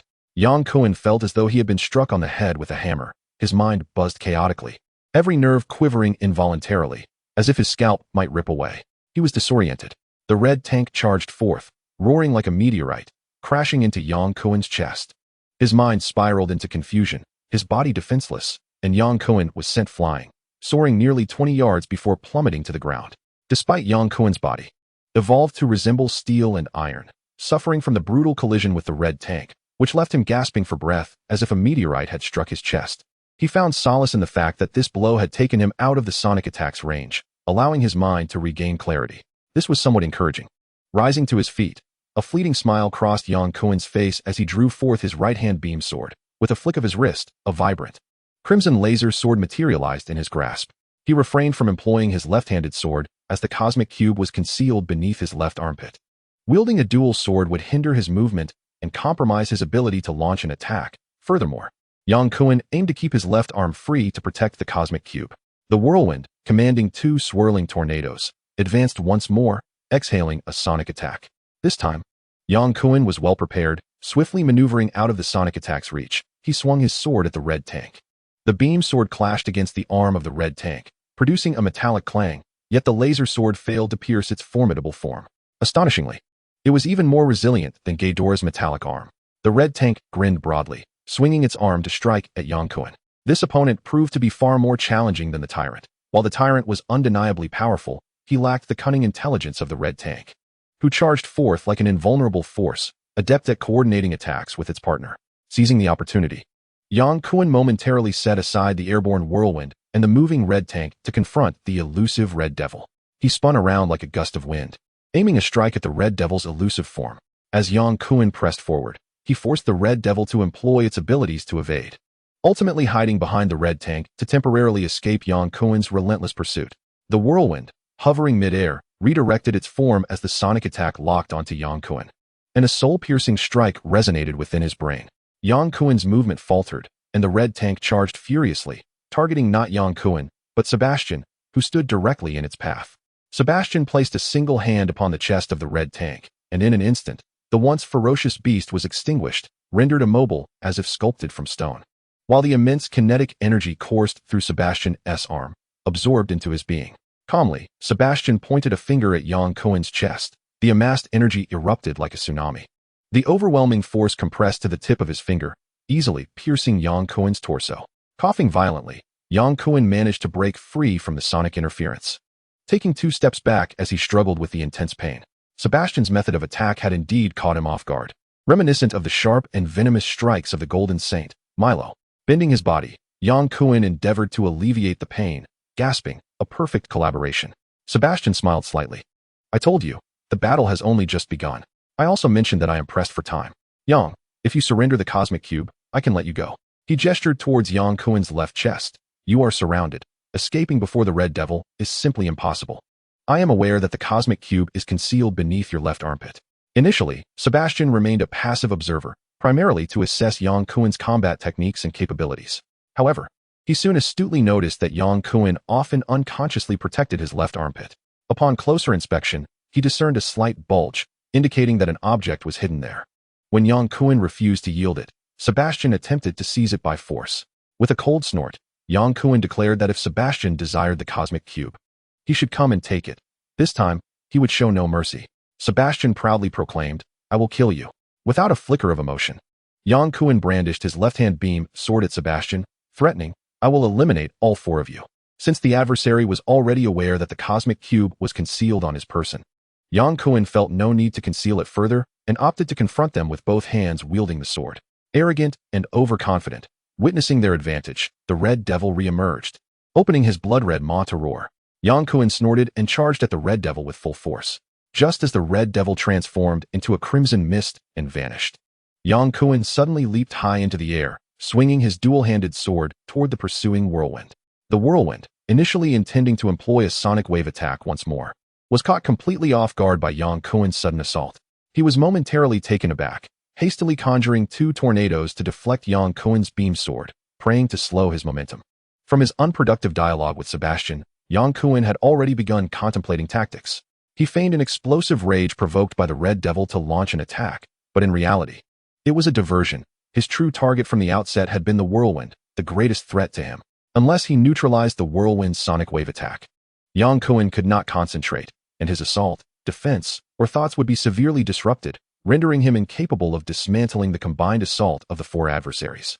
A faint sound echoed as the beam sword sliced through the whirlwind's body, cleaving it in 2 midair. Damn it! The red devil cursed, trying to mask his rising dread. The whirlwind had indeed been cut in half by this young man. The beam sword in Yang Kun's possession appeared formidable, intensifying the red devil's apprehension. You still have time to leave, Yang Kun declared, brandishing his dual-handed sword and sporting a mocking smirk. Sebastian, his gaze fixed on the beam sword, inquired, Are you wielding a laser sword? Indeed. My curiosity regarding your identity is growing, Yang Kun replied. I am under no obligation to answer you. I intend to kill you. The red tank huffed as he approached, assuming a charging stance. The moving red tank was invincible. Not even the laser sword could pierce his skin. Yang Kun found himself at a loss against the red tank's brute force, unless he could immobilize him, which was evidently impossible. As the red tank charged with reckless abandon, Yang Kuan found himself retreating step by step. Red Devil. Sebastian bellowed, signaling the Red Devil to unleash his powers. The Red Devil, in addition to his ability to teleport, possesses psychic powers, which he has refrained from using due to their overwhelming toll on his energy. This is the confidence Sebastian had after Yang Kuan dispatched the whirlwind. He had come to understand that while Yang Kuan's physical defenses were formidable, his defenses against sonic and psychic attacks were significantly lacking. Chapter 063. The activation of the Cosmic Cube. The virus injected into Yang Kuan theoretically possesses infinite evolutionary potential, capable of effortlessly rewriting genetic codes, with the most notable feature being its adaptability to the environment. His first evolution occurred after being wounded by a devourer, allowing him to heal his injured arm and significantly enhance it, resulting in the emergence of a grotesque Kirin arm. The subsequent two evolutions were responses to the formidable tyrant, resulting in a body as resilient as steel and immense strength. Later, during combat against the incredibly swift Weskier and Nebula Ghidorah, he gradually developed super speed. It can be said that his evolutionary capabilities primarily enhanced survival, physical attack, and defensive prowess, leaving a complete void in psychic evolution, which rendered Yang Kuan utterly defenseless against subsonic assaults. The psychic shockwave unleashed by the Red Devil was far more formidable than the subsonic pulse attack, unlike the latter, which temporarily paralyzed the opponent's movements by affecting the brain's resonance. The psychic shock could briefly incapacitate the enemy's consciousness entirely. The Red Tank initiated the charge, buying time for the Red Devil to launch his psychic assault. Yang Kuan evaded the Red Tank's collision and swung his twin swords towards Sebastian, the leader of this group of mutants. Capturing him would dismantle their offensive. Sebastian, lacking the ironclad body and self-healing abilities, seemed vulnerable, and Yang Kuan doubted he could absorb the laser sword swung at supersonic speed. Drink! The Red Devil shouted, a thunderous sound resonating through Yang Kuan's eardrum, causing his scalp to tingle. Yang Kuan's mind went blank, as if all his neural connections had been abruptly severed, leaving him bewildered in the face of Sebastian. Quickly! I cannot hold him much longer, the Red Devil urged. Unlike the Professor and the White Queen, he was not a specialist in psychic abilities. Rather, he possessed a mere semblance of psychic attack capabilities, sufficient to confront the defenseless Yang Kuan. Sebastian, not daring to delay, swiftly struck with his palm, slicing open Yang Kuan's right chest to subdue him, and indeed discovered a cube the size of a palm encased within, emanating a chilling aura. This was the Cosmic Cube, cherished by Strick. Previously, Sebastian had little understanding of the Cosmic Cube, as Strick had not elucidated its significance to him. Their agreement stipulated that the Cosmic Cube belonged to Strick, and Sebastian had deemed it inappropriate to inquire further. Given Strick's reverence for the Cosmic Cube, it was evident that even a formidable figure like Yang Kuan would seek to seize it, indicating that the Cosmic Cube was of extraordinary importance. Sebastian firmly believed that the Cosmic Cube was far more than merely the energy source Strick had described. In truth, only a limited few, including Hitler and the highest echelons of the Hydra, were aware of the existence of the Tesseract within the confines of Germany. Sebastian was immensely curious about the Tesseract, yet no one provided him with answers. In a fleeting moment of distraction, the Crimson Tank had completed its turn and charged back with ferocity, each stride leaving deep imprints on the ground, as if the very earth were beginning to tremble.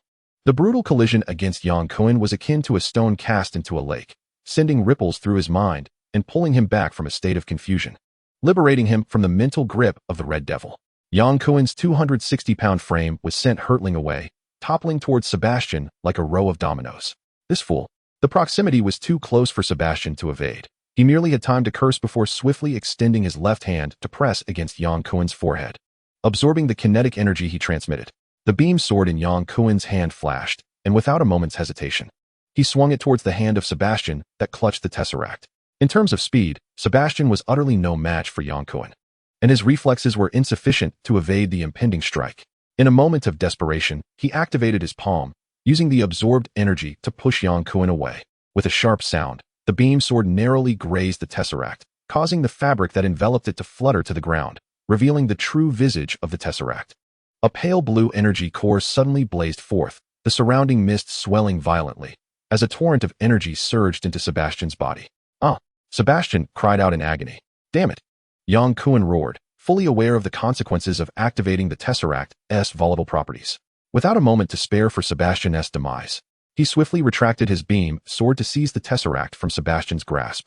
As his palm neared the Tesseract, an immense magnetic force yanked Yang Kuan's hand against it with a resounding clap. Before he could exert force, the overwhelming energy surged through his palm and into his body like an unending river. Having previously experienced a surge of energy, Yang Kuan gritted his teeth and braced himself, attempting to release the energy within him, just as he had done before. Sebastian's cries reached a deafening crescendo. His ability allowed him to absorb any form of energy. Yet the Tesseract's power was far too formidable for his body to contain, much like Yang Kuan's previous experience of overcharging to a state of explosion, his entire being radiating heat. Following his fourth evolution, Yang Kuan's physical prowess had seen a substantial enhancement, with each cell in his body having been baptized by the Tesseract's energy, resulting in an exponential increase in his energy absorption threshold. When he absorbed the Tesseract's energy again, he felt no discomfort. Rather, it was akin to the soothing pleasure of soaking in a hot spring. Sebastian's screams grew increasingly high-pitched, surpassing even those of Pavarotti. His body ablaze, as though submerged in boiling magma. The experiences of Yang Kuan and Sebastian were starkly divergent, akin to the gentle flow of a stream versus the ferocious surge of a tempest.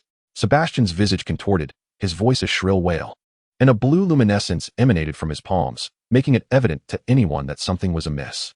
The Red Devil cautiously retreated, while the Red Tank, without a moment's hesitation, reached out to grab Yang Kuan. However, the instant his hand made contact, it recoiled as if electrified. Strange, the Red Tank muttered, circumventing Yang Kuan to seize the cosmic cube. Don't move, the Red Devil shouted. What? The Red Tank queried, bewildered. The situation is dire. It seems we are immobilized. The Red Tank, aptly named for his indomitable strength and muscular physique, scratched his bald head and inquired, Shao is trapped. What do we do? I don't know. Let's observe, came the response. Why is this happening? Sebastian gasped, directing his question at Yang Kuan. Fool, the cosmic cube is beyond your comprehension, Yang Kuan retorted, irritated, adding that had Sebastian not activated the cube, they would not be in this predicament. I feel like I'm about to explode. What should I do? Release the energy. Sebastian raised his left hand, poised to unleash the absorbed energy when suddenly, the cosmic cube emitted a blinding flash, a colossal blue halo expanding to envelop them both. A blue beam shot skyward, and in a matter of moments, Sebastian and Yang Kuan's hands vanished at an observable pace, followed by their arms, and then their entire bodies. In a state of terror, Sebastian screamed, while Yang Kuan's formidable self-healing abilities could not withstand the rapid disintegration. In less than 5 seconds, they were entirely reduced to dust-like particles, spiraling into the blue beam, swiftly ascending and vanishing completely. The Red Devil and Red Tank stood, dumbfounded.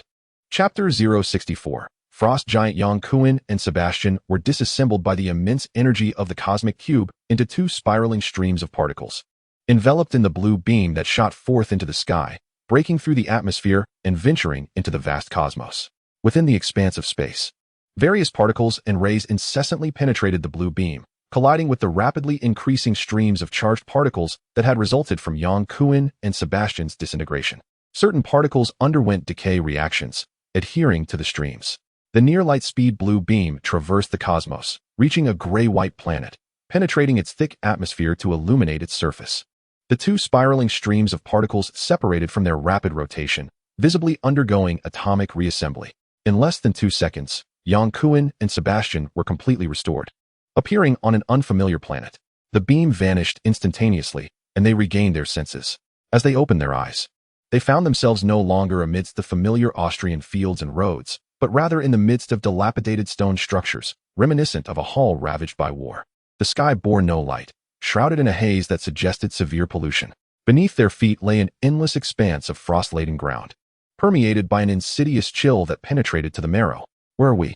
Sebastian asked, uncertainty lacing his voice. Who knows? Yang Kuan, in a fit of frustration, stamped his foot as if to release the pent-up anger within him. He was well aware that the cosmic cube was not merely a source of energy, but also a temporal gateway connecting two realms. However, until he discovered the correct method to activate it, he was resolutely unwilling to recklessly initiate a spatial transmission. To his utter dismay, Sebastian had been randomly transported during the struggle for the cosmic cube. At this juncture, not only was there no chance of reuniting with Jill in the Resident Evil timeline, but even returning to the parallel universe of Marvel seemed an impossibility. Sebastian took a few steps, circling a towering stone pillar, and remarked, "This appears to be the ruins of some ancient civilization."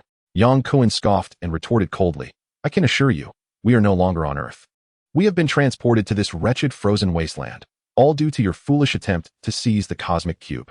"That cannot be," Sebastian exclaimed loudly. "What is impossible? I have undergone multiple transmissions," Yang Kuan shot back. "You come from another planet?" Sebastian marveled as if he had discovered a new continent. No wonder you wield a lightsaber. Humph, isn't it a bit late to realize that? Sebastian approached Yang Kuan, his expression animated. You claim to have experienced multiple transmissions. Surely there must be a way to return, right? There was a chance, but the cosmic cube is no longer in our possession, Yang Kuan sighed. Unless we can locate a temporal device on this planet, we are left with only the prospect of waiting for death. Here, Sebastian surveyed the surroundings again, then shook his head in disappointment. Judging by these dilapidated structures, the technological level of this planet is far inferior to that of Earth. Thus, your demise is imminent. Yang Kuan's tone was distinctly unfriendly. Sebastian instinctively took 2 steps back, creating distance between them, remaining on guard. Yang Kuan possessed formidable self-healing abilities and skin as resilient as steel. In a one-on-one confrontation, Sebastian stood no chance against him, fearing that Yang Kuan might suddenly turn hostile. Yang, I had no prior knowledge of the cosmic cube's secrets. Had I known it would open a temporal gateway, I would never have attempted to seize it. Nor would I have made an agreement with Citric, Sebastian confessed earnestly.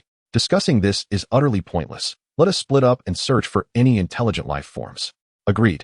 Sebastian's face brightened at Yang Kuan's tone, interpreting it as an invitation to cooperate, believing they would not find themselves at odds. Together, we shall surely find a solution. One can only hope, Yang Kuan replied tersely, then turned his attention to the crumbling entrance of the hall, with Sebastian hastily following in his wake. The dilapidated hall soared into the clouds, with colossal stone pillars indicating that the inhabitants of this planet must have been of considerable stature. Stop, Yang Kuan suddenly commanded, bringing them to a halt. Sebastian, quick to react, scanned the surroundings and was horrified to discern several gigantic figures emerging within the ruined hall. Yang Kuan narrowed his eyes in caution as the towering silhouettes stepped forth from the shadows, encircling them in an imposing formation. These humanoid beings stand approximately 2 to 3 meters tall, their upper bodies bare, adorned only with a crude leather loincloth, reminiscent of uncivilized barbarians. Their intentions seem malevolent, plunging Yang Kuan into a predicament. 1 or 2 may not instill fear in him, but the sheer multitude stretching beyond sight sends a tremor of anxiety through him. Sebastian, even more beleaguered than Yang Kuan, wears a pallid expression of trepidation. As an indigenous person who has never ventured beyond Earth, he finds himself overwhelmed by the presence of such a multitude of extraterrestrial beings, especially those of considerable size and fierce countenance, indicating formidable adversaries. We bear no ill will, Yang Kuan shouted assertively. Fortunately, the alien language device implanted within him during disintegration has been fully restored. He activated the extraterrestrial translator at the nape of his neck, sequentially uttering phrases in various widely spoken cosmic languages such as Kree, Skrull, and Hobo, hoping to establish communication with the wild men before him. As he adjusted to the language of Asgard, a thunderous voice erupted from the giants. Those of Asgard who tread upon Jotunheim shall meet their demise. We are not Asgardians, Yang Kuan quickly clarified. Suddenly, a realization sparked in his mind. The term Asgard seemed familiar, as if it had graced the silver screen in the film Thor. A revelation struck him. They are frost giants. The desolate, frozen planet and the robust, brutish figures surrounding him could only signify the presence of frost giants. We are from Midgard, Earth, Yang Kuan proclaimed, uncertain whether these frost giants would comprehend the term Earth. He swiftly redirected his words to invoke the name of Earth as depicted in Norse mythology. The frost giants encircling Yang Kuan and Sebastian parted, allowing a towering figure, larger than the ordinary frost giants, to step forward. His crimson eyes, reminiscent of blood, scrutinized Yang Kuan from above. Midgardians? What brings you to our Jotunheim? He inquired. It is a consequence of a scientific experiment gone awry. An explosion in our laboratory transported us here. We harbor no malice, Yang Kuan replied, his mind racing to concoct a plausible explanation. Only the 2 of you? The giant asked. Indeed. How fortuitous. I am in need of 2 Midgardian slaves. The giant leader chuckled mockingly, eliciting a chorus of laughter from the surrounding frost giants. You will serve as my slaves, and I shall spare your lives. Yang Kuan scoffed. I shall utter 1 word only, no? Chapter 065. Supersonic confrontation against hundreds. The arrogant demeanor of the frost giant leader left no room for negotiation. The choices were submission or combat. Without hesitation, Yang Kuan resolved to fight. Even if he were to perish in Jotunheim, he would do so with dignity. Surrounded and outnumbered, Yang Kuan knew he must strike first. He swiftly unsheathed his beam sword, his speed reaching its zenith as 2 searing laser blades surged towards the giant leader's chest. Embodying unwavering resolve, the giant leader regarded the 2 feeble Midgardians before him with utter disdain. Throughout his numerous campaigns against Midgard, the diminutive inhabitants had never dared to resist. They merely scattered like timid sheep before the Jotun's hunt, with a booming laugh that echoed through the air. The giant leader was caught off guard by a sudden and fierce assault. In an instant, a blinding lightsaber was thrust towards his chest, forcing him to raise his arm in a desperate attempt to block. His body swiftly encased itself in armor, thick layers of icy fortification coalescing around his chest and arms to withstand the oncoming strike. With a sharp hiss and crack, Yang Kuen's left lightsaber cleaved through the giant leader's defending arm, while his right sword sliced across the giant's torso. The laser penetrated the icy armor, searing through flesh and leaving behind 2 deep, thumb-sized scorch marks. Though a mere commonplace weapon in interstellar combat, the lightsaber proved to be an extraordinarily effective tool against the frost giants, who dreaded the heat. Roaring in fury, the giant leader bared his massive, blood-stained maw and unleashed a thunderous howl towards Yang Kuen, the shockwave disrupting his rhythm of attack. 2 frost giants flanked him, wielding icy blades in an attempt to thwart Yang Kuen's advance and protect their leader. Unflinching and undeterred, Yang Kuen pressed forward, disregarding the frost giant's sharp weapons as he swung his dual sabers and severed their arms. The sharp ice blades pierced Yang Kuen's chest, blood flowing down the icy edges, an unbearable chill infiltrating his veins, as if his very blood were freezing within him. With a mighty roar, he expelled the encroaching cold from his body, invigorated by sheer determination as he unleashed a flurry of strikes, decapitating the 2 frost giants, his gaze firmly fixed upon the giant leader's head. To capture the thief, one must first seize the king. Thus, he sought to eliminate the adversary's commander with utmost haste, holding on to a glimmer of hope for survival. The giant leader's crimson eyes flashed with wrath, his position as the chief of the frost giants rendered all the more humiliating by being cornered by a mere Midgardian. Extending his icy blade like a spear, the giant leader charged at Yang Kuen with a furious battle cry. With unparalleled agility, Yang Kuen deftly sliced through the icy weapon, retaliating with a swift strike aimed at the giant's head. Meanwhile, Sebastian, ever vigilant during Yang Kuen's negotiations, sprang into action the moment the assault commenced, unleashing energy beams upon the nearby frost giants. Thanks to the immense power absorbed from the cosmic cube, Sebastian's energy reserves exceeded anything he had previously encountered, surpassing his own limits. Had it not been for the unexpected transdimensional voyage, he would never have been able to contain such vast energy. In the frigid expanse of Jotunheim, Sebastian reveled in the coolness that tempered his previously explosive body. The cosmic rays absorbed during his interstellar traverse became a formidable weapon for Sebastian, who, while enhancing his physical prowess, unleashed streams of gamma-ray particles to strike the advancing frost giants. The frost giants, who thrived in cold and feared heat, found their heavy icy armor utterly defenseless against the searing cosmic rays.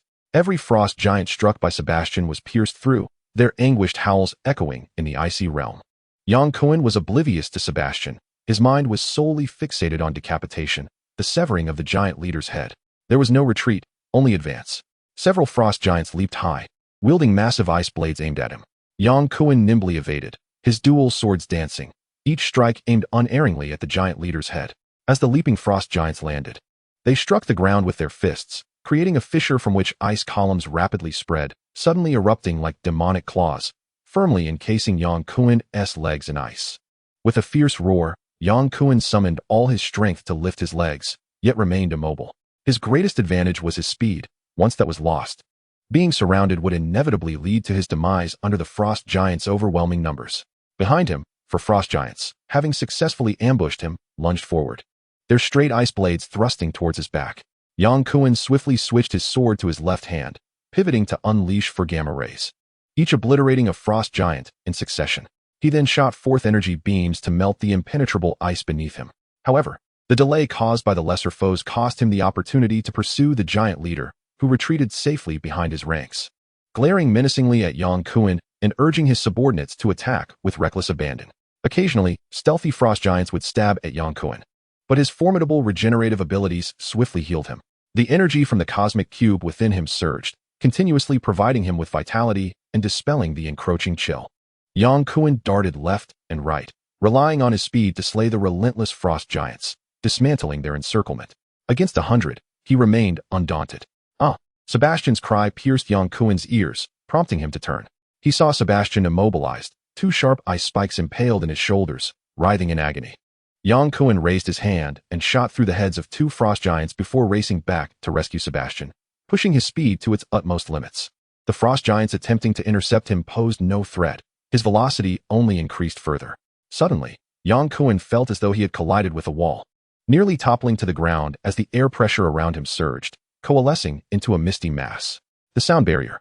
In an instant, he realized he had inadvertently approached the speed of sound and encountered the barrier. He unleashed gamma rays, eliminating two frost giants that sought to ambush Sebastian and surge forward. Breaking through the misty barrier, he shattered the sound barrier, achieving unprecedented supersonic speed. The difference between supersonic and subsonic was but a slight variation in terminology. Yet for Yang Kuan, the power disparity was monumental. Upon breaking the sound barrier, his genome evolved rapidly, allowing his body, especially his eyes and firing nerves, to adapt swiftly to speeds exceeding 2 Mach. How are you? Yang Kuan inquired urgently, slicing through the hardened ice spikes with his sword. I want to die, Sebastian gasped. Having repelled 3 frost giants, breathless yet resolute, he lacks self-healing abilities, yet wields the power to manipulate energy to enhance his physical form. The ice spear did not strike a vital point, thus preventing the wound from worsening, allowing him to continue the fight without issue. We must break through and charge forward. Yang Kuan swiftly surveyed his surroundings and quickly proclaimed, 3 o'clock direction, a cliff, leap across. Understood. Surrounded, they faced a dead end. The relentless onslaught of frost giants could wear them down to exhaustion. Their only option was to break through. Allow me to carve the path, Yang Kuan shouted. Brandishing his beam sword, he cut a bloody trail through the chaos. Chapter 066. The arrival of Hammer Brother before the absolute speed and sharpness of the laser sword. The frost giants failed to form a complete encirclement. Yang Kuan was determined to charge, and no giant could withstand his strike. With rapid swings of his double-handed sword, the severed limbs and icy fragments of the frost giants flew through the air. Sebastian closely followed Yang Kuan, occasionally unleashing energy beams to repel the pursuing foes. The two soon broke free from the encirclement, racing towards the edge of the cliff. Jump! Yang Kuan shouted, grasping Sebastian's arm as they leaped high, landing on a solitary island across the chasm. A significant number of the frost giants that had followed them plunged into the abyss, while the only fortunate giant that crossed the cliff was swiftly cleaved in two by Yang Kuan, who then kicked the remains down into the depths. The island spanned approximately 20 square meters, capable of accommodating no more than 6 giants due to their massive size. Any more would find themselves teetering on the brink of the abyss. Despite the dense throng of frost giants on the opposite side, only a mere 6 or 7 could leap across to engage them, making the confrontation manageable. Yang Kuan excelled in close combat, while Sebastian provided ranged support, rendering them an indomitable duo. The valiant frost giants attempted multiple assaults, all of which Yang Kuan dispatched with precision, ultimately left to roar in frustration from the opposite cliff. I believe we are safe for the time being, Sebastian remarked, his demeanor still alert. Perhaps, Yang Kuan mused, lightly swinging his double-handed sword while gazing at the overcast sky. It seemed snow was imminent. Even if they refrained from attacking, they risked freezing to death here. Unless they start erecting barbed wire and digging trenches, we will always find a way to break through. Huh, these brawny fools are no Gauls, Yang Kuan laughed heartily. As they conversed, the leader of the frost giants emerged from the crowd, clad in heavy icy armor, with crimson eyes that seemed to bleed, glaring menacingly at Yang Kuan. One-on-one, come forth. Yang Kuan extended his arm, challenging the giant leader. You come here. The giant leader bellowed in response. Very well, have your subordinates take 5 steps back, and I will approach. The frost giant leader gestured for his soldiers to retreat, ready to command his men to encircle Yang Kuan the moment he leaped across, ensuring he would not return to the island. Such obedience. Yang Kuan laughed heartily, sheathing his beam sword, just as the giant believed he would indeed leap over. Yang Kuan suddenly unleashed 4 streams of gamma ray particles, scorching many of the frost giants. Sebastian responded in kind, and the two engaged in a relentless assault akin to a coastal artillery barrage, swiftly toppling a multitude of frost giants. The giant leader, seething with rage, commanded his subordinates to charge forth. The frost giants, initially reluctant to attack, found themselves seared by the duo's energy beams, but when they leapt high to strike, they became mere moving targets for Yang Kuan and Sebastian. Before the giants could even begin their descent, their heads were obliterated by the energy beams. The giant leader, furious enough to seemingly emit smoke, raised his right hand, and a colossal frozen statue behind him shattered, unleashing a monstrous creature resembling a giant lizard from its icy prison, howling as it charged forward. The lizard-like beast, with a tail that seemed longer than the giant leader himself, sprinted towards Yang Kuan's isolated position with alarming speed. Damn it! Yang Kuan cursed loudly. Sebastian, cover me. I'll draw that beast away. Understood, Sebastian replied, renewing his assault on the frost giants across the way. Yang Kuan leaped into action, unleashing 2 energy beams even before touching ground. Upon landing, he accelerated to supersonic speeds, wielding his dual swords to slice through the frost giants. The group of frost giants, caught entirely off guard by Yang Kuen's audacious counterattack, fell like wheat before the scythe. The giant leader, shielded by his guards, retreated from the battlefield. The lizard creature, indiscriminate in its fury, rampaged through the ranks of frost giants, roaring as it lunged towards Yang Kuen. Utilizing his speed, Yang Kuen led the creature away from the cliff, directing it into the dense array of frost giants, harnessing its power to annihilate them. The massive frost giants appeared as fragile as paper before the lizard monster, easily swatted aside by its claws. Yang Kuen maintained his lead, the lizard beast relentlessly pursuing him. As the frost giants caught sight of Yang Kuen barreling towards them, they scattered in fear of being crushed by the creature. After dispersing the tightly packed formation of frost giants, Yang Kuen chose a narrow path ahead. He intended to face the lizard beast alone. Huh! Yang Kuen shouted, leaping high over a slanted gorge. Just as his feet touched the ground, a radiant cascade of multicolored light descended before him like an iron curtain. Bang! Yang Kuen's head collided forcefully with it, causing him to lose his balance and fall backward. As the light dissipated, 6 fully armored knights emerged before him. The foremost knight donned gleaming golden armor, a flowing crimson cape billowing behind him, and wielded a massive square iron hammer. Beside him stood a knight brandishing a sword and shield, her armor shimmering with iridescence. Her hair styled in a high ponytail, she was a female warrior. A massive hammer? Hammer bro? Yang Kuen thought, momentarily dazed. What are the odds? This can't be a coincidence. The script shouldn't unfold like this. A battle has taken place here, the female warrior observed, scanning the scattered frost giants. She swiftly raised her shield and drew her sword. Clearly, the leading knight declared, brandishing the enormous hammer as he pointed towards the roaring lizard creature charging in. It was indeed a grand spectacle of welcome. A warrior dressed as a dwarf jestingly remarked behind the mighty hammer. With a thud, Hammer Brother soared through the air, crashing into the lizard monster. What a powerful move! Exclaimed a warrior sporting a goatee. Yang Kuen shook his head and stood up, as a group of warriors, engrossed in the excitement, finally noticed another presence beside them. A female warrior brandished her longsword, pointing it at Yang Kuen's chest. Who are you? Yang Kuen dusted off his trousers, a Midgardian. And you? We are warriors of the divine realm. Asgardians? The female warrior nodded. How could a Midgardian be in Jotunheim? A failed scientific experiment transported me here. Yang Kuen replied casually, employing a prearranged excuse. Is it just you? The female warrior scrutinized Yang Kuen's German officer uniform, her skepticism evident. I have a companion. Stranded on that isolated island over there, Yang Kuen said, raising his arm to gesture towards the southwest. At that moment, snow began to fall from the sky, obscuring visibility. And he wasn't even sure if he pointed in the right direction. The female warrior smiled slightly. Today is your lucky day. Indeed, the dwarf warrior boisterously laughed. Chapter 67. Valkyrie Sif Hammer Brother held the upper hand against the smaller monsters, delivering hammer blows left and right, causing the lizard creature to roar in fury. Yet it was utterly powerless against Hammer Brother. After all, Hammer Brother could fly. With a mighty swing, he sent a small monster soaring, proclaiming, I am Thor Odinson, son of Odin.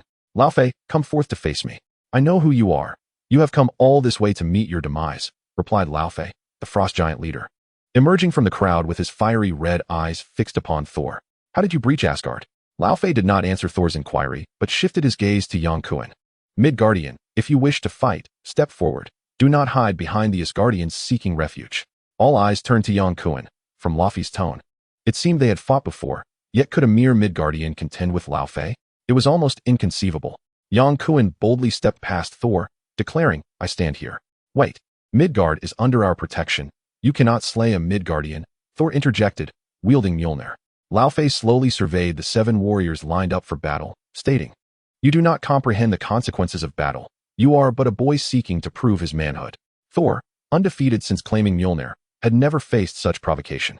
Tightening his grip on the hammer, he roared, I have had enough of your mockery.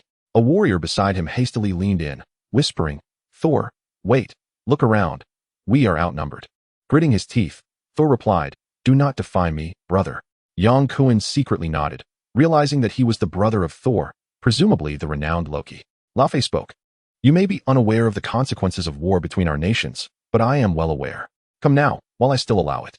Loki slightly bowed in response. We accept your gracious permission. Thor, filled with indignation, was pulled back by Loki. Laufey smirked contemptuously. Run home and cry to your mother, little princess. It's over. Loki bitterly exclaimed, feeling helpless. He knew his brother all too well. Thor's fiery temperament made provoking him a foolish endeavor, and the repercussions were unbearable. Thor let out a cold laugh, his fury transforming into the wrath of the thunder god as he swung his hammer, striking Laufey squarely in the chest. Laufey didn't even have time to grunt before being sent flying by the furious blow, crashing against a colossal pillar and sliding down like a pancake.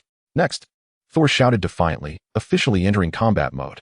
The 5 warriors accompanying him, aside from Loki, were seasoned commanders, quickly brandishing their weapons and forming a circle against the frost giants. "Stand behind me. I shall protect you," said a female warrior, as she returned from slaying a frost giant with her sword. "Thank you. But I am more accustomed to protecting women," Yang Kuan replied with a slight smile, drawing his twin beam swords and launching forth like a gust of wind. With one stroke, he severed a frost giant's arm, and with another, he decapitated a second.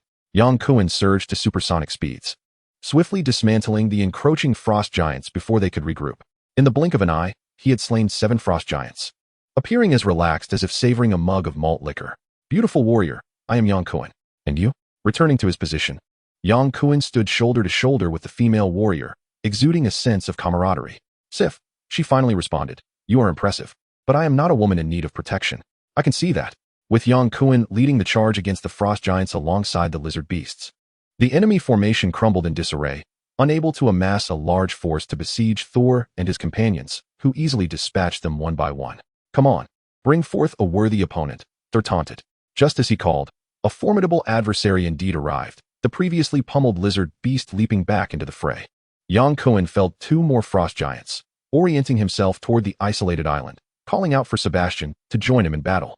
Their sole hope of escaping this cursed realm of Jotunheim rested upon the shoulders of Thor, unbeknownst to Sebastian, who was too far to witness the emergence and conflict of Thor's group. He trusted Yang Kuan's words, believing that even death would be preferable to freezing.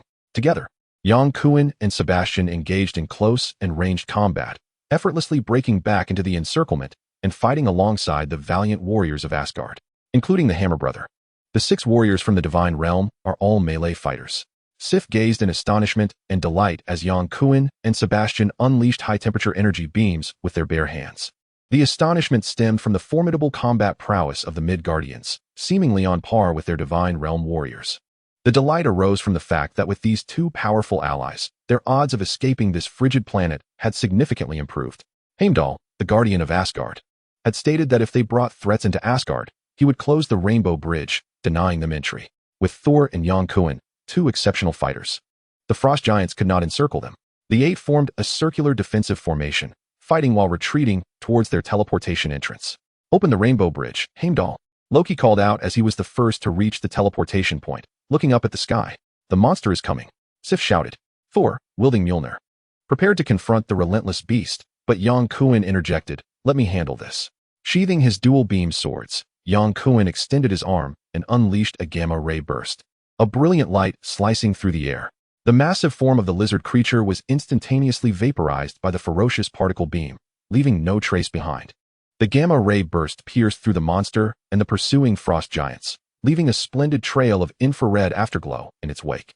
The gamma ray burst Yang Kuan unleashed this time was incomparable to the explosive power he had wielded while harnessing the energy of the cosmic cube. From the perspective of energy emission, it could hardly be deemed a gamma ray burst, more accurately described as a gamma ray shockwave. Even so, its potency was astounding, intimidating the frost giants that sought to pursue them. Laufey raised his hand, signaling his warriors to abandon the chase.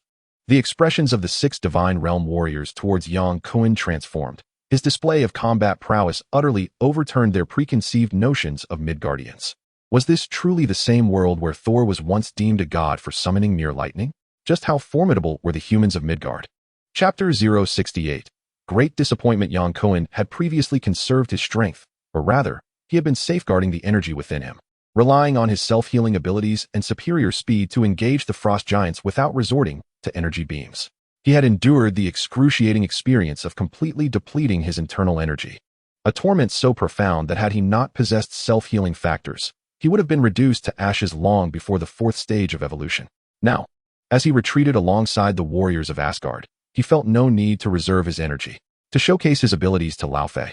Yang Kuan unleashed a small-scale gamma ray burst using 90% of his energy, effectively halting the pursuit of the frost giants.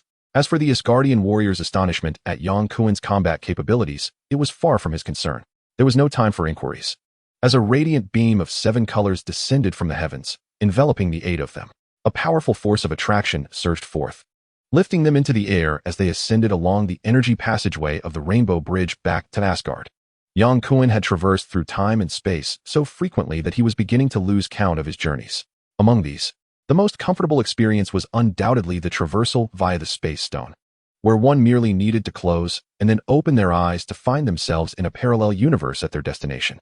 The second most pleasant method was the rainbow energy passage that he was currently using. Although the magnetic field's pressure on his body was somewhat uncomfortable, it remained within acceptable limits.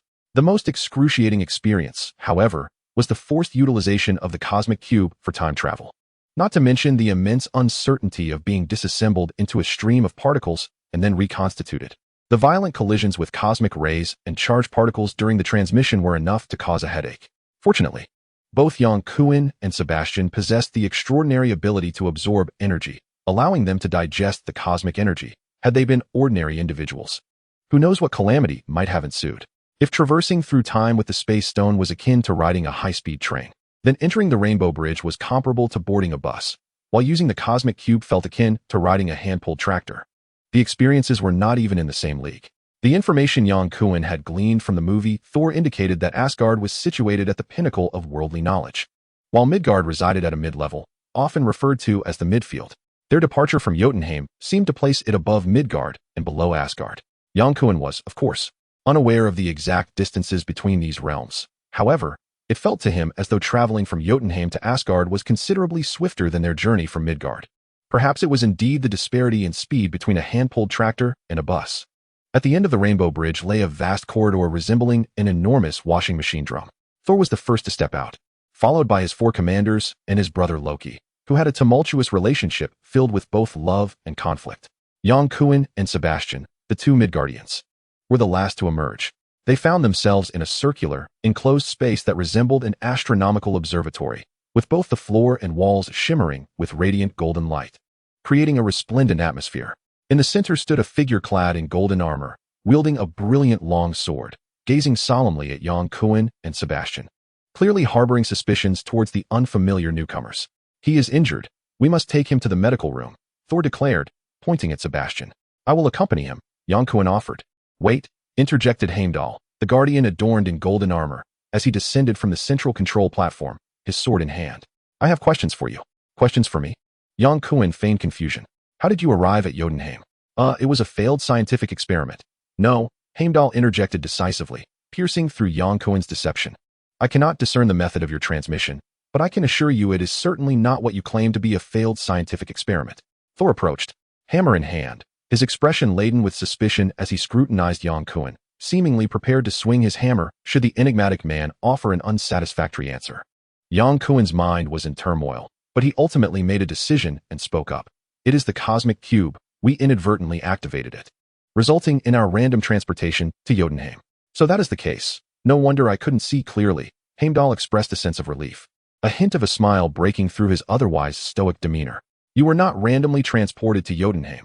Rather, Jotunheim and Midgard are in a state of parallel displacement, with a temporal rift connecting the 2 realms. The distance from Midgard to Jotunheim is the shortest." Yang Kuen grasped the gist of this and seized the opportunity to inquire. "I have a question. Can the cosmic cube be used to transport us to other parallel universes?" "No," Heimdall firmly denied. Yang Kuen felt a wave of disappointment wash over him. All his efforts had been in vain.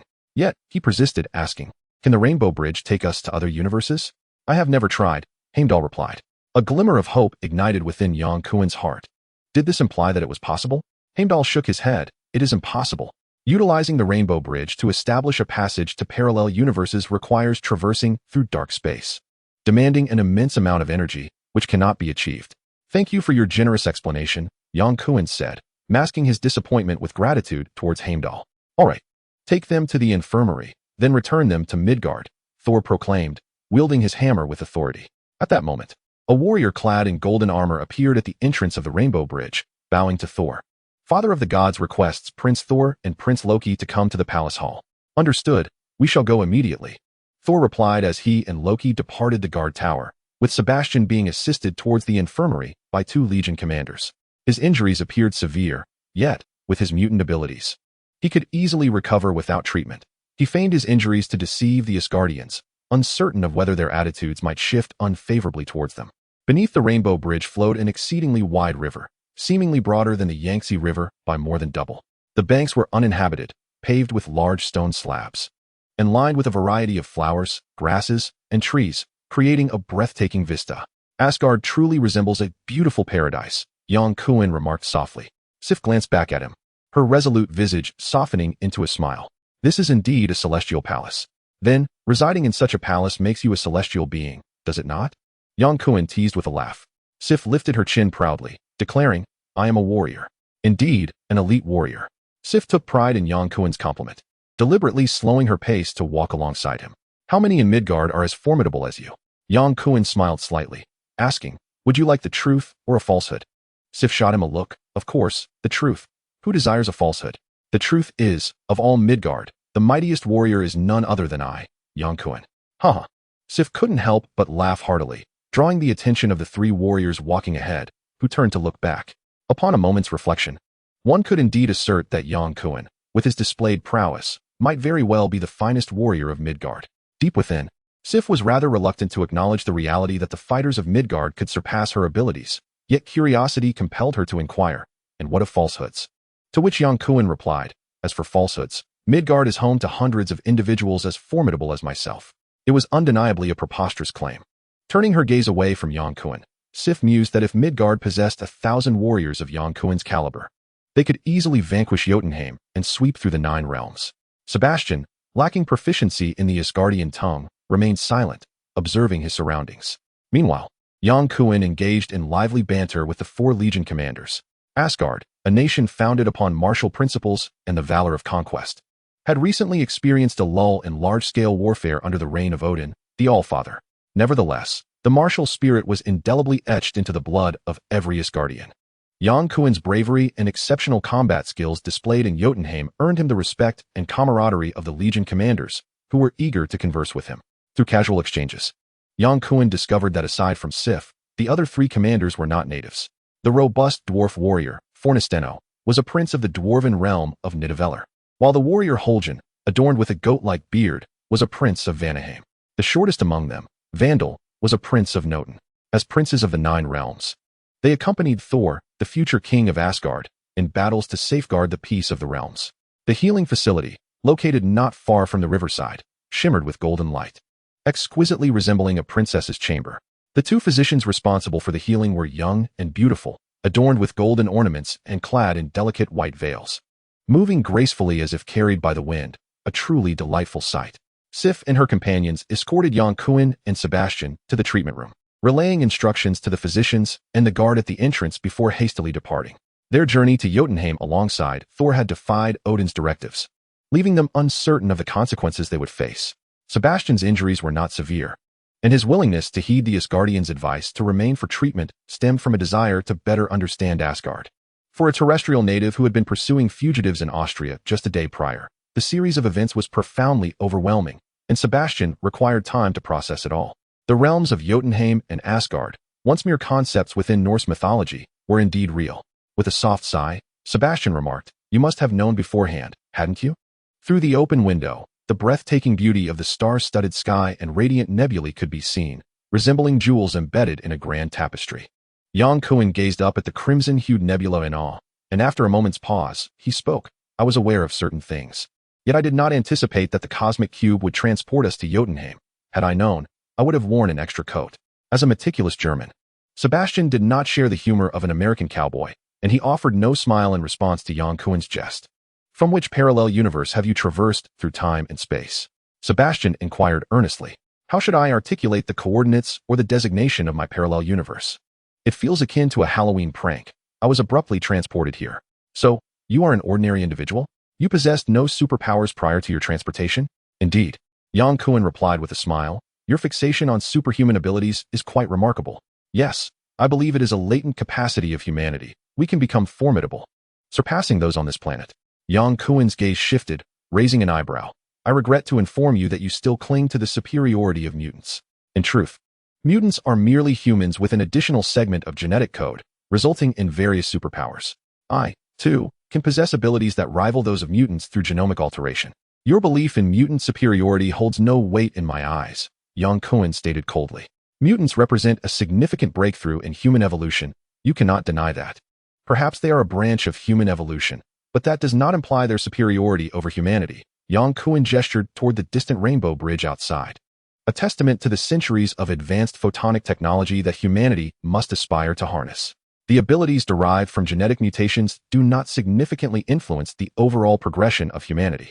Of course, I acknowledge the might of extraterrestrial technology. Sebastian approached the window, joining Yang Kuan in observing the rainbow bridge. Humanity must strive to catch up with advanced civilizations. Hence, we require a unified will, consolidated under strong leadership. Like Hitler? Yang Kuan retorted with a hint of sarcasm. Certainly not. But I believe a firm hand in leadership is essential. Our conversation appears to be at an impasse, Yang Kuan shrugged. It seems there is no further merit in continuing this discussion. Their dialogue ended on an unsatisfactory note, with Yang Kuan failing to sway Sebastian's perspective. Accompanied by two golden-armored warriors, they advanced toward the rainbow bridge, where Heimdall stood steadfastly, dutifully preparing to activate the portal. As the rainbow bridge shimmered with vibrant hues and the two prepared to step into the energy conduit, Sif and 3 Legion commanders arrived aboard a flying vessel. Yang Kuan, there's truly no need for you to see us off. Heimdall will precisely escort us home, correct? Yang Kuan remarked with a relaxed smile. Thor has gone to Midgard. We hope to entrust you with his protection, Sif hurriedly explained. The mighty Thor requires protection? Surely, this is a jest. Yang Kuan was about to tease, but suddenly recalled the narrative surrounding the god of thunder. Unless Thor had been stripped of his powers and enchanted hammer by his father Odin, reduced to a mere mortal. Wait, I must understand the circumstances. It is as follows. Sif succinctly recounted the events leading to this moment. They had defied the wishes of Odin, the All-Father, which incited the hostility of Laufey, the frost giant leader of Jotunheim, potentially leading to an all-out war. As a consequence, Odin had punished Thor, stripping him of his powers and exiling him to Midgard for reflection. Why do you not venture to Midgard? Yang Kuan inquired with a hint of indifference. We cannot defy the will of the All-Father, for that would be tantamount to treason, Sif replied earnestly, gazing at Yang Kuan. You are different. You are a Midgardian, a formidable warrior. Very well, Sif. In light of your bringing us from that wretched frozen planet back to the splendid Asgard, I shall accept your commission. What remuneration do you propose? What do you desire? Gold or gems? These hold no significance for me. How absurd it would be to journey to Asgard only to return empty-handed after visiting a treasure trove. A life devoid of ambition is no different from that of a mere fish. Then what is it that you seek? Chapter 070. The Tiger Falls in the Plain. Abused by dogs. My request is simple, Yang Kuan mused, stroking his chin. I desire a suit of armor, one that grants the ability to fly. His ultimate aspiration was, of course, to acquire a passport to Asgard, facilitating his future travels between Earth and the celestial realm.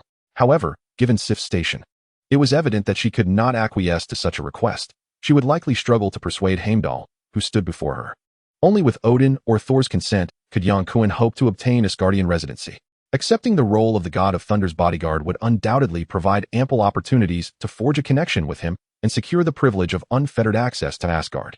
Thus, Yang Kuan settled for a flying suit of armor. Flying is a shared dream of humanity, and Yang Kuan was no exception. Beyond the immense advantages it would confer in battle, the sheer thrill of soaring through the skies was undeniably appealing. Asgard, renowned for its martial prowess, possessed an arsenal brimming with armaments, yet it seemed devoid of any armor equipped with flying capabilities. The warriors of the celestial realm either soared on their own or commanded flying creatures in combat, rendering the need for flying armor unnecessary. Sif pondered for a moment before speaking. Asgard does not possess flying armor. Perhaps you would consider a different weapon? I already have weapons, Yang Kuan replied, patting the beam sword at his waist, and then gestured at the torn German jacket draped across his chest. I am only in need of armor. Surely Asgard does not lack even a single suit of armor. At this, Sif's composure faltered, and she exclaimed, what a joke. How could Asgard possibly be without armor? However, forging it requires time. Her gaze shifted towards the dwarven prince, Finistano. The other 2 Legion commanders simultaneously turned their attention to their dwarven comrade. Why are you all looking at me? Finistano protested. I am not a forger. Sif fixed her eyes on Finistano. You are a prince of the dwarves. Indeed. Horgan chimed in. Tyno, you are a prince. Surely it cannot be difficult to request the forging of a suit of armor. Vandal added, Tyno, have you forgotten who has led you to victory time and again? You wouldn't deny the forging of a single suit of armor, would you? Fine, fine. The dwarven prince relented, raising his hand in defeat. I shall take on the task of forging the armor. But let me be clear, our dwarven craftsmanship is always of the highest quality, and it requires considerable time. Yang Kuan nodded with a smile. No problem. I'm in no rush. I can collect my payment after I complete my bodyguard mission escorting Thor back. He almost let slip the name Hammer Brother, but fortunately caught himself in time. Sif looked at Yang Kuan with curiosity. How do you know the god of thunder's hammer is in Midgard? I surmise. Yang Kuan replied earnestly. Given Thor's divine power, if he were not separated from his hammer, you wouldn't need to entrust me with his protection, would you? That does make sense. The dwarf Prince Finistano nodded in agreement. All right, we should be on our way. Thor is waiting for me in Midgard. Yang Kuan waved farewell to Sif and her companions as he stepped into the Rainbow Bridge, with Sebastian following closely behind. Once the two disappeared into the Rainbow Bridge, Horgan inquired, can we trust these two Midgardians? One would hope so, Sif replied, though her confidence wavered. They had known Yang Kuan for less than a day, making it difficult to assess his character. With no other options, they had to choose to trust him. Heimdall will keep an eye on Thor. Sif offered a reassuring thought to her comrades. The usually silent Heimdall spoke solemnly. Indeed, I will watch over Thor. The sensation of traversing the Rainbow Bridge a second time was much improved. It lacked the discomfort of the first experience. In the vastness of the cosmos, time held no meaning for Yang Kuan, and he could not tell how long they had been traveling. Suddenly, he felt solid ground beneath his feet, and the vibrant colors surrounding him dissipated to reveal a desolate desert. Where are we? Yang Kuan mused aloud as he surveyed his surroundings.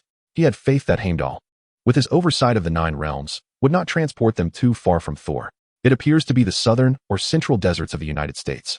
Perhaps New Mexico or Texas, Sebastian remarked. Have you been to America? A long time ago. Let us find Thor first. I'm certain he is nearby. That Asgardian? What do we need him for? Sebastian queried as he kept pace with Yang Kuan, unaware of the conversation between Yang Kuan and Sif, and unable to fathom that Yang Kuan was to serve as Thor's bodyguard. Yang Kuan chuckled. I accepted the commission to be his bodyguard. Does he even need a bodyguard? Even a tiger occasionally takes a nap. The two soon arrived at a small town, characterized by low houses and narrow streets, reminiscent of a backdrop from a Western film. Upon entering the town, Yang Kuan became acutely aware of the residents' hostile glares, realizing that his attire resembling that of a Nazi soldier was inappropriate. While such a disguise might have been unchallenged in occupied territories, in America it would likely attract tomatoes and perhaps even bullets. Sebastian, dressed in traditional German attire, encountered no such trouble. Hastily, Yang Kuan discarded his military uniform, opting for a simple white tank top. He could not remove his trousers and thus steeled himself to proceed towards the town center. After navigating through 2 bends, Sebastian pointed ahead at a tall figure and said, There, that Asgardian. Uncertain, Yang Kuan called out, Thor, Thor. The figure clad in a white tank top and blue pants turned around. And indeed it was the hammer-wielding god with a face adorned by a golden beard. Upon recognizing Yang Kuan, who was waving his arms, Thor broke into a hearty laugh. Having been cast down to earth by the father of the gods, he was utterly disoriented. Encountering someone familiar felt akin to reuniting with a long-lost kin. Hello? Thor exclaimed with a booming laugh as he rushed over. Suddenly, a pickup truck careened across the road, colliding forcefully with Thor before his smile could fully blossom. One could only imagine the turmoil within him at that moment. Yang Kuan maliciously speculated. Are you all right? Yang Kuan hurried over, knowing full well that Thor had likely been stripped of his divine powers, leaving him only slightly sturdier than an ordinary human. If the collision resulted in any lasting injuries, he, as the temporary bodyguard, would bear the responsibility. I'm fine. Thor struggled to rise, boldly pointing at the middle-aged man in the pickup. How dare you offend the esteemed son of Odin? What did you say? The middle-aged man, brimming with aggression, brandished a shotgun from the passenger seat as he stepped out. Thor pushed Yang Kuan aside and strode forward, declaring, I said you are exceedingly rude. The man appraised Thor with a mocking expression and aimed the double-barreled shotgun at him, barking, Kid, get lost, or I'll blow you away. Furious, Thor retorted, You dare threaten the son of Odin with such a toy? Bang! The gunshot rang out, but the middle-aged man showed no hesitation in pulling the trigger. Fortunately, the bullet did not find its mark. Had it done so, Yang Kuan would have failed in his duty and lost this promising role as a bodyguard. In the instant the man squeezed the trigger, Yang Kuan sprang into action, appearing almost instantaneously before the man, seizing the barrel of the gun and lifting it skyward, resulting in a harmless discharge. With a swift motion, he wrenched the shotgun away and followed up with a powerful punch, sending the man's hefty form crashing against the pickup with a thunderous thud. Yang Kuan exerted merely 20% of his strength, intending only to teach a lesson to this dim-witted individual without causing fatal harm. Yet, Even that fraction of force proved too much for an ordinary person to endure. The middle-aged man gasped for breath, immobilized, sprawled on the ground like a bloated sea turtle. Casually twisting the gun barrel into a pretzel and tossing it to the man, Yang Kuan turned to Thor, saying, "Let us find a place to have a drink." Excellent, Thor thought, as he had a plethora of questions for Yang Kuan, and the proposal for a drink was perfectly timed. The town was rather small, and the three of them soon found a fast food establishment after turning down a street. Inside, only 2 tables were occupied, and they chose a spot by the window. As soon as they settled in, Thor eagerly inquired of Yang Kuan why he, too, was present in this place. "This is Midgard," Yang Kuan replied with a smile. "Heimdall sent us back. Did he not say he would bring me home?" Thor asked with a hopeful expression. "Thor, Sif has informed me of your situation. The Allfather has decreed that they cannot come to Midgard, for to do so would be an act of treason. Therefore, Sif entrusted me with your protection." "I do not require protection," Thor exclaimed, his expression one of frustration. "Very well, forgive my rudeness, let me rephrase. Sif has entrusted me with the care of you while in Midgard. You know, I am a Midgardian." The proud god of thunder accepted Yang Kuan's words with a sense of delight, affectionately patting Yang Kuan on the shoulder. "When I return to the realm of the gods, I shall be sure to thank you properly." Yang Kuan felt a surge of joy and, feigning modesty, replied, "No need for thanks, but by the way, what is your name?" Yang Kuan immediately regretted his question. This Asgardian was indeed exceedingly proud, having forgotten even his own name. It seemed that any gratitude expressed would likely be forgotten just as quickly. "Yang Kuan, you may call me Yang," he offered. Faced with the haughty god of thunder, Yang Kuan knew he had little choice. This fellow would not learn the value of equality and respect until he experienced some hardship in Midgard, perhaps even receiving a sound thrashing. "What news from the realm of the gods? Have the Jotun waged war against us? When I departed, there was peace. The Jotun would hardly dare to invade the realm of the gods. Humph. The Jotun have exploited a flaw in the realm's defenses to infiltrate the armory in an attempt to steal the Frostbox. It is conceivable they may utilize secret passages to gain entry." Yang Kuan was disinclined to concern himself with matters of Asgard, as they were far removed from his worries. He gestured to the server to place their order and, smiling at Thor, said, "Thor, I bring you good news." Thor's spirits lifted, his childlike anticipation shining in his eyes. "What good news?" "Your hammer has also descended to Midgard." Thor's face instantly brightened. As long as he could locate his mighty hammer, he could reclaim his divine powers and return to Asgard, no longer a wanderer in Midgard. He eagerly pulled Yang Kuan close, asking, "Where is it?" "Alas, I do not know. Besides Heimdall, it seems no one else is aware. We must hurry to find my hammer," Thor exclaimed, rising with impatience. Yang Kuan chuckled and shook his head. "Thor, there is no need for haste. The hammer will always belong to you. No one on this planet can lift it but you." The god of thunder wore a proud expression. "Of course. Let us first satisfy our hunger." "Agreed." The quintessential American delicacy is the hamburger, and Yang Kuan, having had his fill since arriving in this post-apocalyptic world, noted that this small town offered little else. Thus, they had no choice but to make do. Yang Kuan and Sebastian ate their hamburgers with stoic expressions, while Thor devoured his with unrestrained joy, as if it were the most exquisite delicacy in existence. Sebastian took a bite of his burger and sipped his rum, turning to Yang Kuan and inquiring, "Yang, what are your plans moving forward?" Until then, Yang Kuan had been listening to the exchange between Thor and himself, understanding every word but refraining from interjecting until their conversation concluded. With both hands clasped around his burger, Yang Kuan gestured subtly towards Thor, indicating his bodyguard. And then, Yang Kuan sighed. "I haven't quite decided yet." His previous strategy had centered around the cosmic cube, intending to seize it to open a portal through time and space, allowing him to return to his own planet or the universe of Rocket Raccoon. However, upon learning from Heimdall that the cosmic cube could not traverse parallel universes, Yang Kuan was left dumbfounded, realizing he was trapped in this parallel dimension without any alternative plans. "You intended to acquire the cosmic cube to open a gateway back, correct?" "Indeed," Yang Kuan nodded, acknowledging that the cosmic cube had lost its utility for him, and he had no irreconcilable conflict with Sebastian. "The cosmic cube is in your possession?" Thor interjected suddenly. "No," Yang Kuan replied, shaking his head and pointing at Sebastian with a smile. "I was transported to Jotunheim during my struggle for the cosmic cube, and presently, its whereabouts are unknown. The cosmic cube can be used to open a two-way portal, and keeping it in Midgard poses great danger. We must locate it swiftly and return it to Asgard for safekeeping." Sebastian furrowed his brow, asserting, "The cosmic cube belongs to Earth. What grounds do we have to return it to Asgard?" Thor vehemently shook his head. "Midgard cannot securely safeguard the cosmic cube. It is far safer in Asgard." "I disagree," Sebastian firmly retorted. I am not seeking your counsel, Thor replied, equally unyielding. Humph, what can you do now? If you cannot even protect yourself, how can you talk about safeguarding the cosmic cube and protecting Midgard? Thor erupted in fury, rising abruptly and declaring, Dare you to disregard the majesty of the divine? Sebastian remained composed, stating, I merely assert that we can safeguard the cosmic cube. Enough, Yang Kuan interjected. Acting as a mediator, I concur with Thor.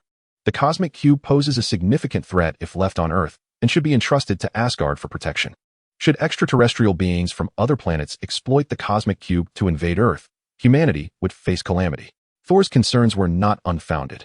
In the cinematic realm, his brother Loki had indeed utilized the cosmic cube's portal capabilities to lead an army of Chitauri against Earth. Yang, together we can undoubtedly protect the cosmic cube. United, we could dominate the entire Earth. Yang Kuan raised an eyebrow. Dominate the Earth? Such grandiloquent aspirations, steeped in adolescent bravado, were notions that would only find their place within the pages of Yang Kuan's novels. Even in dreams, he would never entertain such wildly ambitious thoughts. Sebastian's sudden proclamation was indeed a profound shock to Yang Kuan. In the past, Yang Kuan would have merely smiled and not given it a second thought. His sole aim was to return to the familiar embrace of Earth, rather than the Midgard spoken of by Thor. However, upon hearing the explanation from Heimdall, the guardian of Asgard, Yang Kuan suddenly found himself devoid of ambition. If the cosmic cube and the rainbow bridge could not unlock the dark spaces leading to parallel universes, he felt utterly bereft of ideas. Sebastian's timely invitation indeed stirred something within Yang Kuan. Since returning home was not an option, remaining here to ascend to greatness seemed an appealing alternative. Yang Kuan did not perceive Sebastian's arrogance. The composed German before him was destined to command the Hellfire Club as the Black Emperor. He possessed the capital, talent, intellect, and strength to make the claim of ruling Earth not merely a fanciful notion. According to the film's narrative, had it not been for the intervention of the formidable Professor Charles, even 10 Magnetos would have been no match for this Black Emperor. Should Yang Kuan ally with Sebastian, bolstered by the assistance of the White Queen, they would surely prevail against the Professor and Magneto. The people of Earth would stand powerless against them. The thought brought a smile to Yang Kuan's face, his lips curving upward in delight. Sebastian observed Yang Kuan's expression, noting his deep contemplation, which evidently signaled that he was intrigued. With a sense of elation, he continued, with our strength, gathering a new cadre of mutants to effortlessly dominate Earth is within our grasp. Yang Kuan sighed. Even if we were to rule Earth, I would wish to witness a thriving society rather than a ravaged planet. Of course, we could leverage Hydra's financial and human resources. Hydra? Yang Kuan shook his head. A band of terrorists. Sebastian replied with a smile. Hydra is not merely represented by the Red Skull. That is but the tip of the iceberg. The crucial point is that Hydra possesses the resources we require. Thor, having devoured a massive hamburger, interjected, Are you truly considering becoming kings? To Thor, the rulers of Midgard seemed no more than mere kings. I need to ponder this carefully, Yang Kuan remarked casually, spreading his hands. Thor, my current task is to assist you in locating Mjolnir. The rest can wait. Yang, I await your favorable news, Sebastian toasted. Perhaps it may not be good news. I believe it shall be, Yang Kuan responded as he clinked glasses with Sebastian. The German then rose to converse with the white-bearded proprietor at the counter. Their dialogue suggested that Sebastian was inquiring about the current time and their location. Sebastian's inquiries were deftly crafted, seemingly raising no suspicion from the owner. After listening for a few moments, Yang Kuan learned that they were in Texas, USA, and that 6 years had elapsed since their departure from Earth. World War II had long since concluded, aligning perfectly with Yang Kuan's knowledge of history. The Axis powers had surrendered to the Allies on both the European and Asian fronts, and the world was now under the dominion of the two superpowers, the United States and the Soviet Union. After a brief conversation, Sebastian returned, smiling as he addressed Thor. I have good news. Your hammer is reportedly near Yorktown, New Mexico, and many individuals are queuing to attempt to lift it. Thor erupted in laughter, his face radiating undeniable pride. It is utterly impossible for mere mortals to raise the hammer of the god of thunder. Of course. Let us go? Thor said eagerly, unable to contain his excitement upon learning the precise location of his beloved hammer. He rose and headed outside.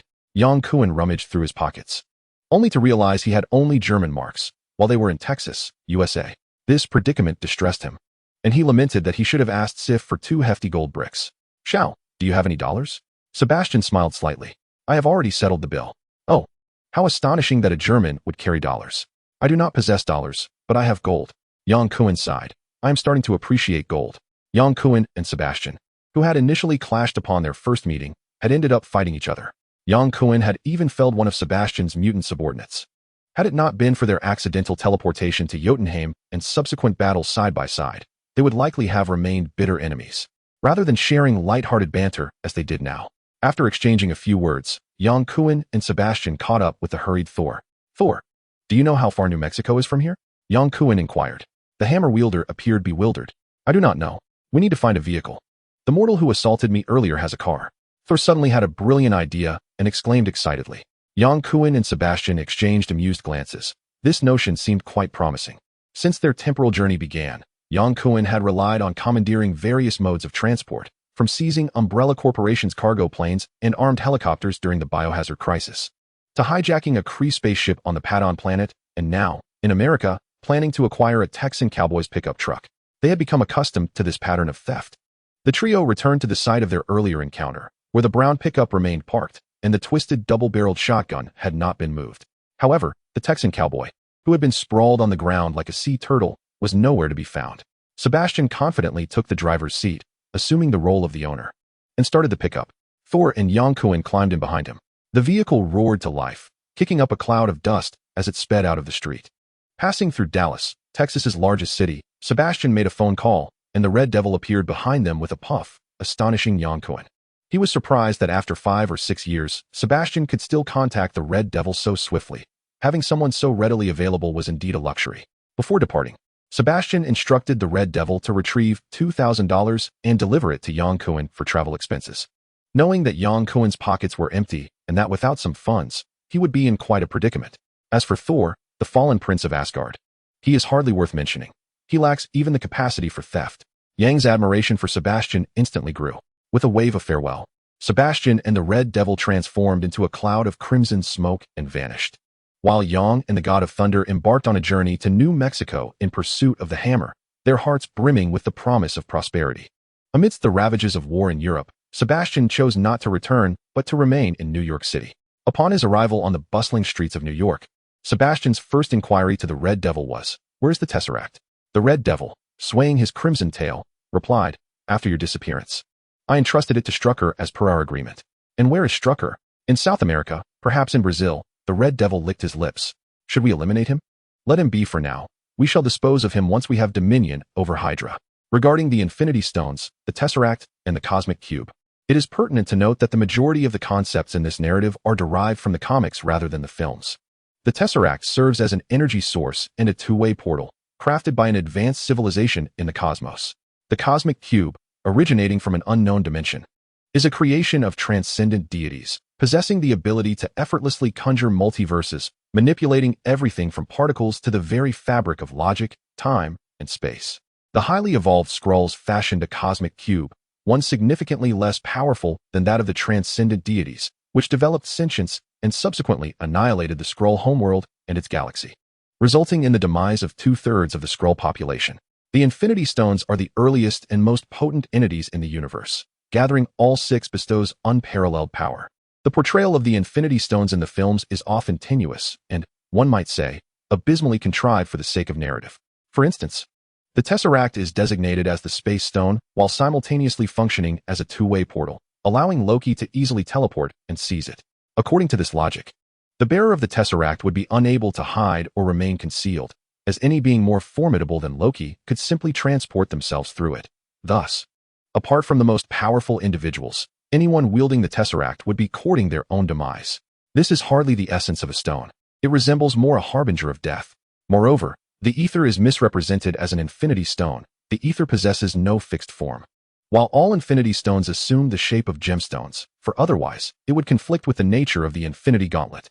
The current bearers of the infinity stones mentioned in this narrative include the Power Stone, held by the Kree accuser Ronan, the Space Stone, possessed by Star-Lord of the Guardians of the Galaxy, and the Time Stone, wielded by the time-traveling Conqueror Kong. The whereabouts of the remaining Infinity Stones are yet to be revealed and remain a closely guarded secret. In truth, the timeline within the Marvel Universe bears little significance, particularly for individuals such as the time-traveling Conqueror. As for the films, the rights to the X-Men and the Avengers are not held by a single entity, leading to numerous contradictory portrayals, the most apparent being that of Quicksilver and Scarlet Witch. The author of the novel prioritizes the refinement of the narrative, crafting captivating plots and vivid characters, rather than adhering to a chronological timeline akin to a film. This approach is not representative of the author's style.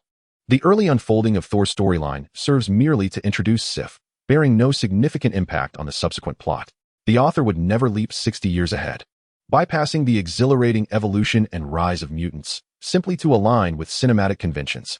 It is essential to note that novels and films possess distinct frameworks. One should not interpret the former through the lens of the latter. In Chapter 073, titled Viper Ophelia, Sebastian and the mutants gathered around him have not allied with Hydra. Their relationship is one of collaboration and exploitation. When the Red Devil, inquiring about the whereabouts of the cosmic cube, candidly states that he killed Strucker, he does so without a hint of remorse. He presumed Sebastian sought to reclaim the cosmic cube, only to be surprised by Sebastian's true intention of seizing control of Hydra. Where did you and that fellow get transported to? Red Tank and I have searched for you in vain, the Red Devil queried, his brow furrowed in confusion. Sebastian, wearing an enigmatic smile, replied after a moment, to a place you would never imagine. I shall reveal it to you when time permits. What is the current status of Hydra? The Red Devil pondered before responding. After the fall of the Nazis, Hydra went underground, relocating its headquarters from Europe to the Americas and Asia. Strucker oversees the American division, while Viper manages the Asian sector, and it seems they have some disagreements. Sebastian chuckled. You possess considerable knowledge about Hydra. You are aware that Viper is also a mutant. I assisted her during your absence. My return is to take command of Hydra. And what of Red Tank? Like me, he is here. Let us go meet Viper. World War II inflicted a grievous wound upon the American military in Hawaii. And in retaliation, the U.S. unleashed countless assaults on its homeland. Significant cities such as Tokyo, Nagoya, Osaka, and Kobe were reduced to ruins by incendiary bombs from American bombers, while the less militarily developed Kanto region miraculously escaped devastation. Hydra's headquarters is situated in Saitama Prefecture within the Kanto region, concealed beneath a cotton mill owned by the Yagitada family, which is under Hydra's control. The Red Devil, having previously worked for Viper, was well aware of her location and led Sebastian directly into the underground base. As the crimson mist dissipated, the two found themselves in a modest basement where a burly man clad in a red vest was playing cards with several Hydra members dressed in black uniforms. Red Tank, the Red Devil exclaimed.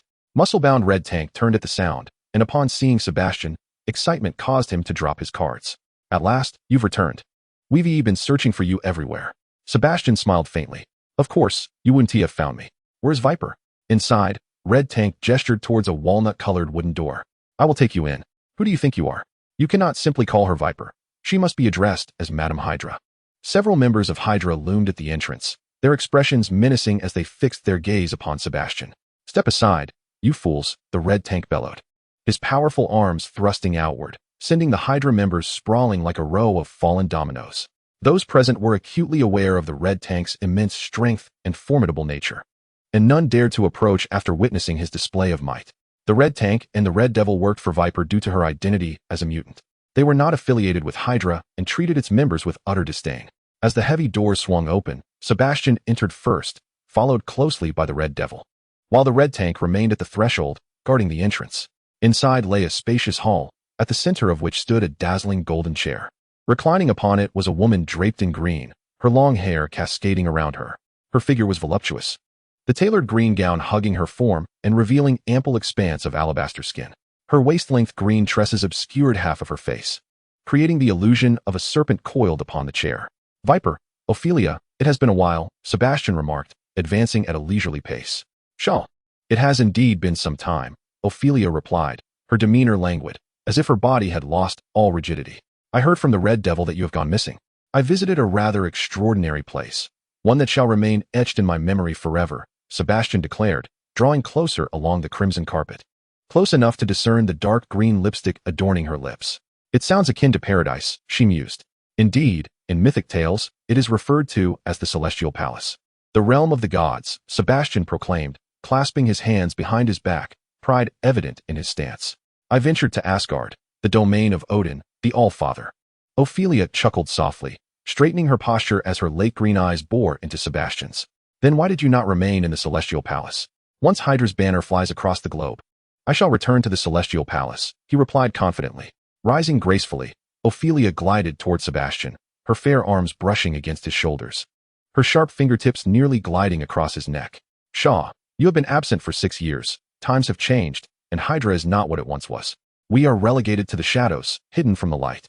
I shall assist you in dealing with Strick, she offered, I have no quarrel with Baron Strick. Why should I seek to confront him? He retorted. Do you not desire to unify Hydra? Ophelia inquired, leaning closer, her emerald lips almost brushing his earlobe. Shaw, what is it that you truly want? I wish for mutants to seize control of Hydra. I desire mutants to rule the world. Long live mutants. Red Tank's distant voice boomed, eliciting bemused looks from the trio, prompting him to break into a foolish grin. Ophelia smiled seductively, circling around Sebastian, her delicate hand caressing his neck. Her razor-sharp nails grazed his skin, akin to a lover's tender touch. How can I trust that once you eliminate Strick, I shall not be your next target? Ophelia, we are mutants, kindred spirits. We never slay our own kind. Pray, enlighten me about your plans. Ophelia, suppressing her beguiling smile, replied earnestly. Sebastian grasped Ophelia's right hand, which was ensnared around his neck, and smiled. Ophelia, you ought to know that your venom holds no sway over me. Ah, Shaw. A true gentleman would never put a lady in an uncomfortable position, would he? Indeed. Ophelia slid her hand down, relinquishing her hold on Sebastian, and entwined her arm with his, a faint smile gracing her lips. Their intimate posture resembled that of a couple at a ball, as if the prior unpleasantness had never transpired. Sebastian maintained his gentlemanly decorum, refraining from any familiar gestures. He was acutely aware that the seemingly tender woman before him was far more venomous than a viper. This time, our arrival in Midgard, as the Asgardians refer to our planet, is not solely my endeavor. I am accompanied by Thor Odinson, the future king of Asgard, my partner, who is aiding me in buying time. Ophelia raised an eyebrow in surprise, finding it hard to fathom that Shaw, of all people, had a partner.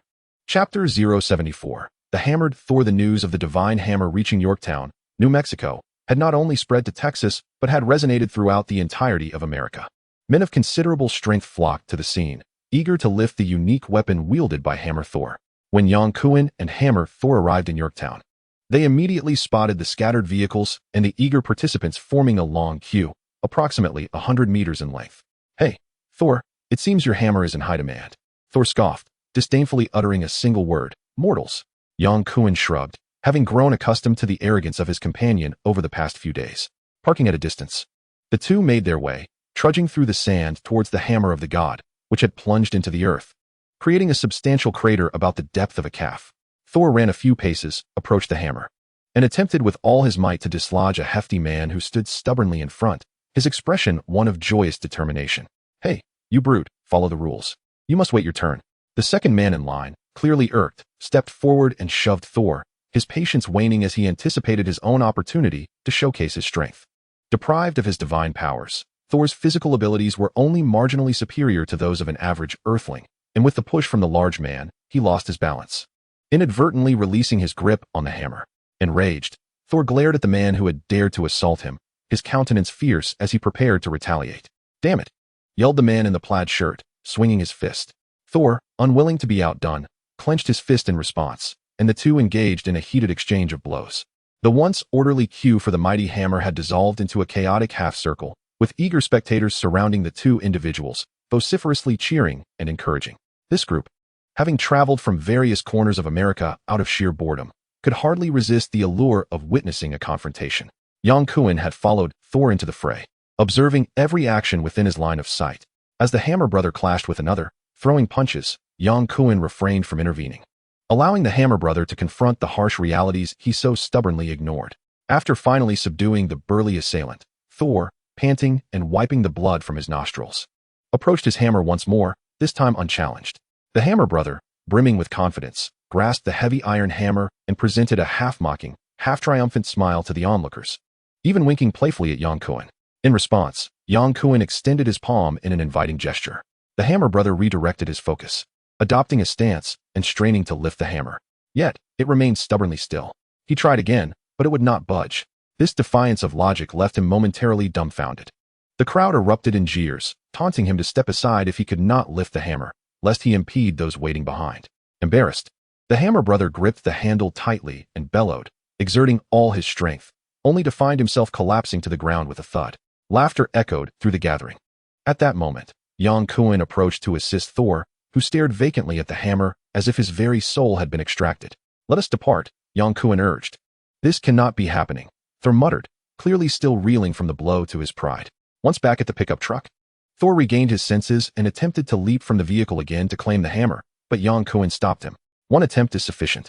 If it cannot be lifted, It cannot be lifted. Further attempts will yield the same result. Thor, how were you exiled to Earth? Kuin inquired. Having only heard vague details from Sif during their time in Asgard, Thor's once exuberant visage now bore the weight of disappointment as he spoke softly. My father and I quarreled over our unauthorized journey to Jotunheim. I advocated for a lesson in iron and blood for the frost giants, while my father chastised me, declaring I was unworthy of the throne. Thus, he stripped me of my powers and cast me out. Thor gazed longingly at the direction of the hammer. I do not know what enchantment my father has placed upon Mjolnir. I believe the All-Father exiled you to teach you the essence of true kingship. You are his only son, the sole heir of Asgard. I am not, Thor replied, shaking his head in sorrow. There is also Loki, my brother. He is far more suited to inherit the throne. Yet the All-Father has chosen you. Kuin yearned to articulate that Loki was of frost giant lineage, not of Asgardian blood. However, he had no evidence to substantiate his claim, and even if he did, the bond of kinship would likely render Thor disbelieving. The truth will eventually be revealed. Regardless of the means Loki employs against Thor, Kuin will steadfastly ensure Thor's safety. Known for his unwavering commitment, Kuin had forged a pact with Sif to protect Thor and would exert every effort to uphold it. I have disappointed my father, Thor mused, gazing skyward, perhaps believing his father was watching over him from above. You must rally yourself, Kuin encouraged, patting Thor on the shoulder in a manner befitting old friends. Consider this. The All-Father banished both you and Mjolnir to Earth, surely with the hope that you would attain clarity, regain your powers, and return to Asgard.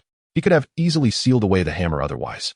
You speak the truth, Thor replied, his spirits lifting as he nodded vigorously. First, we shall indulge in a hearty meal. Then rest well before devising our next steps. Indeed, Thor, a true hero capable of both holding on and letting go, quickly regained his former vigor under Kuin's encouragement.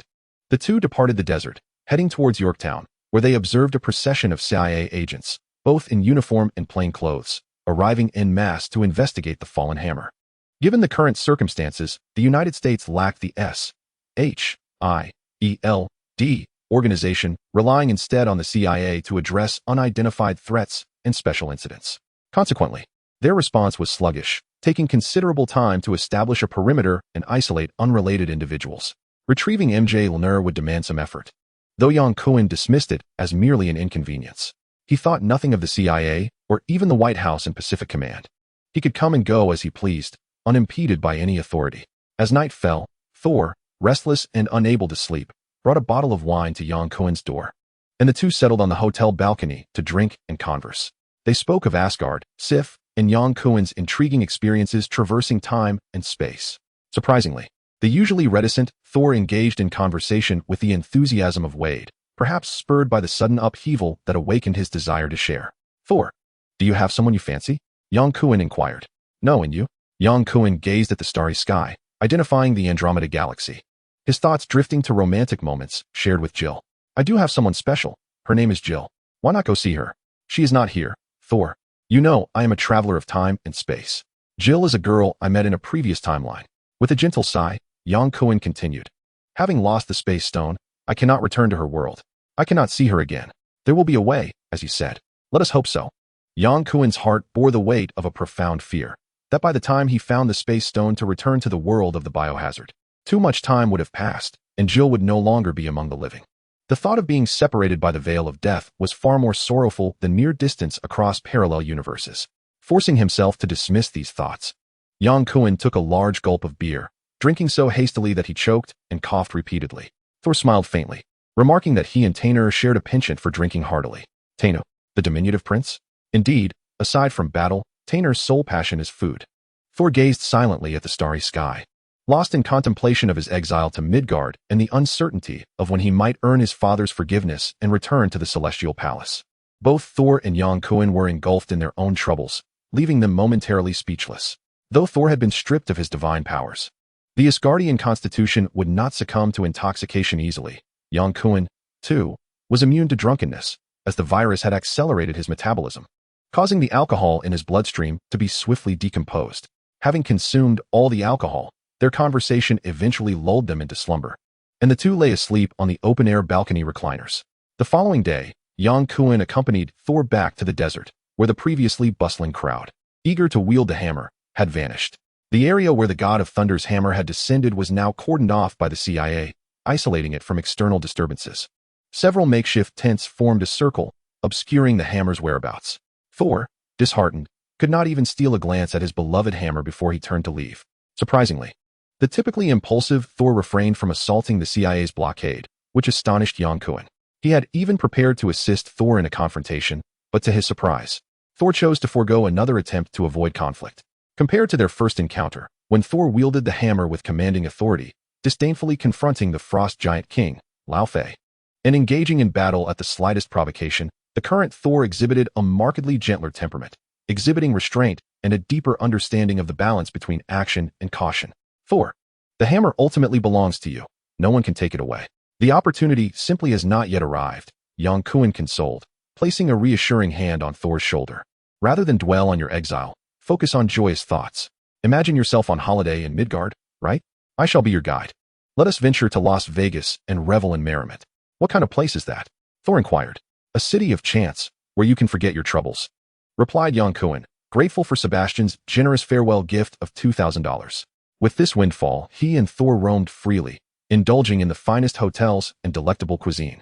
With ample funds to enjoy the pleasures of the city, Las Vegas, a product of favorable policies, was not only renowned in America, but also held international acclaim, attracting numerous affluent visitors seeking entertainment. From dining to recreation to gambling, the city offered a seamless experience, ensuring that every guest felt welcomed and valued. As night descended, the neon lights of the casino flickered vibrantly. Although the Las Vegas of the 1950s could not be compared to that of the 21st century, the atmosphere and allure of beautiful women remained unabated.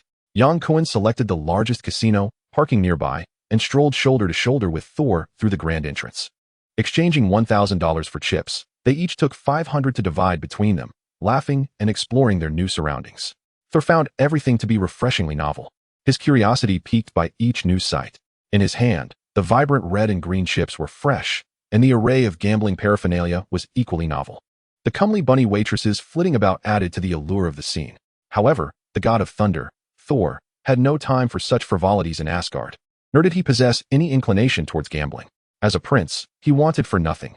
Gold and jewels were of little significance to him, overshadowed by his fondness for mead. It was only after his banishment to Earth, reduced to rags and plagued by boredom, that he was persuaded by Yang Kuan to partake in this diversion. Yang Kuan meticulously explained the rules of blackjack to Thor, whose enthusiasm was palpable as he listened intently. Let us play cards, shall we? Blackjack, Yang Kuan declared, finding an available table, with Thor dutifully following as his shadow, standing protectively at Yang Kuan's right side. At the table, there were only two players. To Yang Kuan's left sat a portly, bald man with a cigar clamped in his mouth and a sapphire ring adorning his right hand. Embodying the archetype of a cinematic villain, to his right was a tall, bespectacled gentleman whose demeanor was decidedly gentlemanly. Yang Kuan turned to Thor to elucidate the rules of blackjack, and Thor nodded in comprehension. Just as the beautiful dealer prepared to deal the cards, a middle-aged man in a black tuxedo abruptly interjected, taking a seat beside Yang Kuan and gesturing to the table, signaling that the game could commence. He exuded an air of authority, directing the dealer with a casual confidence. Yang Kuan glanced at the man beside him, whose appearance was unremarkable yet meticulously groomed. Complete with a stylishly slicked-back hairstyle and two distinctively shaped mustaches, his eyes sparkling with a peculiar intensity. After a fleeting glance, Yang Kuan felt a sense of familiarity but could not immediately place him. The man nodded politely to Yang Kuan, a smile playing on his lips as he directed his gaze toward the cards on the table. Yang Kuan received a total of 19 and decided to stand, while the man beside him drew 2 8s, splitting his hand with invigorated enthusiasm. To his delight, the man achieved a total of 21, snapping his fingers in triumph. When the man spoke, a sudden realization struck Yang Kuan. He recognized the individual beside him as Howard Stark, the pilot who had flown the Howling Commandos during World War II, and the father of Iron Man, Tony Stark. No wonder he seemed familiar. Stark, Yang Kuan murmured. Howard, collecting his winnings, turned to Yang Kuan, a cigar pinched between his fingers. Pardon me, but who are you? Yang Kuan. We met in Germany. You piloted our plane. In Germany? Oh, it's you. Howard exclaimed, slapping his forehead in recognition, his face lighting up with joy.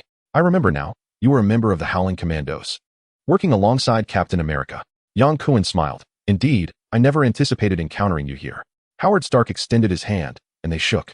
I heard from Carter that you had gone missing for many years. Have you been here all along? I've only just arrived in America.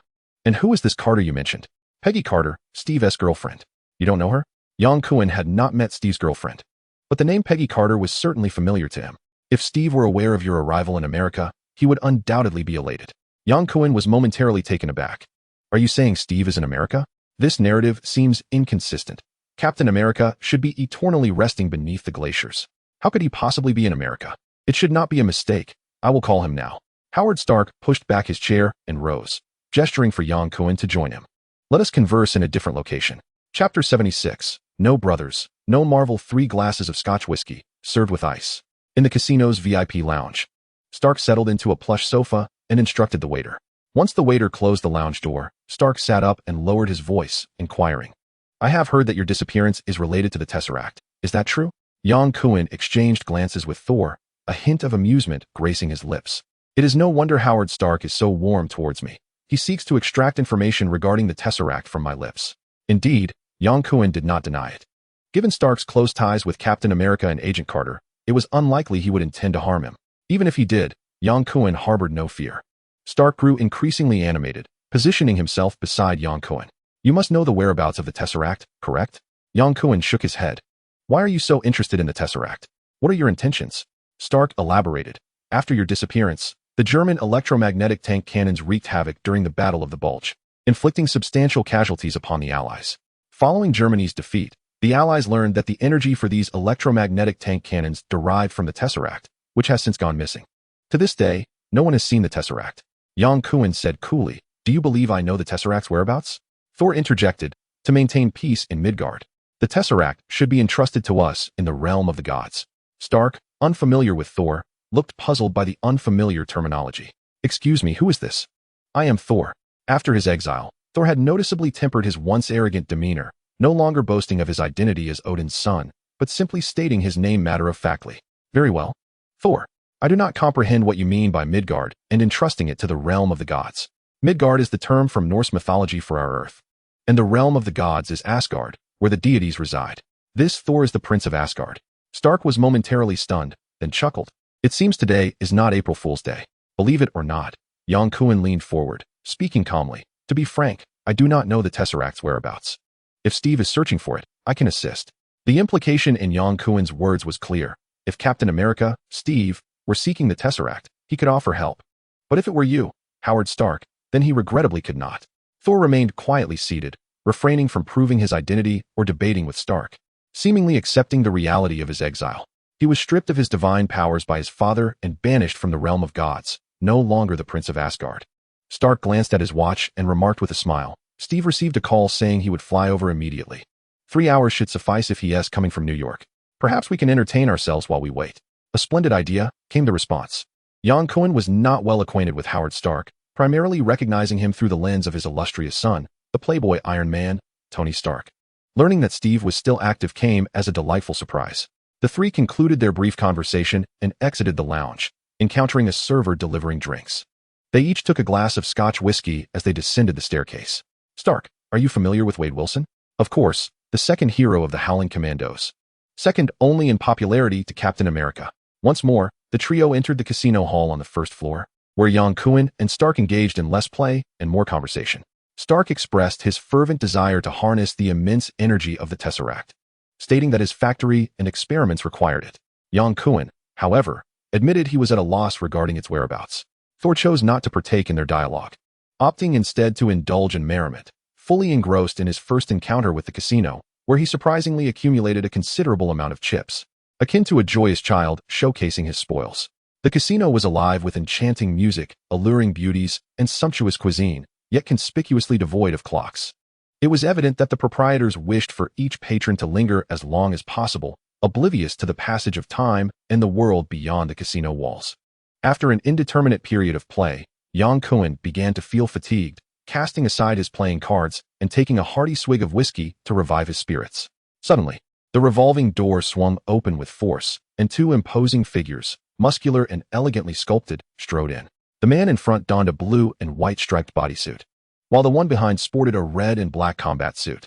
It was none other than Captain America, Steve Rogers, accompanied by Deadpool, Wade Wilson. Steve was taken aback upon receiving Stark's call, initially suspecting it to be a prank when informed that he had encountered the missing former Howling Commando, Yang Kuan, in Las Vegas. It was only after Stark swore to the truth of his words that Steve believed him, prompting him to inform Wade. And the two eagerly made their way from New York. There, Wade pointed, surveying the casino hall and indicating the second-to-last table on the right. In the homeland, Captain America enjoyed immense popularity. Walking the streets in such attire would surely draw a crowd, yet here in the casino, he attracted little attention.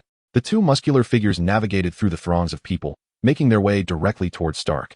"Steve, Wade," Stark exclaimed, raising his arms in greeting upon spotting them. Yang Kuan turned to meet Steve's keen gaze, and Steve called out in pleasant surprise, "Yang, is that really you?" "Indeed, it is I," Yang Kuan replied, rising and smiling as he waved his fingers in welcome. "Oh, dear Yang, I thought you had abandoned me to leave alone."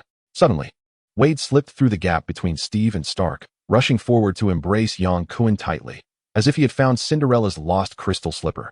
"You seem stronger than when you left. Let me take a look at your muscles. Where have you been all these years? Why haven't you kept in touch? Steve and I nearly turned over all of Europa searching for you," Wade remarked, playfully pinching Yang Kuan's biceps.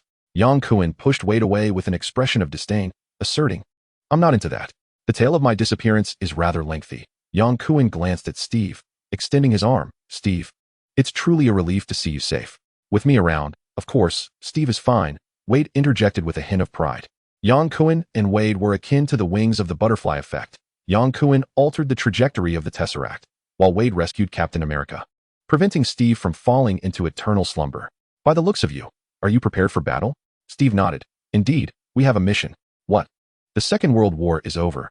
Is the Howling Commandos still in action?" Yang Kuan jested. Speaking of the proud Howling Commandos, a rare smile graced Steve's face. "We're no longer the Commandos, but a special operations team under the CIA, tasked with combating Hydra." "Hydra, you say?" Yang Kuan crossed his arms, raising an eyebrow slightly. "It appears Sebastian's foes are not solely Magneto, but also Captain America." During their time working together, Wade had been rather indiscreet, sharing both appropriate and inappropriate remarks with Steve. Initially, Steve was skeptical until Yang Kuan's disappearance convinced him of Wade's words, affirming they hailed from an alternate parallel universe. Upon reuniting with Yang Kuan, Steve was keenly curious about the 6 years of Yang Kuan's absence. However, in front of everyone, he found it inappropriate to inquire, burying his questions deep within. While Steve held reservations, Wade was unrestrained, directly asking Yang Kuan where he had been and what interesting experiences he had encountered. "Well, it's quite a complicated matter. I think we should change our location to converse.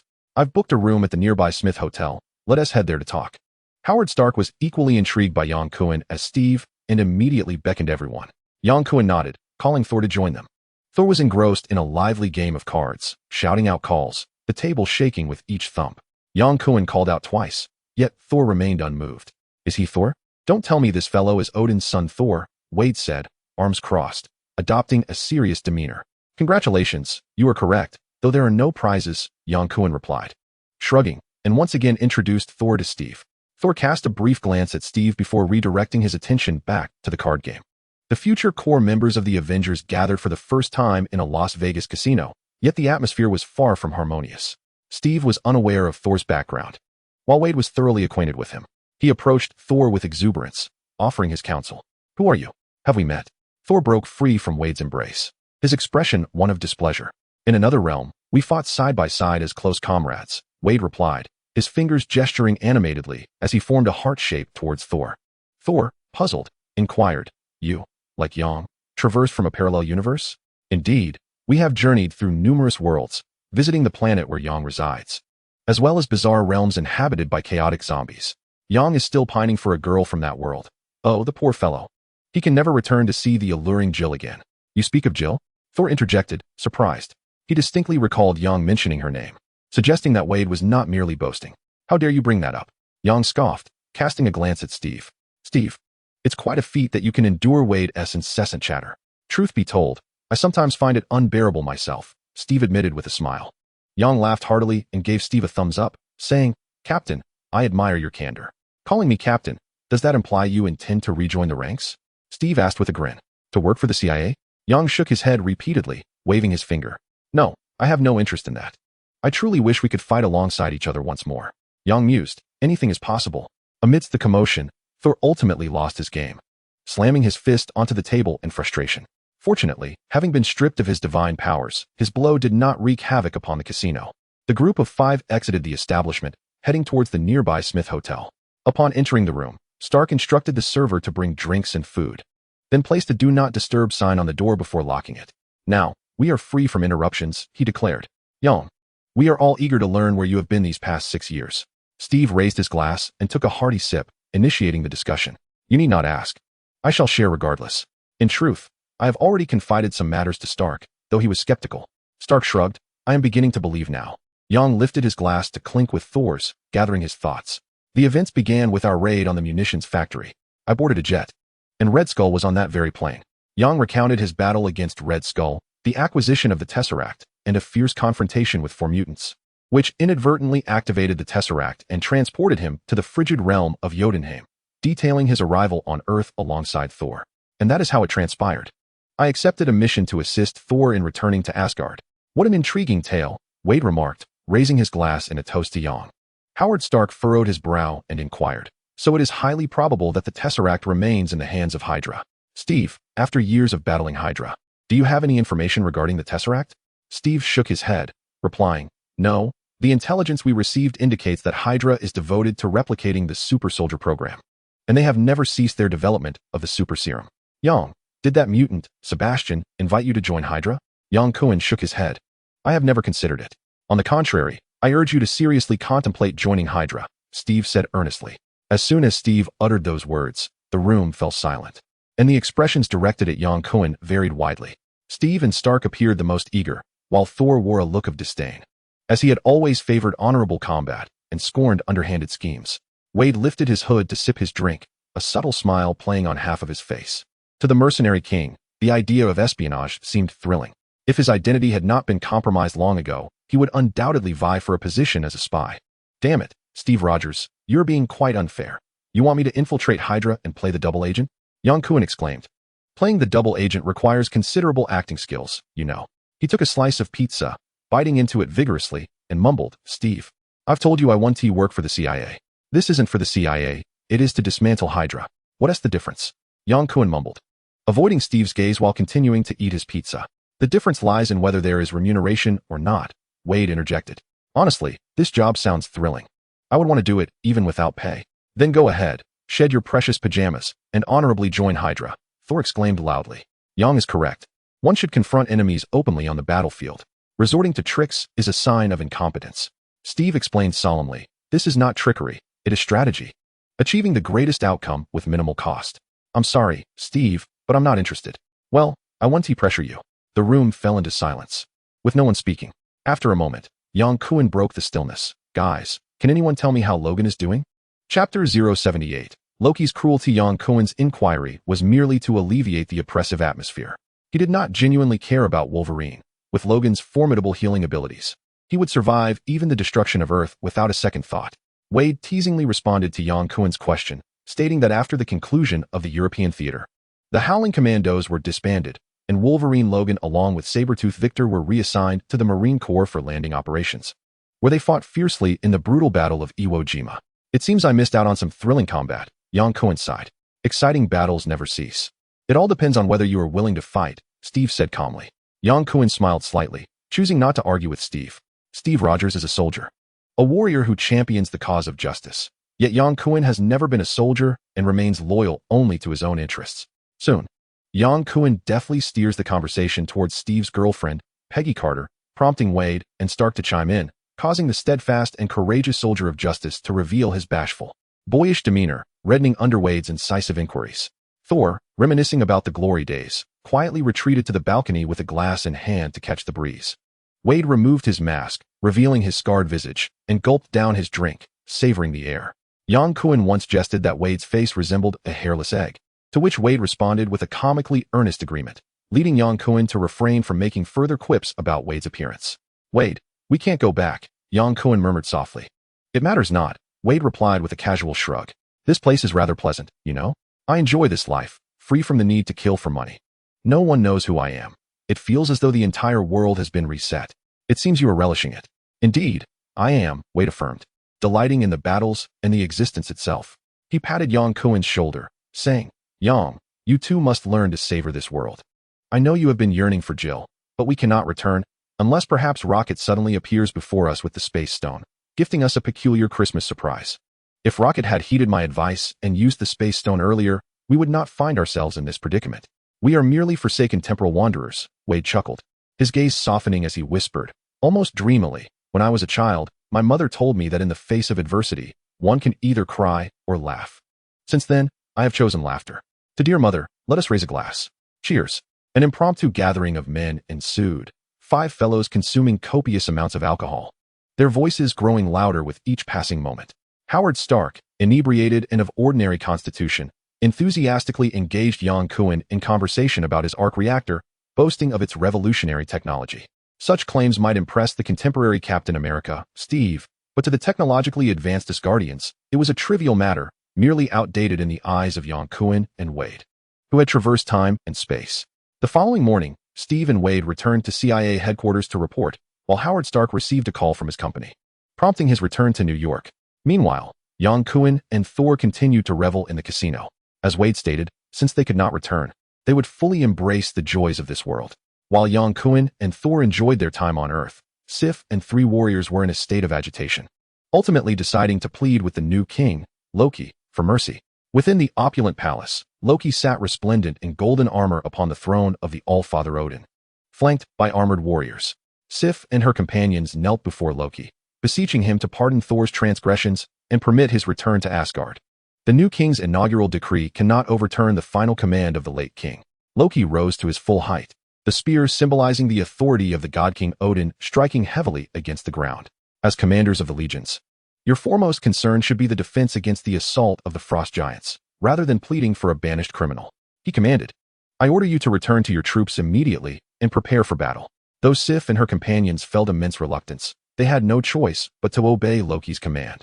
With the god King Odin ensnared in the slumber of the divine, Loki temporarily governed the celestial palace with the queen's approval, rendering them unable to defy his will.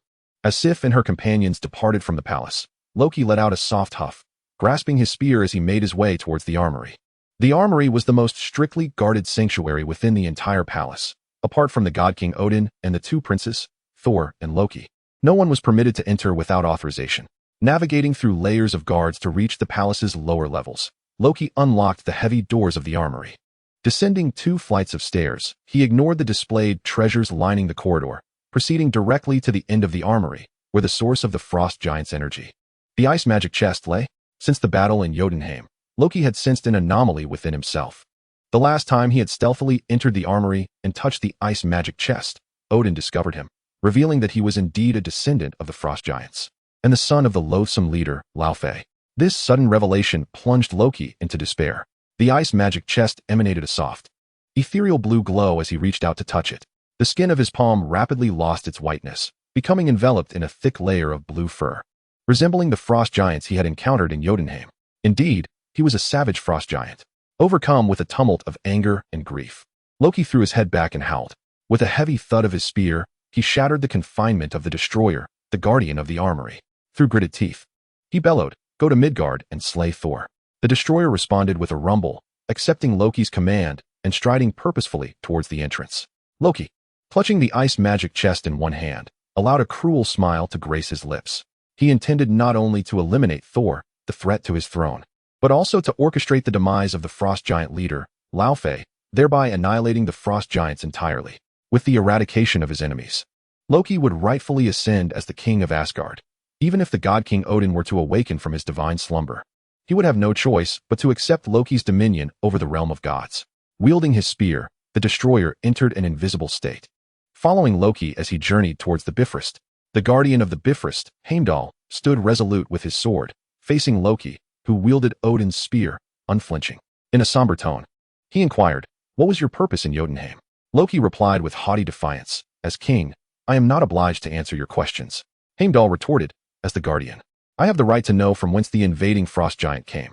Heimdall, you are indeed correct. You have the right to know. Loki, with a smile, stepped forward and abruptly lifted his crimson cloak. The furious icy torrent from the frost giant's box surged towards Heimdall, instantly encasing him in a frozen statue. I shall reveal the truth. It was I who allowed the frost giants to enter. Now, I seek to obliterate Jotunheim, and none shall impede my will. Annihilator, slay Thor. Chapter 79. The Annihilator's fury, a radiant spectrum of light, descended vertically upon the heart of Las Vegas, captivating the attention of passers-by. The light flickered and vanished, revealing strange patterns stamped upon the ground. A towering black robot, nearly 2 stories high, emerged before the astonished crowd. Its body was adorned with discernible metallic stripes, and its head was entirely sealed, resembling an extinguished lighthouse.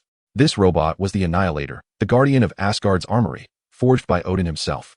Obedient to the commands of the All-Father, having seized control of the divine realm, Loki also wielded Odin's spear and the Annihilator, dispatching the latter to Earth to claim Thor's life and eliminate the obstacles to his ascension as king. As a sorcerer, Loki lacked Heimdall's omniscient gaze over the 9 realms, rendering him unable to pinpoint Thor's precise location. He could only rely on feeble magical sensations to approximate Thor's whereabouts. The Annihilator's head, resembling a black box, scanned the vicinity for Thor's presence but failed to locate the target. It then advanced forward in search. Within 5 minutes, 4 blue and white Ford police cars appeared in the city center, obstructing the robot's path. Officers leaped from their vehicles, guns drawn, as a middle-aged man, presumably the captain, shouted through a megaphone, warning the robot against reckless movements. Renowned as one of the most famous casinos in the United States and the world, Las Vegas boasted an exceptional reputation for safety, allowing patrons to gamble without concern. Upon the Annihilator's arrival, the local police swiftly responded, adhering to standard protocols for addressing sudden threats. The Annihilator abruptly halted, turning to face the police captain. Just as the captain believed the robot had acquiesced to his commands, its sealed head opened like 2 doors, releasing a torrent of energy beams that swept across the 4 police vehicles. In an instant, the cars erupted into flames, and the shockwave from the explosions sent the surrounding officers sprawling. In a single encounter, the police squad was rendered incapacitated. The Annihilator refrained from further assaulting the police force, continuing its steady march, its head's energy beams indiscriminately illuminating the buildings and crowds lining the streets. The onlookers scattered in terror, fleeing from the colossal monstrosity. Panic spread like a plague, plunging the once orderly casino city into utter chaos. The distressing news rapidly reached the casino where Jan Kuin and Thor were situated. 4 guards clad in black uniforms hurriedly burst in, urging the patrons to flee. What is happening? Jan Kuin abruptly rose from the gaming table, seizing one of the guards and demanding answers. There's a monster, the guard stammered, pointing frantically towards the entrance. It's coming, run. Jan Kuin frowned and inquired, what kind of monster? It's a robot, the guard replied, breaking free from Jan Kuin's grasp and continuing to shout for the guests to evacuate through the emergency exits. In the Marvel Universe, the most infamous robots are the Sentinel units, designed to hunt mutants. With their vast numbers and diverse capabilities, they effectively countered the mutant superpowers, leading to near extinction of their kind. Presently, prominent mutants like Black Emperor Sebastian and Wolverine Logan were just beginning to reveal their extraordinary abilities. This should not be a time for Sentinels to appear. Suddenly, a thought struck Jan Kuin as he recalled the storyline involving Thor. The Destroyer. If it is the Destroyer, it must have descended on Midgard under Loki's command, targeting Thor, the sole legitimate heir to the throne of Asgard. Thor, we must leave, Jan Kuin decisively stated, realizing that being the protector of the god of thunder was no easy task. All right, Thor replied without hesitation. Given Thor's character, he would never retreat. His identity as the god of thunder would compel him to confront any adversary, regardless of their strength. However, now stripped of his divine powers and the might of his hammer, Thor was no longer a god, but merely a man, gradually adapting to the life and survival patterns of an ordinary individual. Exiting through the back door of the casino, they glimpsed a colossal black iron robot wreaking havoc. Reminiscent of Godzilla, Jan Kuin swiftly procured a vehicle and sped away with Thor, knowing that being targeted by the Destroyer would not bode well. The Ford pickup truck raced along the interstate, fleeing Las Vegas and the chaos wrought by the robot. Had Jan Kuin been alone, he would not have fled without first gauging the Destroyer's capabilities. It would have been prudent to test its strength before retreating. However, as Thor's bodyguard, Jan Kuin prioritized Thor's safety above all else. Preserving the life of the god of thunder was paramount. They sped away, finally leaving the Destroyer far behind. Thor's calm demeanor belied a hint of confusion, as though he were pondering aloud. Why does the Destroyer seek to kill me? Why? What has transpired in the realm of the gods? Thor dared not delve too deeply into these thoughts. The Destroyer was traditionally governed by his father Odin, and there had never been a precedent for it being deployed as a warrior on the battlefield, let alone descending upon Earth. Now, the Destroyer, which had always obeyed Odin's command, was brazenly manifesting in public and openly assaulting American cities. Thor struggled to comprehend how events had spiraled into such chaos, and why the Destroyer was hunting him. Jan Kuin cast a glance at Thor and spoke. It is quite simple. Thor, you are the prince of Asgard. Thor replied, I am no longer a prince. I have been exiled. Yang Kuan continued. In the eyes of some, you will forever be the most qualified to rule Asgard. Thus, anyone vying for the throne must first eliminate you. Are you referring to Loki? Thor, accustomed to resolving matters with brawn and his hammer, was not foolish. He understood the implications behind Yang Kuan's words and, filled with confusion, inquired, Loki has taken control of the divine realm? Yang Kuan suggested, that is the only reasonable explanation. Having experienced a biohazard crisis, I no longer believe in the so-called plotlines of films. Thor, consider this. Being stripped of your divine powers is already a severe punishment for you. The All-Father Odin would never send the destroyer to kill you, would he? Indeed not. Thor nodded in agreement. You should be well aware that apart from the king of gods Odin, there are few who can command the destroyer. None at all. Only my father can command the destroyer, replied Thor. Yang Kuan smiled slightly. What if it is the newly appointed king? Chapter 080, with hammer in hand. Ignite the world. Every word Yang Kuan spoke subtly pointed towards Loki, and with the threat of the destroyer looming ever closer, Thor had no choice but to believe. We must return, Thor said, his brow furrowed. Yang Kuan exclaimed, the destroyer intends to kill you, and you wish to return to meet your demise? You are merely a mortal now, not the god of thunder. Thor responded resolutely, I cannot put innocent lives at risk. Since Loki wishes to kill me, I, Thor, will not flee. Yang Kuan's expression shifted. Thor was somewhat correct. Escaping would not resolve the issue.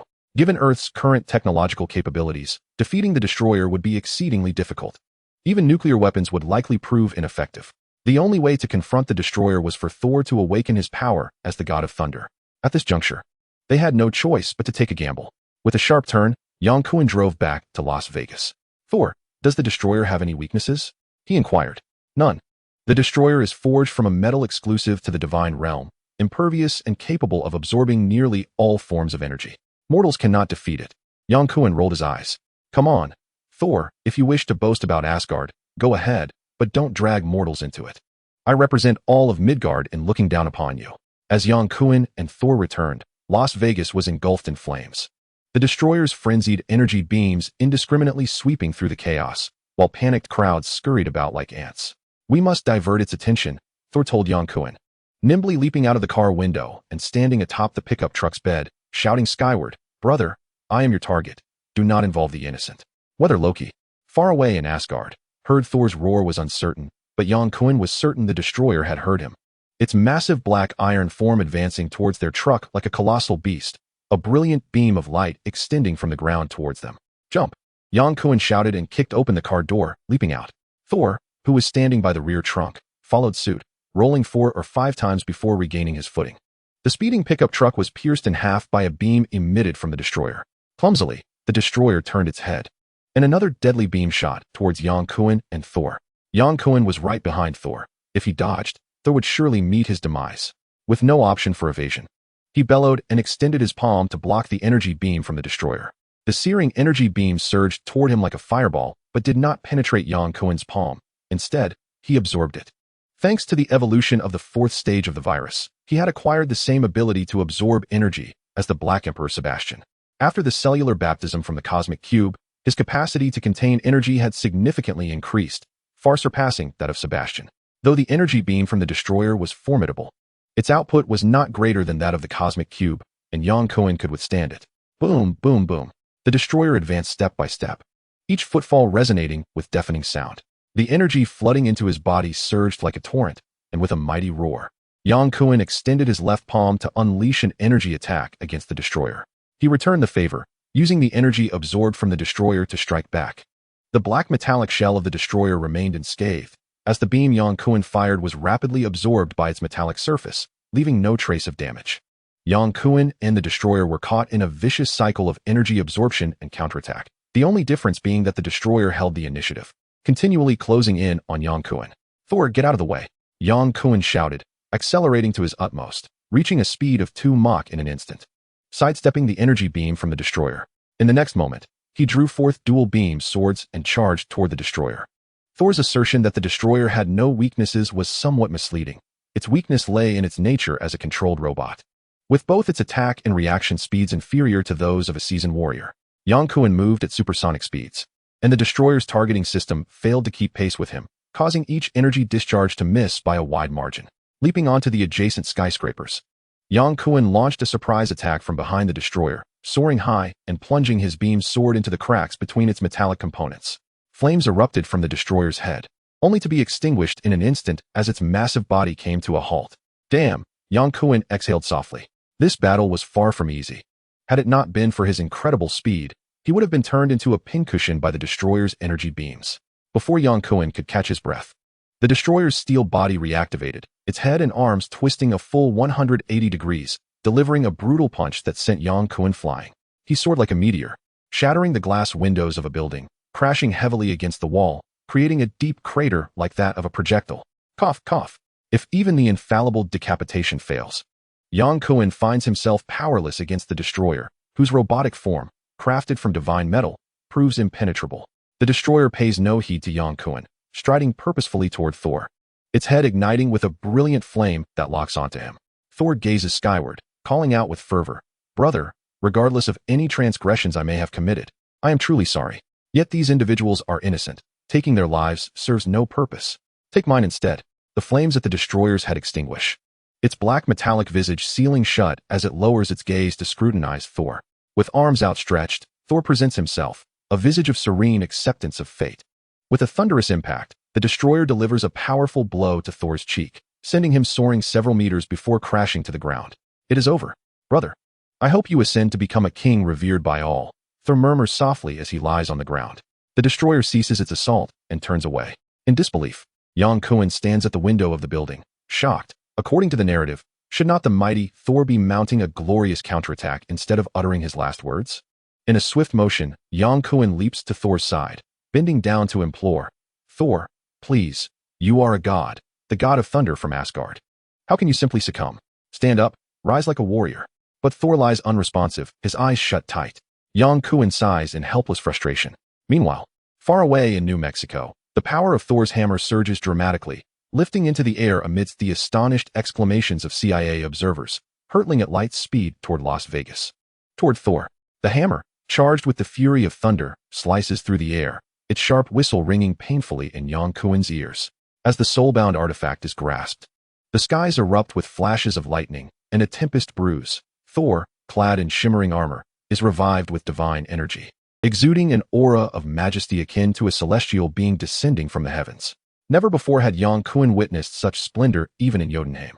The raging storm howls, making it nearly impossible for him to open his eyes as he narrowly escapes the eye of the tempest. Now, it is Thor's turn to confront the destroyer while Yang Kuan, a mere mortal from Midgard, finds a seat to watch the spectacle unfold. A furious whirlwind lifts the massive form of the destroyer, while Thor ascends, meeting the lightning head-on. To prevent collateral damage, Thor relocates the battleground to the skies. The energy beams unleashed by the destroyer are shattered by the might of Thor's hammer, which he wields with precision, delivering a devastating strike right to the destroyer's head, incapacitating it. Behold, the rhythm of wielding divine artifacts brings ecstasy to the world. Yang Kuan muses, wondering what caliber of armor Sif had promised him. With a longing gaze tilted skyward, he is consumed by envy and admiration. Chapter 081. The triple defense armor. The destroyer, battered by Thor's relentless strikes, plummets from the sky. Having lost its fighting capability, yet its structural integrity remains intact, a testament to the formidable defensive properties of divine metal. Thor gently descends, wielding his hammer to calm the tempest and lightning, his expression devoid of any joy from victory. "I must hurry to the nexus of the Rainbow Bridge. It seems that Asgard has fallen under Loki's dominion. I will accompany you, as Sif still owes me a set of flight armor, and I shall collect it from the Celestial Palace." Thor's expression shifted to one of surprise. "Have you wagered with Sif?" Yang Kuan shook his head and chuckled. "It appears you have recently developed a fondness for gambling. I am merely fulfilling Sif's commission to ensure your safety in Midgard, with the condition being a set of flight armor." Thor nodded. "Yang, you indeed require a set of flight armor. You are deserving of our divine armaments. Oh, must you always flaunt your arrogance? When will you shed this haughty demeanor?" As the battle subsided, the fleeing crowd gradually quieted. A few audacious men cautiously approached the fallen destroyer, while others, equipped with cameras, advanced to capture the moment, not only photographing the metallic automaton, but also documenting Yang Kuan and Thor, riding Thor's enchanted hammer. They arrived at the city center where the destroyer had descended. Thor called out to Heimdall to activate the Rainbow Bridge 3 times, yet there was no response, causing Thor to pace anxiously. Perhaps Heimdall has also been ensnared by Loki, he pondered, a sudden realization dawning upon him. Is there no other way to return to Asgard? No, Thor replied, shaking his head. The Rainbow Bridge is the sole passage into the divine realm. Yang Kuan sighed. Then we must bide our time. Meanwhile, at the entrance to the Asgardian domain, 6 towering frost giants stealthily infiltrated through the temporal rift marked by Loki. Upon witnessing the guardian Heimdall encased in ice, the intruders discarded their invisibility, brazenly passing by him. Heimdall's golden eyes flickered with a glimmer of vitality. The icy prison began to crack, fissures extending until the ice shattered completely, allowing Heimdall to emerge. Having been frozen for an extended period, Heimdall had expended considerable energy to resist the frigid assault. Barely breaking free, he found himself too weakened to fight, helplessly observing as the 6 frost giants invaded the divine realm. Regaining his senses and hearing Thor's calls, Heimdall smiled and, gasping for breath, returned to the control console. With the last of his strength, he inserted the sword hilt to activate the Rainbow Bridge. Yang Kuan and Thor stood at the nexus of the Rainbow Bridge when a radiant beam of multicolored light descended from above, enveloping them both. Thor's spirits lifted. The Rainbow Bridge had activated. It seemed the situation was not as dire as it appeared. The teleportation speed of the Rainbow Bridge surpassed that of the Cosmic Cube, and soon Yang Kuan and Thor arrived in Asgard, stepping out of the passage only to find Heimdall slumped wearily at the console. Thor rushed forward to support Heimdall. What has happened to the palace? Loki has betrayed the divine realm. 6 frost giants have infiltrated, and I was unable to stop them. Yang, please assist Heimdall, Thor instructed, before swiftly soaring towards the palace with his hammer in hand. The conflict between Thor and Loki was a matter internal to Asgard, indeed a family affair of the divine realm, and it was best that outsiders refrain from intervening. Thor's direction for him to remain was most prudent. Yang Kuan's purpose for coming here was not to assist Thor, who had regained the power of the thunder god and did not require Yang Kuan's help. He supported the weakened Heimdall as he sat down and inquired, "Were you attacked by Loki?" Heimdall nodded. "How did the frost giants enter Asgard?" "Through a rift in time and space," he replied. "Loki informed them, and Laufey has also arrived, using the frost giant's treasure, the ice crystal box, as bait." Loki lured the frost giant leader Laufey into action, planning to strike when Laufey attempted to assassinate King Odin. In the name of vengeance, he intended to annihilate Jotunheim and all the frost giants, leaving no evidence behind. Loki could then easily clear his name and rise as the hero who saved Odin and Asgard, comfortably ascending to the throne. Yang Kuan had to admire Loki's cunning and skillful manipulation. This was indeed a grand scheme. The only miscalculation on Loki's part was that the destroyer failed to kill Thor, instead awakening Thor's powers as the thunder god. The bond between Thor and Loki, akin to that of Sun Tzu and Sun Quan, showcased Thor's unparalleled prowess in battle. Yet when it came to the ruthless strategies of a ruler, Loki undoubtedly surpassed him. Thor was suited to be a great general, while Loki was far more fitting for the role of a king. With a sigh, Yang Kuan gazed at the resplendent Rainbow Bridge. Loki's rebellion had been quelled by Thor. Even with the artifact Odin's spear in Loki's possession, he could not gain the upper hand against Thor wielding the hammer of the thunder god. With the traitor Loki imprisoned, Thor temporarily took on the role of king, restoring peace and stability to Asgard. Thor hosted a grand banquet in the palace to express his gratitude to Yang Kuan for his care and protection in Midgard. With Sif and the 4 great legion leaders in attendance, the lengthy dining table was adorned with delicacies from the 9 realms, many of which were exotic fruits and dishes unfamiliar to Yang Kuan, served by ethereal maidens from the celestial realm, their fragrances enchanting the air, a true feast for the senses. The bearded dwarf prince, Tyno, sat opposite Yang Kuan, with Thor on Yang Kuan's left and Sif on his right. After indulging in merriment and drinking, Yang Kuan inquired about his flying armor. "It is complete." Sif's response filled Yang Kuan with joy, having witnessed the formidable power of Thor's hammer. His desire for the expertly crafted armor forged by the dwarves intensified. "It is exceptionally beautiful," Sif smiled. "One of the most exquisite armors I have ever seen. I almost hesitate to part with it." "Hey, Sif, we had an agreement," Yang Kuan protested. "What kind of armor is it? Show it to me," Thor asked curiously. The dwarf Prince Tyno, with a satisfied expression, stroked his golden beard and began. "The armor is primarily composed of divine metals, infused with our dwarven secret crystals, and was meticulously forged by our greatest master craftsman, Michelangelo, in a quantum furnace for a full 7 days." Horgen, another of the 4 great legion leaders, laughed heartily. "Tyno, you claim you cannot forge, yet you speak as if you were involved in every step." Of course, Tyner's head nearly brushed the ceiling. "I am entrusted by Sif, and I shall exert every effort. Hurry and fetch it." As a distinguished warrior, nothing captivates Thor more than exquisite weapons and armor. Listening to Tyner's vivid descriptions, Thor was filled with an insatiable itch. banging his fist on the table and shouting. "In my room," Sif replied with a beaming smile. "Quickly, bring it to me for a look." "That is unnecessary," Sif said, retrieving a golden headband from her bosom and waving it in the air. Yang Kuan, intrigued, inquired, "Sif, you can't be suggesting this is a component of armor. It resembles a woman's ornament." Sif shot him a disdainful glance, rising to explain. "This is indeed the helmet of the armor set." "A helmet? It clearly resembles a mere headband," Yang Kuan retorted. "Thus, you Midgardian are uncultured and ignorant. This headband is a novel concept, equipped with 3 defensive capabilities." Yang Kuan scoffed. "A mere headband with 3 defenses? Are you mocking me for not wearing a helmet? What does it defend against? Water, fire, and theft?" Thor erupted in laughter, and the 3 commanders joined in, nearly toppling over with mirth. Sif also chuckled, casting Yang Kuan a playful glance, her eyes sparkling with charm.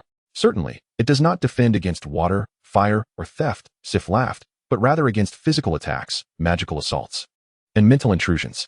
After undergoing 4 stages of evolution, Yang Kuan's body had become remarkably robust, boasting a high defense against physical attacks, which he deemed inconsequential. As for magical assaults, he had yet to encounter them, let alone consider them. However, Sif's mention of mental defense piqued his interest. During his last encounter with the trio of mutants led by Sebastian, Yang Kuan had fallen victim to the Red Devil's mental onslaught, which was merely a basic form of psychic attack.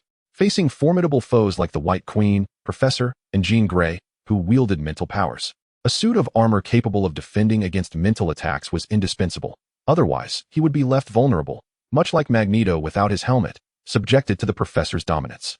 Yang Kuan had originally envisioned a suit akin to Iron Man's, equipped with powerful propulsion for aerial combat. He had not anticipated that the Asgardians would enhance it with numerous features he had never considered, much to his delight. How does one utilize it? Surely, this armor involves more than just this small headband? Quite simple. Allow me to demonstrate, Sif replied, raising the golden headband to her forehead. As she did, faint crimson characters flickered upon the headband, reminiscent of Latin script. Yang Kuan, unfamiliar with the characters, presumed them to be of Asgardian or Dwarven origin. Sif indicated the golden headband, stating, "The helmet will connect to the user's neurons, achieving a profound synchronicity between the armor and the wielder's intentions." Yang Kuan chuckled. "It feels less like armor and more like an intelligent robotic exosuit." Thor, growing impatient, called out, "Sif, let us see the complete set of armor." With a smile, Sif suddenly exclaimed, "Michelangelo." Yang Kuan was taken aback. Did this suit of armor truly require a spell to activate? Before he could finish his thought, a whistling sound erupted from behind him. Without waiting to turn around, several gleaming golden armor components whirled past his body, heading straight for Sif. With a series of clicks and clanks, the armor pieces assembled themselves into a complete suit, enveloping Sif in a radiant glow. Goodness, how dazzling! It resembled the golden armor of a celestial warrior. The shimmering golden exterior bore a striking resemblance to a divine attire, particularly with the symmetrical fiery red phoenix tail patterns on either side of the chest, which elevated the armor's elegance and artistic flair. What purpose do these red patterns serve? These are magical runes, Yang Kuan inquired eagerly. Can they summon lightning? Sif waved her hand dismissively, explaining, "This armor is primarily focused on defensive magic. The offensive magical runes you speak of will be inscribed on the weapons." Fair enough. Defensive magic is commendable as well. Initially, Yang Kuan had desired a fusion between the antimatter propulsion device gifted by Rocket Raccoon and the energy armor of the Kree. Yet he was pleasantly surprised by the unexpected marvels presented by Sif and the Dwarven blacksmith. Without even considering the functionality Sif had described, the golden exterior and the engraved runes alone could easily outshine Tony Stark's Iron Man suit by leagues. Horgan and Vandal also rose to admire the new armor adorning Sif. And along with Yang Kuan and Thor, the 4 men circled around her like curious onlookers. "Do you take me for a statue?" Sif protested, clearly displeased with being scrutinized, as if she were a pet. She once again shouted Michelangelo, and the armor disengaged from battle mode, its components floating in midair, swaying gently as Sif moved. Sif removed the golden headpiece and handed it to Yang Kuan. "The armor is now yours. You have fulfilled your duty, and I shall honor my promise." "Indeed, it has been a delightful collaboration," Yang Kuan replied nonchalantly, snapping his fingers as he accepted the golden headpiece and placed it atop his head. "Will this not fall off?" "It is a helmet," Sif corrected him with utmost seriousness. "How could such a small piece, which barely covers my forehead, be considered a helmet? It is more akin to an ornament." "Call it what you wish," Sif replied, waving her hand dismissively. The golden headpiece, resting upon his brow, felt slightly cool to the touch, nearly weightless. As Sif had mentioned, it could connect with neurons, allowing Yang Kuan to sense the floating armor components, which resonated in subtle harmony with the headpiece. Whenever he focused his thoughts to summon the armor, both the headpiece and the armor revealed faint crimson runes, while the headpiece constricted around his forehead, reminiscent of a tightening spell. This suit, named Michelangelo, was a half-armor, emphasizing protection for the torso and shoulders. Crafted from a metal exclusive to the divine realm, it could absorb various forms of energy attacks, with its primary energy source being the absorption of light energy, converted into quantum energy. After several unsuccessful attempts to summon the armor combination, Yang Kuan, feeling helpless, inquired, Sif, must we utter the incantation of Michelangelo to combine the armor? Sif cast a glance at Yang Kuan, reminding him that this was indeed the masterpiece of the illustrious Michelangelo, and thus, it was essential to invoke the master's runes. Well, masters often possess peculiar quirks. It is understandable to leave a mark on one's cherished creation. Uttering Michelangelo's name is hardly akin to shouting Bala Bala energy transformation. It is not embarrassing. With a fervent shout of Michelangelo in Asgardian tongue, the resplendent golden armor instantaneously enveloped Yang Kuan's torso. As he ambled about in the armor, he felt no weight, as if clad in a fabric of carbon fiber. Completely unimpeded in movement and combat, Yang Kuan was filled with pride. In the Marvel Universe, mutants wield power through mutation while the affluent rely on technology. Henceforth, he too was equipped with high-tech gear, adorned with a headpiece, wielding dual laser swords, and proclaiming the name of the Renaissance master. He found himself clad in golden armor, his combat prowess reaching unparalleled heights. He boldly questioned, "Are you afraid?" In Asgard, no one feared him. They merely regarded Yang Kuan's new armor as a delightful work of art. However, in Midgard, humanity quaked in trepidation, including President Truman of the United States. The destroyer descended upon the Las Vegas casino, wreaking havoc on the city's main thoroughfare, injuring numerous innocents. The astonishing destructive power of the robot and the ensuing battle between Yang Kuan and Thor was captured on film, along with testimonies from the Las Vegas police, swiftly transmitted to the White House. President Truman, who had recently ascended from the vice presidency, did not dare to be complacent. He convened a clandestine meeting in the presidential office, gathering numerous government officials, including the Secretary of State, the Secretary of Defense, the Commander of the Pacific Command, and the CIA Director. Chapter 083. The formation of S.H.I.E.L.D. The footage captured on black and white film depicted a chaotic battle scene, the camera shaking violently. In just over a minute, it showcased the immense destructive capability and lethality of the colossal robot. Alan Dulles, the CIA Director, an elderly man with white hair and a pipe in his mouth, rose slowly and stated, based on the accounts of numerous eyewitnesses and photographs, we preliminarily conclude that the robot recorded does not originate from our enemies and is likely extraterrestrial in nature. Almost all witnesses claim the robot emerged from a radiant multicolored halo, with no aerial vehicles present at the time. Secretary of Defense George Marshall queried. Incomplete footage alone is insufficient to prove the Soviets are not involved in this attack. Of course, we possess more concrete evidence, Alan Dulles replied, biting his pipe. He turned to President Truman and requested, may we summon the commander of the CIA Special Operations Team, our beloved Captain America, Colonel Steve Rogers? He will be fully responsible for the investigation of this incident. Truman nodded in agreement. Dressed in a full military uniform, Steve Rogers received authorization to push open the door to the president's office, marching in with a proud demeanor. He saluted the President of the United States, the Secretary of Defense, and the Director of the CIA with utmost precision. Alan Dulles removed his pipe and said, Colonel, elucidate the facts you are aware of to the gentleman present. Yes, sir, Steve replied emphatically. He recounted how the soldier featured in the documentary, who had battled against robots, was none other than Yang Kuan, a member of the Howling Commandos who had gone missing during a raid on a German nuclear reactor in World War II. Just a week prior, he had learned that Yang Kuan had returned to the country and had met him at the Smith Hotel in Las Vegas. Additionally, another individual in the documentary hailed from the extraterrestrial realm of Asgard. Asgard? Truman echoed softly, his gaze toward Steve Rogers filled with skepticism. How do you know this? Sir, I have encountered Thor, the man dressed in white in the documentary, and I shared a drink with him. You are suggesting that aliens exist on our planet and have even shared a drink with you? Truman inquired, his brow furrowed. Yes, sir. Truman turned to Alan Dulles and remarked, we must first ascertain whether this colonel has been drinking. I can swear that every word I speak is the truth. Steve Rogers responded with dignified composure. Indeed, we possess further compelling evidence, the CIA director said, biting on his pipe as he handed a dossier to President Truman. Intelligence analysts from the Department of Science have examined the damage caused by the robots and the energy output, concluding it resembles a laser-like energy beam that our current technology cannot replicate. With a grim expression, Secretary of Defense George Marshall asked, What about the Soviets? We cannot achieve it, and the Soviets certainly cannot, Alan Dulles replied coolly.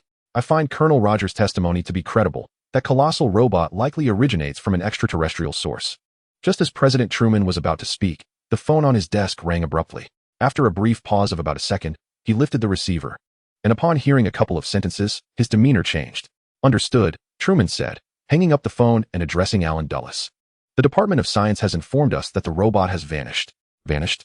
Just as you mentioned earlier, like a rainbow, and then it's gone, Steve remarked. That is the Bifrost, the temporal gateway of Asgard. They can traverse freely between our world and Asgard, Steve explained. Colonel, share with us what you know. At this juncture, the President of the United States could no longer dismiss the notion that the robot that had appeared in Las Vegas was indeed a product of alien technology, and that Earth was entirely unprepared for extraterrestrial incursions. Yes, sir. Steve Rogers gathered his thoughts and resolved to disclose only the information Yang Quan had revealed regarding Jotunheim and Asgard, withholding the more complex matters that spanned multiple parallel universes for the time being, in order to avoid overwhelming the assembled officials.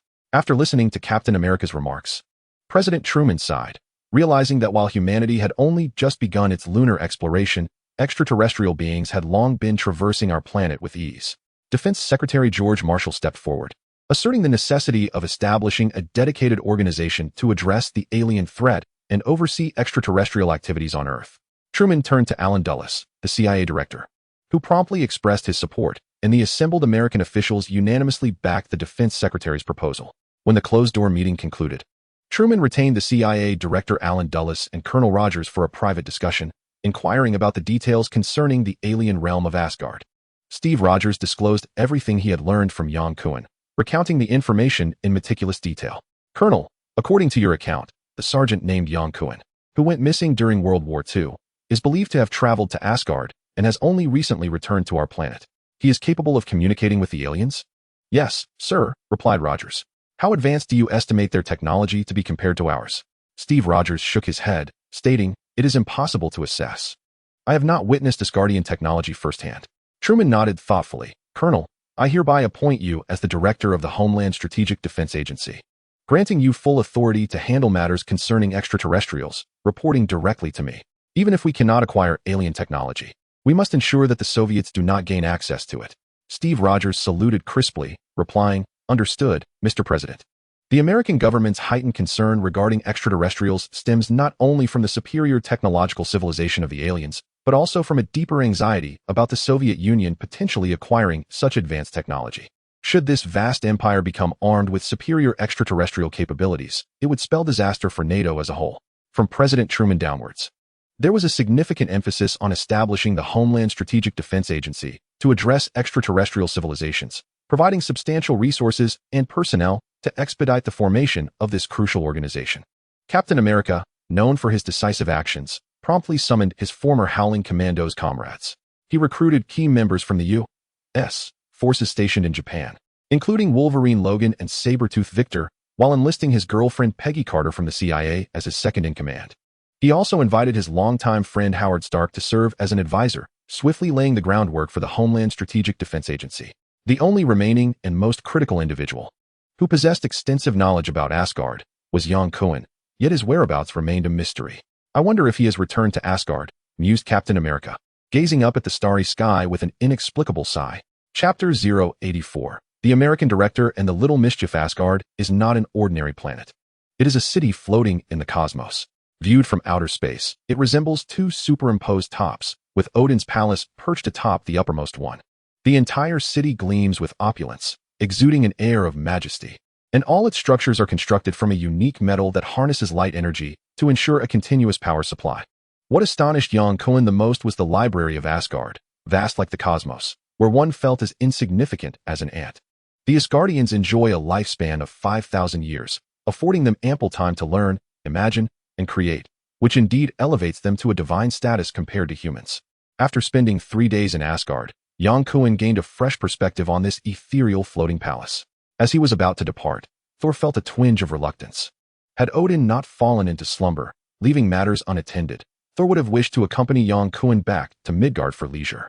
The experiences of a commoner in Midgard were sufficient to linger in the memory of this prince of the divine realm for a long time. Yang Kuan not only fulfilled his wish of acquiring a set of super armor, but also received an extraordinary Asgardian pass, a promise from Thor himself, welcoming him to the realm of gods at any time. With a wave, he bid farewell to Thor and his companions, striding confidently into the Rainbow Bridge. Moments later, the radiant glow of the bridge dissipated, and the swirling clouds in the sky returned to their normal state. As Yang Kuan found himself in a clearing on the outskirts of Queens, New York, with the task of protecting Thor completed, Yang Kuan finally had time to attend to his own affairs.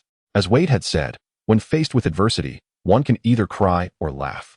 Since returning to the world of Biohazard or his own universe was impossible, Yang Kuan resolved to remain and thrive in this realm. He had declined Steve's invitation that day, not out of a desire to avoid working for the CIA. This was merely an excuse, as he truly wished to work for no one. Before his journey across dimensions, he had been a freelancer, cherishing his freedom. Sebastian's invitation indeed piqued Yang Kuan's interest, although he did not subscribe to Hydra's ideology. He saw no harm in leveraging their resources and foundation to elevate himself. Now, all Yang Kuan needed to do was bide his time, waiting patiently for Sebastian to make his approach, and subsequently join Hydra to ascend to the pinnacle of success with a wealthy partner. Otherwise, he would feel unworthy of the resplendent golden armor he adorned. With this thought in mind, Yang Kuan could hardly contain his joy. His spirit soared as he activated Michelangelo, which rocketed into the sky, instantly accelerating to Mach 5. Oh yes, Yang Kuan exclaimed excitedly.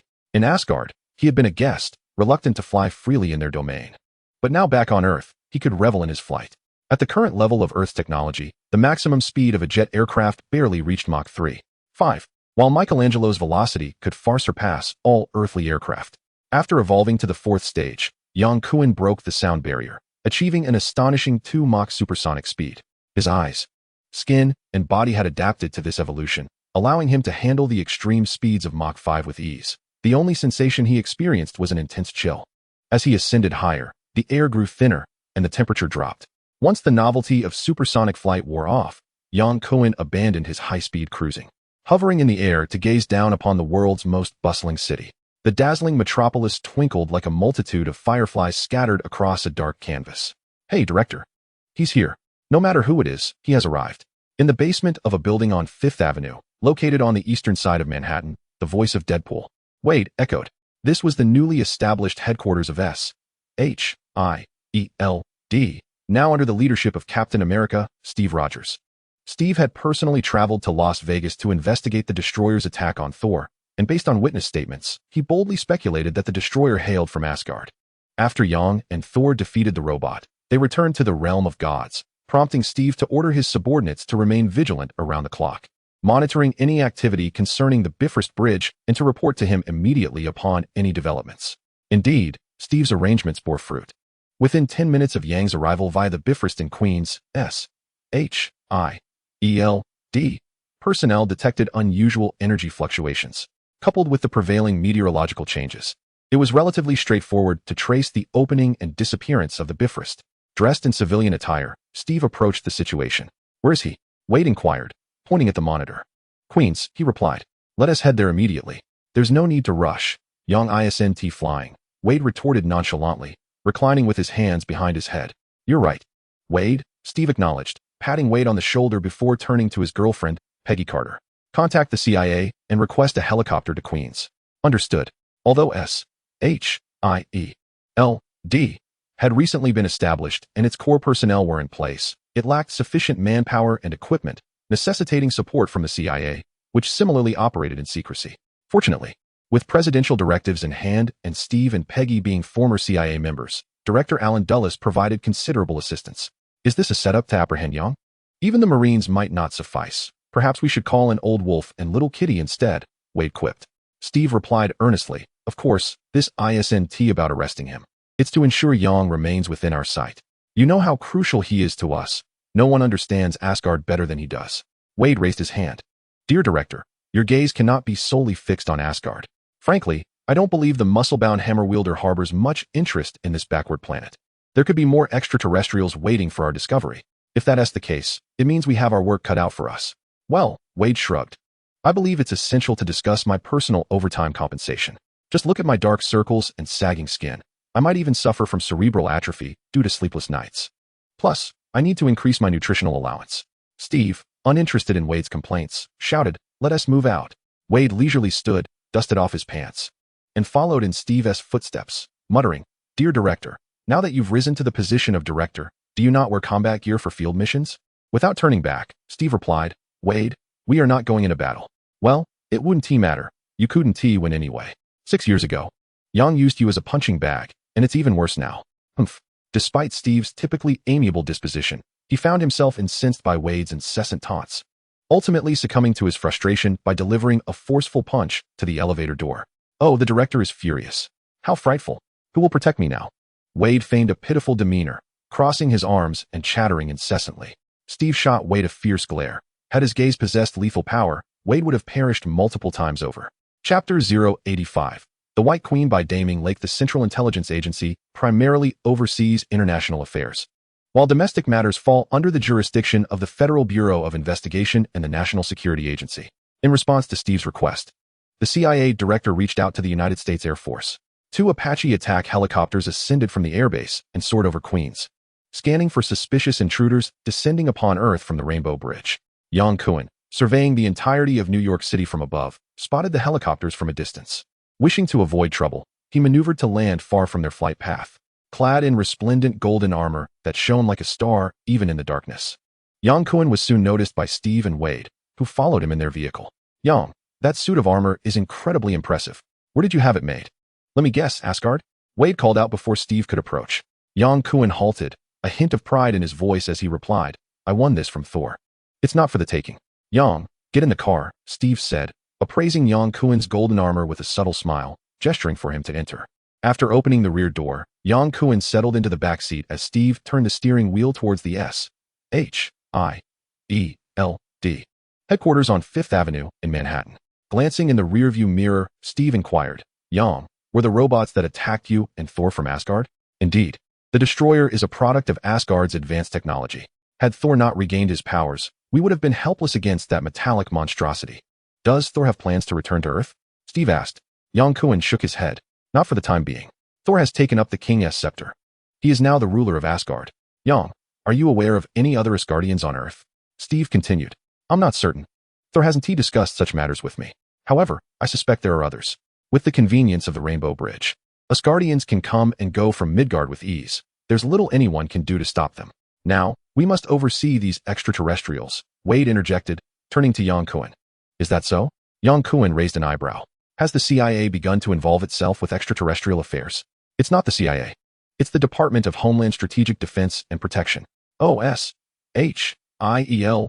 Precisely. Allow me to formally introduce." Wade gestured towards Steve.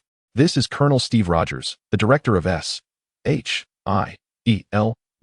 Yang Kuan chuckled, surprised by the profound ripple effect triggered by Wade. Not only had it averted Captain America's eternal slumber beneath the Arctic glaciers, but it had also altered the trajectory of S.H.I.E.L.D.'s formation. Heaven knows how many more times Captain America's life path may be transformed in the future. It seems he shall become the director of the United States. As Yang spoke, he laughed heartily, with Wade joining in, theatrically clutching his belly and swaying back and forth, while Steve shook his head in resignation. "Yang, I need your assistance," Steve remarked, meeting Yang Kuan's gaze in the rearview mirror. Yang Kuan averted his eyes from Steve's piercing stare, letting his gaze drift out the window. "Steve, you know I have no desire to work for the government." "We're not working for the government. We are striving for world peace," Yang interrupted. "Steve, if those words came from anyone else, I would scoff at them. But coming from you, I might consider it." "All right," Steve conceded, not pressing further. Their acquaintance was relatively brief, and he was well aware of Yang Kuan's strong opinions. Further persuasion would be futile. The Ford came to a halt at the corner of Fifth Avenue, and the trio disembarked, following Steve into the headquarters of S.H.I.E.L.D. They descended in the elevator to the basement, traversing 2 rooms before Steve pushed open a heavy iron door. "Welcome to S.H.I.E.L.D.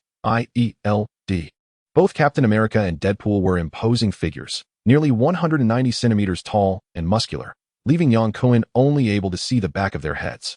When they stepped aside, he finally glimpsed the entirety of S.H.I.E.L.D. It could not compare to the high-tech spectacles portrayed in films. After all, this was the 1950s, where even computers were antiquated, small-screen relics, emitting loud clattering noises as they functioned. 5 female soldiers, clad in army green shirts and skirts, were seated before the old computers, diligently at work. Upon their entrance, one soldier stood, smiling as she approached. Peggy Carter, currently serving as Deputy Director of S.H.I.E.L.D., Steve introduced. Raising his hand, Yang Kuan realized she was the legendary Agent Carter and couldn't help but steal a few glances.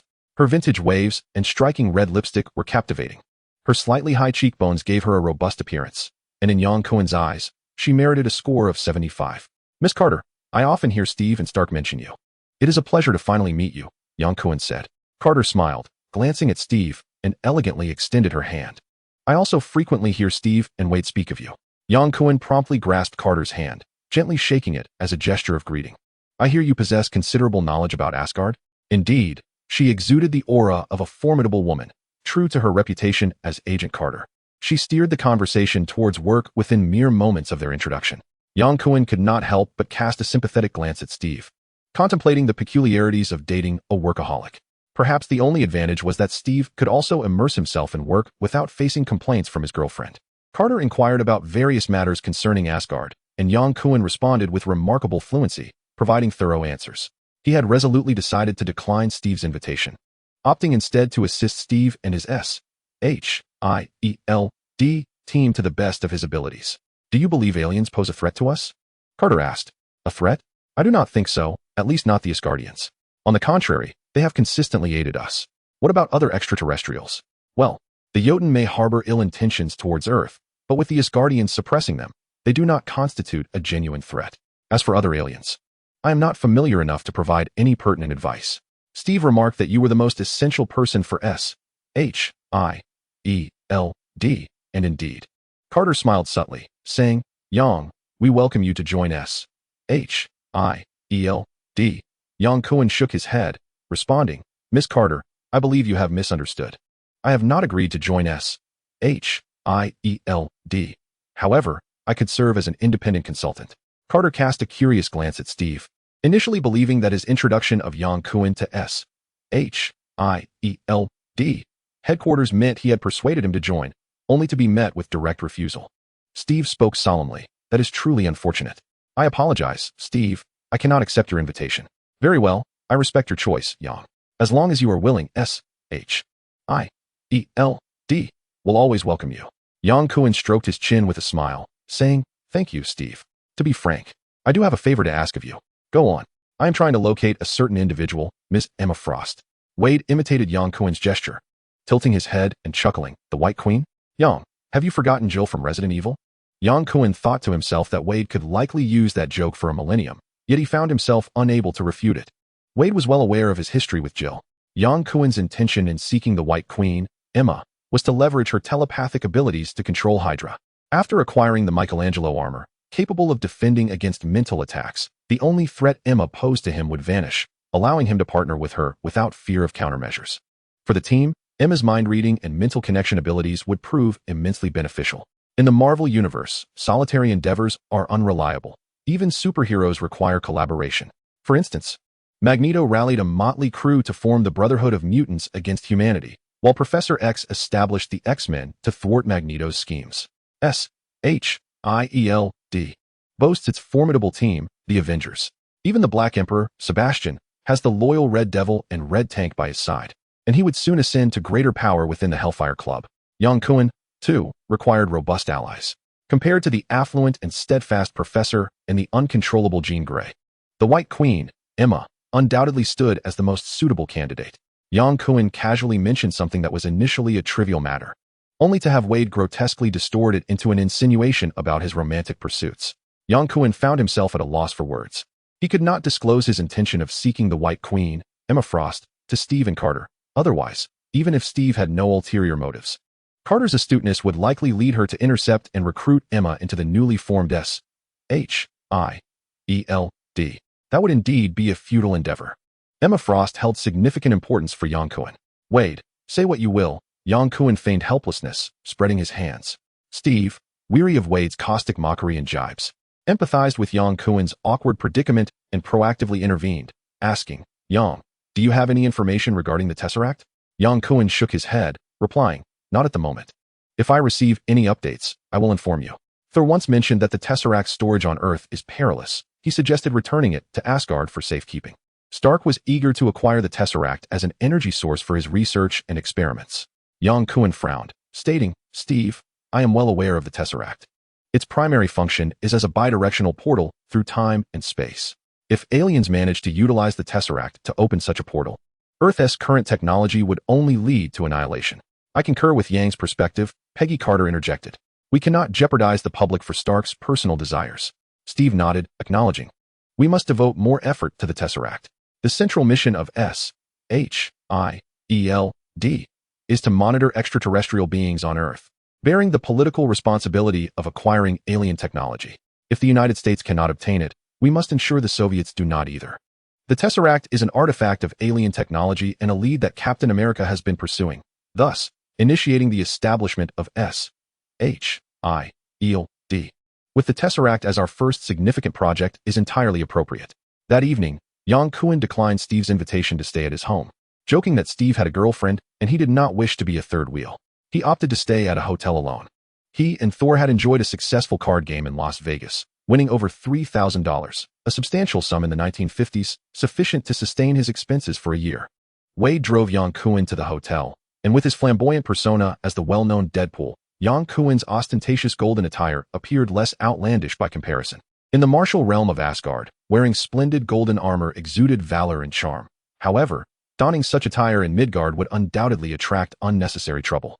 In the days to come, Yang Kuan would participate in the search for the Tesseract and the White Queen at SHIELD's temporary headquarters, occasionally engaging in discussions with fellow consultant Howard Stark, primarily focusing on the Tesseract and his arc reactor.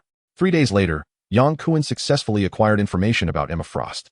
Thanks to the efficiency of American intelligence agencies and the distinctive surname Frost, which expedited the identification process and quickly zeroed in on the target. A high school student?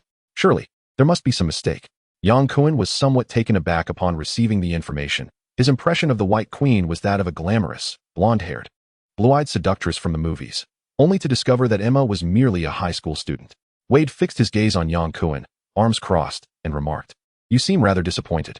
High school girls develop quite well, you know.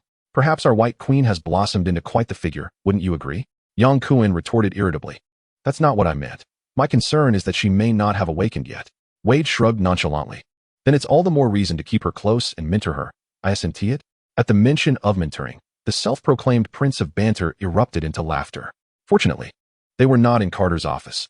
Otherwise, they would undoubtedly have faced a reprimand. Disregarding Wade's inappropriate humor, Yang Kuan inquired, "Do you think this high school student could be the White Queen I am searching for?" "Close enough," Wade replied, tapping the paper file bag emphatically. "Emma Frost, born in Boston, Massachusetts. Her father, Winston Frost, is a successful businessman. She has an older brother and sister, which aligns with the information I remember about Emma." "I will go meet her," Yang Kuan stated. Instead of heading directly to Emma's home, he visited her high school, disguising himself as a CIA investigator to question her teachers. He learned of a peculiar incident where the entire class had collectively fainted, further confirming his suspicion that Emma was a mutant with awakened psychic abilities. After school, Yang Kuan encountered Emma in the teacher's lounge. She had beautiful long golden hair, stood at least 1.7 meters tall, and wore a standard white blouse paired with a blue pleated skirt uniform. Following her teacher, she kept her head down, appearing somewhat timid. "Emma, this is Mr. Yang Kuan, a CIA investigator. He has some questions for you," the teacher introduced. Emma clasped her hands nervously in front of her, glancing up at Yang Kuan before quickly looking down again, much like a child caught in wrongdoing. "Thank you, Mr. Ian. I would like to speak with Emma privately," Yang Kuan said, smiling at the teacher behind his black-rimmed glasses. "Of course." Mr. Ian exited the office, closing the door behind him. Yang Kuan took a couple of casual steps and gently said, "Emma, there's no need to be nervous. We're just having a casual chat, all right?" Emma remained silent, her head bowed. "I heard from Mr. Ian that nearly all your classmates fainted last month. Is that true?" "Yes," Emma replied softly. "Did you experience any unusual sensations at that time?" Emma bit her lip. "I just felt very dizzy, and then I lost consciousness." "Ah, dizziness. Could it be from reading too many thoughts from others' minds?" Yang Kuan pondered aloud. Emma's expression turned frantic as she stammered, "No, it wasn't my fault." "I know it wasn't your fault. You simply cannot control your powers," Yang Kuan reassured her. "I don't have any powers," Emma protested quietly, lacking confidence. Her voice barely above a whisper, even when denying the truth. "Do not be afraid, Emma. I have observed you for quite some time. And I have come to you now because your ability has become increasingly difficult for you to control. I can assist you." "Assist me?" Emma lifted her gaze, her deep blue eyes locking onto Yang Kuen's. How can you help me? Emma, your ability is a gift rather than a curse. You must overcome the doubts and fears within you, conquer your inner turmoil, and learn to master your powers. Yang Kuen extended his palm. I will help you. Why do you wish to help me? I, like you, possess extraordinary abilities. As he spoke, Yang Kuen produced a beam sword from his waist. And with a flick of his wrist, a red laser materialized before them, causing Emma to gasp and retreat several steps. Emma, I mean no harm. I merely wish to demonstrate my abilities to you. Through multiple stages of evolution, Yang Kuen acquired several powers that appear extraordinary to ordinary individuals, such as self-healing, steel-like skin, supersonic movement, and the ability to emit energy beams. Among these, the most visually striking and easiest to demonstrate is undoubtedly his self-healing capability. The laser sword pierced the surface of his palm, revealing crimson flesh and stark white bone, prompting Emma to cry out and shield her eyes in horror. Almost instantaneously after the laser sword was withdrawn, Yang Kuen's hand returned to its pristine state, as if it had never been injured. Do you see clearly? Yang Kuen raised his left hand and waved it before Emma. My ability is rapid self-healing. Emma could scarcely believe her eyes. She instinctively grasped Yang Kuen's hand, examining it in astonishment and delight, finding no trace of injury. Yang Kuen smiled as he sheathed the beam sword. Emma, you should now trust that I am here to assist you. Emma looked up at Yang Kuen, her gaze gradually unfocused as her thoughts drifted, attempting to delve into the mind of this unfamiliar man to discern the truth of his words. However, as her mental probe reached him, it met with a powerful jolt, causing Emma to cry out in pain and crouch, clutching her head. It was evident what Emma intended, and Yang Kuen remarked calmly, Emma, you are attempting to read my memories, which is ill-advised. I apologize. I merely wish to ascertain whether you speak the truth or falsehood, Emma replied softly, still cradling her head. Yang Kuen sighed. I understand your fears, Emma. You dread revealing your abilities, fearing the prejudice and ostracism from ordinary people. Are you not afraid? I am not afraid. On the contrary, it is ordinary people who should fear my abilities. Yang Kuen smiled gently, stepping closer to Emma. You know, in Texas, I once felled a cowboy who aimed a double-barreled shotgun at me with a single punch. That cowboy lay on the ground, motionless, like a clumsy, bloated sea turtle. Emma raised her head, a hint of a smile gracing her lips. This was the first smile Emma had shown since their meeting, marking a positive beginning. Emma, we possess powers beyond those of ordinary individuals. It is they who should fear us. Emma nodded emphatically, unaware of the true nature of mutants. Perceiving Yang Kuen as a kindred spirit endowed with extraordinary abilities, someone she felt inclined to be close to. Mutants often succumb to a sense of superiority, particularly those possessing formidable powers. The arrogance of figures like Magneto and Sebastian epitomizes this phenomenon. However, Yang Kuen was not a mutant.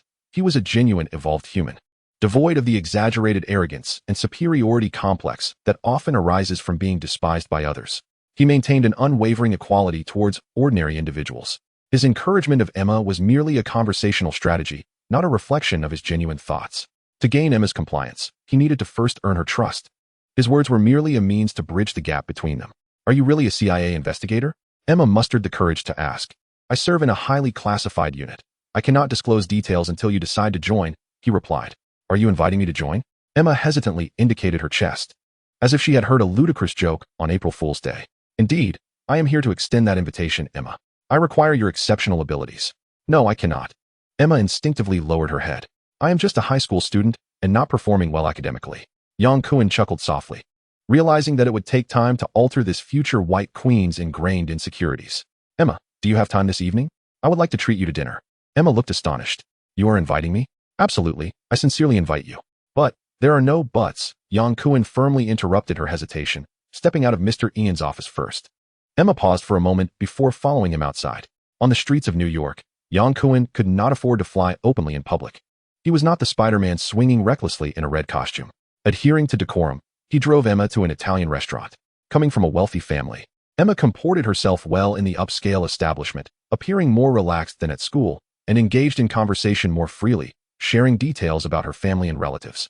She spoke of her father, Winston, describing him as cold and selfish, her mother who was perpetually ensnared by prescription drugs, and her sister, with whom she shared a relationship akin to that of strangers. The only close bond she had was with her brother, who was openly gay. I apologize for burdening you with my woes. I have never spoken so much to anyone before. My family does not care about me, and there is no one to confide in, Emma admitted, somewhat embarrassed, sticking out her tongue. I am more than willing to listen, Emma. Doesn't it feel lighter to express it? Yes, it feels much lighter, thank you. Emma, you can call me Yang. That is what my friends call me. After dinner, we shall engage in an entertaining game. Emma's curiosity was piqued. Really? What game? Yang Kuan smiled mysteriously, a secret. The more Yang Kuan enveloped the atmosphere in mystery, the more Emma's curiosity flourished, leaving her little inclination to relish the sumptuous dinner. She was on the verge of urging Yang Kuan to fulfill his promise. After their meal, Yang Kuan drove Emma around Fifth Avenue, circling it twice before choosing a secluded street to park. Emma glanced around, noting the absence of pedestrians, which made her somewhat anxious. Her palms clasped together and her legs shifting restlessly. Yang Kuan observed her closely and smiled. Emma, do you enjoy stargazing? Sometimes, she replied. Get out of the car. After a moment's hesitation, Emma decided to heed Yang Kuan's words and exited the vehicle. Yang Kuan walked around to her side, extending his arm to grasp her hand. Emma's fair complexion flushed instantly, her heart racing as if it might leap from her chest. At school, she had faced mockery from peers, lacked close friends, and had never experienced a boy's intimacy. Yang Kuan was the first to hold her hand, a true gentleman, mature and graceful. The man before her starkly contrasted with the immature boys at school, his dark eyes clear and luminous, sparkling with wisdom, and his smile utterly enchanting. Hold on tight. We're about to fly. Can you really fly? Emma asked gleefully, instinctively wrapping her arms around Yang Kuan's waist in a firm embrace. 5, 4, 3, 2, 1, ignition. What began as a mere thought transformed into an elaborate simulation of a rocket launch, amusing Emma and drawing forth her laughter. Take off. With that exclamation, the two soared into the air, truly flying. Wow, Emma exclaimed, looking down to see the ground receding beneath them, the parked Ford shrinking into a diminutive blue ant. So you can really fly. She returned her gaze to Yang Kuan, her face radiant with joy. Because I am Superman, he replied. As he carried Emma, Yang Kuan did not accelerate to supersonic speeds. Instead, he maintained a steady ascent, his arms securely wrapped around her to ensure she would not slip away. This allowed them to converse leisurely. How high can you fly? Emma asked curiously, glancing down at the puzzle-like Apple City below. I haven't tried yet. The last time I almost broke through the atmosphere, it got unbearably cold. Is it cold up there? Yes. Emma, hold on tight. I'm about to increase speed. Emma pressed herself closer to Yang Kuan, her arms tightening around him as she turned her face into his chest to shield herself from the rushing air. Her heart racing with exhilaration. Never before had she experienced such a thrilling adventure. Her heart pounded fiercely, as if it would burst from her chest. This was entirely different from flying in an airplane. Intense, exhilarating, and incredibly fun. As their speed increased, Emma's golden hair danced in the wind, resembling the flowing garments of a fairy, stunningly beautiful. If it gets too much, just tap my back, Yang Kuan shouted into Emma's ear, and she nodded vigorously in response. Ascending, ever climbing, the speed increasing with each passing moment. Emma gasped for breath, feeling as though she were on the verge of suffocation, her body compressed like a sandwich, her skin icy to the touch. She could no longer endure it. With a swift motion, Emma struck Yang Kuan's back with one hand, signaling him to cease the ascent. She was overwhelmed. Perceiving her gesture, Yang Kuan hastily reduced their speed, suspending them in midair. Emma, are you all right? He inquired. Huff, huff, Emma panted heavily. I can scarcely breathe. I believe I have reached my limit. Let us descend, Yang Kuan replied, tightening his embrace around Emma as they plunged downward. Ah! Emma screamed in terror, her skin instantly transforming into a diamond-like sheen, the effect rapidly spreading from her arms to her neck, and then to her face and forehead. In less than a second, she became a resplendent figure of crystalline beauty, shimmering with myriad colors under the radiant moonlight. This was the second mutant ability unique to the White Queen, diamondization. Yang Kuan stole a glance at the girl in his arms, utterly captivated by her dazzling transformation. Halting their descent to hover in the air, undulating gently. Emma, you are truly beautiful, he exclaimed, unable to contain his admiration. The girl nestled her head shyly, avoiding Yang Kuan's fervent gaze, her cheeks pressed against his chest like a playful kitten seeking affection. Oh, Emma, you are one of a kind, sparkling like a diamond. Simply exquisite. No one has ever told me I was beautiful, Emma murmured softly, almost as if in a trance. Emma, you may relax your arms and see your hands. With hesitation in her expression, Emma asked, can I truly relax my arms? Of course, I will hold you tightly. Hold me close. No problem. A satisfied smile graced Emma's lips as she gradually released her arms, slowly raising them above Yang Kuan's head. To her astonishment, she beheld her hands transformed into vibrant, multicolored crystals, prompting her to exclaim in shock, what is happening? How did I become like this? Is my face the same as my hands? Emma cried out anxiously, her lips pouting as if on the brink of tears. Yang Kuan smiled and nodded. Indeed, your entire being sparkles like a diamond. You are stunning, Emma. You now resemble a humanoid diamond. I do not want to be a diamond. I despise diamonds. Listen to me, Emma. This is your second ability, diamond state. There is no need for panic. Simply acclimate yourself. Emma, still uncertain, questioned. How do you know? Well, I have encountered many individuals with extraordinary powers. Do not forget that I am also one of them, possessing a variety of abilities. Is that so? Emma's attention shifted as she pondered. Healing and flight. What other abilities do you possess? Such as this, Yang Kuan replied, swiftly releasing his right hand and unleashing an energy beam to the right. The brilliant, searing beam of energy illuminated the pitch-black night sky, streaking across like a shooting star. Ah, what is that? I refer to it as gamma-ray waves. A form of energy beam. Emma withdrew her gaze and inquired, how can I revert to my former self? But this is you, Emma, the radiant you. So charming and beautiful, he replied. Yet I cannot walk the streets with a glass face.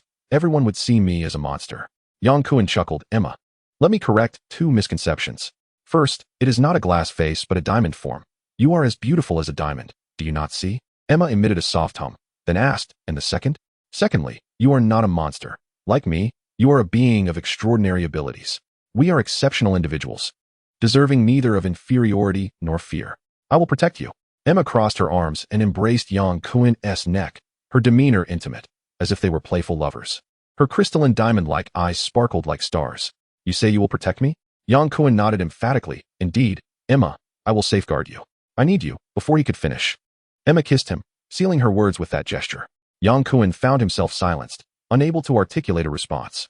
In the moment their lips met, the icy diamond-like crystal between her lips faded away, replaced by the soft warmth of her mouth, as she kissed Yang Kuan tenderly, covering his lips in a clumsy yet fervent pursuit of sweetness. Yang Kuan was momentarily taken aback, surprised by the sudden kiss. Are American girls this passionate? Jill was the same, and now Emma. The heated kiss ignited a surge of hormones within him, as dopamine flooded his mind. Yang Kuan held the girl close, their kiss growing more intense. Emma initiated the kiss. Although her movements were somewhat awkward and inexperienced, Yang Kuan transformed the passivity into initiative, guiding her through a fervent French kiss that left Emma breathless and blushing. As their lips parted, Yang Kuan gazed at the soft, fragrant girl in his arms and gently asked, is this your first time? Emma barely nodded, her face deepening in color as she lowered her head in embarrassment. Chapter 089. Training the White Queen. It seems you have much to learn. Learn what? Learn the true art of enhancing your mental abilities, Yang Kuan replied with a smile. I have already learned, Emma whispered, looking up. No, you are far from it, whether in terms of abilities or otherwise. Emma playfully pouted, lightly tapping Yang Kuan's back, and asked, why can't I sense your thoughts? Do you also possess mental abilities? If I had such abilities, I wouldn't need to seek your assistance, Yang Kuan chuckled, tapping the golden headpiece on his forehead. This accessory helps me defend against mental attacks, which is why you cannot read my thoughts. I knew it was strange for you to wear that headpiece, Emma said. Her curiosity piqued as she reached to touch the golden ornament. In her moment of distraction, her hand slipped, and she suddenly fell, startled cries escaping her lips. Fortunately, Yang Kuan's left arm was around her waist, and with a firm grip, he caught her back, securing her safely within his embrace. Emma was quite startled, and her body instantly transformed into its diamond form. Yang Kuan descended, wrapping his arms around Emma's waist, scrutinizing her crystalline figure. Have you never experienced the transformation into diamond form before? He inquired. No, Emma shook her head. Previously, I only possessed psychic abilities. Clearly, it is my influence. It seems that every time you become anxious, you shift into diamond form. I am uncertain, she replied. Yang Kuan turned to descend at a steady pace, allowing the two to converse comfortably. Emma, how long have you been aware of your psychic abilities? Approximately a year and a half. I recall the first time I sensed another's thoughts was during math class. I heard my classmates' inner voices, which grew increasingly loud and penetrated my mind, leaving me with a severe headache. You need training, Emma, to distinguish a specific individual's thoughts and memories from a crowd. Emma hesitated, asking, isn't it unethical to invade another's mind? Is it? Yang Kuan chuckled dismissively. When we first met, you attempted to invade my brain without mentioning any moral quandary. Emma, feeling dejected, responded, I did it to verify whether you were speaking the truth. And now? Now. Emma suddenly burst into laughter, her joy reminiscent of a child. She wrapped her arms around Yang Kuan's neck and kissed him again, her soft lips brushing against his as she cheerfully declared, now I believe you are not deceiving me. Emma, would you be willing to assist me? I would. Emma did not inquire what Yang Kuan required of her. She unhesitatingly assented, willing to trust the man before her. "I like you," she whispered, pressing her lips firmly against his. The first kiss was a tender impulse, while the second was passionate and lingering, a fervent embrace filled with sweetness. It felt as though a flame ignited within her, threatening to consume her entirely. Emma clung to Yang Kuan, kissing him repeatedly, reluctant to part from his intoxicating lips. At least one thing Wade did not misrepresent. American high school girls develop quite maturely. Emma was not only tall, but also possessed a captivating figure. Her soft body pressed against Yang Kuan, evoking an exhilarating sensation. "Emma, we must commence our training," Yang Kuan stated with earnest determination, pushing her away with considerable effort. He knew that if they continued to kiss fervently, he could not guarantee his own restraint. The thought of engaging intimately with a high school girl was undeniably reckless. Even if that girl was the enchanting White Queen. Emma's gaze was dreamy. Training for what? Of course, to enhance your psychic abilities, to invade others' thoughts and memories, and to develop mental manipulation, achieving a connection of thoughts among multiple individuals. Observing Emma's distracted expression, it was clear that the notion of training had long since vanished from her mind. The saying that women in love possess diminished intellect seemed to resonate with Yang Kuan. "Will enhancing psychic energy truly assist you?" Yang Kuan nodded, affirming, "Indeed." "Then teach me." Yang Kuan's training method is remarkably straightforward. It involves encouraging Emma to delve into the minds of others and read their thoughts. In essence, it is a matter of practice making perfect. Although Emma had awakened her abilities in the past, she had not actively honed them. Her occasional curiosity led her to eavesdrop on the thoughts of classmates and family, or to glean answers during exams, which were merely trivial exploits. Devoid of any serious effort to expand her awakened talents, the two descended upon the rooftop of a newspaper building, where Emma playfully swung her legs over the railing, absorbing the thoughts of every passerby on the street below. "I can distinctly perceive each person's thoughts. The man clad in blue jeans and a black tank top is fretting over bills and rent, while the woman in a pink top is contemplating her need to lose weight." Emma animatedly pointed out the secrets she had uncovered to Yang Kuan, exclaiming how effortless it was, akin to tuning a radio to the right frequency. Yang Kuan smiled in appreciation, exclaiming, "Emma, you possess remarkable potential." Flattered by his praise, Emma eagerly inquired, "What shall we train next?" "We will train in manipulating the will and actions of others." "Is that permissible?" Emma asked uncertainly. Yet she did not oppose Yang Kuan's plan. "Emma, we are unique. We must wisely wield our gifted abilities. I require your assistance." "Understood." The first day of training concluded with Yang Kuan carrying Emma back to her home. Before parting ways, Emma requested Yang Kuan's hotel number and scheduled another training session. Stepping joyfully through the gates of her villa, their initial encounter was a novel experience for both Emma and Yang Kuan, one that would linger in their memories. Upon returning to the hotel, Yang Kuan shed his black casual suit, which had been draped over his golden armor, and exhaled deeply in relief. He was neither Captain America with the bold letters of the United States emblazoned on his forehead, nor the audacious Deadpool. They were celebrated war heroes, beloved by the American people, and their attire reflected their individuality. Donning a dazzling suit of gold armor would not signify uniqueness, but rather invite trouble, necessitating restraint in concealing his golden armor while in public. In the days that followed, Yang Kuan reported to S.H.I.E.L.D. during the day and instructed Emma in honing her mental abilities at night. Occasionally, upon completing training tasks ahead of schedule, they would indulge in outings to the cinema or shopping, engaging in activities typical of young couples. One day, after escorting Emma home, Yang Kuan returned to his rented accommodation, flinging off his coat and calling out, "Michelangelo, disassemble the armor." He collapsed onto the bed, unwilling to move. Soon, he drifted into a drowsy slumber, only to be jolted awake by the ringing phone. Irritated, he raised his hand to grab the receiver, accidentally knocking over a stack of papers from the bedside table, scattering them across the floor. Sitting up to answer the call, Yang Kuan had yet to speak when Emma's gentle laughter resonated through the line. "Emma," he chuckled softly, lowering his gaze to gather the scattered papers. Suddenly, scattered sheets of paper began to float, resembling a scene from a magic performance, swiftly adhering to Yang Kuan's palm. What was happening? Yang Kuan was taken aback. Chapter 090. Manipulating gravity. Yang Kuan's first instinct was telekinesis. Having spent considerable time with the White Queen, Emma, he did not dismiss the possibility of awakening such a purely mental power.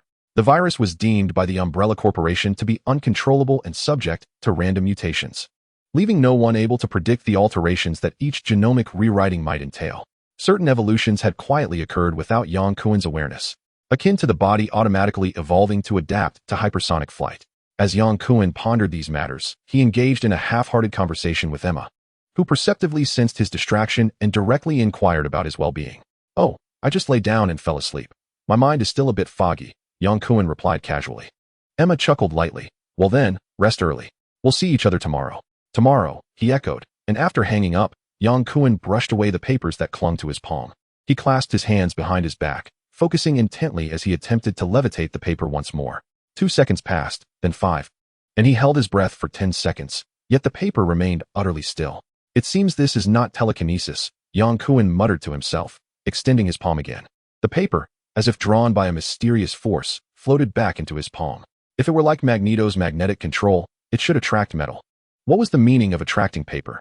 Holding the paper, Yang Kuan fell into contemplation, mechanically repeating the action of placing it down and drawing it back up. His gaze wandered and landed on a Parker pen resting atop the paper. A thought struck him. Perhaps he should try another object. Rising, he approached the bedside table with utmost reverence, slowly extending his palm towards the pen, when his hand was approximately 2 mouse heights away.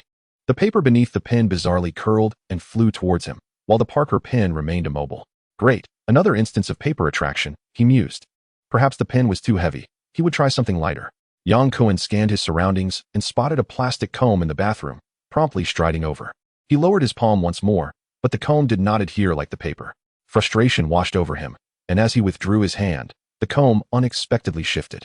Upon trying again, it moved again. Yang Kuan's perplexity deepened as he rummaged through all the small items he could find, methodically laying them out and attempting to attract them, ultimately succeeding with a button and a paperclip. The paper, button, and paperclip were composed of different materials, and a thought flashed through Yang Kuan's mind: gravity. Under the model of general relativity, gravity is described as the distortion of spacetime. In the quantum field, it is portrayed as being constituted of various particles known as bosons, which fly between material particles, transmitting force. In the realm where Yang Kuan resides, the scientific community has successfully observed neutrinos, validated gravitational waves, and embarked on the exploration of dark matter in the cosmos. However, the elusive gravitational particle, posited by quantum theory to mediate universal gravitation, remains undiscovered, constituting a perplexing enigma in the pursuit of a grand unification theory. Through the temporal portal activated by the cosmic cube, Yang Kuan and Sebastian disintegrated into particle states, traversing at the speed of light to Jotunheim, enduring fierce collisions with cosmic particles along their journey. Subsequently, they absorbed gamma rays from the universe, unleashing formidable combat prowess against the frost giants. It is highly probable that during their nearly light-speed transit through the cosmos, they assimilated the gravitational particles present in the universe. The more Yang Kuan contemplated this possibility, the more plausible it seemed. The multiverse in which they found themselves perfectly aligned with quantum theory. Thus, the existence of gravitational particles derived from quantum principles was inevitable. Otherwise, the universe would not manifest in such a form. Gravitation, one of the 4 fundamental forces. Yang Kuan gazed at his palm, murmuring to himself, his heart racing with excitement, unable to calm the tempest within. In the Marvel Cinematic Universe, the mere wielder of a magnetic field, Magneto, could wreak havoc and instill terror. One could only imagine the heights of power he could attain if he commanded gravitation. Yet, the quandary before Yang Kuan was how to amplify gravitational force. Among the 4 fundamental forces, gravity is the weakest. If we consider strong force as a unit of strength equal to 1, then electromagnetic force is precisely 1/100th of that, weak force 1/1,000,000th, while gravitational force is a staggering 1/1,000,000th of the strong force. This signifies that the electromagnetic repulsion between 2 electrons is 1036 times stronger than the gravitational attraction between the same 2 electrons. Thus, Magneto could effortlessly lift a transoceanic bridge, while Yang Kuan could merely attract a paperclip. The disparity between individuals is indeed vast. Yang Kuan's understanding of gravitation transcended his era. According to quantum theory, the mass of gravitational particles, which are fundamental constituents, is exceedingly minuscule, with diameters yet smaller, lacking fixed rotation and electric charge, akin to neutrinos that can penetrate the Earth with great difficulty. Gravitational particles do not attract one another. They transmit energy solely through mutual collisions and do not absorb energy unless compressed into a larger structural particle. The sole method of manipulating gravity lies in altering the wavelength of gravitational particles through energy, thereby modifying collision frequencies and the mutual attraction between 2 masses. Ultimately, it all hinges on energy, immense energy. Prior to his arrival in Jotunheim, Yang Kuan had reached a zenith of energy drawn from the cosmic cube.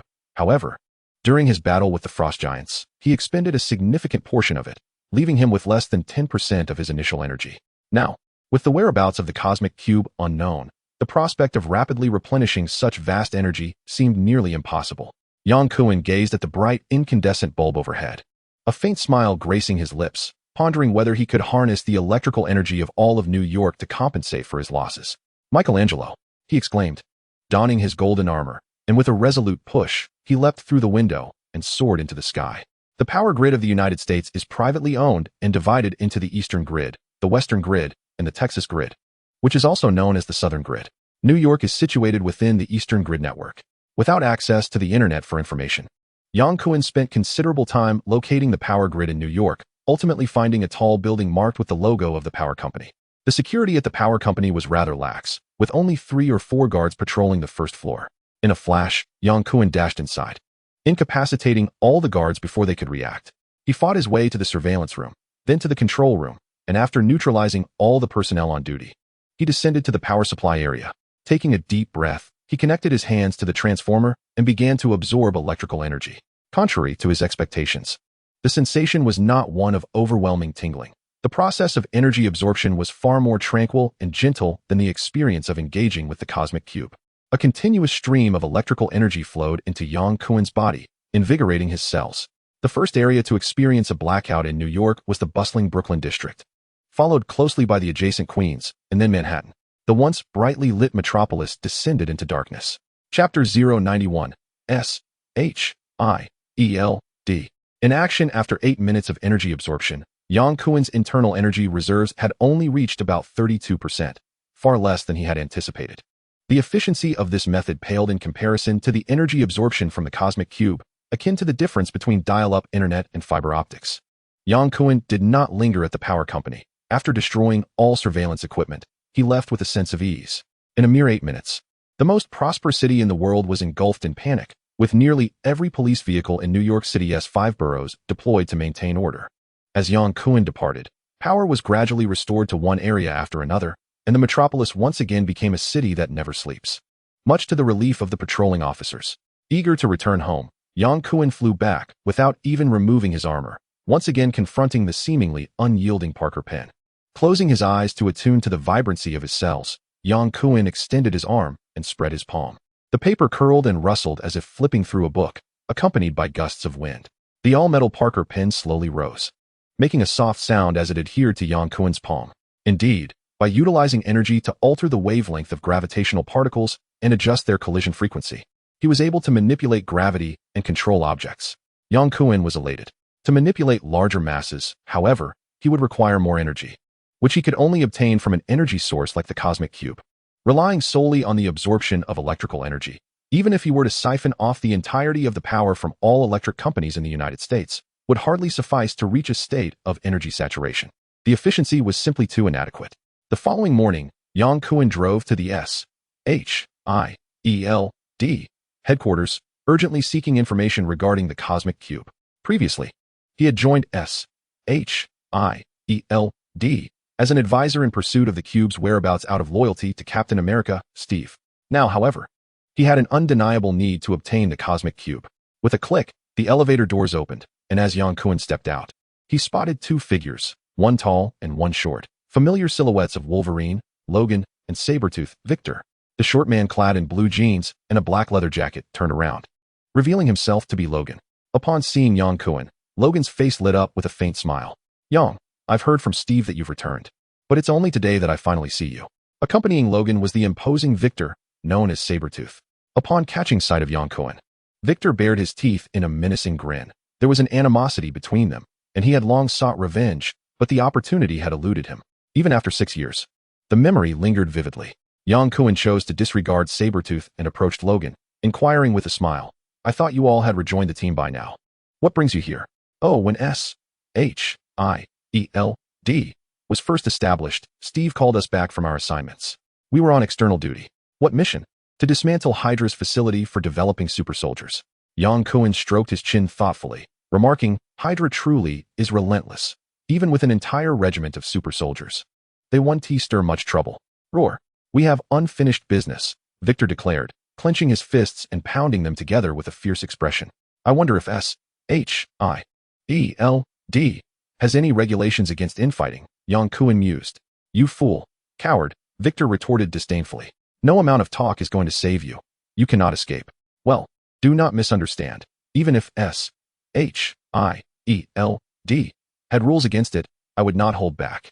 Victor let out a furious roar, his sharp nails lunging towards Yang Kuen's throat like venomous claws.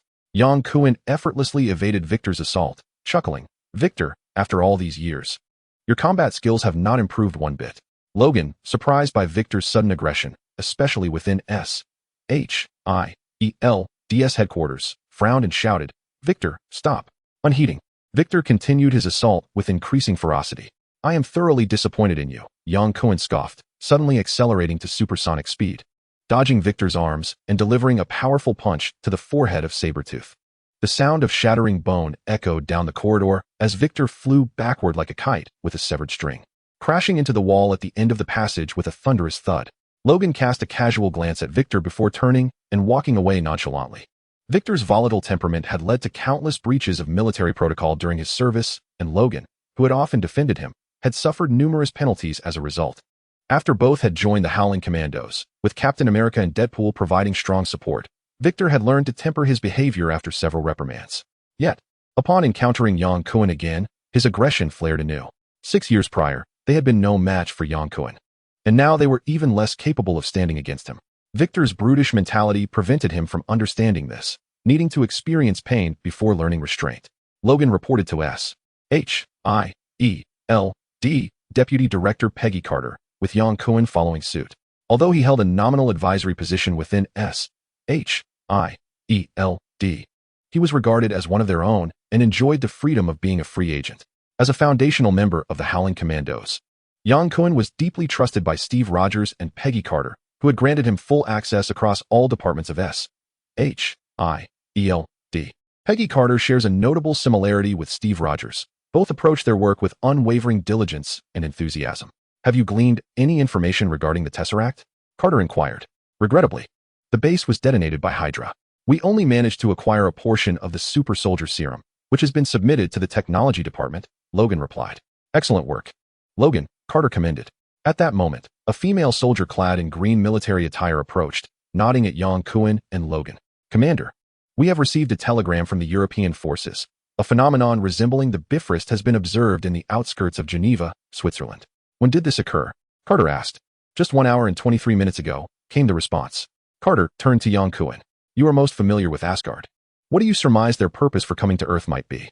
Yang Kuen shrugged. "Perhaps they are in search of a lost hammer or some such. The Asgardians have a penchant for littering across the 9 realms." Carter smiled slightly. "We shall depart at once. I wonder if our esteemed advisor wishes to accompany us." "Of course, we might encounter a few old friends along the way," he replied. Carter promptly ordered the preparation of an aircraft, leading Logan and Yang Kuen across the Atlantic towards Switzerland. As for Victor, he remained on the ground, rendered unconscious. Yang Kuen's supersonic punch was not without consequence. And even if Victor could heal, he would still be suffering from a concussion. Yang Kuen was taken aback by the rapid advancements of S-H-I-E-L-D. In just a few days, they had acquired their own state-of-the-art jet. For S-H-I-E-L-D, the news was promising. The Bifrost had manifested in Switzerland, a nation renowned for its neutrality, rather than in Soviet-controlled territory. However, the downside was that the Bifrost had appeared in Switzerland instead of in lands under American control, suggesting that the Soviets may have already received word and dispatched agents into Swiss territory. Chapter 092, Farewell to Sif and the Cree. Switzerland, renowned as a permanent neutral nation, had managed to evade the ravages of both world wars, maintaining an impartial stance towards both Axis powers and allies during World War II, shooting down any aircraft that crossed into its airspace, be they German or Allied. S-H-I-E-L-D's jet was not exempt from this rule. Departing from New York, Yang Kuen and his companions flew across the Atlantic, landing at an American-controlled airport in West Germany.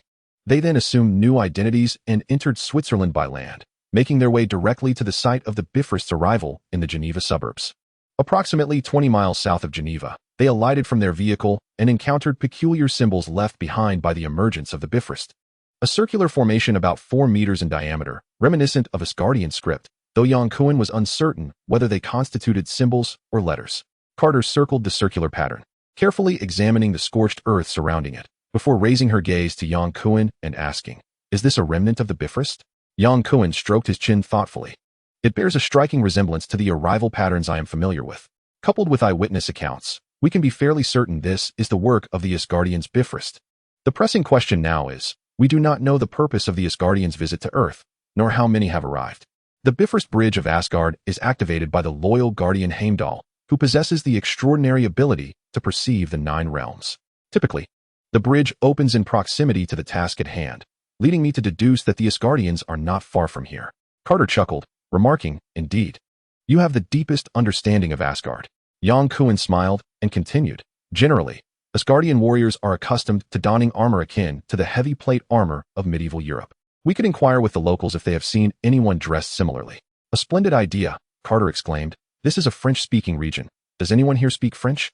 Yang Kuan shrugged nonchalantly, indicating his inability to assist, as his university curriculum did not include French or German. Logan, then spoke up. "I can." "Impressive," Yang Kuan replied, giving Logan a thumbs up. Logan, with his rugged beard, struggled to elicit warmth from strangers, and after questioning several individuals without success, it was ultimately with the assistance of the beautiful Agent Carter that they gleaned information from a white-haired elder. Indeed, a female warrior clad in silver armor had traversed this city, seemingly heading towards the Alps. One person? A female warrior? Yang Kuan's interest was piqued upon hearing this, as it was highly likely that it was Lady Sif. She had made numerous appearances in Marvel films, renowned for her valor and unwavering commitment to executing Odin's commands. Yet, the nature of her current mission remained unknown. "Yang, what do you think the Asgardians seek in the Alps?" Carter inquired. "Perhaps they are searching for someone or something." "I cannot say for certain," Yang Kuan shrugged. "What is clear is that the Asgardians would not descend upon Earth without cause. The divine beings of Asgard consider themselves guardians of the 9 realms and would not dispatch warriors to Earth without significant reason. Thus, it is imperative for S.H.I.E.L.D. to uncover the truth," Carter remarked, gazing towards the distant snow-capped mountains. "Gentlemen, it seems we must prepare for an ascent." "Like Napoleon?" Yang Kuan jested. Carter raised an eyebrow. "Perhaps. I shall take the lead." "Carter, Logan, see you later," Yang Kuan declared, as he focused his thoughts and soared into the air, spinning mid-flight before hastening towards the Alps. Logan stared in bewilderment at Yang Kuan's receding figure, pondering when this individual had acquired the ability to fly. Carter shared a similar sense of astonishment, having heard from Steve of Yang Kuan's formidable combat prowess, yet she had not anticipated his hidden talent for flight. Accustomed to soaring through the skies, he found the speed of 4 wheels intolerable. With thoughts of the arriving warrior potentially being Sif, Yang Kuan's spirits soared. He held a particular fondness for the valiant Valkyrie who honored her promises. Almost skimming the treetops, Yang Kuan strained his eyes, searching the forest intently. It took nearly 14 hours for them to receive intelligence and arrive in Switzerland. Had Sif completed her mission, the Rainbow Bridge would have reopened for her return. However, inquiries among the nearby residents revealed no signs of a second Rainbow Bridge. This indicates that the warriors who have descended still linger on Earth, burdened with formidable tasks. As they approached the perpetually snow-clad foothills of the Alps, the dropping temperature intensified the chill. Yang Kuan circled at the mountain's base, preparing to change direction and search beyond the 3 peaks, when he faintly heard the clanging of metal. Following the sound, he flew towards a forest where 2 tall men clad in jeans and work attire were assaulting a warrior in silver armor from Asgard. The warrior's features remained obscured from the rear, but the black ponytail indicated her gender. Indeed, she was a female warrior. Armed with a shield in her left hand and a long sword in her right, she fiercely engaged the 2 oddly dressed men, managing to hold her ground against them. Suddenly, a dull thud resonated as one of the men struck the warrior's shield with a hammer, the immense force causing her to stagger back 2 steps. "Hey, 2 against 1. That's not fair," Yang Kuan exclaimed, descending from the sky. The 2 men instinctively retreated, gripping their heavy hammers and eyeing Yang Kuan with suspicion. The armored Asgardian warrior, somewhat surprised, called out Yang Kuan's name. It was indeed Sif. "Sif," Yang Kuan smiled as he approached. "I didn't expect to see you so soon." "Neither did I," Sif replied, her face brightening as she casually twirled her sword in a flourish. "Who are they?" "Kree," Yang Kuan answered, a hint of surprise in his voice. He hadn't anticipated the presence of Kree in this parallel universe. Examining the 2 men closely, he queried, "Aren't Kree supposed to have blue skin?" "Indeed, they are disguised, posing as Midgardians." As if to corroborate Sif's assertion, the pale faces of the 2 Kree simultaneously turned deep blue, their original skin tones and physiques transforming into that of towering ogres. Upon seeing the blue skin, Yang Kuan was reminded of the extraordinary speed of the pirate leader Nebula. He couldn't help but wonder about the combat prowess of the Kree in this parallel universe. Listen, Kree, Sif declared, her chest held high. I am commanded by King Odin to apprehend you. Surrender your weapons and submit.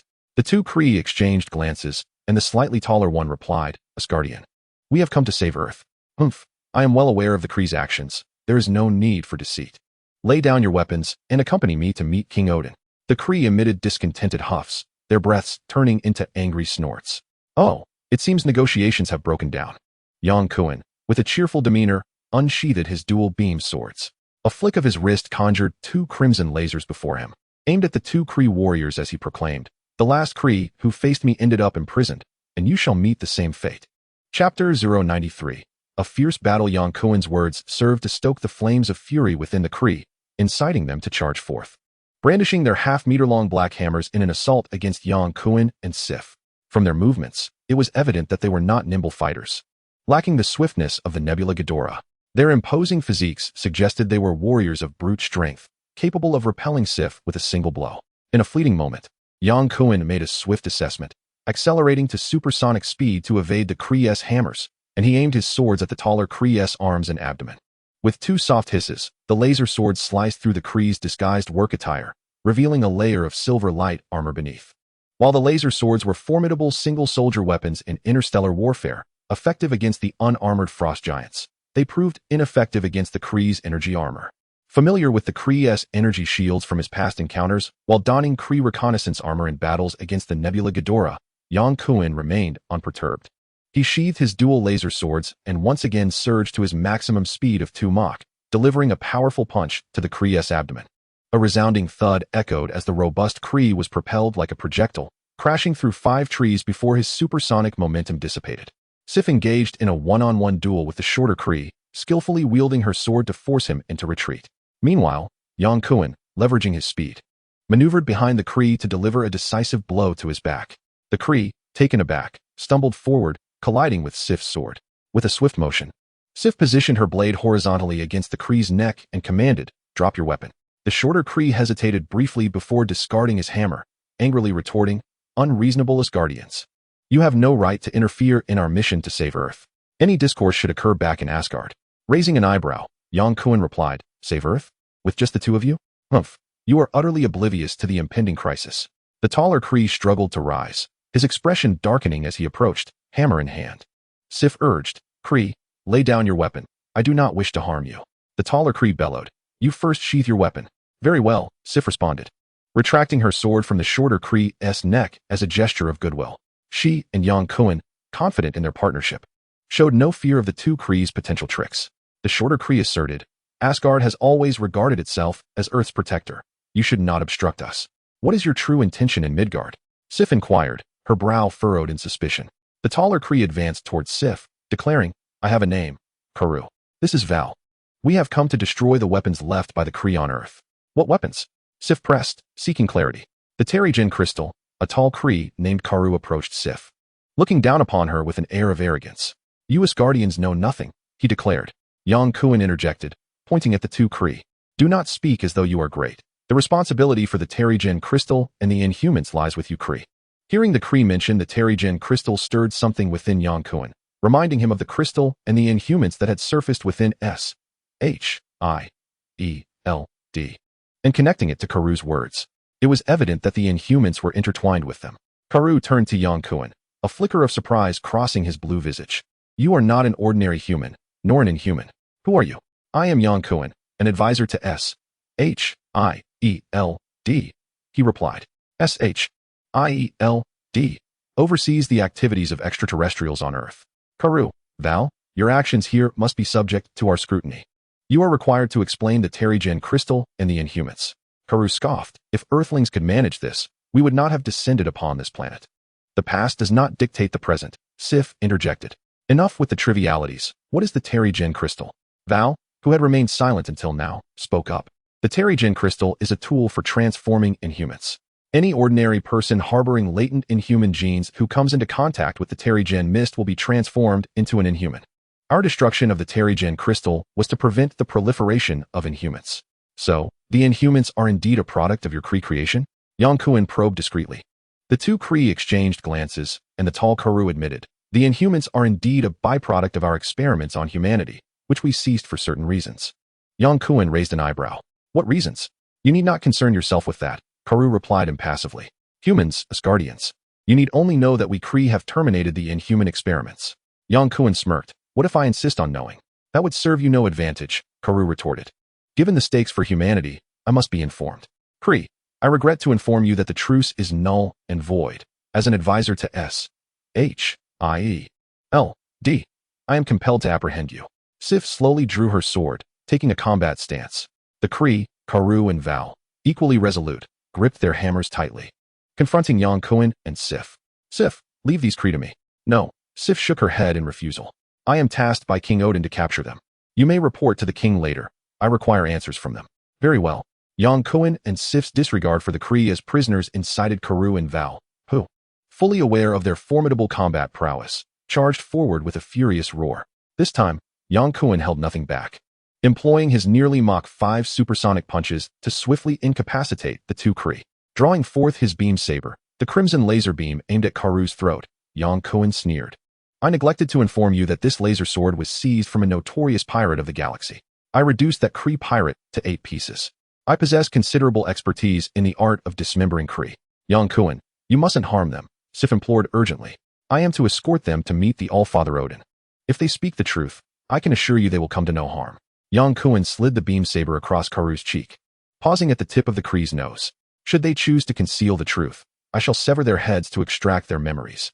The All-Father Odin will question them. Yang Kuan, this is Earth, he retorted sternly. Sif's anger flared. How dare you belittle the All-Father Odin? I merely state the facts. Any extraterrestrial that arrives on Earth must abide by the rules of humanity. You are no exception, Sif. Very well, Sif replied, her fury palpable as she unsheathed her long sword. My blade will teach you what rules are. Sif, if you wish to battle, I, Yang Kuan, shall oblige to the end. Yang Kuan sheathed the beam saber, turning his back to the two Kree, winking at Sif. A subtle smile graced Sif's lips in response, an unspoken understanding passing between them. Chapter 094. Deception and warfare engaging in their theatrical display. Yang Kuan and Sif were wholly absorbed, exchanging blows with fervor. Yang Kuan unleashed a barrage of supersonic punches upon the shield, each strike echoing with sound, yet lacking true force. Sif's blade shimmered, unrelenting as she targeted his vital points. Fully aware of his armored protection, after a spirited performance, Yang Kuan signaled Sif with a glance, and she understood, nodding in acknowledgement. In the next instant, Yang Kuan's fist surged forward, shattering Sif's shield and landing a decisive blow to her abdomen. Sif, ever the consummate actress, let out a dramatic cry. Soaring backward and collapsing to the ground, her sword and shield flung aside. Yang Kuan silently admired her dedication. The goddess Sif truly embodied her role, risking life and limb for the performance. With beauty, grace, and formidable skill, she would undoubtedly shine as a top action star in Hollywood. Casually, he approached and retrieved Sif's long sword, then turned his attention to the two Kree, now subdued on the ground. The cold edge of the blade pointed at the shorter Kree, Val, as Yang Kuan coldly inquired, my patience is limited. I shall ask once more, what prompted the Kree to abandon the Inhuman experiments? Yang Kuan chose to question Val, as he had relinquished his weapon beneath Sif's blade, while the taller Karu had steadfastly clutched his warhammer throughout. One Kree wisely chose to surrender, while the other resisted to the end, naturally. He would inquire of the pragmatic Kree. Val inhaled deeply, tilting his neck to evade the sharp blade's edge, and replied, we have implemented genetic modifications on numerous primitive planets to create superpowered warriors for the Kree Empire. However, the Inhuman warriors genetically engineered by Earthlings do not meet our standards. Hence our decision to abandon the project. Yang Kuan twisted his wrist, pointing his sword directly at Val's throat. Why destroy the Terrigen crystals? Do not attempt to deceive me with tales of preventing the Inhuman race from growing. Otherwise, I shall sever your head and preserve it in formaldehyde for humanity's amusement. Val quickly rolled his eyes, responding urgently. It is to prevent the Kree from discovering the awakening of Inhumans on Earth. If they become aware, they will undoubtedly restart the genetic experimentation program, plunging Earth into war. Yang Kuan scoffed. Do the Kree truly concern themselves with the possibility of war on Earth? At the very least, we do not wish to initiate conflict. He casually inquired. And your home planet is in the large Magellanic Cloud? Val gasped, yes. How did you know? You are my captive. You possess no right to inquire. From where do you hail? Uranus, Val answered succinctly. We have established a monitoring station there to oversee the activities of Inhumans on Earth. Yang Kuan was somewhat taken aback. surprised to learn how close the Kree were to Earth. Yet, considering the technological state of this alternate Earth, it would likely take many years to explore Uranus. Where did your spacecraft land? In the Baltic Sea. We aim to avoid alerting the Inhumans, Val replied plainly. Thus far, your answers satisfy me, Yang Kuan declared, sheathing his sword and crouching down to ask further. Where are the Inhumans hidden, and how many are there? They have concealed themselves, evading our surveillance. And we do not know their numbers. Where is the Terrigen crystal you mentioned? How do you plan to destroy it? It is here, in the Alps. We will transport it back to Uranus for concentrated destruction. Yang Kuan leaned closer to Val, whispering, one final question, the precise coordinates of your spacecraft. Val glanced at Karu, who subtly shook his head, and then looked up at Yang Kuan. What do you intend to do? We are assisting you humans. Should the Inhumans acquire the Terrigen crystals and release the Terrigen mist, Earth will become their hunting ground, leaving only corpses and Inhumans. Humanity would face extinction. I merely seek to ascertain whether you are lying to me, Yang Kuan replied with a benign smile. SHIELD has confirmed that you pose no threat to Earth, and naturally, you shall be allowed to leave. You do not wish to incite war, nor do we? But should you deceive us, you shall not survive to leave Earth. Yang Kuan's demeanor shifted, his voice turning cold. Consider this, your spacecraft has landed on Earth, and we will find it eventually. It is merely a matter of time. Would it not be wiser to speak the truth and earn our trust? Val, resigned, divulged the coordinates of their landing site. Very well, my interrogation is concluded. Sif, do you have any further inquiries? Yang Kuan called out to Sif. I indeed have some questions, Sif replied, springing up from her feigned unconsciousness, brushing off the dust and dirt from her clothes. Her expression bright and lively, as if returning from a spring outing. You all are conspiring to deceive us. Val trembled in rage, pointing at Yang Kuan and Sif as he hurled insults. Even the dullest of Kree could discern that this was not merely a disagreement escalating into violence. They were orchestrating a spectacle for their own amusement. Have we deceived you? They retorted. Not at all. Sif and I were merely engaged in a heated argument. Karu bellowed. Despicable Earthlings, cunning Asgardians. Yang Kuan sneered. What do you Kree know of dishonor? You have secretly monitored Earth's inhabitants, subjected humanity to genetic alterations to satiate your war's demands. Treating us as mere cannon fodder, you are the true merchants of war. The two Kree fell silent. Sif approached and inquired. Is the Kree intervention in Midgard affairs a declaration of enmity towards us Asgardians? No. Karu shook his head. We harbor no intention of opposing Asgard. I intend to bring them back to Asgard to face the judgment of King Odin. Before that, I need them to secure the Tesseract. Sif nodded in agreement. Yang Kuan contacted Peggy Carter and Logan via communicator, informing them of their location, and soon the two arrived by vehicle. Carter and Logan disembarked, their expressions alert as they approached Yang Kuan. The sight of the armored Asgardian and the two blue-skinned aliens was enough to give Carter a headache. Allow me to introduce. This beautiful warrior is Sif, the Valkyrie of Asgard. Sif nodded in acknowledgement towards Carter and Logan, who returned the gesture. This is our Deputy Director and Commander, Ms. Peggy Carter, accompanied by SHIELD, Agent Logan. Yang Kuan then recounted the sequence of events to Carter and Logan, underscoring the significance of the Tesseract. Given this, we must immediately proceed to destroy these crystals, Carter stated decisively. The two Kree, Karu and Val, were disarmed but not taken captive, and under their guidance. The six of them entered the Alpine Mountains. At a secluded foothill, Karu opened the entrance to a cave. The cave was modest in size but extended deep underground. Yang Kuan, Carter, and Val descended to retrieve the Tesseract, while Sif and Logan remained above to monitor Karu. Chapter 095, Inhumans. The cave spanned approximately 10 square meters, devoid of any metal, with two heavy boxes at its center. The boxes were a pitch-black hue, rendering their material indiscernible. Val expertly inputted the code to unlock the black box, revealing 2 rows of palm-sized crystals that glimmered with a soft blue radiance. There were 10 crystals in total, and upon counting the stacked black boxes, Yang Kuan estimated at least 80 crystals were concealed within. Carter seemed entranced by the ethereal blue hue of the crystals and stepped closer for a better look. Don't move, Val shouted, forcefully closing the box, warning Carter not to touch the Tesseract. Confused, Carter asked, what would happen if I touched them? Would I transform into an Inhuman? The vast majority of Earthlings who come into contact with the Tesseract would turn to carbon, with only those possessing the Inhuman gene within them able to undergo a successful transformation. What distinguishes the transformed Inhumans from ordinary humans? Carter inquired. Transformed Inhumans possess abilities that surpass those of regular individuals, Carter remarked. It sounds akin to mutants, he continued. No, Inhumans and mutants are entirely dissimilar, Yang Kuan countered, shaking his head. Mutants awaken their powers independently, while inhumans require terrigen crystals for their transformation.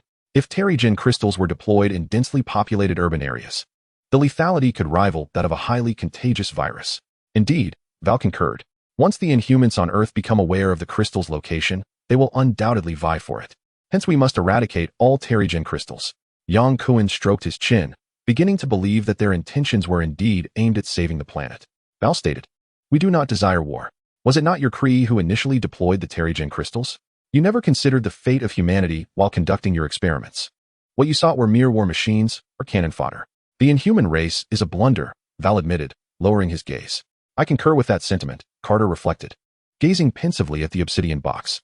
"I believe I have seen similar crystals before." Val promptly inquired, "Where?" "It seems to have been at the Hydra base, resembling these crystals, but not blue. Rather, they appeared to be coated in silver." Val's expression turned grave. "What you describe is highly likely to be a terrigen crystal.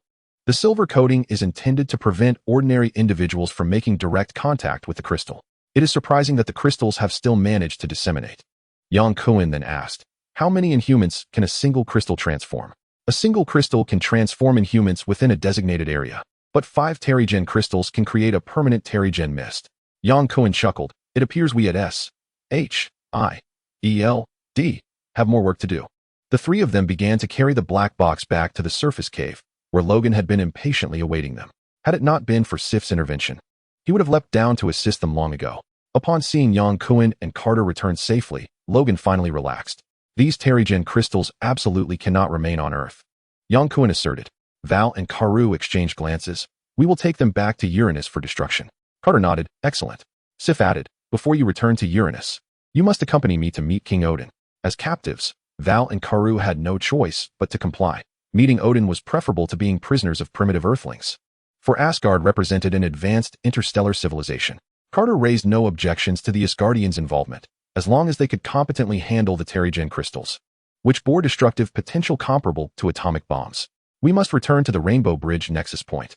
With an agreement reached, Sif was pleased with the successful completion of their mission.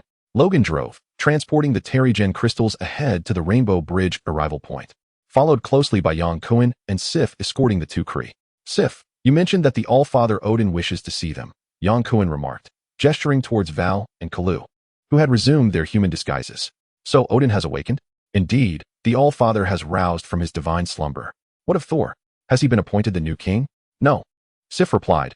"Thor deemed himself unfit for kingship and declined Odin's commission." She paused momentarily before adding, "It was a private refusal." "Huh. It seems Thor has learned humility in Midgard. He was once such an arrogant fellow." "Indeed, since returning from Midgard, Thor has become gentler. He often reminisces about his time there," Sif smiled, "and frequently mentions you." Yang Kuan mused, "I too fondly recall my days as a bodyguard, particularly as my employer was a Valkyrie. Will you accompany me to Asgard?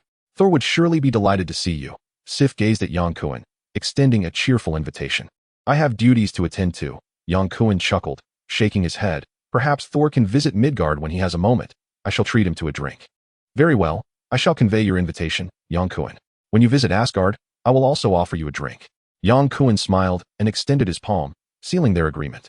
Sif nodded in delight, affirming their pact. Meanwhile, as Yang Kuan and Sif engaged in pleasant conversation, Logan and Carter sat in silence. Logan was naturally taciturn, while Carter pondered the terrigen crystal acquired from Hydra, lost in thought. Suddenly, a whirlwind swept toward them, obscuring their vision. Logan swore, gripping the steering wheel and slamming on the brakes. Something's amiss. With the keen instincts of a wolf, Logan sensed danger and hastily reversed the vehicle. A fierce gust of wind passed, revealing 5 figures emerging from the tempest. The foremost was a young woman of average stature, flanked by 4 tall men of diverse ethnicities, their expressions menacing and fierce. "Mutants?" Carter asked, bewildered. "No, they are inhumans. They seek the crystal," Logan declared, leaping from the vehicle. "I'll hold them off. You must flee." "Understood," Carter responded decisively, taking the driver's seat and reversing swiftly. Yang Kuan and the Kree were just behind.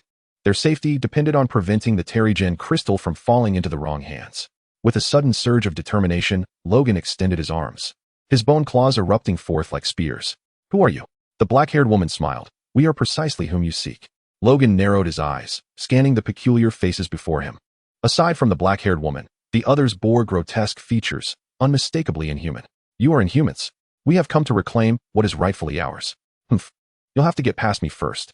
Before Logan could finish, the black man with a face marred by stone shards gestured, and a massive stone spire erupted from the ground. Taken by surprise, Logan was struck in the thigh by the stone spike and quickly rolled to evade further injury. A bolt of lightning descended from the heavens, striking Logan's chest. In an instant, he was reduced to charred remains, his hair standing on end like antennae.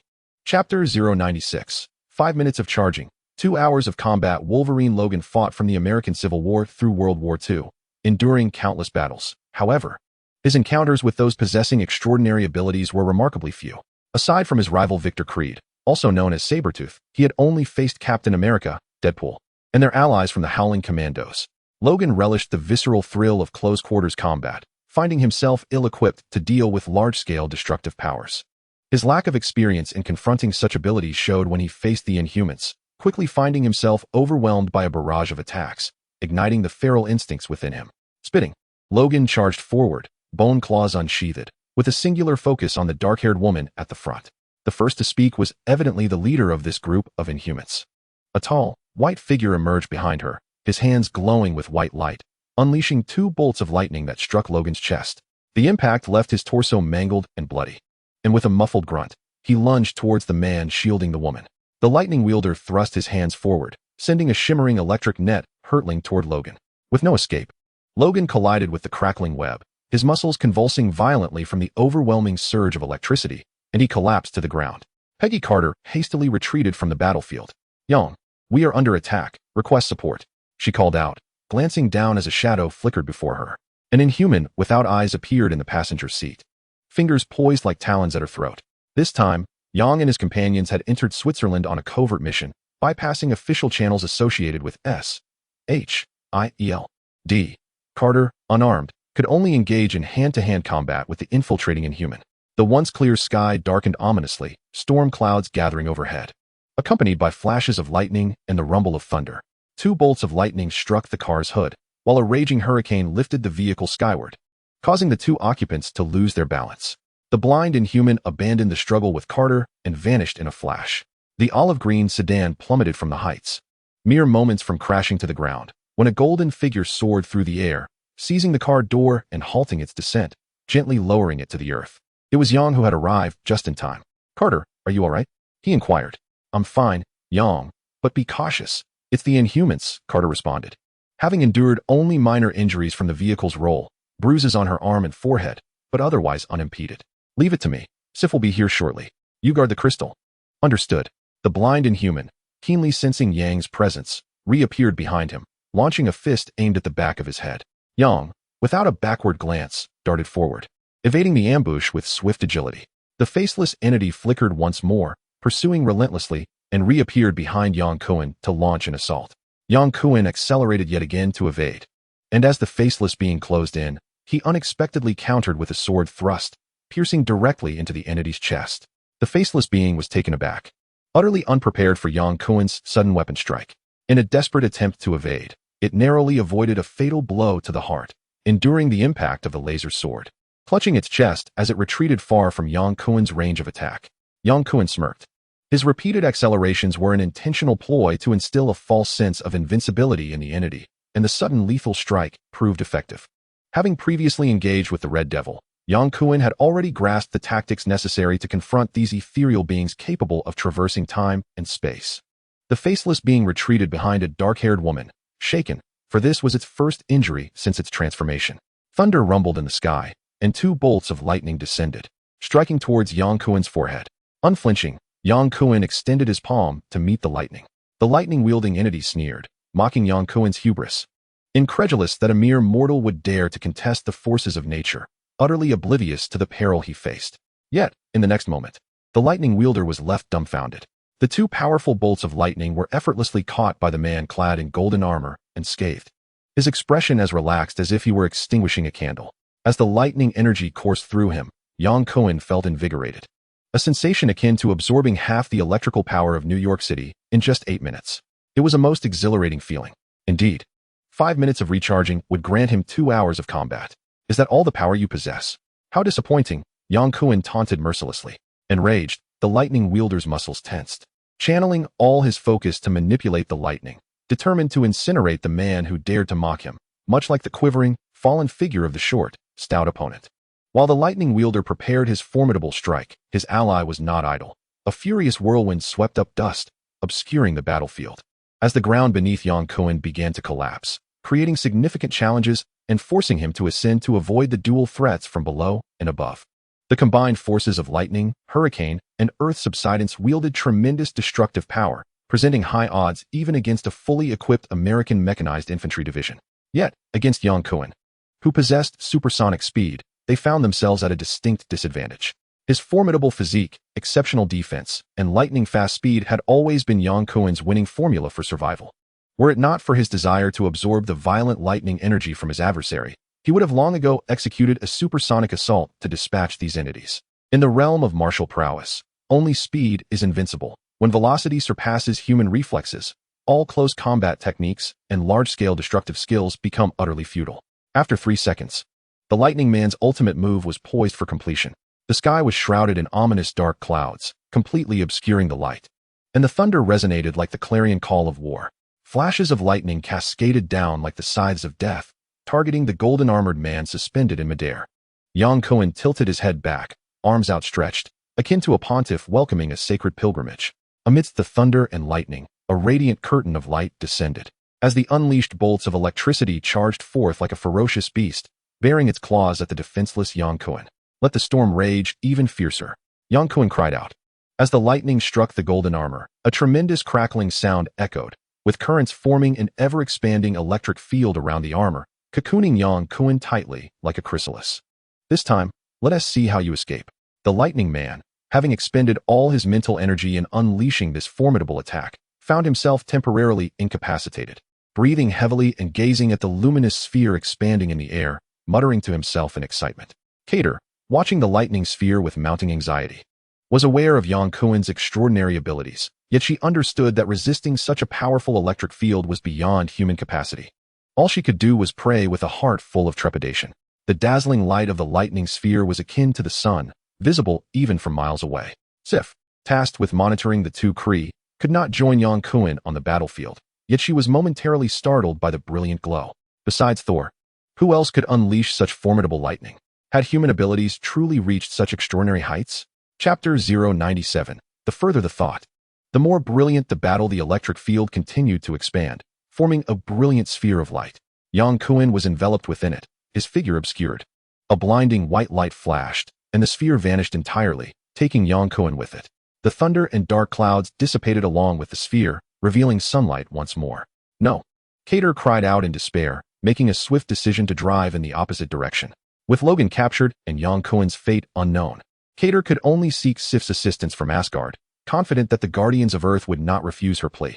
She absolutely could not allow the Tesseract to fall into the hands of the Inhumans, as it would spell disaster for all humanity.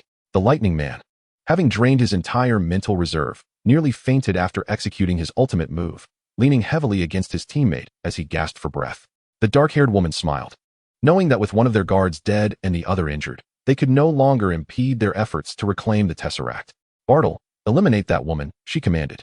Before she could finish her sentence, a golden-hued arm unexpectedly appeared before her, quickly grasping her neck with a powerful grip.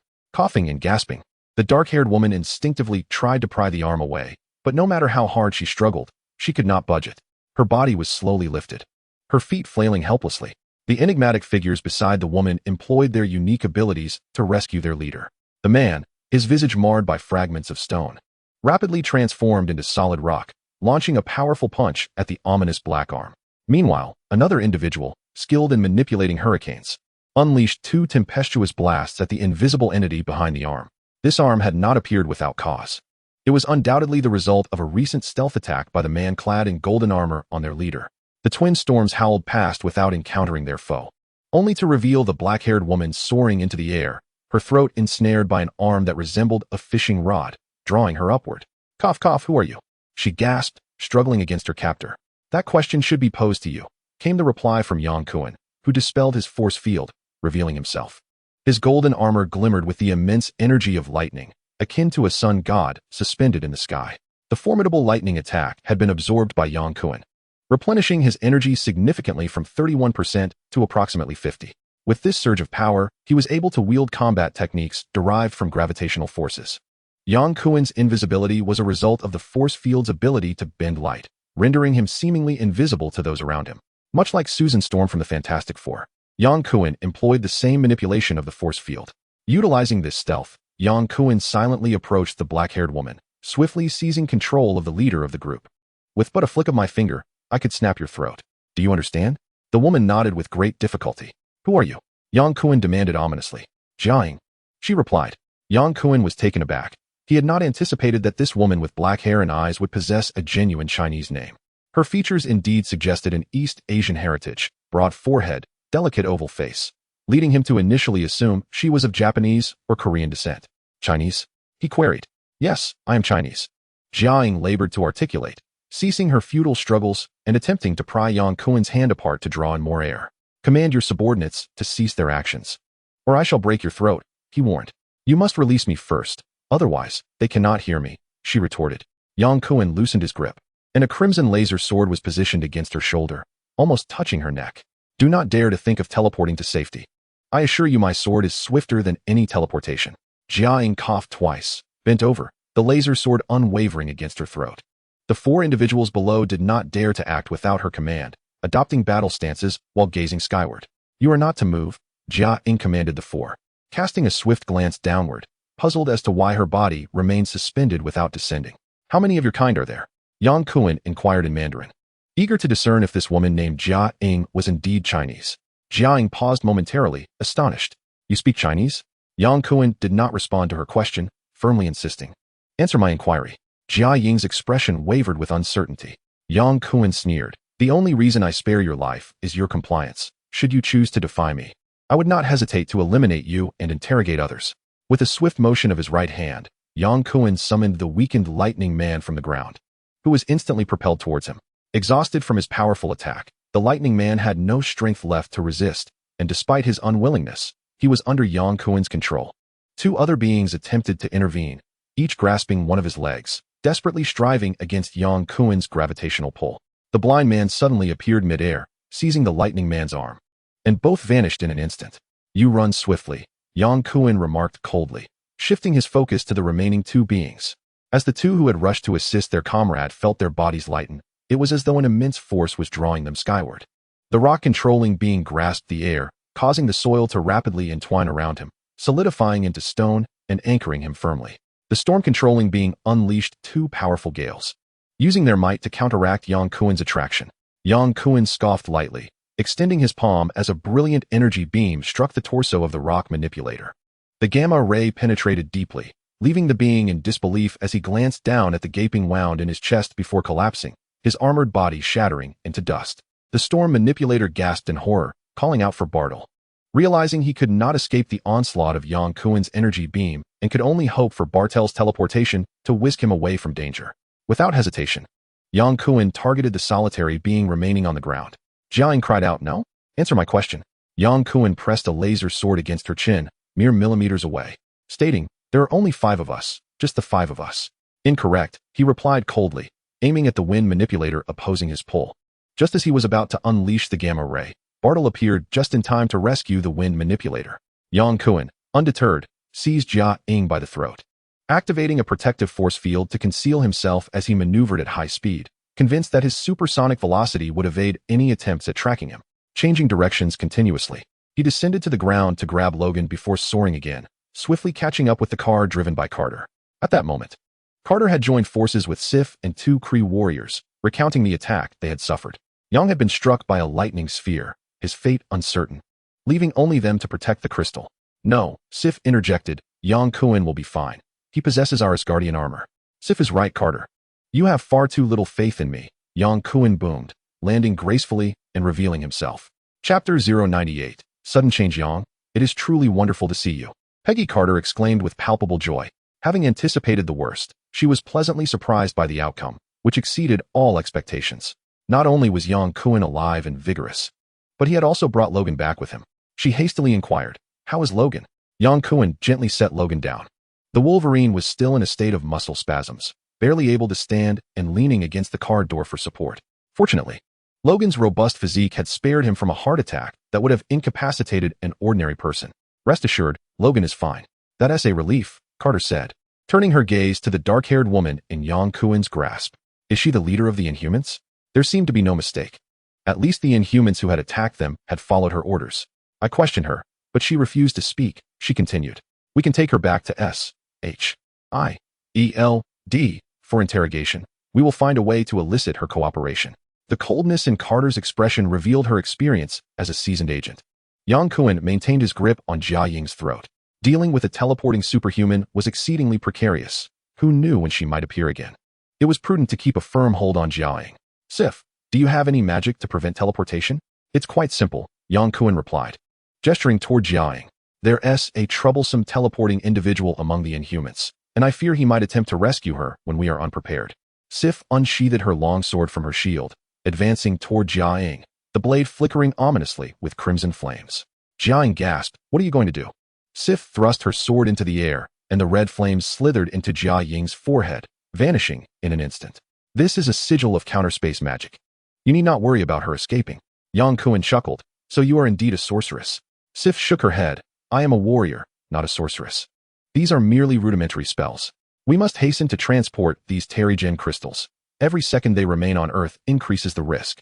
Indeed, Yang Kuen agreed with a nod. Logan, are you feeling any better? Logan took a deep breath, exerting all his effort to control his muscles, muttering, I'm fine. Let us go?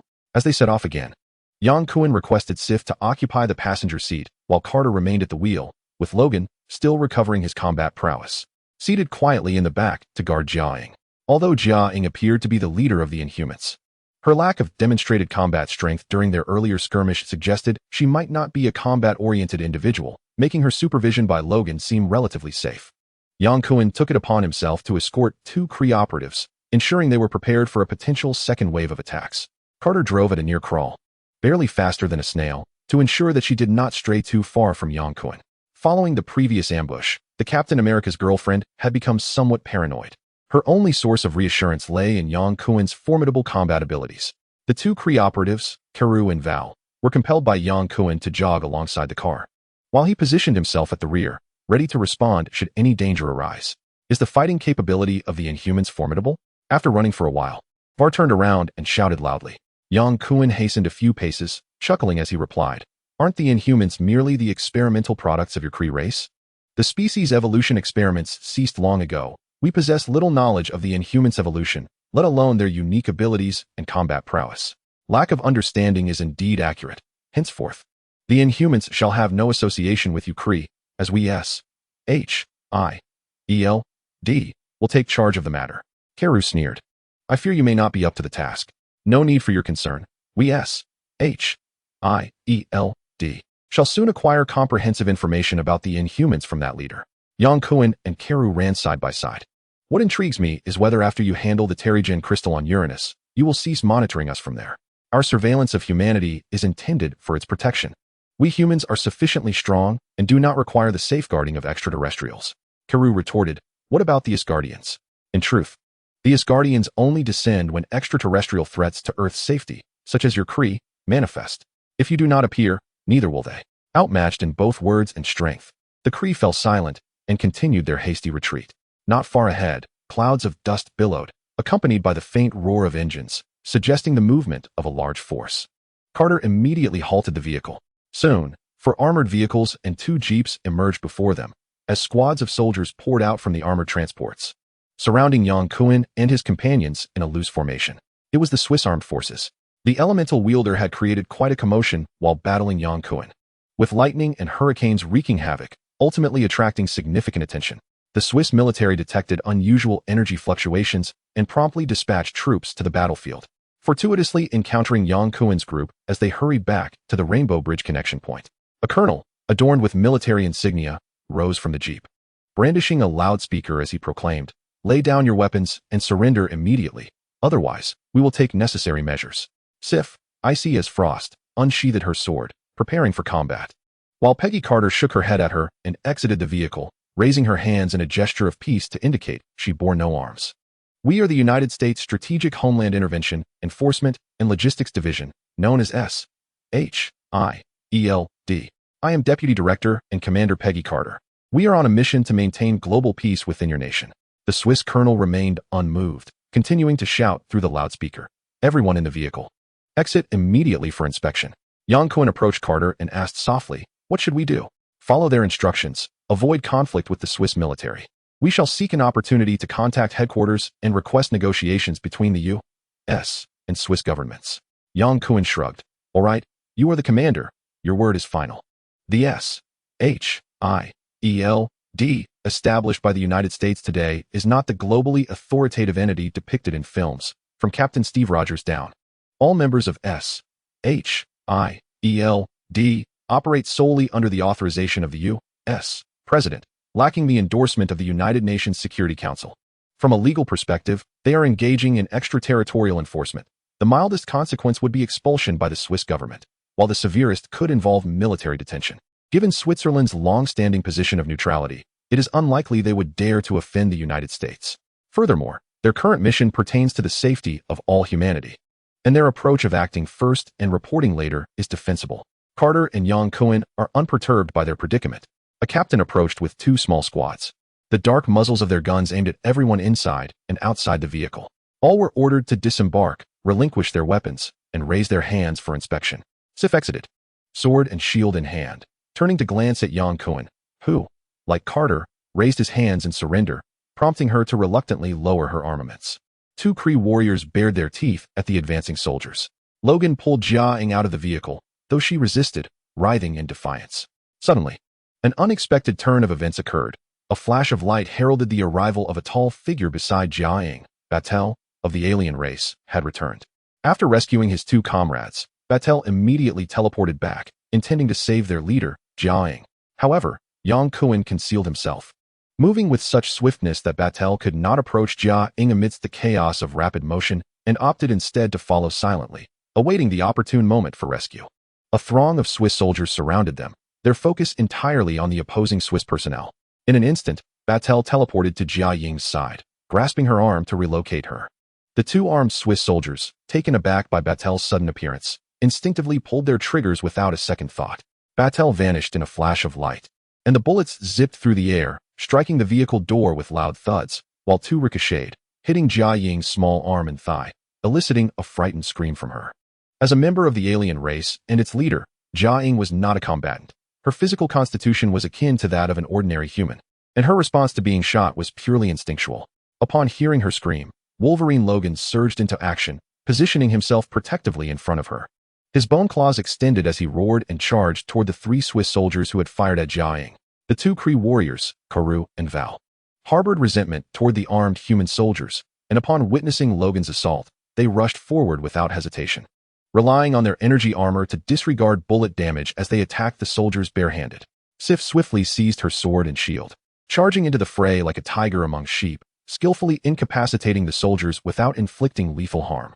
Gunfire erupted, bullets flying chaotically, and the scene devolved into turmoil.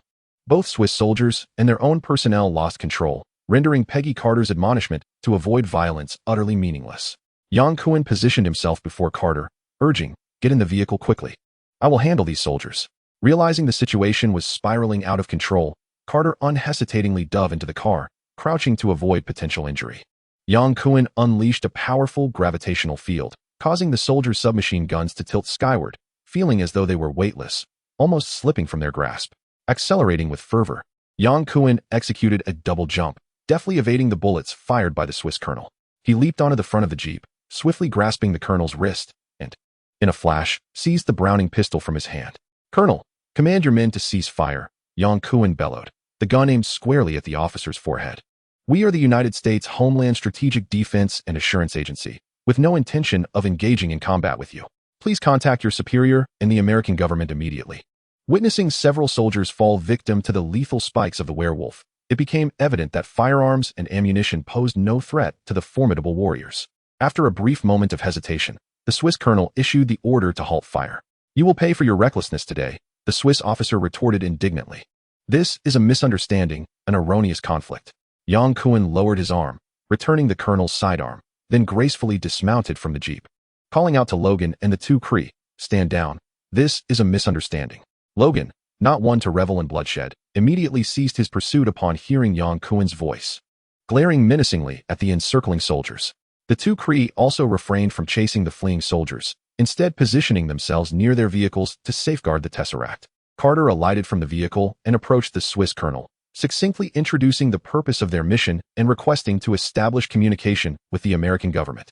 After a round of negotiations, the colonel received orders from higher authorities to allow Yang Kuan and his companions to proceed, serving as their escort until they departed Switzerland.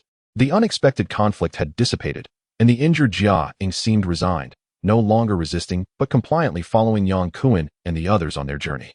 Upon reaching the nexus of the Rainbow Bridge, Sif and the two Kree produced the box containing the Tesseract, placing it within the strange symbols marking the bridge's arrival and bidding farewell to Yang Kuan with a fist salute.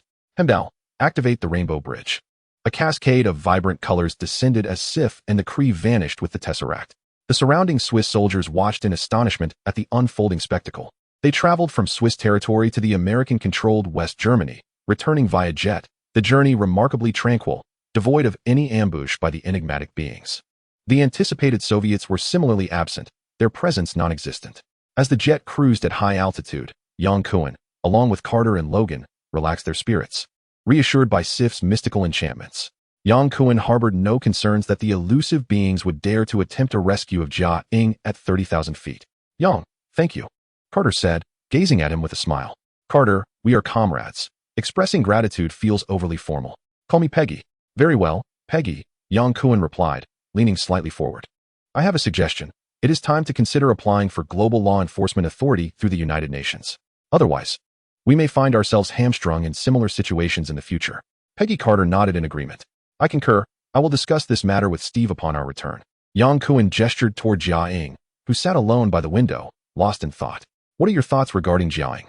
We must thoroughly comprehend the Inhumans, their population, the quantity of Terrigen crystals they possess, and whether their attempts to seize these crystals stem from a desire to annihilate humanity. The objective of SHIELD is to respond to and manage unforeseen extraordinary events. We cannot permit an organization with the potential to obliterate humanity to operate beyond our scrutiny. Indeed, Yang Kuan nodded. I shall converse with her. Jia Ying sat alone, her untouched glass of water on the table before her, seemingly lost in contemplation. Jia Ying, Yang Kuan declared, taking a seat opposite her, gently rousing her from her reverie. For this discussion, he naturally opted for their native tongue. Another round of questioning? Jia Ying replied coldly, also speaking in Chinese. Yang Kuan shrugged. It matters not whether it is an interrogation. You must understand that you are not the sole possessors of extraordinary abilities on this planet. There are many others with powers, such as my teammate Wolverine, Logan, who possesses rapid regenerative capabilities. What is your ability? Jia Ying interjected.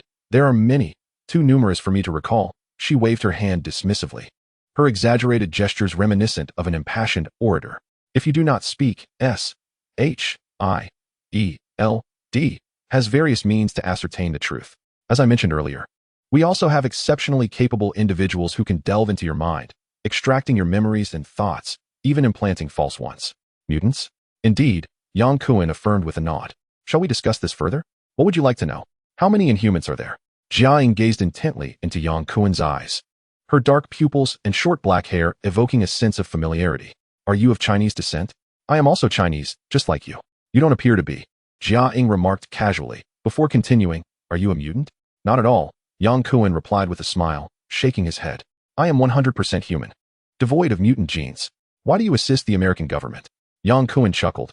Are we not the ones in control? Who truly dictates the narrative here? I am merely curious. Refrain from your curiosity, Jia Ying. Do not think of stalling. Yang Kuan's demeanor shifted, his previous geniality replaced with sternness. Your people cannot save you. SHIELD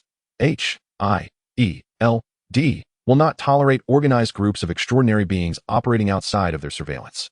The more you conceal, the more resolute SHIELD's stance towards the Inhumans will become. Jia Ying maintained her composure, disregarding Yang Kuan's warning, and turned her gaze towards the window. Those two tall, blue-skinned aliens you have encountered are the Kree, the creators of the Inhumans. All Inhumans are the products of Kree experimentation, Yang Kuan stated, speaking slowly and observing Jia Ying's expression. Perhaps you are not fully aware of the truth. What else did the Kree say? Much regarding the Inhumans, Yang Kuan began. But the sentence hung in the air as both he and Jia Ying locked eyes, a silent battle of wills unfolding between them. Old Wolf Logan reclined in his chair, eyes half closed. Uncertain whether he had succumbed to slumber, Peggy Carter remained in her seat, occasionally glancing at Yang Kuan and Jia Ying, unable to comprehend their conversation in Chinese. She refrained from inquiring, trusting that Yang Kuan would provide her with an answer in due course. After a considerable interval, Yang Kuan raised his hands in resignation and stood, declaring, "Very well, you have the right to remain silent. No tears shed until the coffin is seen." He turned, casting a remark over his shoulder as he made his way toward Carter's seat. Jia Ying's body trembled slightly at his words. The jetliner traversed the Atlantic once more, returning to New York, landing at the airport nearest the S.H.I.E.L.D. headquarters. Throughout the journey, Yang Kuan refrained from further conversation with Jia Ying. Since she was unwilling to speak, he deemed it unnecessary to expend more words. Everything would proceed according to protocol, to be handed over to the experts at S.H.I.E.L.D. En route back to headquarters, Carter communicated with Steve, providing a summary of their mission and relaying Yang Kuan's proposal, which received Steve's approval. 2 black Ford vehicles entered the S.H.I.E.L.D. building on 5th Avenue. Jia Ying was escorted by Carter into the edifice, never straying from her side. Having witnessed the Inhuman's uncanny ability to teleport, Carter remained vigilant, understanding that the secrets of the Inhumans resided in the hands of this leader named Jia Ying. She could not be allowed to escape. Originally a semi-military organization known as the Strategic Scientific Reserve, it had been absorbed into S.H.I.E.L.D., forming the agency's most advanced technological division. At Carter's behest, the tech department swiftly constructed an electromagnetic field intended to ensnare Jia Ying and thwart any Inhuman ambush. Yang Kuan did not join the S.H.I.E.L.D. interrogation team, but instead departed to meet Emma. Knowing well that Jia Ying would not easily divulge the truth, it was time for Emma to play her part. The New York State High School, akin to the State University, frequently appears within the Marvel Universe, with many superheroes, such as Spider-Man Peter Parker and Harry Osborn, having attended state schools. Though in this parallel universe, they had yet to be born. The Ford halted at the school's entrance, and Yang Kuan proceeded directly to Emma's classroom. Having visited previously and thus familiar with the surroundings, he traversed the silent hallway and arrived at Emma's classroom, where lessons were in progress. And the instructor at the podium was none other than Mr. Ian, a man with whom Yang Kuan had previously crossed paths. Emma sat alone in the third-to-last row, her chin resting in her palm, her attention uncertain as to whether she was listening or daydreaming. As if sharing a telepathic connection with Yang Kuan, Emma suddenly turned her head and spotted him outside the window, her face lighting up with a radiant smile as she gestured toward him. Yang Kuan returned the gesture, indicating he would wait outside. The two exchanged glances through the glass until Mr. Ian announced the conclusion of the class, prompting Emma to nearly bounce out of the classroom. "Yang, why haven't you been answering my calls these past few days?" she queried, her tone accusatory as they met. "We had agreed on training." "Well, you know the nature of my work," Yang Kuan shrugged, conveying his helplessness. "I was on a field assignment in Switzerland and just returned." "Really?" Emma asked, her curiosity piqued. Emma gazed at Yang Kuan, smiling intentionally yet casually. "Of course, Emma, there's something I would like your assistance with." "I knew it," Emma replied, pouting slightly. In front of their classmates, she linked her arm with Yang Kuan's, raising her chin defiantly. "What is it?" Since awakening her telepathic abilities, Emma occasionally suffered from headaches. Fearing the exposure of her mutant identity, she had maintained a cautious distance from her peers, lacking any close friends, and had even endured ridicule and bullying at school. After conversing with Yang Kuan, Emma embraced his unique perspective, recognizing that she and her classmates inhabited 2 different worlds. They were merely ordinary individuals, while she was a distinctive and noble superpowered being. A profound sense of pride and confidence surged within her. Yang Kuan was the only other superpowered individual Emma knew, her kindred spirit and mentor in honing her abilities. She felt an innate affection for him, boldly linking arms in front of their classmates and teachers, akin to a couple in love. Yang Kuan chuckled awkwardly, allowing the White Queen to flaunt her affection. "Let South find another place to talk." "All right," she replied cheerfully. As they departed the school under the envious gazes of their classmates, Emma felt an unusual elation, swinging Yang Kuan's arm playfully while humming a tune. The adage that beauty is derived from charm held true, especially for Emma, who radiated allure from her confidence. Clad in snug blue jeans and a plaid shirt, with shimmering golden hair and a fresh, simple appearance, she exuded the essence of youthful femininity. "Emma, you look stunning today. Don't think flattery will make me forget about your previous absence," she replied with a playful tilt of her head. Yang Kuan shook his head helplessly. "I admit my fault. I apologize." "That's more like it." Emma nodded contentedly before inquiring, "What do you need me to do?" We can discuss that later. Have you been diligently training your abilities while I was away for 2 days? Absolutely. You know, I've grown fond of the school library. I've discovered that when one immerses themselves in study, their thoughts become remarkably organized, making it the easiest state to read. In the library, I not only acquire knowledge that piques my interest, but I also absorb a wealth of information from others' minds, essentially making the entire library a part of my intellect. Oh, congratulations, Emma. You're on your way to becoming an academic prodigy. An academic prodigy? Huh. I adore that title, Emma laughed heartily. As they stepped outside the school gates, Yang Kuan gestured toward his car parked on the right side and casually asked, "So, beautiful academic prodigy, have you considered which university you wish to attend? Ivy League, perhaps?" "Well, my father hopes I'll go to Harvard," Emma replied quickly, casting a fleeting glance at Yang Kuan before lowering her gaze to her toes. "But I prefer to attend the State University of New York. Why not Harvard?" Even though Yang Kuan was not well versed in the Ivy League, he recognized Harvard as the pinnacle of American education, particularly in business studies. "Harvard is in Massachusetts," Emma murmured softly. Yang Kuan smiled gently, noting that Massachusetts was not far away, and with a swift motion, he flew over. Emma's expression was one of delight, her clear eyes sparkling with enchanting brilliance. "Really? If I attend Harvard, will you come to see me often?" "Of course," he replied. "Let's make a pact." Yang Kuan smiled warmly. "All right, it's a deal." Chapter 101. You are my little diamond. Whether in the 1950s or the 21st century, the essence of womanhood remains unchanged. Culinary delights and shopping will eternally hold a special place in a woman's heart. During this era, Chinese cuisine had yet to gain prominence in America, as Chinese immigrants mainly arrived to work on railroads and seek gold, with little engagement in the restaurant industry. The British had conquered the New World. Yet in terms of cuisine, they took a back seat. The American culinary scene was predominantly ruled by Italian and French cuisines. Yang Kuan accompanied Emma for a sumptuous and romantic French dinner, strolling hand in hand through Times Square in New York like a couple in love.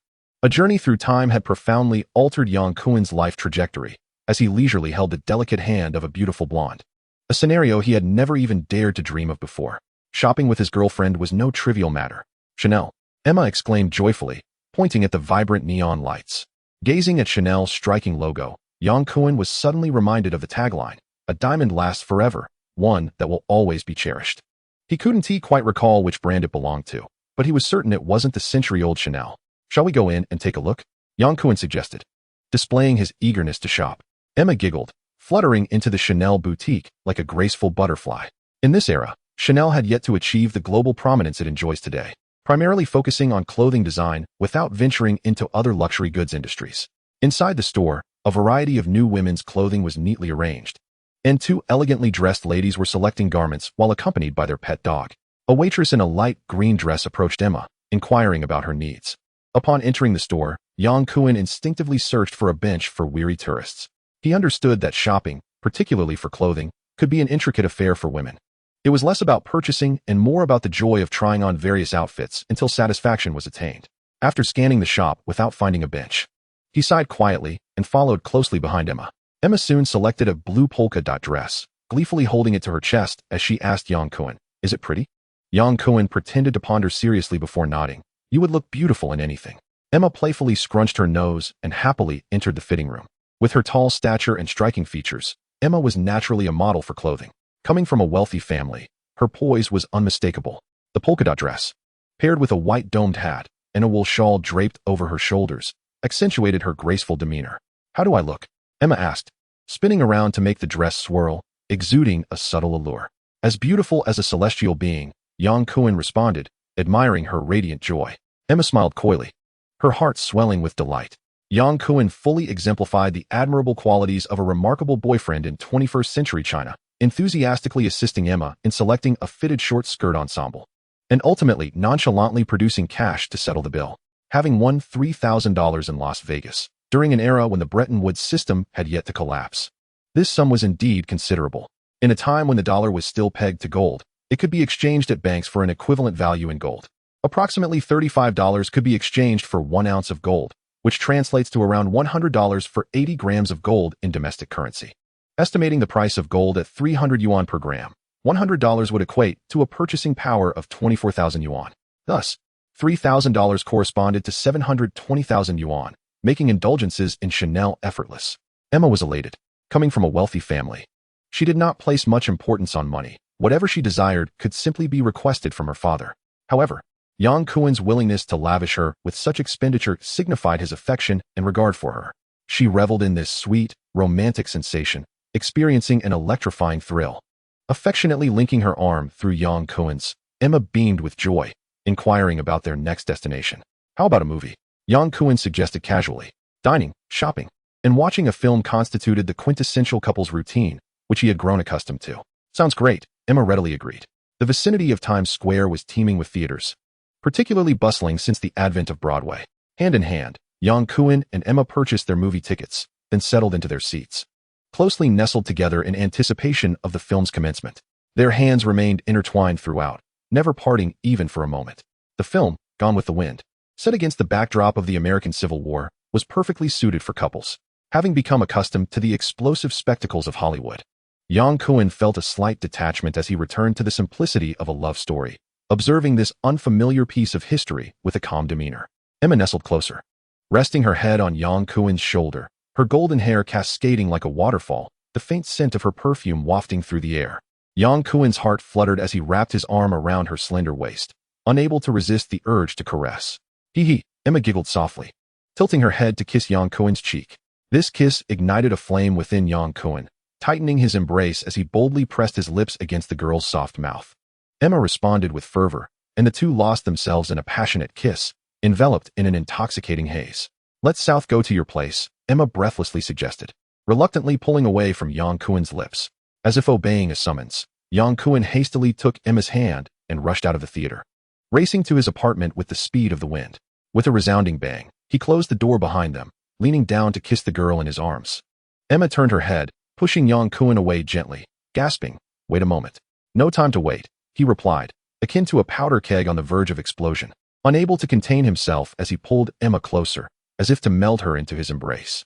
Emma's lips curled into a peculiar smile, her skin shimmering like diamonds from forehead to chin, soon transforming her arms and body into the same crystalline form before Yang Kuen's astonished gaze.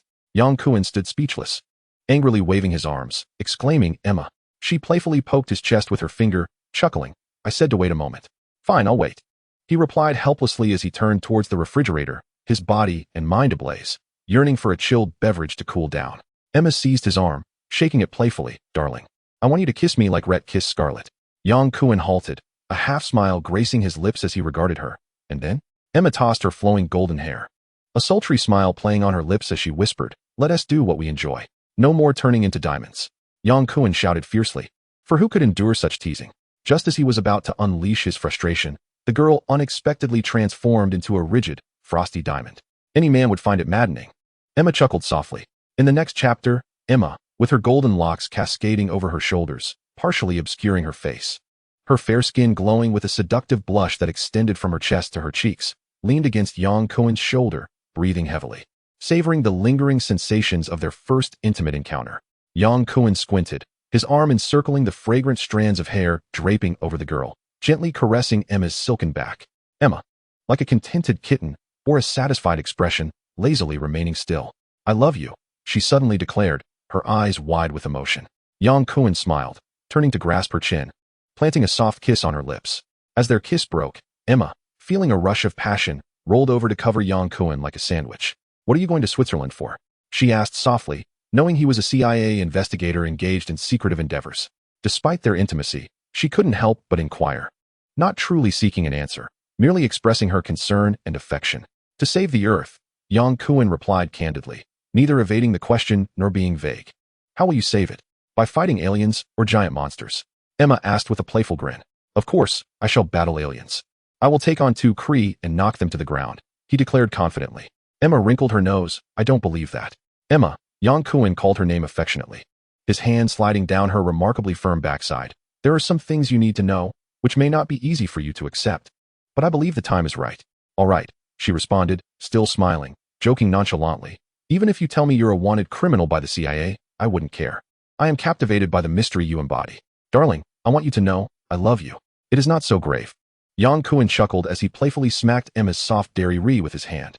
"I am not employed by the CIA. Rather, I serve as an advisor in the newly established Department of Homeland Strategic Defense and Security. The esteemed director of S.H.I.E.L.D. is none other than the legendary Captain America, Steve Rogers, or as we should now refer to him, Director Rogers. Emma, increasingly intrigued, inquired eagerly. You cannot possibly be fighting aliens, can you? What do aliens look like? Are they like the ones in Star Wars? Yang Kuan shook his head with a smile. No. The Kree are tall, their skin is blue, and even their blood is blue. They are far more violent. Blue skin like the sky? Emma squinted, envisioning a blue-skinned giant. Rather than feeling frightened, she found it endearing and giggled. Darling, does your mention of needing my help imply an invitation to join your organization? To join S-H-I-E-L-D? Of course not. In fact, I intend to leave S-H-I-E-L-D, Yang Kuan replied. Emma sat up, her golden hair cascading over her chest, revealing glimpses of her exquisite form. What is the reason? She asked. S-H-I-E-L-D cannot accommodate my plans, Yang Kuan said, wrapping his arms around Emma's slender waist and pulling her close. My aspirations lie among the stars and the sea. Emma gasped, then playfully thumped Yang Kuan's chest, laughing with delight. The Kree did not take their spaceship. It remains at the bottom of the Baltic Sea.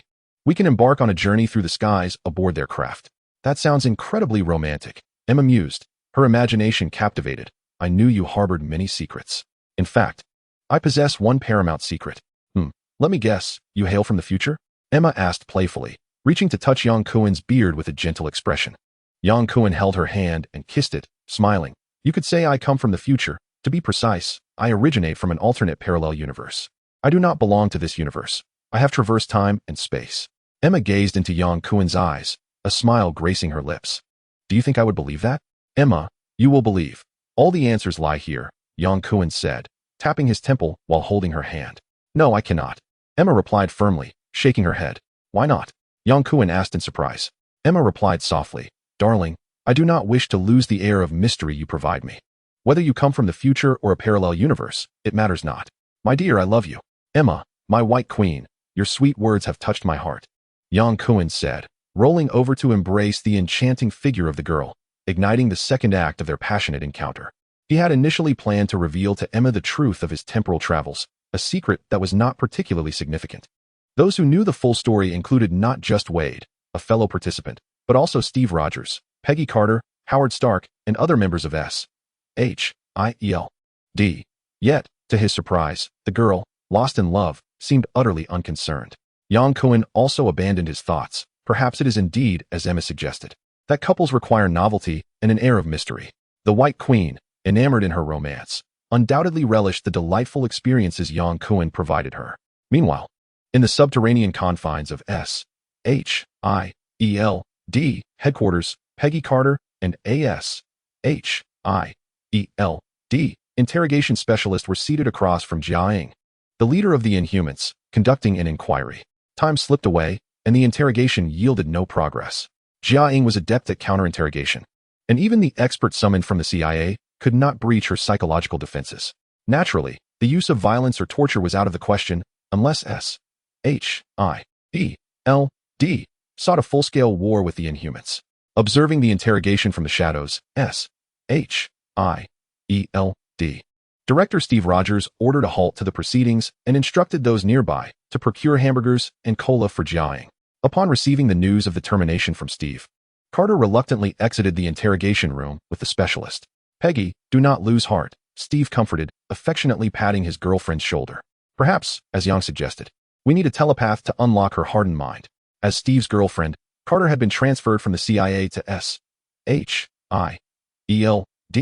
as deputy director. Her feelings were mixed. Ambitious as she was, she longed to achieve something significant to prove her qualifications for the role. Thus, Jia Ying's noncompliance vexed her. Did Yang truly say that? Steve chuckled, seemingly surprised. Let us leave it to me, Peggy. Tomorrow morning, we shall meet with the president to request global law enforcement authority. All right, Carter readily agreed, recognizing that the matter of global law enforcement was far more consequential for S.H.I.E.L.D.'s future than interrogating an inhuman leader. Chapter 103. Emma's mental link. The jarring sound of a vintage telephone abruptly pierced the air, its shrill ringing reminiscent of a midnight tolling bell, instantly disrupting Yang Kuan's mood. The only individuals aware of his apartment's phone number were Emma or S.H.I.E.L.D. And given that Emma was lounging on the bed with her alluring figure, it was evident that the call was from S.H.I.E.L.D. The incessant ringing continued, leaving Yang Kuan no choice but to answer.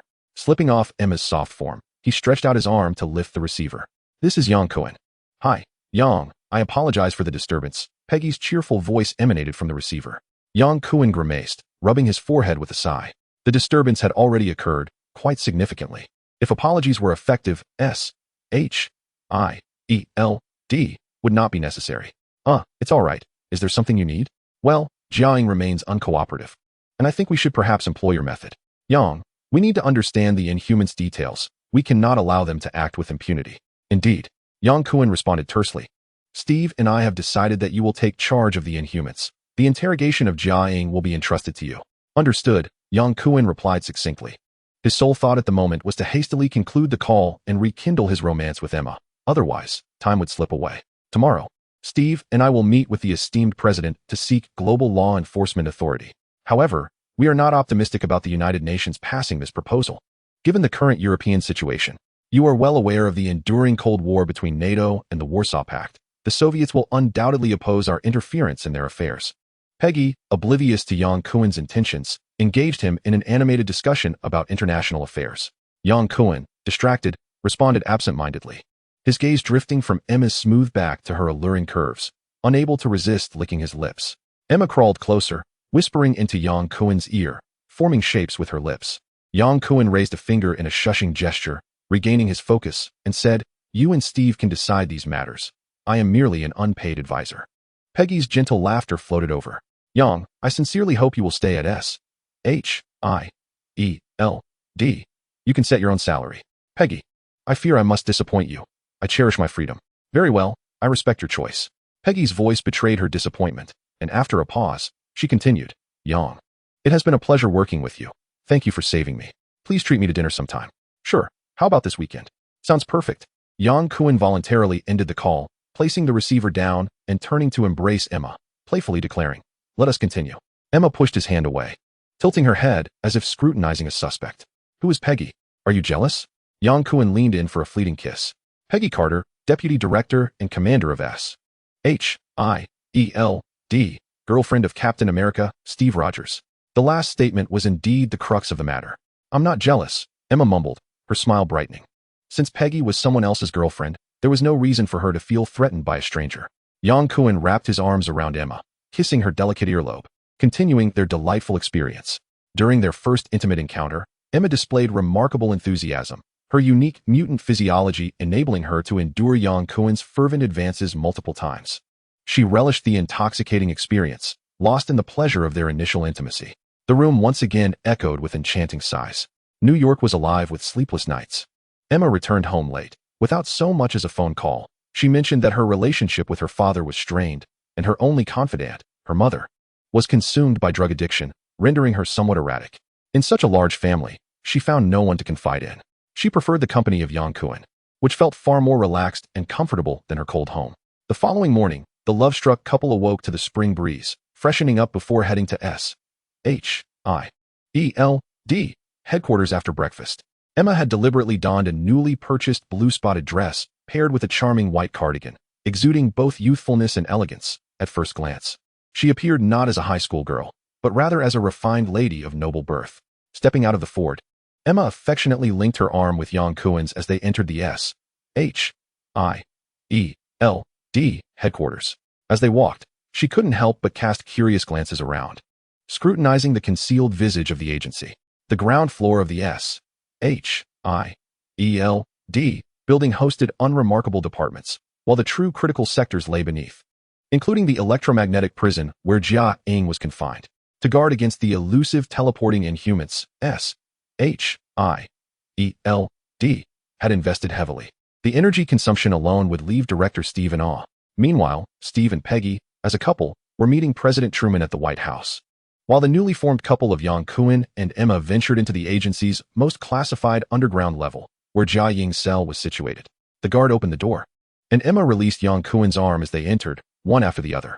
The cell was bathed in a gentle light that rendered the walls stark white, reminiscent of a hospital room. Jia-Ying lay serenely on the narrow bed, her hands folded over her abdomen, eyes closed in repose. "What a graceful demeanor," Yang Kuan remarked softly. Jia-Ying opened her eyes, leisurely sitting up.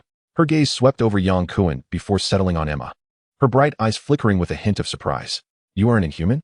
Emma disregarded Jia Ying's inquiry and turned to Yang Kuan, asking, is he the inhuman you mentioned? Indeed. He appears rather unremarkable, Emma said, circling Jia Ying, her brow slightly furrowed.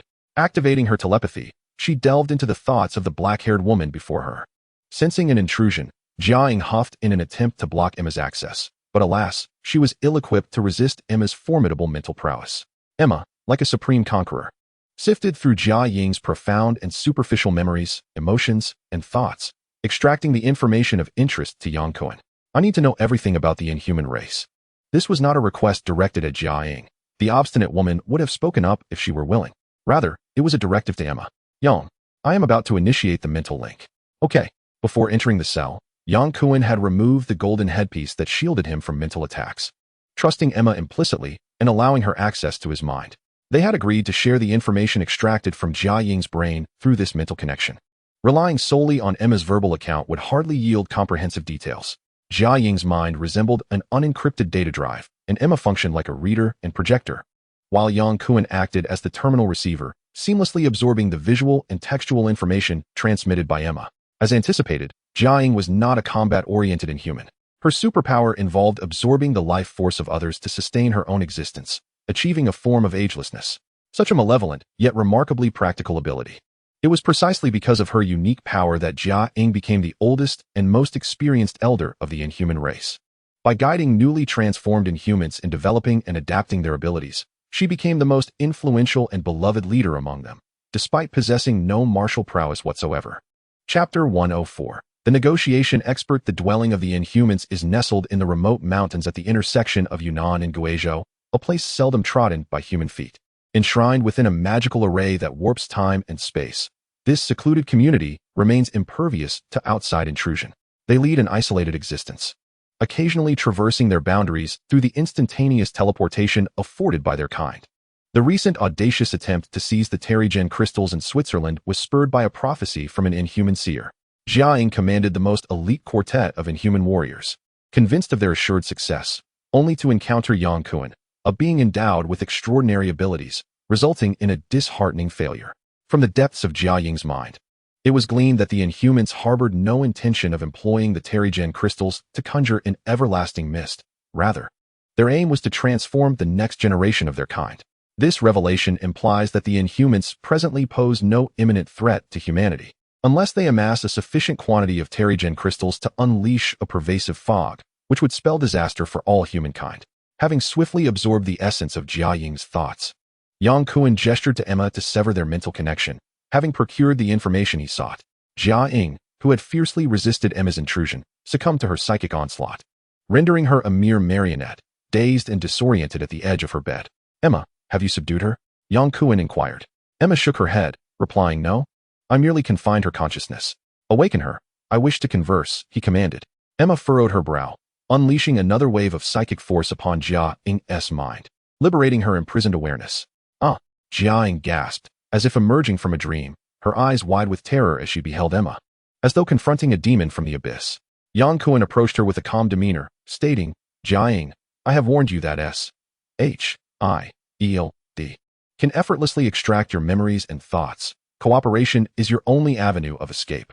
Now you are fully aware. In a fleeting moment, Jia Ying regained her composure, defiantly locking gazes with Yang Kuan. Very well, I believe we are at cross purposes, she began, raising her hands in surrender. You initiated the attack on our S.H.I.E.L.D. transport. I acted to reclaim what rightfully belongs to my people, she countered. No, you are mistaken, Yang Kuan interjected, shaking his head. The Terrigen crystals do not belong to the Inhumans, nor to humanity. They are not the possession of any being on Earth. They belong to the Kree. Kree? Jia Ying questioned, her brow furrowed in confusion.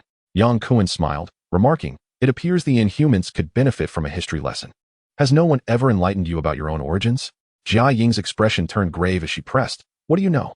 You see, your mission to Switzerland was guided by the Inhuman Seer's prophecy, while we at S.H.I.E.L.D. possess no such oracle.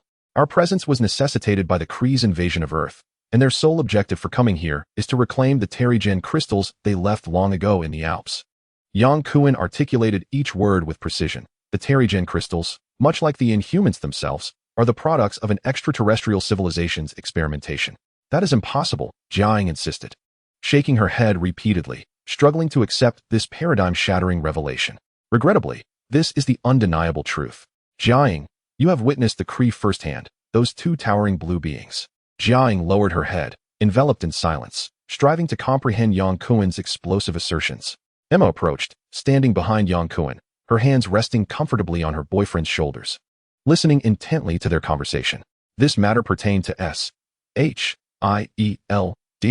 leaving no room for her to interject. After a considerable pause, Jiang finally lifted her head, her once composed and tranquil black eyes now betraying a tempest of emotions. What does S.H.I.E.L.D. desire?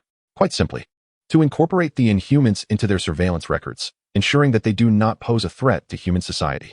We have been law-abiding and non-confrontational, never inflicting harm upon ordinary individuals, Jia Ying exclaimed with indignation. Yang Kuen nodded, acknowledging her words. Indeed, I am aware of what you express. However, the absence of past incidents does not guarantee future peace, nor can we be certain that the Inhumans will not exhibit hostility towards humanity. If I had not intervened, it is likely that our S.H.I.E.L.D. deputy director would have become a prisoner at your hands. Who can predict whether you may endanger humanity again in your pursuit of the Terrigen crystals? The Terrigen crystals are the essence of our existence and propagation. We must acquire them. Yang Kuen sighed. I too am Chinese, and as a compatriot, I understand your perspective. Nevertheless, from S.H.I.E.L.D.'s standpoint, the Inhumans must demonstrate goodwill. Otherwise, they are deemed enemies of humanity and the American government. Jia Ying gazed at Yang Kuen with curiosity. You possess formidable powers and associate with mutants, yet you do not identify as one. What is your stance? If I were to claim that my position is to uphold world peace and foster human development, might I receive a Nobel nomination? Emma chuckled softly, giving Yang Kuen's shoulder a playful pat, appreciating his whimsical sense of humor. Jia Ying raised an eyebrow slightly. Do you truly believe that? Frankly, I am not so noble. I merely wish to do my utmost to avert conflict, to prevent clashes among mutants, Inhumans, and humanity. I have witnessed the horrors of war, the brutal battles steeped in blood and fire. I understand the consequences of war. We have never sought conflict. Jia Ying's voice suddenly sharpened. It is you who imprisoned me, interrogated me. It is you who seeks to instigate war. The villain cries out first, Yang Kuen muttered, scratching his forehead in his native tongue. Previously, to facilitate Emma's understanding of their dialogue, Yang Kuen had been conversing in English with Jia Ying, but he could no longer restrain himself in the face of her unreasonable logic. Indeed, men cannot reason with women. It is utterly futile. Were it not for your kind's attempt to seize the Terrigen crystals, journeying all the way from China to Switzerland to attack the deputy director of S.H.I.E.L.D., how could you have been apprehended and brought to S.H.I.E.L.D. for interrogation? Humph, that is the truth I speak. Yang Kuen shook his head in resignation. Very well, let us not trouble our fellow countrymen. In consideration of our shared nationality, I shall lift your confinement. You intend to release me? Jia Ying was utterly astonished. She did not believe that her words could sway the superpowered agents of S.H.I.E.L.D., especially given that the other party had probed her mind. Who knew if he was merely employing tricks? I can release you, but on one condition. As expected, she thought to herself with a smirk, it could not be that simple. She inquired nonchalantly, what is the condition? To abide by the commitment of peaceful coexistence with humanity. And what else? Yang Kuen replied with a casual gesture. That's all. Is it really that simple? Jia Ying remained vigilant. Indeed, the purpose of S.H.I.E.L.D. is to address extraordinary events and defend against extraterrestrial invasions, not to become a war machine. Yang Kuen raised his hand, indicating, you may leave now. Really? Of course. I can represent S.H.I.E.L.D.'s stance. Yang Kuen smiled as he stood. I shall personally escort you out. Jia Ying was taken aback, while Emma's eyes sparkled with admiration for her boyfriend, who was simply too dashing. Chapter 105. The prophet Yang Kuen was not an officially assigned member of S.H.I.E.L.D., but he was a core member of the Howling Commandos, led by Steve Rogers, holding considerable authority and status within the organization. Yang Kuen had been entrusted by Carter to oversee the interrogation of the Inhuman leader, and he led Jia Ying out of the S.H.I.E.L.D. headquarters without encountering any inquiry. Upon exiting the building, Jia Ying instinctively squinted to adjust to the glaring sunlight. Jia Ying, you are free now. I will remember S.H.I.E.L.D.'s hospitality, Jia Ying replied coldly. She had been imprisoned for 2 days, and it felt as though she had spent 2 years in the underground cell. Being confined was certainly not a pleasant experience. Yang Kuan shrugged. I apologize. S-H-I-E-L-D. Merely sought to gather information about the Inhumans. Now you are aware. Jia Ying tossed a remark over her shoulder as she walked toward the street. A black sedan passed by Yang Kuan and Emma, and Jia Ying's figure vanished from sight. Clearly, an Inhuman with teleportation abilities had whisked her away, likely having been waiting outside S-H-I-E-L-D headquarters. Perhaps even devising a plan to rescue Jia Ying through an assault on S-H-I-E-L-D. Yang Kuan crossed his arms, a look of envy on his face as he sighed. Teleportation is truly impressive. Yang Kuan, Emma called out cheerfully, her Mandarin surprisingly articulate. Huh. Yang Kuan was astonished. When did you learn Chinese? Just now. While I was intruding into Jia Ying's mind, I extracted Chinese from her thoughts. Emma laughed more joyfully. Now I can speak your language too. Yang Kuan clapped in admiration. Emma, at this rate of learning, you could become the Secretary General of the United Nations next month. Haha. Emma laughed heartily, playfully glaring at her boyfriend. I graduate next month. You must attend my graduation ceremony. As you command, my queen. Emma giggled as she linked her arm through Yang Kuan's. I love it when you call me queen. From now on, I shall call you Kuan. Everyone else can call you Yang, but I will be the only one to call you Kuan, all right? Wonderful, Yang Kuan responded in Chinese, his expression exaggerated. It is often challenging for Americans to accurately pronounce the sounds of Chinese characters, frequently resembling the initial attempts of Wade. Yang Kuan, who prefers to be addressed by his surname, finds joy in the fact that Emma, affectionately referred to as the White Queen, has unexpectedly mastered the art of speaking her name in flawless Chinese. This moment is filled with warmth, intimacy, and a touch of nostalgia. In the afternoon, Yang Kuan and Emma encountered Steve and Peggy, who had just returned from the White House. Truman, having ascended to the presidency following Roosevelt's demise, faced the peak of the Cold War during the 1950s. After enduring the painful upheaval of his predecessor's legacy, Truman began to methodically address governmental affairs. Despite the immense reputation Roosevelt garnered by leading the United States to victory in World War II, Truman could never surpass his predecessor, facing public scrutiny regardless of his actions, compelling him to proceed with caution. Steve and Peggy presented a report regarding the invasion of Earth by the Kree and the unsettling movements of the Inhumans to the president, who offered no affirmative response, merely stating he would consider it seriously. Upon their introduction, Yang Kuan informed Steve and Peggy about Emma, indicating she was not only his girlfriend, but also a mutant with extraordinary abilities. At S-H-I-E-L-D, there exists no discrimination against mutants. Figures like Wolverine and Sabretooth are well-known mutants, embraced rather than shunned by the organization. When Yang Kuan mentioned Emma's mutant status, Steve and Peggy displayed no particular surprise, more astonished by the revelation of Yang Kuan's silent relationship. Hello, Emma, you may call me Peggy, she said, extending her hand with a warm smile. Hi, Peggy. I often hear Kuan speak of you. He frequently mentions that working with you is his privilege, Emma replied with poise, showing no signs of nervousness. We are equally privileged to work with Yang, Steve said with a smile. Seated upright, Yang Kuan addressed the two directors. I have an important matter to report. I have released the Inhuman leader, Jia Ying. He glanced at Steve and Peggy. You both seem unperturbed? Peggy responded with a smile. I trust you have your reasons, do you not? Indeed, Yang Kuan nodded. We have gathered detailed intelligence on the Inhumans. Continuing her confinement serves no purpose and may even provoke a full-scale war. Jia Ying has assured me of her commitment to coexist peacefully with humanity and will not instigate conflict lightly. Peggy inquired about several key concerns, to which Yang Kuan provided thorough answers, elaborating on his perspective regarding the Inhumans, prompting Peggy to nod in agreement. All right, that concludes my report, and my mission is complete. It is time for me to embark on my travel plans, Yang Kuan remarked casually, gesturing towards Steve and Peggy. Unless the Earth is on the brink of destruction, please refrain from assigning me any tasks. I wish to roam freely. Steve leaned forward, hands clasped, and earnestly said, Yang, I hope you will formally join S-H-I-E-L-D in safeguarding Earth's peace. We desperately need your abilities. Yang Kuan shook his head repeatedly. Steve, I appreciate your invitation, but I prefer a life of freedom, so I must decline. Of course, Yang Kuan had long made up his mind to refuse Steve and Peggy's entreaties. He had resolved to collaborate with Sebastian to seize control of Hydra, leveraging its resources to dominate the entire globe, far more exhilarating than being an agent of S-H-I-E-L-D. While Yang Kuan conversed with Steve, Jia Ying returned to the Inhuman settlement. Indeed, she had been brought back by Bartle of the Inhumans. Returning from the S-H-I-E-L-D Headquarters on Fifth Avenue in New York to the familiar landscapes of her homeland, stirring a wave of excitement within her. Was the seer the one who sent you to fetch me? She inquired. Yes, after we returned home, I immediately went to see the seer. She saw you imprisoned in a room filled with lightning and mentioned witnessing you leave with a man clad in golden armor, Bartle replied, his expression impassive. As Bartel's guide, Jia Ying was accustomed to his demeanor, which remained unchanged regardless of the situation. After a moment's contemplation, she continued, what of the Tesseract? The Tesseract is dead, pierced through the heart by an energy beam. By the time I brought him home, he had already perished. Jia Ying fell silent, clenching her fists in frustration.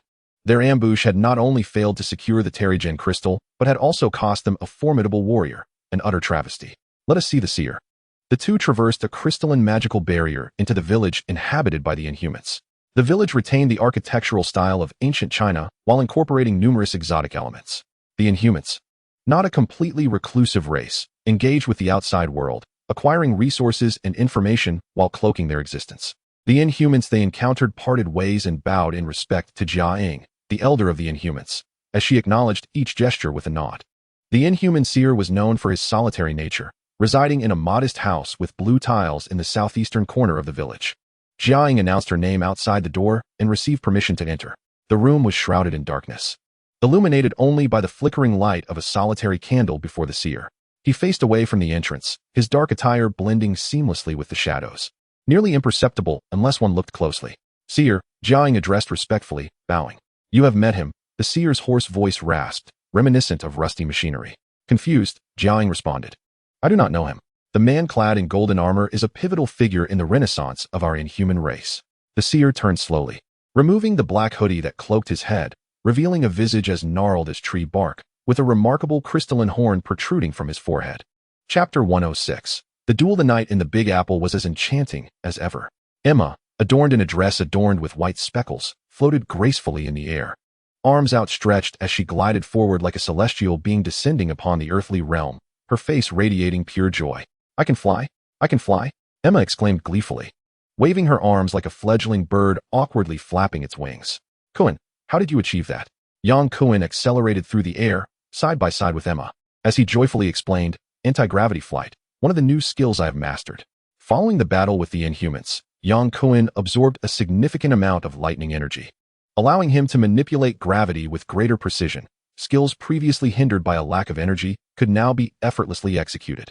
Anti-gravity flight was among these newfound abilities. Clad in Michelangelo's battle armor, he could initiate supersonic flight at any moment, rendering the anti-gravity flight somewhat redundant for him. However, it served excellently to amuse Emma.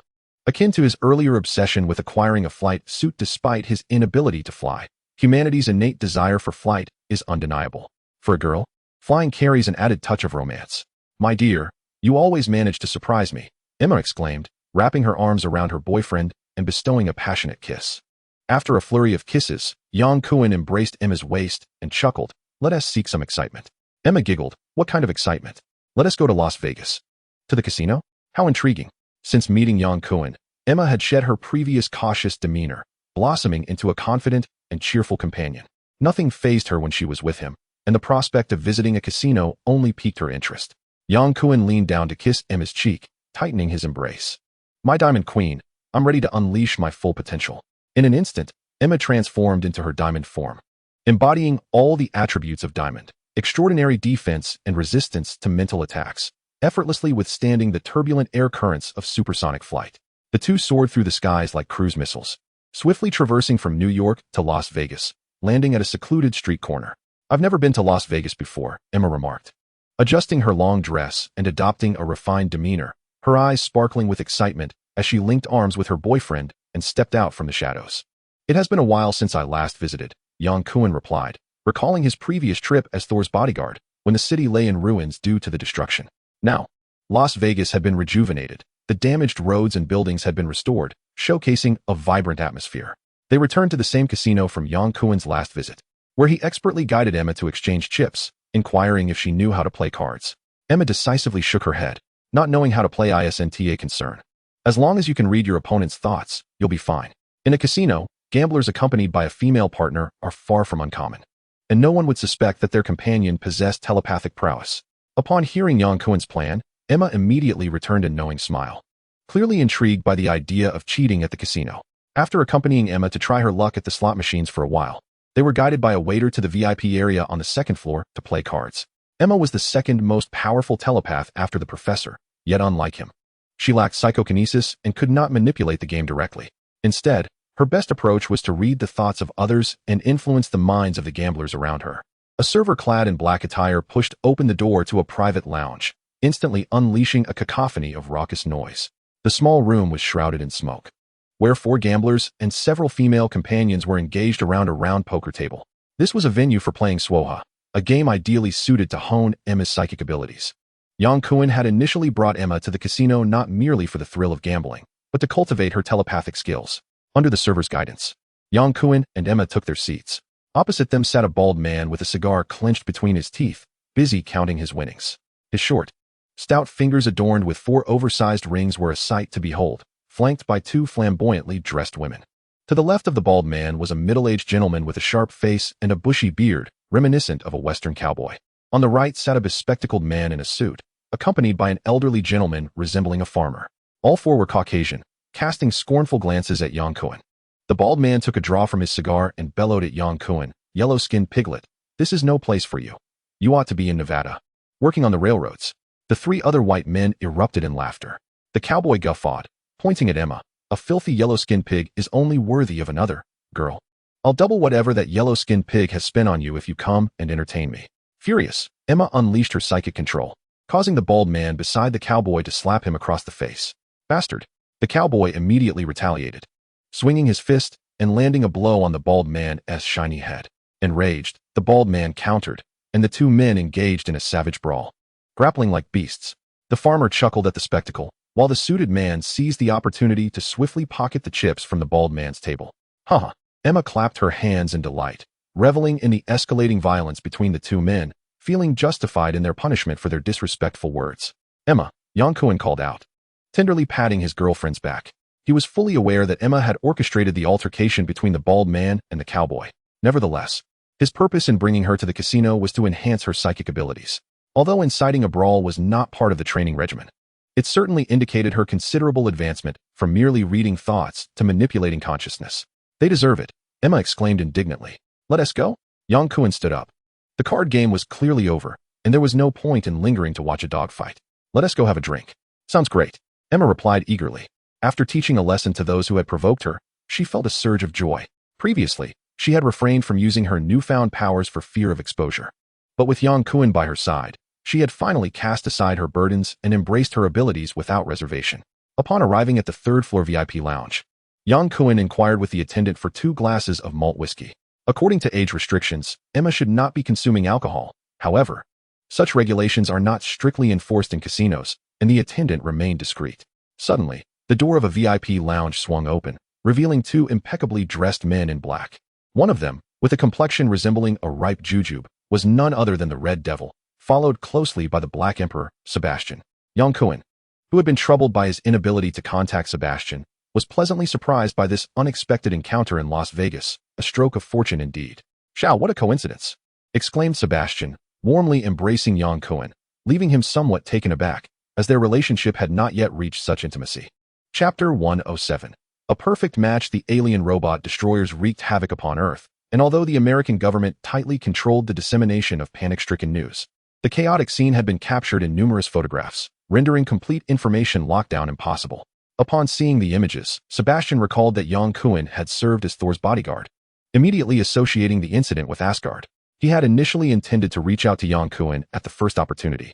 But after scouring the entirety of the United States without success, he speculated that Yang Kuan might have returned to Asgard.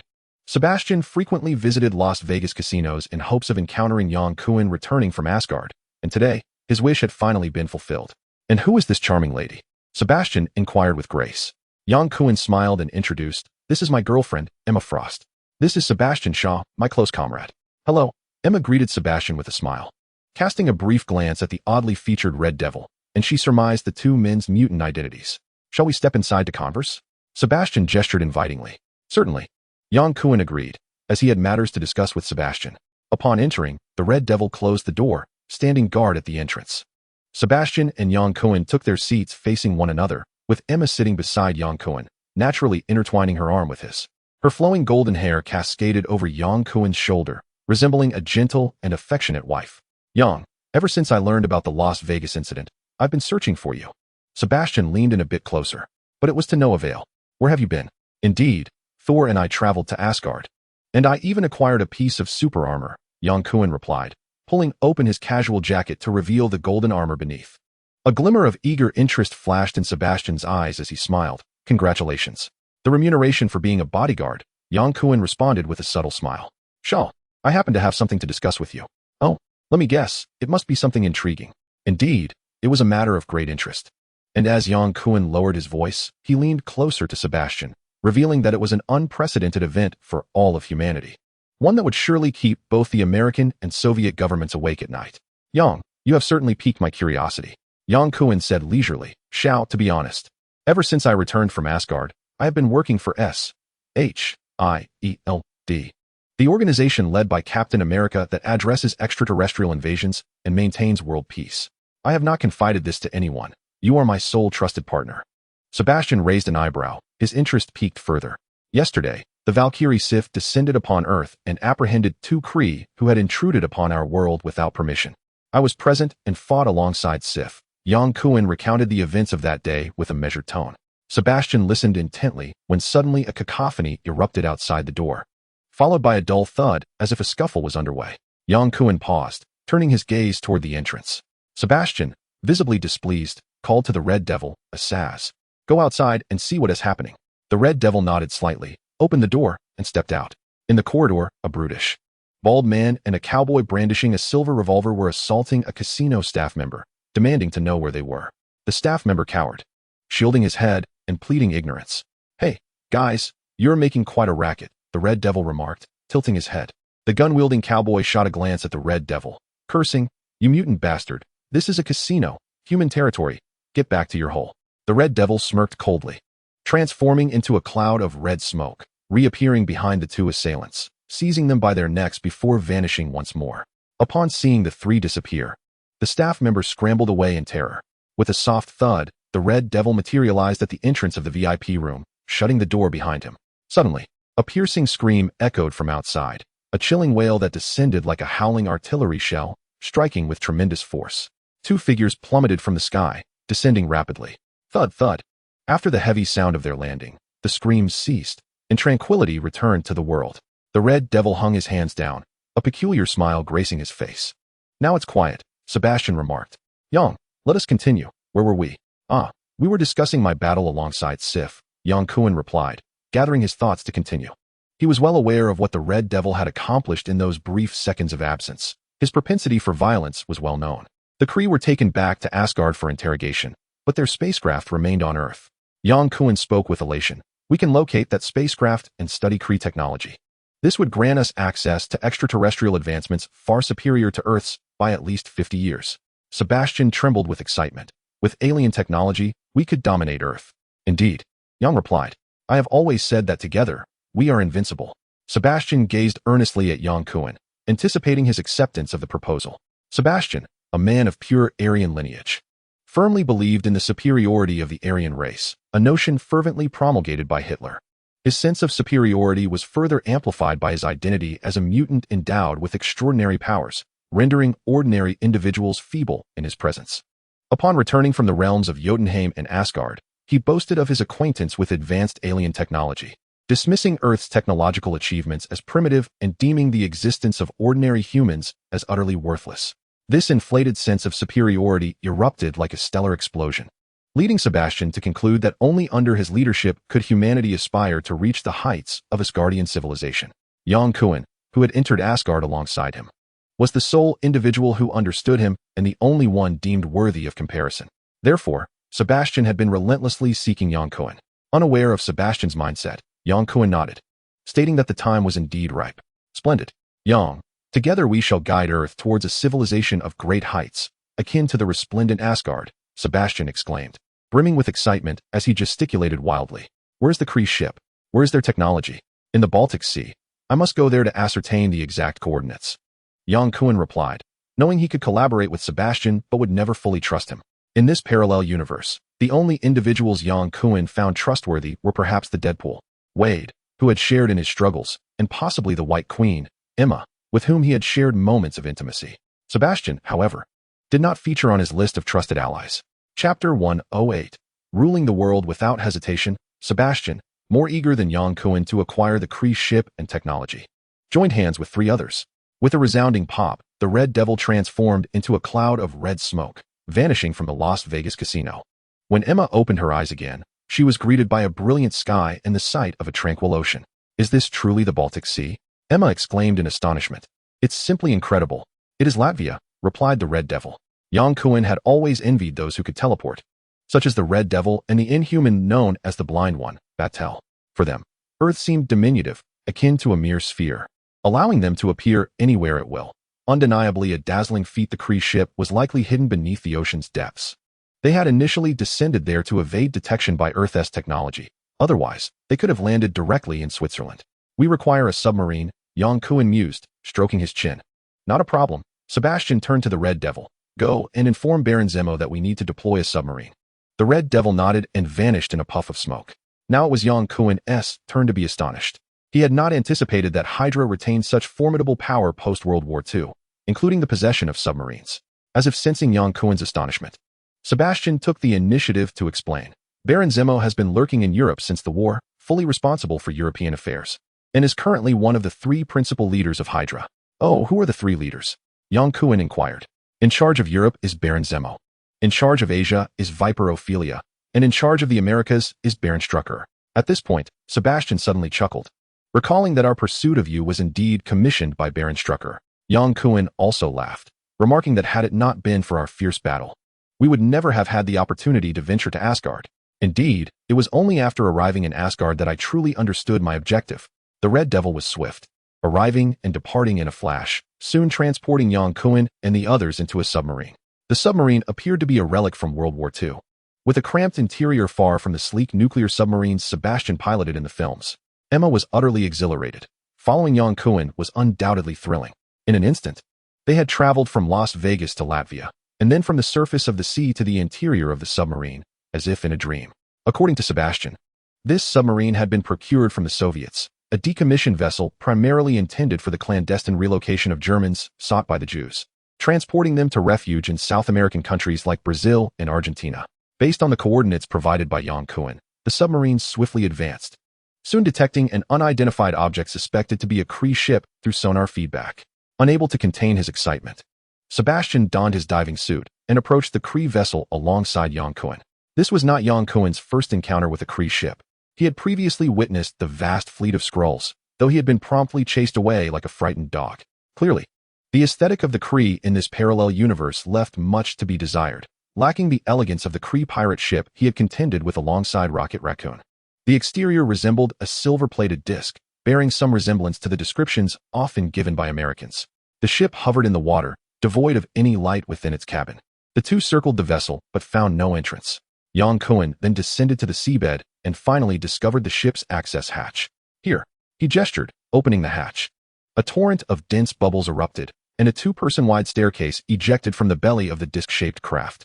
Yang Kuan and Sebastian swam into the ship in succession. Removing their damp masks, Yang Kuan surveyed the interior structure of the ship, which was slightly larger than he had anticipated. After all, this was merely a small vessel used by the Kree for intergalactic travel, likely lacking the capability for long-distance journeys through wormholes. Perhaps this was why Karu and Val felt secure leaving this craft in the depths of Earth's oceans. Had it not been for Yang Kuan's interrogation revealing the ship's precise coordinates, it would have been exceedingly difficult to stumble upon this alien vessel purely by chance. The Kree spaceship is divided into 4 distinct zones: the operations zone, the power zone, the dining area, and the resting quarters. The operations and power zones occupy the uppermost level, while the dining and resting areas are situated in the middle. The entrance, located at the lowest point, is where Yang Kuan and Sebastian made their entrance. As they proceeded into the operations zone, Yang Kuan shed his cumbersome diving suit and took his place at the main control console, his fingers dancing nimbly across the controls to activate the spaceship. Sebastian, taken aback, inquired, "You can pilot this?" Yang Kuan nonchalantly replied, "I learned from the Asgardians," choosing not to divulge that his skills were honed under the tutelage of his partner. Rocket Raccoon. The spaceship powered up its energy shield, slicing through the ocean with remarkable swiftness, virtually bypassing any acceleration phase as it soared out of the atmosphere in the blink of an eye. "Wow!" exclaimed Emma, who was fiddling with the periscope, barely managing to utter a sound before the vessel vanished completely from view. A sense of melancholy washed over her. Would Yang Kuan truly depart and never return? Once they breached the atmosphere, Yang Kuan deactivated the spaceship's energy shield, transitioning from stealth mode to standard hover mode to conserve energy. This Kree starship, utilizing antimatter energy, could not be replenished with current Earth technology. Every bit consumed was a bit less available, necessitating prudence. The blue planet loomed close, radiant like a disk, and the view of Earth from space exuded a surreal beauty. Sebastian, hands clasped behind his back, gazed silently at the sparkling globe, his expression oscillating between exhilaration and tranquility. Retrieving his gaze, he pointed towards the viewport and said, "Yang, standing here and looking down at Earth, doesn't it feel as though all of humanity is beneath our feet? Do you not sense a regal authority? True dominion entails being revered by all, yet here we stand, unseen by anyone. You are right. We must compel all to look up to us. We shall guide Earth towards a higher civilization," Sebastian declared emphatically, his resolve unwavering. Nothing could impede them. With arms crossed and stroking his chin, Yang Kuan posed a question. "Shaw, what are your plans? How about instigating a third world war?" Sebastian replied with a dark smile. A nuclear war between the US and the USSR could engulf the globe in chaos, allowing us mutants to rise as Earth's sovereigns. Yang Kuan shook his head. "I do not believe nuclear war is a prudent idea. It would only lead to the annihilation of Earth. Shaw, you must understand that nuclear conflict would precipitate a nuclear winter, resulting in a drastic global temperature drop, making survival impossible even for mutants." Sebastian locked eyes with Yang Kuan. "Yang, do you have a better idea?" "Shaw, seizing control of Earth need not involve war. That is the most costly and least rewarding approach. Hitler's methods are outdated." Yang Kuan articulated confidently. "We possess extraterrestrial technology far surpassing Earth's, and by leveraging financial strategies, we can dominate the political landscape of major nations, compelling the entire world to bow before us." Chapter 109. The Fall of the Cosmic Cube. Henry Kissinger once proclaimed that whoever controls oil governs all nations. Whoever wields the power of currency issuance controls the world. Our objective is to dominate both energy and finance. Sebastian raised an eyebrow, inquiring, "Who is Kissinger?" Yang Kuan slapped his forehead, nearly forgetting this detail. In this era, Kissinger had yet to enter politics and was likely teaching at some university. Thus Sebastian had naturally never heard of him. Perhaps the existence of this figure in this parallel universe was even questionable. "A scholar," Yang Kuan replied vaguely. Sebastian nodded in agreement, recognizing the validity of this statement. Although the Germans possessed an inflated sense of self-worth, they were not obstinate. They were adept at heeding the opinions of others. Otherwise, Yang Kuan and Sebastian would have long since parted ways, making any joint pursuit of a common goal impossible. However, we must first develop our advanced technology. At the very least, we need to launch a communication satellite. We shall possess operational efficiency and an organizational structure surpassing that of any earthly government. Yang Kuan was thoroughly weary of the 1950s devoid of mobile phones and the internet. With the acquisition of the Krillian's advanced spacecraft, his mind was incessantly preoccupied with the idea of launching satellites and hastening the advancement of this technological frontier. Yang Kuan's vision and experiences were far beyond the comprehension of those who lived in the era of World War II. Even if Sebastian had encountered the advanced technology of Asgard and held an extreme reverence for it, his sense of superiority was of little consequence. Lacking a systematic scientific framework, Sebastian had no sense of direction in technological development. He was at a loss for where to begin, resorting only to the primitive notion of inciting a nuclear war between the United States and the Soviet Union to achieve his ends. In Yang Kuan's view, Sebastian's plans were utterly flawed. If they obliterated the Earth, where would they source delicacies and beauties? Without such pleasures, what distinction was there between being human and a mere fish? After an in-depth discussion, the two reached an unprecedented consensus. Unbeknownst to them, Yang Kuan had become the architect of the entire plan, while Sebastian assumed the roles of listener and executor. As they maneuvered the spacecraft into stealth mode and re-entered the atmosphere, they established contact with the submarine in the Baltic Sea region. Emma and the Red Devil disembarked from the submarine and boarded the spacecraft by the shores of Latvia. "Ah!" Emma exclaimed upon seeing Yang Kuan, rushing into her boyfriend's embrace. In a soft voice, she confessed, "I thought I would never see you again. When you flew away, my heart went with you." "Silly girl." Yang Kuan affectionately kissed Emma's forehead. "How could I ever bear to leave you behind? Come, let me teach you to pilot the coolest spacecraft in the solar system." Emma's face instantly brightened with joy as she eagerly followed Yang Kuan. The Red Devil surveyed the spacecraft's structure with curiosity, possessing the ability to traverse dimensions. He had encountered every weapon from aircraft carriers to submarines, yet this was his first experience aboard an alien vessel, which filled him with both wonder and a sense of reverence. Previously, when he had fought alongside Yang Kuan, the four of them had besieged Yang Kuan alone, failing to subdue him and even suffering the loss of Whirlwind, which had left the Red Devil quite humiliated. He originally held a disdain for Yang Kuan, yet upon witnessing Yang Kuan effortlessly maneuvering an alien spacecraft, he couldn't help but feel a twinge of admiration. Indeed, those revered by Shaw possessed extraordinary abilities. What is Ms. Emma Frost's power? Sebastian inquired politely. He had always adhered to the notion that mutants were one family, especially since Emma Frost was Yang Kuan's girlfriend, prompting him to be even more courteous. Yang Kuan turned around, smiling as he replied, Emma's ability is telepathy. She has recently awakened her powers and is still in the training phase. By the way, Shaw, what is the situation with Hydra? We have a cooperative relationship with Baron Zemo and Viper. Strickland has been evading us in South America, seemingly wary of our intent to seize the Tesseract from him. The Tesseract is in his possession? Yang Kuan asked, excitement evident in his voice. The Red Devil personally handed it to Strickland, and it should still be with him. However, we lack influence in South America and cannot pinpoint Strickland's location. Even SHIELD is unable to track him down. He truly excels at hide and seek. Sebastian queried, has the U.S. government also taken notice of the Tesseract? In truth, it was Thor's warning. You know the Tesseract serves as a two-way portal. Aliens could utilize it to invade Earth. With Earth's current technology, we are utterly incapable of resisting an extraterrestrial onslaught. Sebastian nodded, refraining from further comment. His thoughts mirrored Yang Kuan's. On one hand, he wished to harness the immense energy of the Tesseract, yet on the other, he feared the reactivation of the time portal, a classic case of wanting to use it, but simultaneously fearing its use, leaving him quite conflicted. Does Hydra possess a dedicated research department? We require aerospace talent to manufacture satellites. Sebastian frowned. While Hydra is not lacking in soldiers, it is nearly devoid of researchers. After World War II, both the US and the Soviet Union divided all of Germany's scientific achievements, including rockets and atomic bombs. All the researchers were repatriated to serve their respective nations. Yang Kuan scratched his head. With neither funds nor personnel, this poses quite a dilemma. We could resort to abduction, the Red Devil suggested. Indeed, a straightforward and crude approach. Yang Kuan shrugged. Do we have any intelligence? Yes, I am aware that Dr. Zola is imprisoned at a military base in Georgia, USA, along with many scientists who once served Germany. I have personally witnessed this information, and it is infallible. Dr. Zola? Yang Kuan suddenly chuckled. I have actually met him before.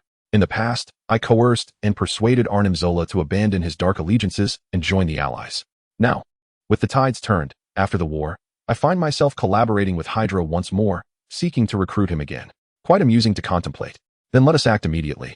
Bring the red tank, and we shall rescue Dr. Zola. Sebastian, never one to dawdle, swiftly resolved to launch an assault on the U.S. Army military base. With the formidable red tank in tow, Yang Kuan piloted the Kree spacecraft to soar above the Benning military base in Georgia, USA. In an instant, 4 individuals teleported to the ground, leaving Emma aboard the ship to keep watch. Initially, Emma was eager to join the mission, having traveled with Yang Kuan from New York to Las Vegas and then to Latvia, only to miraculously return to America. The purpose of this return was drastically different.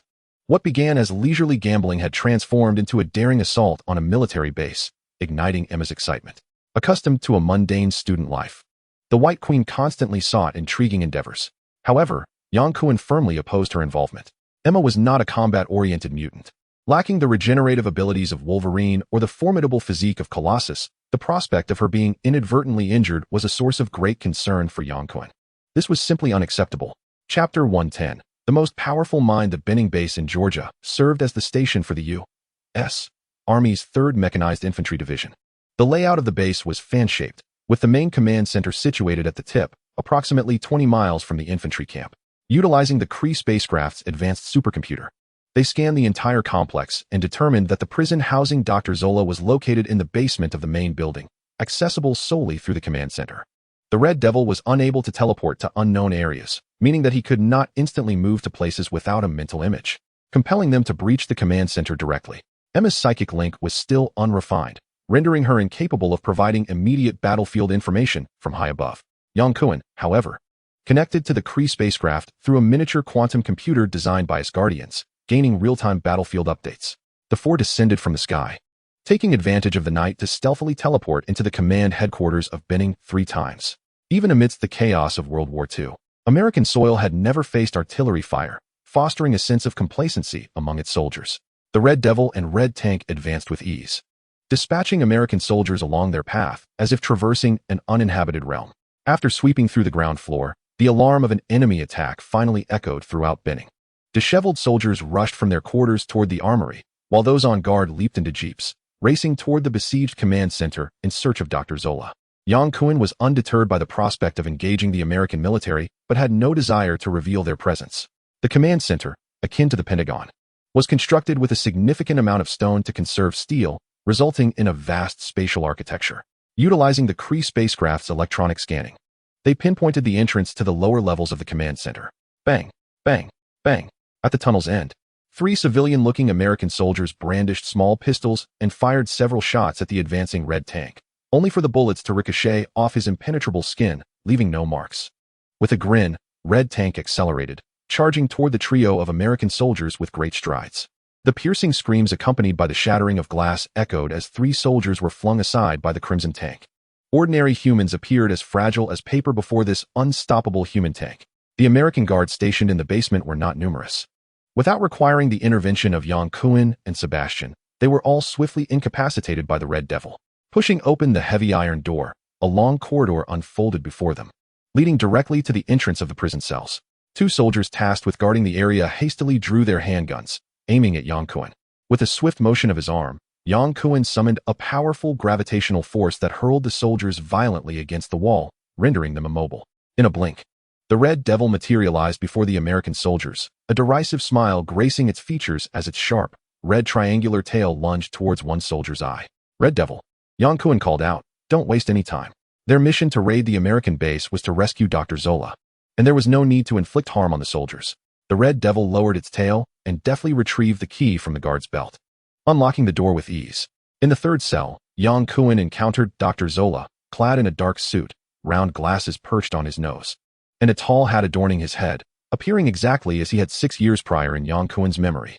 Dr. Zola, it is a pleasure to see you again. Yang Kuan greeted with a smile. Dr. Arnim Zola strained to recognize Yang Kuan's features, astonished. It's you. How did you end up here? Doctor, I am here to take you out of prison. Yet upon facing the open cell door, Arnim Zola hesitated, a puzzled expression crossing his face. Who exactly are you? Sebastian chuckled softly, replying, Hydra. You have joined Hydra? Zola began, but before he could finish, Sebastian waved his hand, and the Red Devil stepped forward to grip Zola's shoulder. In an instant, the 5 of them transformed into a swirling red mist and vanished. When Arnim Zola opened his eyes again, he found himself in the control room of a Kree spaceship. Is this Hydra's new aircraft? Zola inquired, gazing in astonishment at the unfamiliar instruments. Realizing that during his 6 years of confinement, Hydra had developed such advanced technology. Yang Kuan smiled and explained, this is alien technology, a Kree ship from the large Magellanic Cloud. Zola's excitement surged as he exclaimed, have we discovered extraterrestrials? Have aliens visited our Earth? We have always been under the scrutiny of aliens. Compared to the highly advanced extraterrestrial civilizations, we humans are still in our primitive stage, having yet to set foot on the moon. Then how did you acquire the spaceship? The Asgardians took the Kree, leaving behind this vessel, which I have now commandeered. This will be our flagship moving forward. Yang Kuan approached Arnim Zola, saying, Doctor, welcome back. We need your intellect and wisdom. I can accept your invitation, provided you allow me to study this ship. Zola's eyes sparkled with excitement, his youthful visage radiating enthusiasm as if he had stumbled upon Solomon's treasure. Of course, that is not a problem. You are welcome to reside aboard the ship. The process of persuading Dr. Zola unfolded unexpectedly smoothly, elevating Yang Kuan's spirits. This former technological prodigy of the Red Skull stands as one of the premier intellects in the Marvel Universe, comparable to the likes of Iron Man Tony Stark and Beast Hank McCoy. In the cinematic realm, he preserved his consciousness through electronic technology in the 1980s, achieving the goal of immortality. The insights derived from his Zola algorithm culminated in a program that posed significant challenges for SHIELD, ultimately leading to its disbandment. Dr. Zola, consumed by his obsession with alien technologies, paid no heed to the plans articulated by Yang Kuan and Sebastian, prompting the two to reluctantly abandon their discussion. Men conquer the world, while women conquer men. Emma exhibited no interest in global domination. Once the novelty of the alien spacecraft wore off, she found it rather mundane. Leaning on Yang Kuen's arm, she softly expressed her hunger for dessert. Yang Kuen extended an invitation to Sebastian and the Red Devil Red Tank for dinner, to which all three happily acquiesced, leaving Dr. Zola's whereabouts unexamined. Regardless, Yang Kuen had already synchronized the quantum computer in his head with the spacecraft, granting him control no matter Zola's location, and he felt no obligation to keep the doctor company on the ship. After relishing an extravagant Italian meal in Naples for nearly 3 hours, Yang Kuen and Emma returned to New York, thoroughly satisfied. Emma did not mention returning home. Yang Kuen was aware of her strained familial relations and was content to indulge in their intimate world. Chapter 111. A firm stance. The incident of the mutant organization assaulting the Benning Army base in Georgia was swiftly reported to the Secretary of Defense. Secretary George Marshall immediately briefed President Truman, who promptly summoned Colonel Steve Rogers, the head of S.H.I.E.L.D.,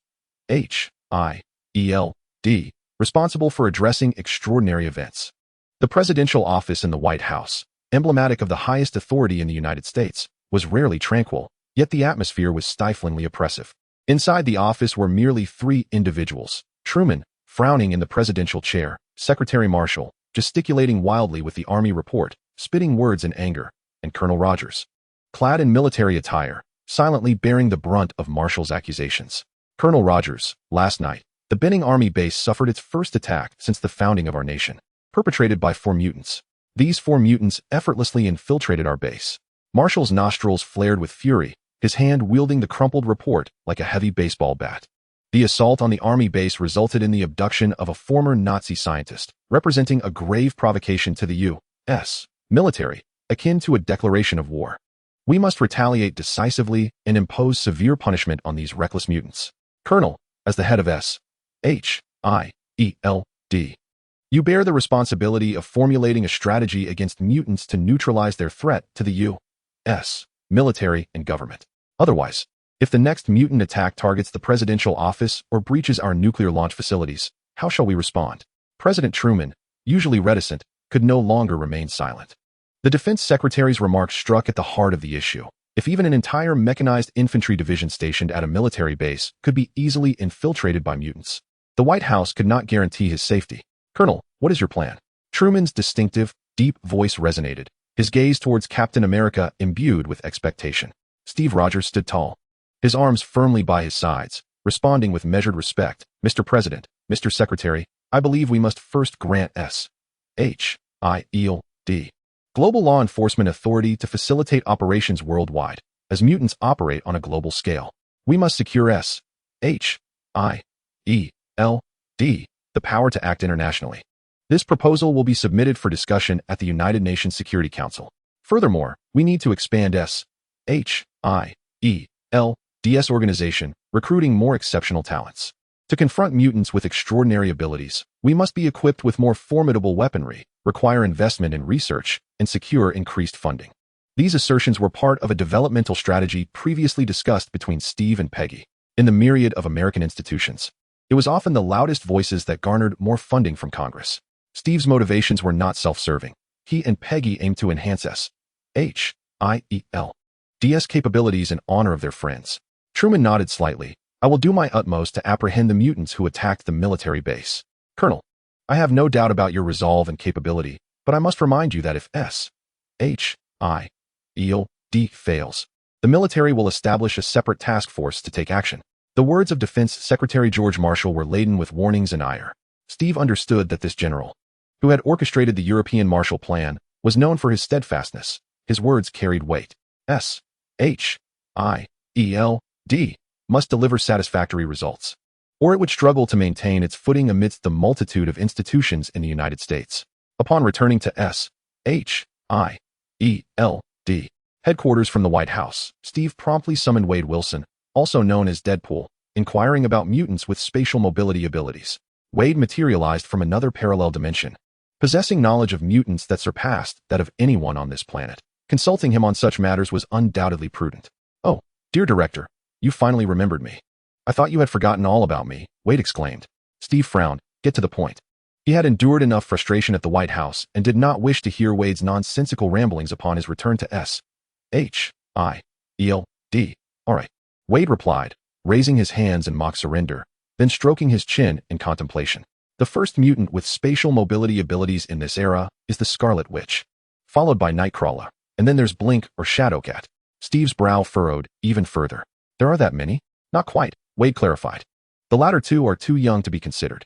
The most likely candidate is the Scarlet Witch, that girl, often seen with a pine tree tail, falling into a candy jar, has always been an ally of the Black King. She might even have joined HYDRA. In any case, she is not to be underestimated. The Black King? Steve inquired, puzzled. The ruler of the Hellfire Club, an ambitious individual, harbors dreams of mutant supremacy over the world. This man possesses the ability to absorb various forms of energy, yet he cannot withstand the swift blade of Deadpool.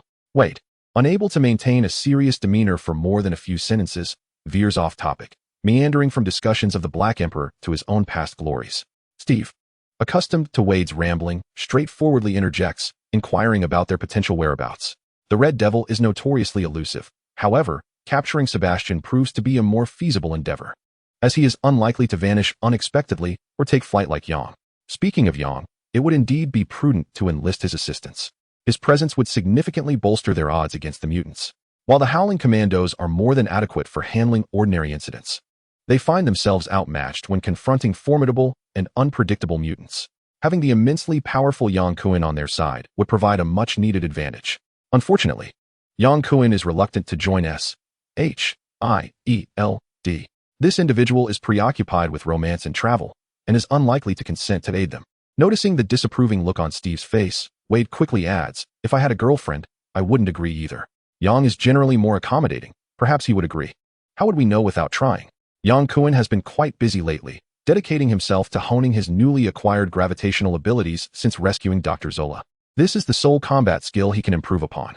The virus's unpredictable mutation characteristics render it impossible for Yang Kuan to train his physique like Goku or Vegeta from Dragon Ball.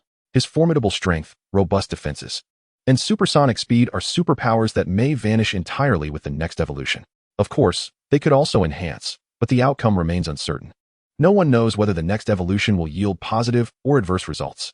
Having obtained superhuman abilities through the injection of the virus, each evolution brings forth alterations.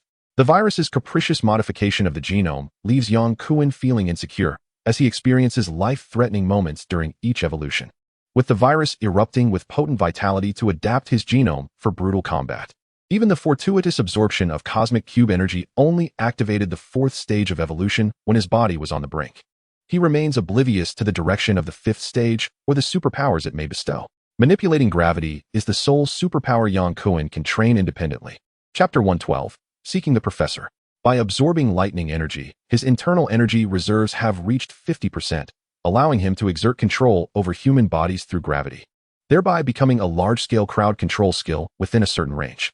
His primary focus lies in enhancing his protective fields, anti-gravity, and multiple gravity control, all of which are incredibly practical combat skills.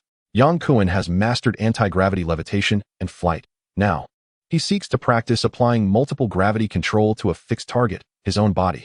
An ordinary individual can momentarily withstand gravitational forces ranging from 7 to 10 times that of Earth. However, enduring more than double the gravitational force is unfeasible. Prolonged exposure to such pressure may result in internal bleeding and subsequent demise due to the stress it exerts on vital organs such as the liver, gallbladder, and lungs.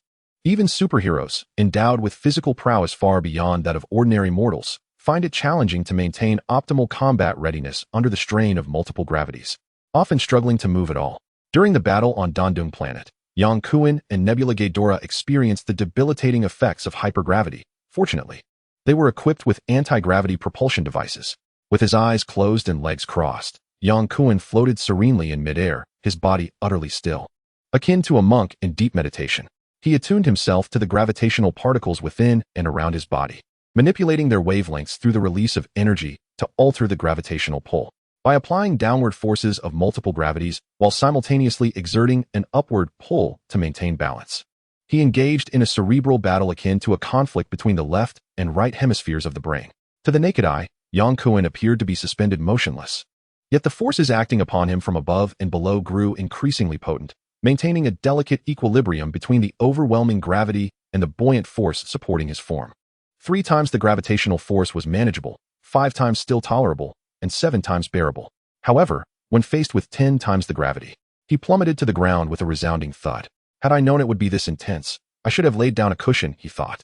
The tenfold gravity exceeded the threshold of the gravitational support he could muster, shattering the balance and sending him crashing down, his rear colliding with the wooden floor. It seemed that 10 times gravity was his current limit. As the weight lifted, Yang Kuan reflexively sprang up, nearly colliding with the ceiling. Suddenly, the jarring sound of a telephone rang out, disrupting the moment. With a swift gesture, he summoned the old-fashioned black telephone towards him. His girlfriend, Emma, had gone to school, and having spent the past few days training his abilities aboard the spacecraft, he had just returned to the apartment when the call came in, most likely from Emma. With excitement, he answered the phone, only to discover it was Steve on the other end. "Yang, I need your assistance with something." Steve, with his forthright demeanor, wasted no time in expressing his intent directly. What issue could possibly be beyond the capabilities of S-H-I-E-L-D? Yang Kuan replied with a smile. Technically, Yang Kuan had distanced himself from S-H-I-E-L-D, previously maintaining the title of consultant out of respect for Steve. After aiding in the resolution of the inhuman incident, he had made it clear that he would no longer accept missions from S-H-I-E-L-D. The fact that Steve reached out now indicated the seriousness of the situation and underscored how much S-H-I-E-L-D valued Yang Kuan's abilities. A flicker of delight sparked within him, and he resolved that, should the matter not be overly burdensome, he would lend his assistance. Steve's tone turned grave as he succinctly recounted the assault by mutants on A.U.S. Army base, highlighting the firm stance of the President and the Secretary of Defense. He expressed a hope that Yang Kuan could help apprehend the perpetrators. Upon hearing Steve's opening line, the smile vanished from Yang Kuan's face. Incredibly, among the 4 mutants that the American government and S-H-I-E-L-D are pursuing, one of them is indeed himself. Although Yang Kuan is not a mutant, he is the mastermind behind the plan to rescue Dr. Zola. Had Steve encountered the subtle shifts in Yang Kuan's demeanor face-to-face, he might have detected a hint of the truth. During the phone call, however, he was entirely preoccupied with relaying intelligence, oblivious to the slight fluctuations in Yang Kuan's tone, which had remained notably subdued. Neither Deadpool nor Captain America anticipated that Yang Kuan would align himself with the mutants. It seemed utterly incongruous. Yang Kuan has always considered himself human, never once claiming to be a mutant, much like Deadpool. Deadpool, too, is a product of human modification and does not exhibit the overt genetic traits of a mutant. Finding a mutant capable of teleportation is indeed a formidable challenge. Wade speculated that it was highly likely to be the Red Devil. Yang Kuan felt a shiver run through him. Despite Deadpool's often frivolous demeanor, he proved to be surprisingly astute at critical moments. "Is it possible you plan to apprehend the Red Devil? We have yet to devise a strategy." Yang Kuan levitated the telephone, pacing a couple of steps while holding the receiver, and said, "Steve, it's not that I am unwilling to assist, but this matter is exceedingly time-consuming, and I cannot be of help." "I understand, Yang. I apologize for the interruption." Upon ending the call, Yang Kuan gestured, allowing the telephone to gently return to its rightful place, settling quietly on the bedside table. The trio of Sebastian, Red Devil, and Red Tank seldom operated within the United States, and given their combined prowess, S-H-I-E-L-D's current capabilities would be insufficient to overcome them, posing little cause for concern. However, the deteriorating attitude of the American government and military towards mutants is worthy of scrutiny. Inside the brightly lit S-H-I-E-L-D headquarters in Manhattan, a multitude of neatly arranged desks were filled with personnel pertaining to the very essence and standing of S-H-I-E-L-D. All members had their leave revoked, convening at headquarters to analyze and process intelligence and data regarding the mutant assault on the Army base. In the director's office, Steve hung up the phone, his brow furrowed. Yang Kuan's refusal to accept his invitation was expected, yet surprising. He had anticipated that Yang Kuan would once again take up arms and fight like a soldier, only to be met with disappointment. He declined. Peggy Carter, clad in her fitted military attire, broke the silence. Indeed, Yang does not support the plan to apprehend the Red Devil, believing it will consume an excessive amount of time. "We must strike against the mutants. This is the very purpose of our existence in S-H-I-E-L-D. Intelligence indicates that some mutants have allied with Hydra, infiltrating its upper echelons to participate in decision-making. This presents a new challenge for S-H-I-E-L-D. Steve felt a sense of helplessness. He feared neither challenge nor combat, yet battling an unseen enemy proved exceedingly vexing. "Wade," Steve turned to his teammate, who was fiddling with a Browning pistol in the corner. "Do you have any suggestions?" Wade pulled the safety catch, listening intently to the mechanical click before contentedly placing his weapon into the holster at his waist. He then responded to Steve's inquiry. Finding the Red Devil is quite simple. One only needs to locate the professor first. Steve and Peggy exchanged glances, both inquiring simultaneously. Who is the professor? The professor is also a mutant, albeit a benevolent one. Well, baldness and partial paralysis do not count. In this era, Charles should neither be bald nor incapacitated. Locating him would lead to any mutant on Earth. Even those hidden beneath the glaciers of Antarctica would not escape Charles's intellect. Where is he? Well, perhaps at Oxford, or maybe at Cambridge or Harvard. I am unfamiliar with this parallel universe. If you wish to find him, it would be prudent to act swiftly. Chapter 113. The Black Queen Selena. The defense secretary was aggressive, and the president's earnest expectations placed substantial psychological pressure on Steve Rogers, who bore a heavy burden. Years of battling Nazis and Hydra proved ineffectual against mutants. To confront a mercurial adversary, one must first ascertain their whereabouts. Wade's two suggestions appeared viable, representing Captain America's optimal course of action. Peggy, gather information on the professor. Wade and I will procure details on the Hellfire Club. We shall split up. Very well, Peggy nodded in agreement. Should we bring Logan and Victor? No need. Wade and I suffice. Wade tilted his head, raising his right index finger. In fact, I alone am sufficient. Hey, Steve chuckled, dismissing Wade's arrogance. He had long been immune to Wade's incessant banter. Dressed in his blue combat uniform and bearing his vibranium shield, Steve Rogers transformed from the director of S.H.I.E.L.D. into the beloved American superhero. Captain America, invigorated by the shift. After acquiring a vehicle, Steve took the driver's seat and inquired of Wade, "Where's the Hellfire Club? Are you serious? Did you grow up in Queens?" Wade exaggeratedly exclaimed. "It's Brooklyn," Steve corrected with a serious tone. "The Hellfire Club is in Queens?" "Certainly not. It resides in Manhattan."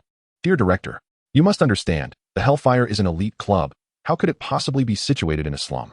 Steve remained unperturbed, calmly asking, "Have you been there?" Wade sighed dramatically. "I intended to go, but no one invited me." "I invite you." "Really?" Wade perked up immediately. "Director, have you received an invitation from Hellfire?" "Do we need an invitation, Wade? We are S.H.I.E.L.D. with global law enforcement authority." Wade muttered softly. "It seems the president hasn't approved yet." If Deadpool's sharp wit possessed a tenfold impact, in the presence of Captain America, Wade could at most muster 7/10 of his potential, with the remaining 3/10 held back out of respect for Steve Rogers' radiant charisma, preventing him from unleashing a full barrage of sarcasm. Nonetheless, this was enough to frequently ignite the good-natured Steve's temper. The daily escapades of Deadpool and Captain America in the field consist of a playful exchange of banter, until Steve is ultimately rendered speechless. The Hellfire Club was originally established in 18th century England, with the aim of providing entertainment that challenged contemporary moral standards, as well as methods to reinforce the economic and social standing of its members. In the 1780s, prominent members of some clubs relocated to the New York colonies and founded a new Hellfire Club, gradually evolving into a playground for the American elite. The club's headquarters is situated in a once-abandoned cathedral, located at the intersection of Manhattan and Brooklyn. The imposing structure retains the majestic appearance of a cathedral, with an array of vehicles parked out front, bustling with a vibrant crowd. Above the main entrance's circular archway hangs a red flame insignia, flanked by stone columns engraved with a black trident. For guards clad in black tuxedos stand at attention on either side of the stairs, seemingly meandering but actually maintaining vigilant surveillance over the flow of visitors. Steve and Wade park their vehicle not far from the entrance and walk side by side toward the doorway. A guard, nearly as tall as Steve, steps forward to block their path, sternly declaring, "No entry for strangers. We are from the Department of Strategic Homeland Defense and Security, here on official business. Please cooperate." Steve replies. The guard remains unyielding, asserting that this is the Hellfire Club, and not even the CIA director could enter freely. "Hey, buddy, open your eyes. Don't you recognize us? You don't know me? Just look at my awesome combat suit," Wade exclaims, pointing to his red mask. "Behold, I am Deadpool, and this is Captain America." "I know you are the superhero Deadpool," the guard responds. "That's great, but I cannot allow you entry." "Then we shall enter on our own," Steve declares, delivering a powerful punch that sends the obstructive guard flying, swiftly incapacitating the remaining 3 guards with ease, straightening his attire as he strides up the stone steps. "Oh dear Director, how delightfully violent you are. I must say I enjoy it," Wade chirps, trailing eagerly behind. Pushing open the heavy wooden doors, melodious music wafts into their ears, revealing a scene filled with statuesque blonde beauties in revealing attire, and dapper gentlemen engaged in fervent discussions while raising their glasses and toasts, an embodiment of opulent revelry. Countless stunning women and an inexhaustible supply of drink epitomize the essence of the Hellfire Club. As Wade walks along the plush Persian red carpet, he matches Steve's pace. His neck twisting in every direction, his eyes feasting upon the sights. He feels his gaze is insufficient, leaping from one fair maiden's alabaster bosom to another's pert backside. His eyes yearning to explore. Stepping into the grand hall feels like crossing into another realm, free from the nuisance of petty underlings. Steve surveys the surroundings before making his way toward the staircase leading to the second floor. Upon reaching the corner, a man in black descends, blocking the staircase. Captain America. The man in black, his expression devoid of emotion, coldly stated, "We are the Department of Strategic Defense and Security, commonly known as S.H.I.E.L.D. Bring forth your leader. I require his cooperation for an investigation." The opposing party, clearly not a mere lackey, compelled Steve to reveal his identity. "I am Cardinal Harry Land," he declared. The man in black arrogantly tilted his chin upward, regarding Steve with disdain, as if he were an inconsequential figure. Wade stepped forward, surpassing Steve's position, and remarked, "Cardinal, that hardly suffices. Summon your king and queen to meet us." Harry Land scoffed, "The Black Queen has no time for you. Depart now, and I may overlook your trespass into the Hellfire Club. I shall leave once I obtain the answers I seek. Until then, stand aside," Steve retorted, his arms suddenly surging with force as he pushed Harry Land aside and ascended the stairs. Enraged, Harry Land spread his palm, and instantly, two blazing flames ignited within his grasp. He was swift, yet Wade was swifter, his gleaming vibranium blades slicing through the air, poised against Harry Land's throat. "Little one, do not move," Wade warned. "Captain America, is this how you treat your superior?" A melodious, crisp voice resonated from an upper room, clear and close to the ear. Steve shouted, "He obstructs my official duties. Are you the highest authority of Hellfire?" "Indeed," came the reply, as a woman clad in a form-fitting leather ensemble emerged from the central room on the second floor. Although petite in stature, she exuded an undeniable presence. "I am the Black Queen, Selene, ruler of the Hellfire Club." Chapter 114. Clue. Before the imposing figure of Captain America, the diminutive Black Queen Selene resembled a kitten. Needing to lift her chin to meet Steve's gaze, Selene unwaveringly locked eyes with Steve, suddenly blinking rapidly, her green irises flashing with a strange red glow. Steve was struck by a sudden, piercing pain in his head, as if a drill had penetrated his mind. Alarmed, he let out a low growl, fighting against the unexpected onslaught. Wade, noticing Steve's distress, rushed forward, brandishing his vibranium blades, and demanded, "Mental assault?" The red light in Selene's eyes gradually faded as she withdrew her mental probing from Steve. She had gleaned little information. Steve's mental fortitude was formidable, effectively shielding him from her scrutiny. "You are all mutants," Steve nearly shouted, his voice laced with intense emotional turmoil and a hint of anger. Anyone would be incensed by a mutant's mental intrusion, especially since he and Wade were investigating the recent assault on a U.S. Army base by mutants. It was difficult to dismiss the possibility that this petite Black Queen was allied with the Red Devil Wade had mentioned. "I merely sought to ascertain your intentions," Selene replied nonchalantly. Retracting her gaze, Selena turned and walked back into the room, with Steve resolutely following her. Wade, fearing that Selena might launch another mental assault, hurriedly trailed behind Steve. The Dark Bishop also closely followed them into the chamber. It was an antiquated study, adorned with a splendid, multicolored patterned carpet, while towering bookshelves, reaching heights greater than Steve himself, were densely packed with an array of books. "What brings Captain America and Deadpool to Hellfire?" the Black Queen Selena inquired, seated regally upon a high stool. "We're here to locate someone. A mutant," Steve stated bluntly, his demeanor devoid of pleasantries, his gaze fixed unwaveringly upon Selena, his expression as rigid as a frozen potato. He was incensed, nearly falling victim to Selena's earlier ambush. "Who?" "For mutants, one of whom has a crimson complexion, a long tail, and the ability to teleport, known as the Red Devil." Selena shook her head. "I have not heard of him," Steve retorted coldly. "These 4 mutants have assaulted a government facility and are wanted by the U.S. government. If you withhold information, you will share in their guilt. Are you threatening me?" "I am warning you," Steve replied, stepping closer to Selena, his imposing figure looming over the Black Queen like a volcano ready to erupt. "Your earlier mental assault can be construed as an attack on me, and I have the right to detain you." The Dark Bishop Harlan scoffed. "Then do try. Do you wish to test that, darling?" "This time I shall not hold back," Wade declared, his hands skillfully spinning, conjuring a swirl of silver light as he approached Harlan with heavy footsteps. The fireball in Harlan's palm grew increasingly large, its flames shifting from red to a purplish hue, locking onto Wade's form, poised to unleash its destructive potential. "Harcease," Selena interjected at an opportune moment, halting the Dark Bishop's offensive. The Hellfire Club served as a gathering place for the elite, where many affluent members sought collaboration and revelry, utterly unwilling to witness a brawl within their sanctuary.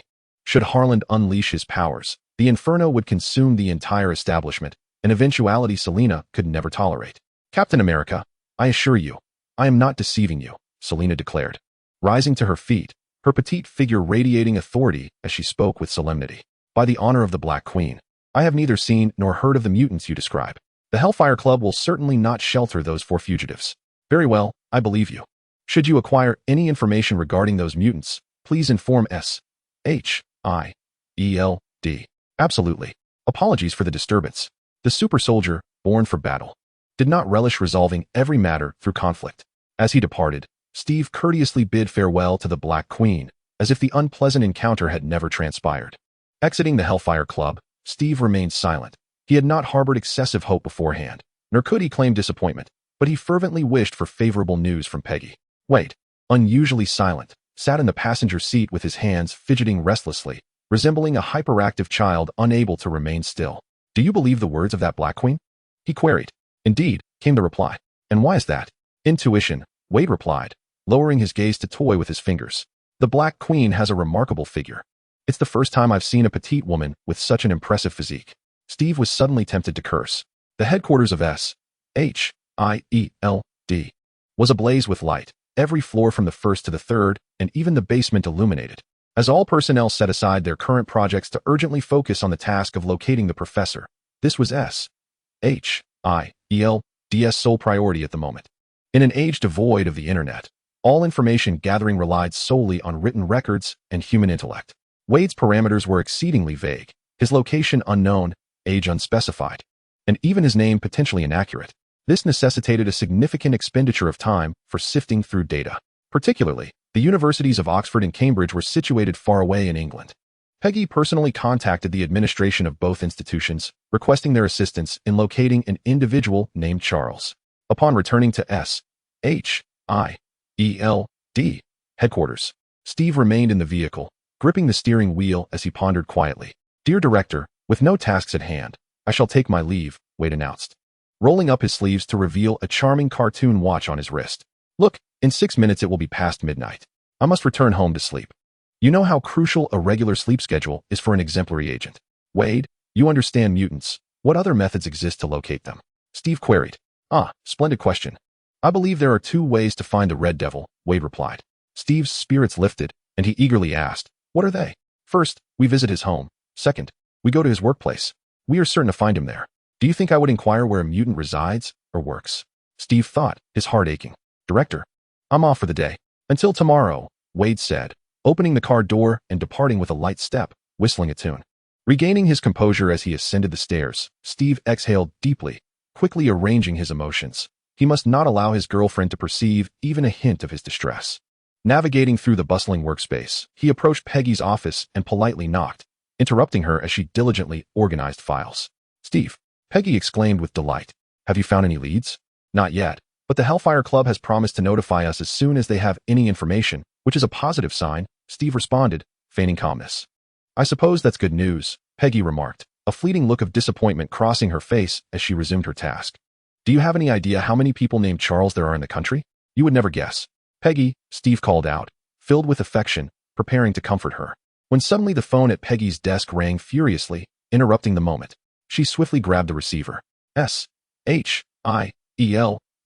This is Peggy Carter. Is it? Have you found him? Apologies, please hold on a moment while I take note. Oxford University, Genetics, Charles Xavier. All right, I understand, thank you. As she hung up the phone, Peggy swiftly tore off the sticky note and stood up, smiling at Steve. I have found a clue. I am heading to London immediately. I will accompany you. No, you must remain here. S.H.I.E.L.D. needs you. Peggy grabbed her coat and gently kissed Steve on the cheek, saying, wait for my good news. Chapter 115. The Tan family. The azure planet radiated a gentle glow, its blue and white hues reminiscent of an impressionistic landscape painting, exuding a fantastical and captivating light. This was not the first time Yang Kuan had stood in outer space, marveling at the Earth's splendid colors. Each occasion left him enraptured by the allure of the blue planet, regardless of the parallel universe he inhabited. In contrast to lingering on Earth in the 1950s, Yang Kuan preferred residing aboard the Kree spacecraft, with its flickering electronic screens and the weighty texture of metal, embodying technology far beyond his era, providing him with a sense of novelty and belonging. Alongside Yang Kuan, the equally fascinated Dr. Zola had remained in the ship's cabin since his boarding, wholly absorbed in the performance of the spacecraft. Yang Kuan had advised Dr. Zola that there was ample time to study Kree ships. Yet the doctor remained impervious to such counsel, utterly immersed in his research with an almost fervent enthusiasm. Over time, Yang Kuan chose to acquiesce to his obsession. Dr. Zola, originally clean-shaven, now sported a thick beard adorning his pale, swollen face, though his eyes sparkled with excitement and intensity. This extreme focus and an almost fanatical devotion to scientific inquiry perhaps characterized Dr. Zola as one of the most formidable minds among the leading scientists. Doctor, I comprehend your fascination with extraterrestrial vessels. However, we must prioritize our tasks. Our current objective is to create and launch communication satellites to enhance organizational efficiency. While the study of antimatter energy can be refined later, Yang Kuan remarked as he exited the cockpit, addressing the engrossed Dr. Zola. You fail to grasp the significance of antimatter energy. Once we succeed in its replication, it will transform the world, Zola replied, without looking up from his calculations. Yang Kuan smiled wryly. No one on Earth understood antimatter energy more profoundly than he did. Yet the current technological capabilities of Earth rendered the production and capture of antimatter impossible. Firstly, the ultra-short, high-intensity lasers cannot be created without a Large Hadron Collider. I am confident that it will not be long before we can produce the instruments we require, Zola asserted. Doctor, how much do you know about the Tesseract? This was a question Yang Kuan had long wished to pose, but prior to World War II, he had not had the opportunity to converse with Dr. Zola. Now, as their discussion veered towards antimatter energy, it slipped forth. The Tesseract is in your possession? Zola inquired, adjusting his round glasses, his intelligent gaze illuminated with delight. Yang Kuan shook his head. I am currently investigating the whereabouts of the Tesseract. According to Sebastian, it is in the hands of Cisco. According to my research, the cosmic cube serves not only as a source of energy, but also as a key to time and space. As long as it remains in an active state, it can open a stable wormhole for traversing through time. This much I know, but what more is there? The cosmic cube is not singular. There must be many pieces. The one we have encountered appears to be but a small fragment that has been cut away. Yang Kuan raised an eyebrow, suggesting that there could be other extraterrestrial beings who possess larger cosmic cubes. This possibility cannot be dismissed. It seems that the presence of the cosmic cube on Earth is indeed a source of calamity. With a furrowed brow, Yang Kuan stood up, concluding the discussion about the cube, and returned to the cockpit to set the flight coordinates and speed, as well as to activate the energy shield and cloaking mode upon entering the atmosphere. Dr. Zola had devoted excessive time to studying the spacecraft, significantly hindering the satellite project. Yang Kuan was eager to return the doctor to a life on solid ground. The spacecraft landed in Saitama Prefecture in the Kanto region of Japan, precisely at the location of the Hydra Asian headquarters as indicated by Sebastian. Doctor, it's time to go, Yang Kuan reminded Zola as he opened the spacecraft's hatch. Reluctantly, Doctor. Zola followed Yang Kuan out of the power system area. Yang Kuan first floated out through the open hatch, hovering in the air. Dr. Zola looked around nervously and asked, Do I need a parachute? No need, Yang Kuan replied, gesturing with his hand, causing Dr. Zola to levitate into the air. How did you do that? What device are you using? Dr. Zola inquired with curiosity. In the mind of a scientist, the immediate response is technology rather than superpowers. Anti-gravity flight, Yang Kuan replied nonchalantly, effortlessly manipulating the gravitational field to keep Dr. Zola's body stable in flight. Yang Kuan had no desire to be seen as a magician or to attract the attention of onlookers, so he activated the protective field to refract light and maintain their invisibility. Conversely, it was Dr. Zola's first experience of physical flight, and he found it highly intriguing. The two descended in front of a cotton spinning factory, which indeed belonged to the Yashida family, as Sebastian had mentioned. Yang Kuan couldn't help but smile. Hydra was adept at concealing its presence, having infiltrated Japan and taken control of prominent families and their enterprises, proving to be as resilient as ever. The guards at the factory entrance, noticing the two men's refined attire and distinguished demeanor, especially their incomprehensible yet sophisticated English, did not dare to be negligent and promptly led them to meet the family head. Japan's industrial infrastructure was nearly obliterated during World War II, leaving it in ruins. However, owing to the rivalry between the United States and the Soviet Union, Japan was supported by the U.S. as a bulwark in Asia, resulting in significant economic development. The Yashida family, meticulously selected by Hydra, flourished rapidly, merging with several powerful companies to become the largest family in the Kanto region. Hydra's decision to base its headquarters far from economic and political centers in Kanto was a strategic choice to conceal its strength and develop discreetly. Under the guidance of the guards, Yang Kuin and Zola met the somewhat youthful heir of the Yashida family, Shinjin Yashida, on the 5th floor of the factory building. The name Shinjin possesses an aura of authority, yet such dominance is nowhere to be found on the youthful and naive visage of Yoshida's future heir. The slender young man exhibited an exceedingly humble demeanor in the presence of Yang Kuin and Zola, betraying a subtle hint of trepidation. Yang Kuin harbored no fondness for the Japanese. Were it not for the Hydra headquarters being situated here, he would have been disinclined to venture into the land of the rising sun. Where is the viper? Yang Kuin inquired directly. Sir, you jest. There are no snakes. No vipers here, Yoshida replied with a slight bow, his English rather halting. Yang Kuin narrowed his eyes, warning, the consequences of deceiving me are dire. And you cannot bear them. I truly do not understand what you mean by viper, Yoshida stammered. Oh, really? With a swift motion, Yang Kuin raised his wrist, sending Yoshida Shinjin's frail body crashing against the ceiling, only to plummet down heavily moments later. Cough, cough, cough. Yoshida lay on the floor, repeatedly coughing. Do you recall now? Yang Kuin pressed. I truly do not understand, Yoshida gasped, struggling to speak. Yang Kuin placed a foot on Yoshida Shinjin's head and said in a low voice. Would you understand better if I mentioned Hydra? I do not know, Yoshida replied, a hint of defiance in his voice. Yang Kuin activated the headpiece adorning his forehead, linking the quantum computer to the ship's systems, conducting a thorough scan of the entire factory, and soon uncovering the secret underground chamber concealed beneath the building. As anticipated, Hydra's headquarters lay below ground. Aside from the guards at the factory entrance, Yoshida Shinjin was devoid of any security detail. Yang Kuin lifted him effortlessly as if he were a mere chick, manipulating the gravitational forces to suspend him in midair as they proceeded to the entrance of the underground chamber, requiring no effort from the future heir of the Yoshida family.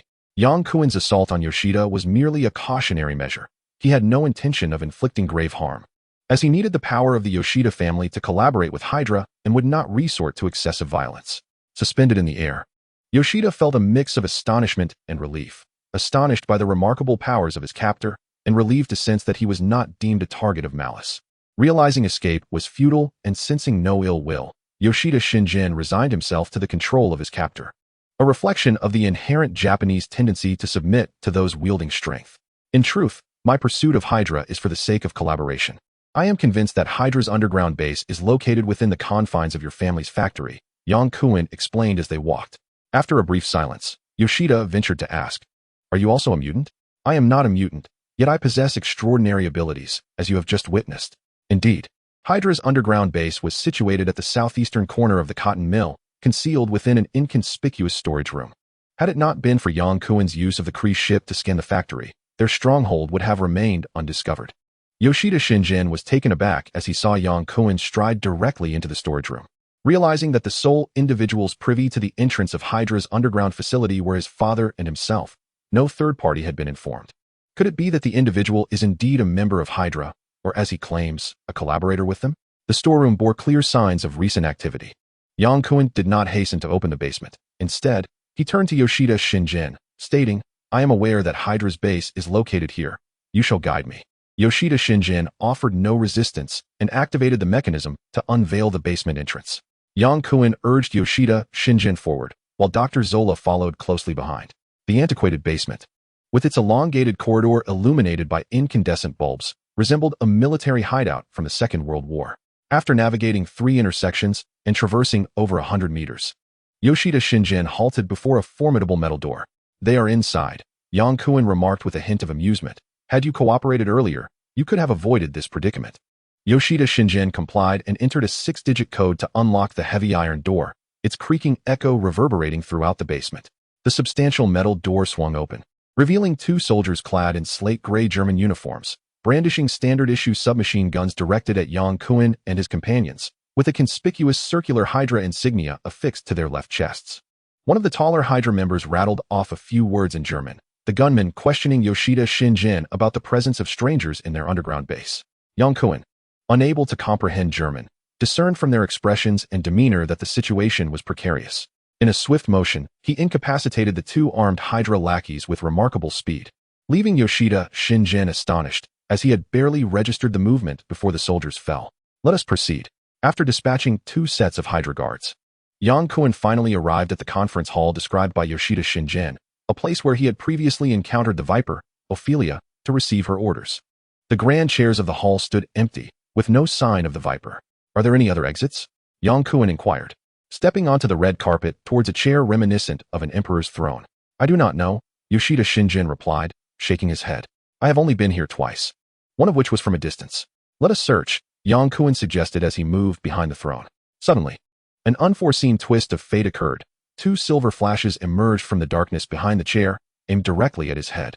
Yang Kuan's reflexes kicked in instinctively, allowing him to evade the katana's silver gleam, stepping back 2 paces to signify his lack of malice. The assailant, clad in tight black garb and masked, was relentless, brandishing twin swords, each strike targeting Yang Kuan's vital points. Yang Kuan accelerated, evading the masked warrior, and with a swift motion, he pressed his palm downward, exerting 5 times the normal gravitational force upon the ninja. The assailant faltered, muscles tensed in a futile struggle against the overwhelming weight, akin to a monkey immobilized beneath a mountain. Leisurely, Yang Kuan strolled. Who are you? Where is the Viper? The ninja remained silent, with a decisive wave of his hand. Yang Kuan intensified the pressure, applying tenfold gravity. The ninja's legs trembled, finally unable to bear the strain, and with a thud, he collapsed to the ground. I shall inquire once more, who are you? The master of imitation, the cloaked ninja bellowed with the last remnants of his strength. Yang Kuan waved his hand, lifting the gravitational suppression. The master of imitation, his muscles taut like a coiled spring, leapt upward, almost reaching the ceiling of the assembly hall. In midair, he executed a graceful turn, descending softly to the ground, sheathing his twin blades, refraining from further assault on Yang Kuan. A mere glance had revealed to him that he was no match for his adversary. To continue would be to invite humiliation upon himself. I seek Viper. Sebastian Shaw sent me. Yang Kuan did not mince words, stating his purpose directly. Given the prowess of his opponent, he surmised he was dealing with an elite of Hydra, not some peripheral figure like Yasuda Takeda. Who are you? Yang Kuan, people call me Yang. What business do you have with Viper? Collaboration. Sebastian and I wish to partner with Viper. The master of imitation scrutinized Zola and Yasuda Takeda behind Yang Kuan, then remarked, they shall remain here. You will accompany me. No, they must accompany me. I must ensure their safety. This is Hydra's base. I can guarantee their absolute security. Yang Kuan retorted with a cold laugh, stating firmly, I will not allow it. They must accompany me. Summon Viper to meet me. Wait here. The master of imitation finally relented, turning to leap twice, disappearing through a concealed door behind his chair, out of Yang Kuan's sight. Takeda, Yang Kuan called without turning, feeling a peculiar sensation, as if he were playing a game of Taiko Rishiden with Takeda Shinjin. Do you know the true nature of this master of imitation? Yes, Yasuda Takeda responded softly, hurrying forward with a slight bow, explaining, I only know he is the leader of the Hand Association, working for Viper. Many sensitive matters that Hydra cannot publicly address are entrusted to him and his Hand Association for resolution. Yang Kuan smiled faintly. No wonder your Yasuda has developed so rapidly. The victor writes history, survival of the fittest. Oh, Yang Kuan was somewhat taken aback by Yasuda Takeda's response, regarding him with newfound respect. After a brief interval, the master of imitation re-emerged, accompanied by a woman clad in green from head to toe. Her hair too was green, and her gait evoked thoughts of a green serpent. You are the partner of Shaw? Viper smiled before speaking, gracefully approaching Yang Kuan. Perhaps I am also your partner. Chapter 117. The veteran discusses collaboration in the past. Sebastian Shaw had mentioned to Viper Ophelia that he had a partner, albeit without divulging too many details. Ophelia had taken note at the time. Anyone who could earn the high regard and praise of the lofty Shaw must surely be extraordinary. Upon learning from the master of imitation that someone had infiltrated the base, and that it was introduced by Sebastian, Ophelia immediately thought of the partner Shaw had mentioned. Her curiosity piqued, prompting her to come forth. A tall and powerful physique, a calm demeanor, and an air of superiority radiating from his brows. One glance at Ophelia reveals the extraordinary nature of the Asian man before her. I am Ophelia. The Viper did not flick out its crimson tongue. Instead, it offered a gentle smile and introduced itself, extending an arm in a gesture of goodwill. A beautiful name. I am Yang Kuan, but you may call me Yang. Yang Kuan reached out to gently grasp the hand of the emerald-hued beauty, then promptly released it. Ophelia continued to smile, remaining silent as she observed Yang Kuan for approximately 3 seconds. Realizing that her toxin had no effect on him, she understood that he, like Sebastian, was immune to her venom. Her initial plan to intimidate him had been thwarted. Yang, you mentioned partnership. How shall we collaborate? I would like to introduce you. Yang Kuan said, turning to gesture toward the figure of Dr. Zola behind him. This is the world's foremost intellect, Dr. Zola, who specializes in physics and genetic engineering, and formerly served as the chief scientist for Hydra's Red Skull. Dr. Zola, I have heard much about you. Zola offered a fleeting glance, showing no reaction, dismissing Ophelia's warm greeting. For a scientist fervently devoted to research, Ophelia's beauty held less significance than a mere rivet on the Krieger spacecraft. Dr. Zola and I have devised a grand plan, Yang Kuan proclaimed, surveying the four individuals present, as even Shinjin Yashida leaned in to absorb his discourse. The Communications Satellite Initiative. So far, neither the United States nor the Soviet Union has a record of successfully launching a satellite. If we act swiftly, we could attain the honor of launching humanity's first artificial satellite. Details? Ophelia expressed her keen interest. Once we launch the communications satellite, we will be able to communicate from any location on the globe, capture detailed images of targets from outer space, and enhance Hydra's operational efficiency beyond expectations. Importantly, the communications satellite boasts unparalleled advantages in military applications while also presenting substantial prospects for civilian use. Pausing momentarily, Yang Kuan continued. Consider this. The transition from landlines to mobile phones opened an immense global market. By merely producing mobile devices, we could establish a vast commercial empire. What you say is difficult for me to comprehend. However, you mentioned that even the U.S. and the Soviet Union have not managed to launch satellites. How do you plan to achieve this? An excellent question. This is indeed the crux of satellite deployment, Yang Kuan replied. Radiating the confidence of a university professor at a lectern, his demeanor poised and graceful. Our advantage over the United States and the Soviet Union lies in our ability to ascend directly into the designated orbit without the need for rocket propulsion. Shinjin Yashida interjected. What do you mean by ascending directly? Dr. Zola raised his head, his expression self-assured. We possess extraterrestrial technology that allows us to transport the communications satellite directly to an altitude of, say, 400 kilometers, and then insert it into orbit. This will significantly reduce our costs. Dr. Zola's statement was comprehensible to the three individuals present, yet the ensuing inquiries became increasingly perplexing. Extraterrestrial technology? Ophelia questioned. Indeed, it is extraterrestrial technology. To be precise, it pertains to the Kree civilization residing on one of the planets within the Large Magellanic Cloud. They traversed interstellar distances and ultimately located us. The Kree established an observation post on Uranus within our solar system to monitor the natural evolution of humanity. Recently, the Kree returned to Earth, leaving behind one of their spacecraft. Ophelia and Shidada Shinobu exchanged bewildered glances, for Yang Kuan's words were utterly astonishing, making disbelief a natural response.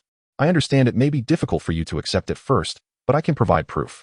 Ophelia inquired. How will you prove it? Quite simply, Yang Kuan replied. Raising his hands, let us go and see the Kree spacecraft. The five of them exited the Hydra secret base. With a flourish, Yang Kuan gestured, and the four others floated into the air, experiencing an exhilarating sensation. Ascending gradually, Yang Kuan utilized the quantum computer embedded in his forehead to deactivate the invisibility mode of the spacecraft, revealing a silver, disc-shaped flying object before them. Before Ophelia and the others could react, Yang Kuan opened the hatch and entered the ship, followed closely by the others. Moments later, the spacecraft became invisible once more, merging seamlessly with the azure sky and white clouds, disappearing entirely. Ladies and gentlemen, welcome to my abode, which also serves as my delightful vehicle. Yang Kuan proclaimed with outstretched arms, his tone filled with enthusiasm. Absolutely incredible, Ophelia murmured softly. Shidada Shinobu was rendered speechless, his excitement surpassing even Yang Kuan's initial encounter with the spacecraft. The notion of cooperation is founded upon mutual benefit established on equal footing, and Yang Kuan's invitation for Ophelia and Shidada Shinobu to board his ship was a demonstration of his formidable technological prowess. The effect was palpable. Seated at the helm, Yang Kuan announced, Ladies and gentlemen, we are about to embark on a lunar voyage. Please fasten your seatbelts. The most animated reaction came from the one who had spent the most time aboard the ship, Animu Zola, whose excitement at the prospect of traveling to the moon mirrored that of a child, trembling with anticipation. Of course. Now, let's initiate the warp drive accelerator. The Kree's robust voice echoed through the cockpit of the ship's intelligent operating system, ion concentration rising, pressure increasing. In 5 seconds, we will enter warp speed. 5, 4, 3, 2, 1, engage. The Kree's small spacecraft, under Yang Kuan's control, lacked the capability for space jumps and was designed solely for interstellar travel. Once in warp speed, the velocity approached that of light, and a moment's inattention could result in a near miss with the moon. Earth is merely 384,000 kilometers from the moon. At warp speed, They would traverse this distance in just 2 seconds, soaring past the moon into the vastness of the solar system. Oh no! The seasoned driver has encountered a new dilemma. Yang Kuan began to hastily decelerate, for if he continued to sail at such a warp speed, he would soon find himself reaching Uranus to meet the Kree. After all, this was the Kree's spacecraft. Should it be seized, he would have nowhere to lament his plight. Chapter 118. So this is the professor in a back alley off a commercial street near Oxford University in London. A persistent drizzle began, seemingly destined never to cease. The gloomy, cold wind howled at the alley's entrance, amplifying the chill in the air. Peggy Carter tightened her olive green coat and strode purposefully toward a pub adorned with a black eagle emblem. She had received a call from the university, informing her that a certain Charles Xavier, an American professor, fit the description of the mutant Professor Deadpool was seeking. Thus, she hurriedly flew from New York to London. After conferring with the university officials, she obtained Charles Xavier's profile and his published papers. An instinctive sense told Peggy Carter that this young man was indeed the person she sought. Pushing through the pub's rickety wooden door, she was immediately engulfed by the lively and boisterous atmosphere, which felt more akin to a university club than a traditional bar. Groups of students clutched their pints, engaged in spirited discussions, exuberantly celebrating their youth. Peggy scanned the crowd and soon spotted a young man at the bar whose features matched those in the photograph she had seen, currently engrossed in conversation with a blonde beauty. "A brandy, please," Peggy requested, taking a seat beside Charles Xavier and rapping the bar to catch the bartender's attention. "Hey!" Charles Xavier quickly noticed the brunette girl seated next to him. Her enchanting, voluminous waves of hair, striking red lips, and gem-like irises radiated a blend of allure and sophistication, distinctly different from the female students he had previously encountered. This was a woman of genuine charisma. His heart leaped as he concluded his discussion with the blonde regarding irises and evolution, turning toward Peggy Carter. "I don't believe we've met before. You certainly do not appear to be a student." "Indeed, I just flew in from New York," Peggy replied, maintaining an air of nonchalance. Charles raised his eyebrows in excitement. "What a coincidence. I reside in Westchester and hold a professorship at Oxford." "You're a professor?" Peggy feigned exaggerated surprise, fully immersed in her role. "Well, an assistant professor. I have yet to formally teach students. I overheard your conversation with that girl about mutation and evolution. It sounds like a fascinating subject." "Is it?" Charles leaned in closer, his excitement palpable as he spoke with fervor about his area of expertise. On this planet, mutation began with unicellular organisms, gradually evolving into the dominant forms of life capable of reproduction.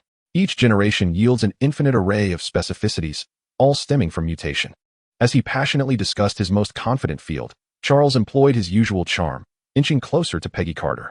"Much like your brown hair, which is a form of mutation, a captivating mutation."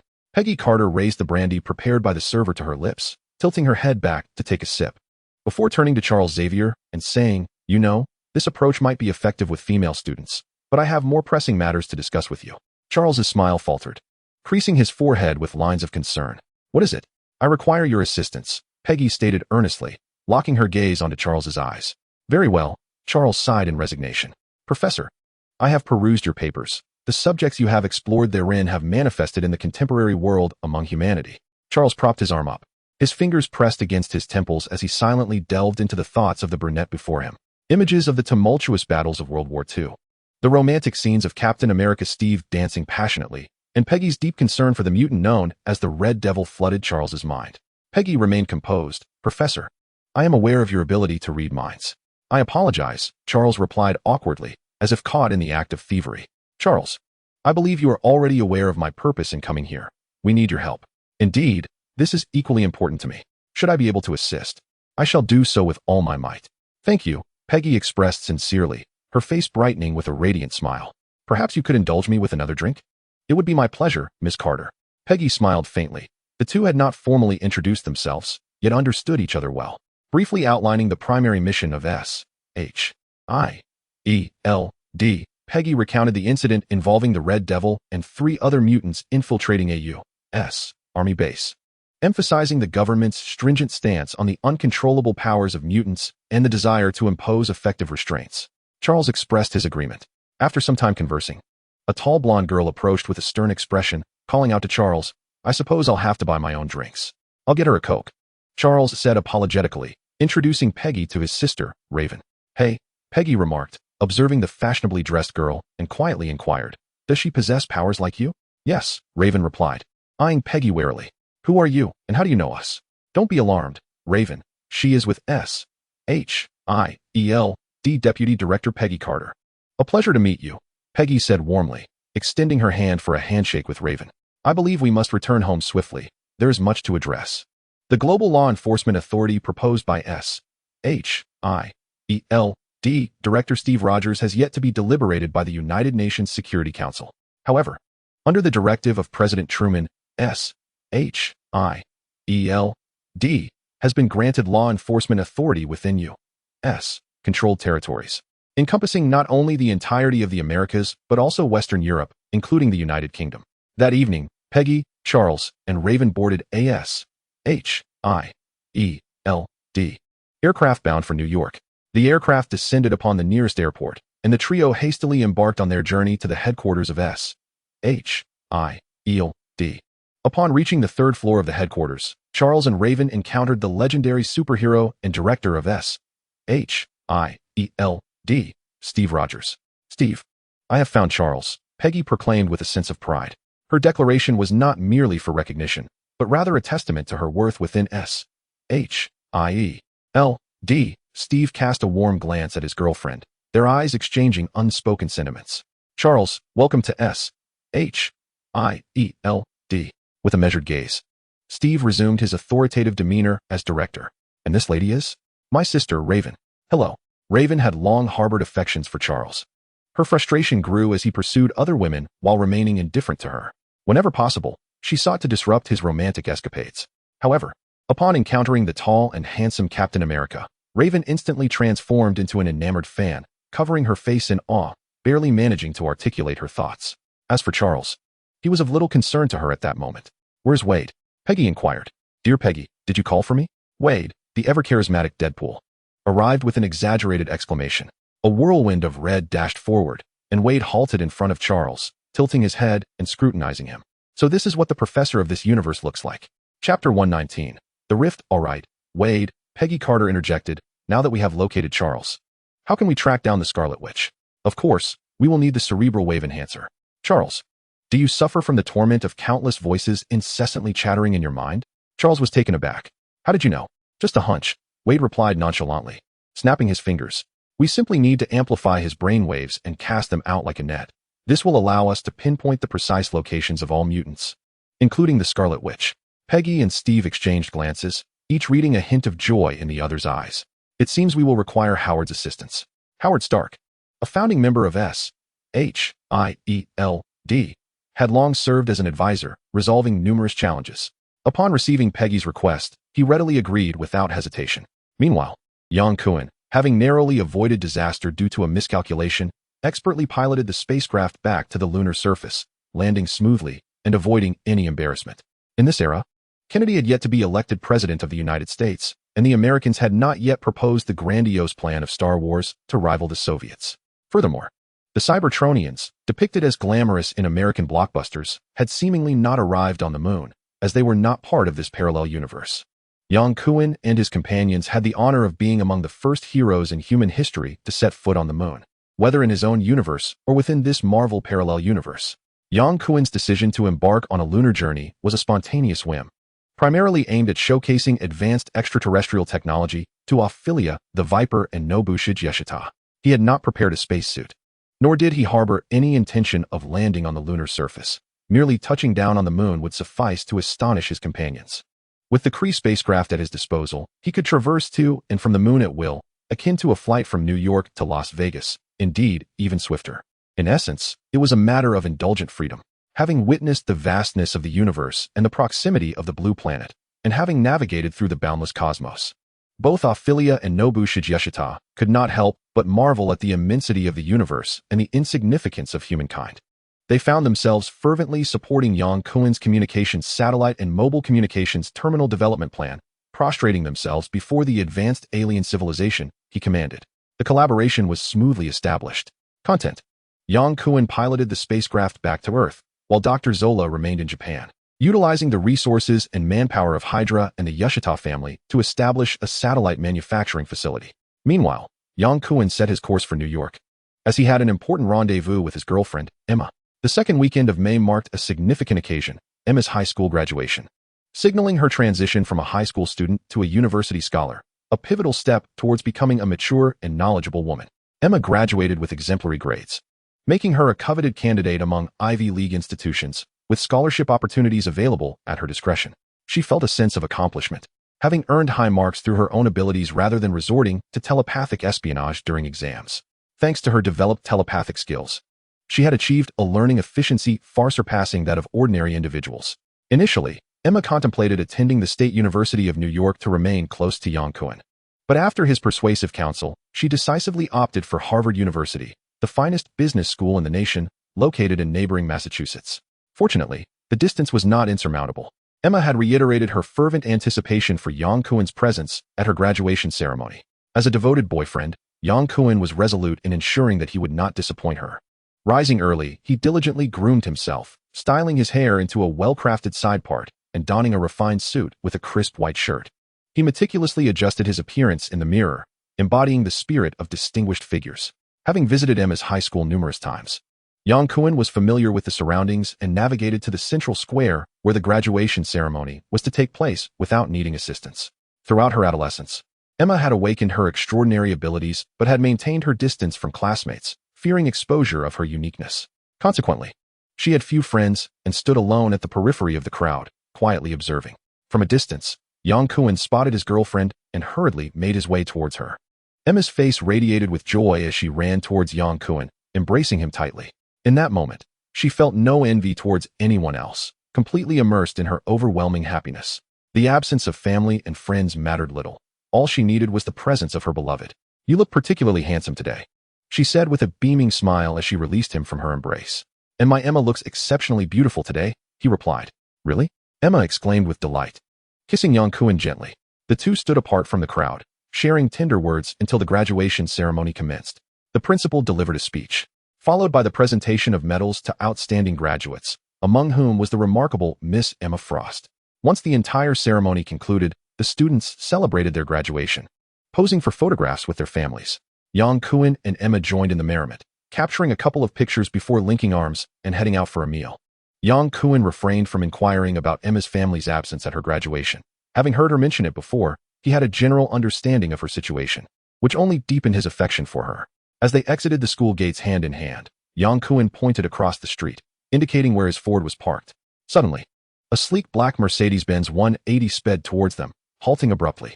The door swung open, revealing a stern-looking middle-aged man. "Emma," he called out. Emma regarded him as a stranger. Coldly responding, "Father, I am pleased to see you have graduated," he remarked. "Yes, I graduated. Why are you here?" Emma interrupted him without hesitation. The man's brow furrowed as his piercing gaze landed on Yang Kuan. "Who are you?" he demanded. "He is my boyfriend," Emma declared, gripping Yang Kuan's hand tightly and leaning against him, deliberately displaying affection to provoke her father. "This is absurd. How could you associate with a Japanese?" her father retorted, disdain evident in his tone. "Kuan is not Japanese," Emma countered vehemently. Yang Kuan spoke calmly. "Mr. Frost, I am Chinese." "Humph," Mr. Frost scoffed, scrutinizing Yang Kuan with contempt. "I do not care whether you are Japanese or Chinese. You are to stay away from my daughter. I warn you, you filthy, lowly Chinese. Do not dare attempt to extort even a penny of my daughter's inheritance." "Silence. I will not allow you to insult my boyfriend," Emma shouted at Mr. Frost, her finger pointed defiantly. "Let me be clear. I have never wished to inherit your wealth, and I do not covet it. Take your dollars and go to hell." "Kuan, let us leave," Yang Kuan said, wrapping his arm around Emma's shoulders. "Mr. Frost, if you were not Emma's father, you would already be a dead man." Chapter 120. A clean break. "Are you threatening me? How dare you threaten me?" Winston Frost seethed with rage, stepping forward to grab Yang Kuan by the collar, his voice seething with malice. In front of Emma, Yang Kuan stood still, unyielding, a cold smile on his lips. "Release me." Emma grasped Winston Frost's wrist, attempting to pry her father's hand away. After a couple of futile attempts, desperation surged within her. Her palm instantaneously transformed into diamond, amplifying her strength. Gradually, she pried open her father's grip. Winston gazed in astonishment at his daughter's extraordinary hand and arm, hardly believing his eyes. "Emma, are you a mutant?" "Indeed, I am a mutant." "Is this the moment you finally realize it?" Emma shouted in fury, shaking off her father's grip. "Kuan, we are leaving." "Stop right there," Winston barked. Exasperated, Emma halted, turning back with an icy demeanor. "What else is it, Mr. Frost?" "Very well," Winston seethed. "From this moment forth, I sever our father-daughter relationship. You shall never inherit the Frost family fortune. I never wish to see you again." I have no desire to see you either, Emma retorted defiantly. Yang Kuan, with a swift motion of his left hand, drew Winston towards him, as if the latter were ensnared by an unseen force, his body lurching uncontrollably toward Yang Kuan's palm. Winston was taken aback. As Yang Kuan lifted his hand, Winston felt a sensation of weightlessness, ascending before the astonished gaze of the driver. Yang Kuan wrapped an arm around Emma's waist, activating the Michelangelo armor for accelerated flight, all the while gripping Winston Frost's white shirt with his other hand. The anti-gravity flight, though slow in speed, proved useful for hovering. However, for Yang Kuan, who sought swiftness, it was of little significance. Emma and Yang Kuan had flown numerous times, and even without transitioning into her diamond form, she adapted well to his high-speed maneuvers. Conversely, poor Winston was experiencing flight for the first time, and his ordinary physique struggled against the overwhelming rush of air, making it difficult to breathe. The fierce currents flooded his nostrils, eardrums, and mouth, even penetrating deeply into his lungs, causing immense discomfort.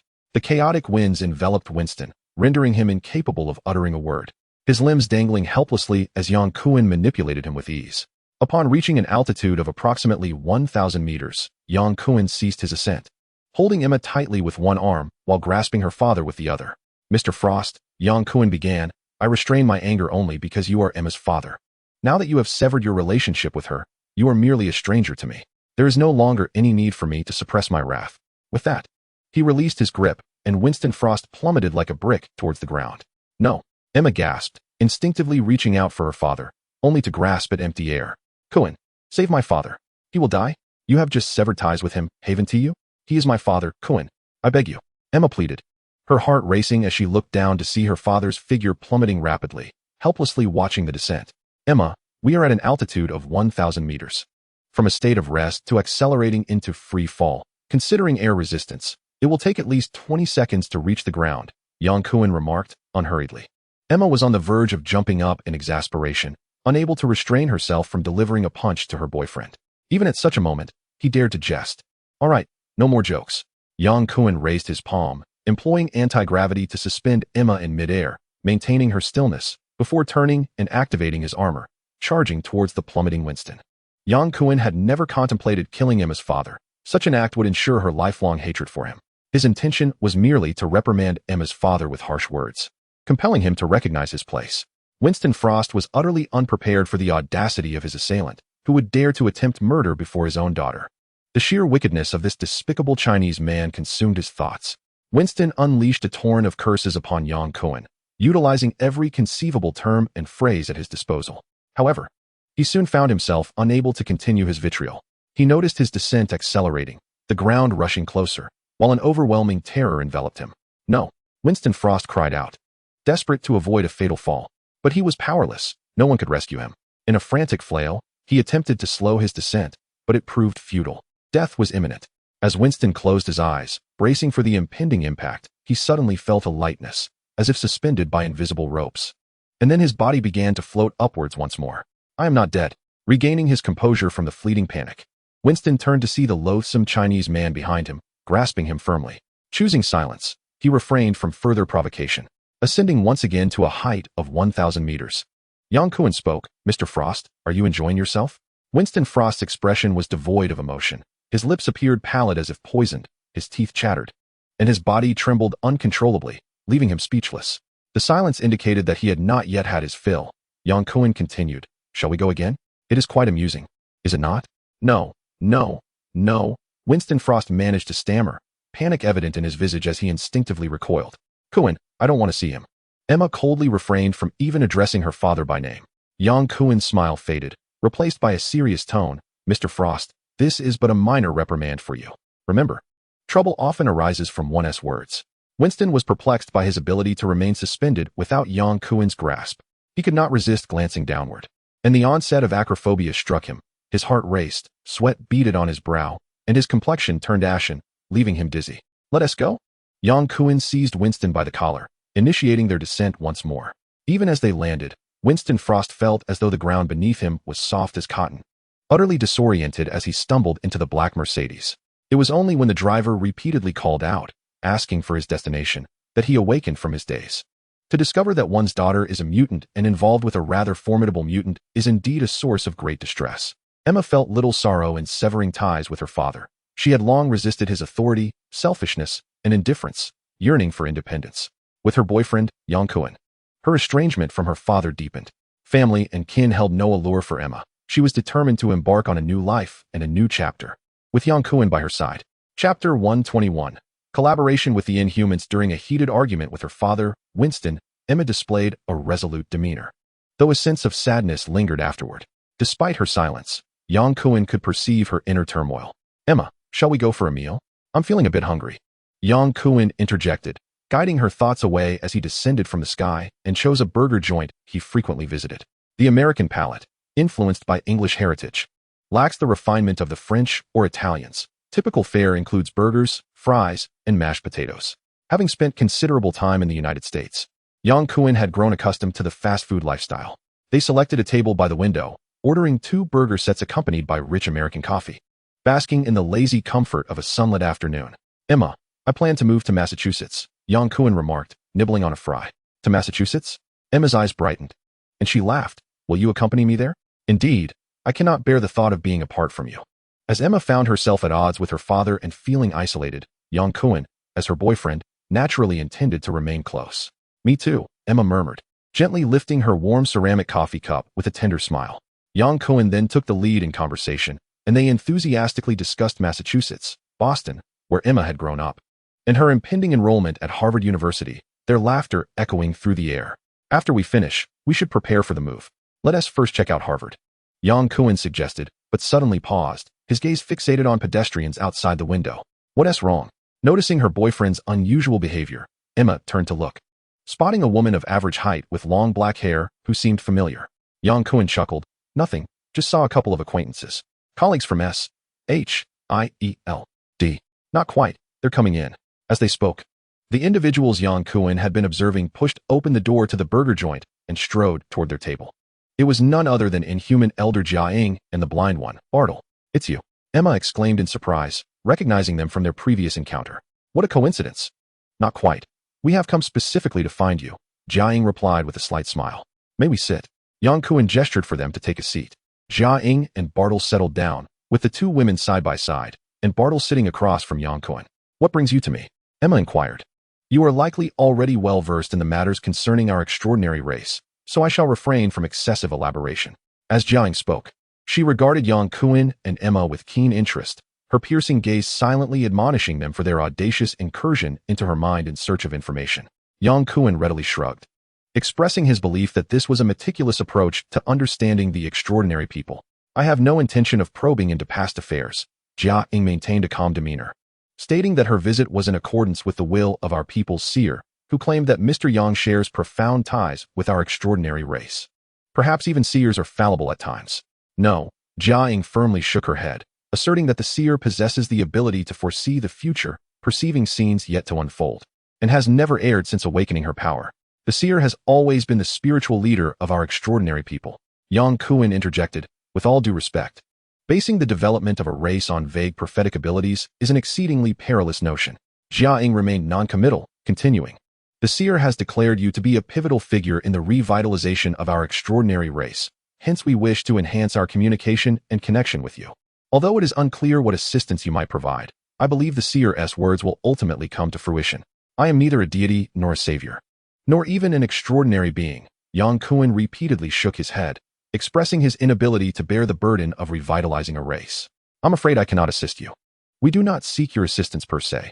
Rather, we hope to strengthen our connection so that when you find yourself in need, our extraordinary race can offer you suitable support." Jia gazed deeply at Yang Kuan, her eyes brimming with expectation. Such a sentiment indeed presents a commendable proposition. As an independent race endowed with distinctive genetic traits, the extraordinary people are bound to produce a multitude of superpowered warriors, which could serve as a formidable asset for Yang Kuan.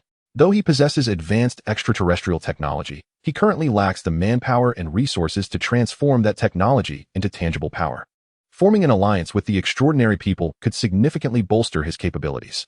Moreover, contemplating deeper, the most likely crisis facing the extraordinary race would mirror that of mutants, conflicts with humanity that could culminate in a catastrophic racial war. A scenario that does not align with Yang Kuan's strategic vision. From the perspective of fostering human advancement, Yang Kuan bears the responsibility to prevent a chaotic conflagration among the extraordinary the mutants, and humanity, thereby preserving a harmonious coexistence among the three races. Batter, whom you are acquainted with, will be responsible for facilitating communication between Mr. Yang and our extraordinary people. Batter, wearing dark sunglasses that concealed his eyebrows, nodded slightly upon hearing this. Oh, this could not be more fitting. Yang Kuan had long envied those with the ability to teleport. Batter exhibited a teleportation skill comparable to that of the mutant known as Red Devil, a remarkably practical ability that would greatly ease Yang Kuan's endeavors should he remain by his side. Is Batter also Chinese? Yang Kuan inquired, switching to Mandarin to address the tall figure beside him. Jiang introduced Batter on his behalf. Yang Kuan curiously asked, do your extraordinary people encompass numerous ethnicities? I believe I spotted individuals of African descent during the last battle. We, the extraordinary beings, have evolved through genetic selection rather than racial evolution. Jiang replied calmly, noting that there are many ethnicities, a fact Mr. Yang is likely aware of. Do you reside exclusively in the mountainous villages of China? Emma interjected suddenly, inquiring how you engage with the world and ordinary humans. We also interact with common people, establishing offices globally to facilitate the search for extraordinary beings that undergo unexpected transformations. Yang Kuan raised an eyebrow, stating that, to his knowledge, the transformation of extraordinary beings requires Terrigen crystals. Are you suggesting that the unexpected transformations imply the existence of Terrigen crystals in circulation? Indeed, the Hydra possesses Terrigen crystals, which we have been unable to recover. Hydra again. Their presence is truly pervasive. They seem to be everywhere. How much do you know about the history of our extraordinary lineage, Mr. Yang? Jiang asked with a serious demeanor. Not extensively. I gleaned some information from two Kree individuals. Yang Kuan straightened his posture as he recounted the battle with the Kree and the subsequent events, expressing remorse when mentioning the attack on the African extraordinary being. I apologize. You must understand that we were in a state of combat, and I had no choice. I understand. Their lunch was an engaging affair that lasted nearly 3 hours. Ultimately, Batel escorted Jiang back to the gathering place of the extraordinary beings and then, with a swift motion, appeared before Yang Kuan and Emma, temporarily joining Yang Kuan's team as a liaison for the extraordinary beings. Yang Kuan was elated. In this era, one feels rather awkward greeting others without the company of a teleporting superhuman. Chapter 122, Shield Agency 4. Relocating is a commonplace task for Americans and quite effortless for Yang Kuan, merely involving the packing of clothes into a Ford vehicle. He and Emma then merrily raced off to Cambridge, the home of Harvard University, renting a place, shopping, dining, and decorating their new abode. Yang Kuan and Emma were inseparable, akin to a soft, delightful sandwich, clearly embodying the essence of honeymooning couples. Batel had only visited once when they moved into their new residence, demonstrating his perceptiveness by refraining from intruding upon their intimate world. Emma had graduated high school, and with university yet to commence, she enjoyed a lengthy holiday, providing ample opportunity for road trips with Yang Kuan. Living freely and joyously, they reveled in the splendor of the world, with their Ford speeding through life's vibrant tapestry. While Yang Kuan and his blonde girlfriend indulged in endless merriment, the SHIELD agency was diligently advancing its operation to capture 4 mutants. This was the agency's most crucial and prioritized mission, with all members focused on the pursuit of mutants. Stark Industries, under Howard Stark, constructed a small signal transmission station for the SHIELD agency's Virginia division, specifically designed for the dissemination of brainwave signals. Upon completion of the brainwave device, Howard promptly informed Peggy Carter, and nearly all of the SHIELD agency's management immediately set off for Virginia upon receiving the news. Captain America, Deadpool, Wolverine, and Sabretooth represent the most formidable quartet of the S.H.I.E.L.D. operatives. Typically, they embark on missions in pairs, leading S.H.I.E.L.D. agents into action. However, this occasion is of paramount importance, as their adversaries are superpowered mutants. The 4 have gathered, poised and ready for deployment, awaiting Professor Charles to uncover the whereabouts of the mutant known as Red Devil and his cohorts. 2 aircraft descended upon the lawn adjacent to the S.H.I.E.L.D. division's radar station, where the 4, along with Charles and his sister Raven, entered the facility. Howard, without pleasantries, ushered them into a signal transmitter resembling a cocoa ball, explaining his prized invention to Steve. Ascending to the second-floor control station, a variety of electronic devices, differing in size and color, were arrayed in the center, with a surgical table-like recliner positioned before them. Above it hovered a helmet-like apparatus, adorned with a myriad of blue and white wires. I refer to this headpiece as the brain, Howard explained, indicating a black printer. When we locate the mutants, the user's brain will emit a signal, and the coordinates of the mutants will be printed on paper. Steve nodded and turned to Charles, saying, "Professor, let us commence." Charles approached, donning the helmet atop his head before reclining, striving to concentrate. "Oh, you look like a little white mouse awaiting conception, Charles," quipped Deadpool, stroking his chin. "Wait, be quiet," Steve admonished. "All right," Deadpool replied, raising his hands. "He does resemble a little mouse." Howard began adjusting the wire connections. "I believe shaving your head would yield better results." Charles quickly shook his head. "Do not touch my hair. I feel fine and am ready to begin." Raven observed Charles and the transparent helmet with curiosity, while Wolverine, Logan, and Sabretooth remained indifferent, their excitement reserved solely for battle. The task of locating someone held no allure for them. Howard moved among the various instruments, pressing buttons to activate the power and signal transmitters. Suddenly, the transparent helmet atop Charles illuminated, casting a blinding glare. "Ah!" Charles exclaimed, gasping as he gripped the armrests of the recliner, his expression one of distress. The surrounding individuals fell silent. Even the typically loquacious Deadpool refrained from making jests under Captain America's watchful gaze, idly twirling his fingers as they awaited Charles's findings. "Oh!" Charles cried out once more, his demeanor somewhat more relaxed than before. The typewriter and several scanners vibrated vigorously, commencing the documentation of the addresses of the mutants Charles had identified and the recent occurrences. A smile suddenly graced Charles's face, as the typewriter's heavy keys began to type out coordinates autonomously. "We have succeeded," Howard exclaimed joyfully, raising his fist in triumph. One after another, the coordinates of the mutants were meticulously documented. However, the whereabouts of the elusive Red Devil remained untraceable by S.H.I.E.L.D. "Found them," Charles suddenly exclaimed, a flicker of a smile gracing his lips. They were in Los Angeles, California's west coast, where 3 mutants congregated. "What are the coordinates?" Steve inquired as he approached Howard. Howard pointed to the last line of coordinates, indicating the current position of their targets. "If you act swiftly enough, you should be able to intercept them. Let us depart at once." "Wait, I sense a formidable psychic presence. She seems to have detected my intrusion," Charles cried out in agony. Raven hurriedly stepped forward to remove Charles's helmet, her concern evident. "Are you all right?" "I'm fine," Charles replied, shaking his head. "There is another psychic like me. She launched an attack, something I have never encountered before." "So, there are 4 of them?" Steve asked. "No, 5. 3 of them include the Red Devil, while the other 2 are together. They are in close proximity, but I cannot ascertain if they are allied." "Isn't that obvious? They must be together." Deadpool finally seized the opportunity to speak. "What is your reasoning? Mutants always stick together, don't they?" Deadpool looked at Steve Rogers with an expression of utter incredulity. Unfazed by Deadpool's antics, Steve waved his hand decisively. "Let us move out and apprehend them before they vanish. I will accompany you. I believe I can be of assistance," Charles stated, standing up. "They have a psychic as well." "All right, let us go." The Red Devil was indeed in Los Angeles, California, with Sebastian and the Red Tank forming an ironclad trio. They had come to the West Coast to meet the true power behind the Hellfire Club, the Black Queen, Selene. Selene had previously been stationed at the New York headquarters, but after the captain's brash intrusion, she feared further harassment from S.H.I.E.L.D. and relocated to the Los Angeles branch. Sebastian had forged a cooperative agreement with the 2 titans of Hydra. He sought to confront Baron Strucker, who was notoriously elusive, and thus contemplated leveraging the power of Hellfire to expand his influence. Chapter 123. The battle looms on the West Coast, in Los Angeles. The Hellfire Club branch bustled with life. As the second largest city in America, the City of Angels exuded a warmth that contrasted with the frenetic pace of the Big Apple. The entrance of the Hellfire Club was alive with activity, adorned with flickering neon lights, as an array of flashy German, British, and American cars filled the parking lot. Sebastian, the Red Devil, and the Red Tank entered through a discreet side door of the Hellfire Club, escorted by guards clad in black uniforms to the second-floor conference room. Unlike the New York headquarters, the California branch had been converted from a theater, imbuing the meeting room with a touch of entertainment flair. Shortly thereafter, the Black Queen, Selene, donned in a form-fitting black suit, entered alongside the Archbishop, Harland.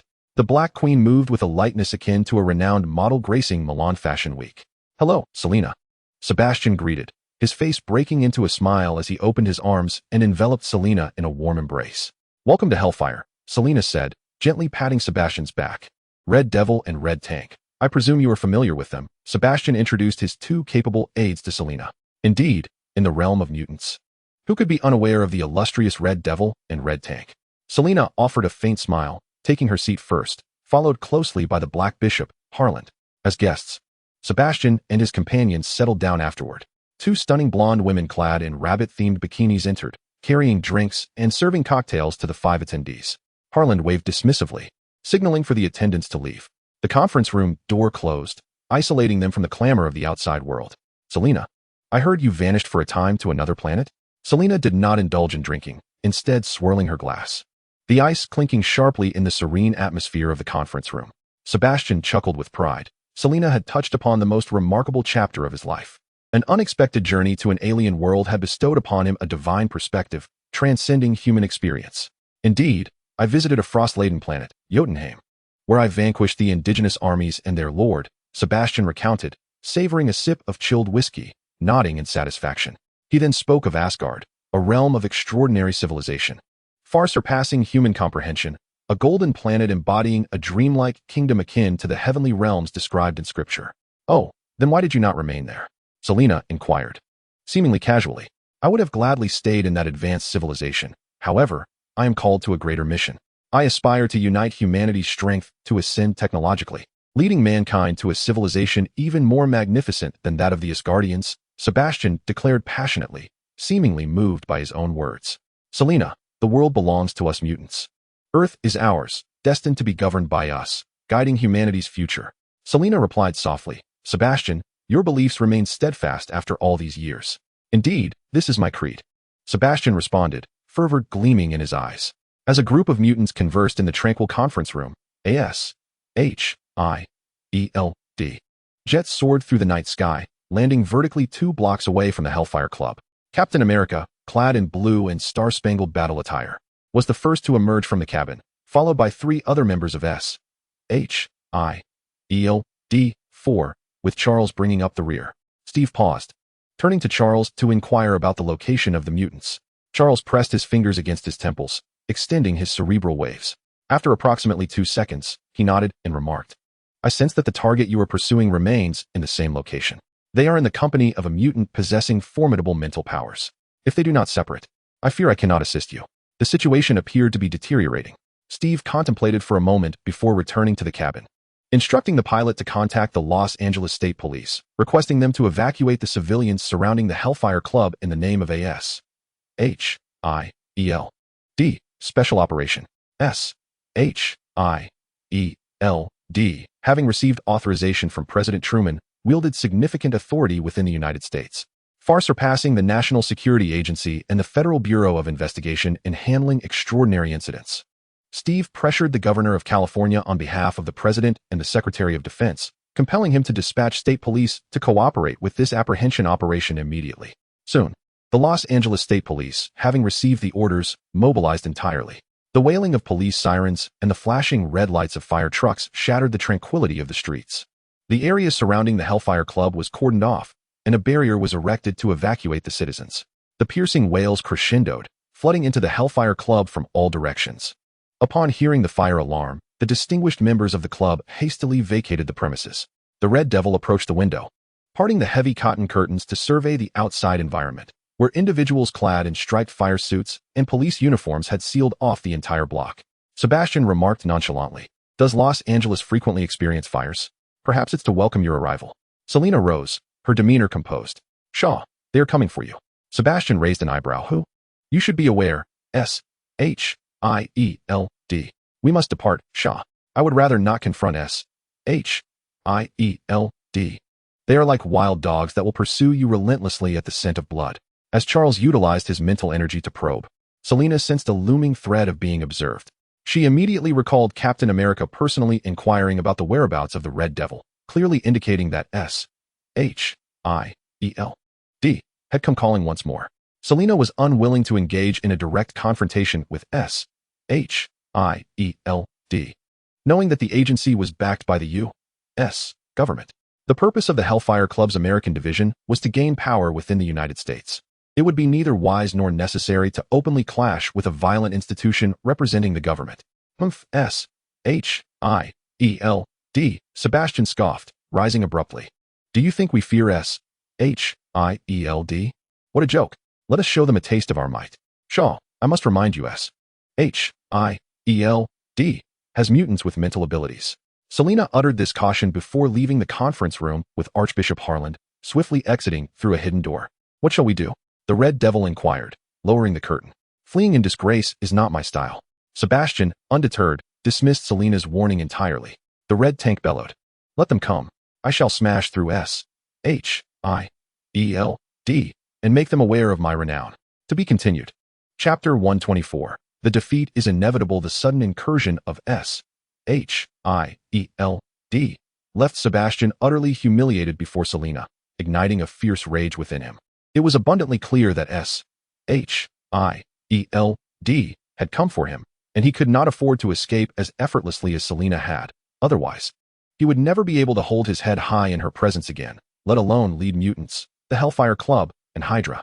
As the leader of the mutants, Sebastian was compelled to fight, and he must do so victoriously. Let us confront S-H-I-E-L-D, he declared. In a swirl of crimson smoke, Red Devil teleported Sebastian and Red Tank to the entrance of the Hellfire Club. The once bustling street was now in disarray, with terrified crowds scattering in panic. Fleeing from the site declared a fire hazard by the police. In reality, no fire had occurred. Captain America had merely requested state police assistance in an attempt to separate the powerful mutants from their intended target while evacuating civilians to prevent casualties. Sebastian swaggered down the deserted street corner, calling out loudly, S-H-I-E-L-D. A flash of red descended from a high building, landing with a flourish before Sebastian. Oh, Black Emperor, did you not think I, Deadpool, would come to apprehend you? Why do you not flee? Sebastian smirked disdainfully. Do you think you can succeed alone? Certainly not, Wade replied, gesturing behind him with a thumbs up. I have brought many comrades. They are not as easy to persuade as I am. Black Emperor, I offer you a piece of friendly advice. It would be wise to surrender, and you might retain this rather costly coat of yours. Do you know why? Because we have some formidable allies in Deadpool and the Professor, and your defeat is inevitable. Is that so? Red Tank. At Sebastian's command, the impatient Red Tank charged forth like a raging buffalo towards Deadpool. In a flash, Deadpool unsheathed his vibranium twin blades, launching himself at Red Tank. The vibranium blades clashed against Red Tank's shoulder with a resounding clang, yet did not harm him in the slightest. Red Tank grinned widely and swung his fist at Deadpool. I am Red Tank, invulnerable and unstoppable. Too slow, Deadpool retorted, effortlessly dodging the punch and landing a strike on Red Tank's forehead, which similarly failed to penetrate his defenses. Do you have metal lodged in your brain? It's that hard. The two engaged in a battle of agility and defense, their banter relentless. However, in the realm of verbal sparring, Red Tank was clearly outmatched, operating on a different level altogether. As Deadpool drew the attention of Sebastian and his allies, Wolverine and Sabretooth flanked them, while Charles, concealed in the shadows, concentrated all his mental energy on controlling Red Devil.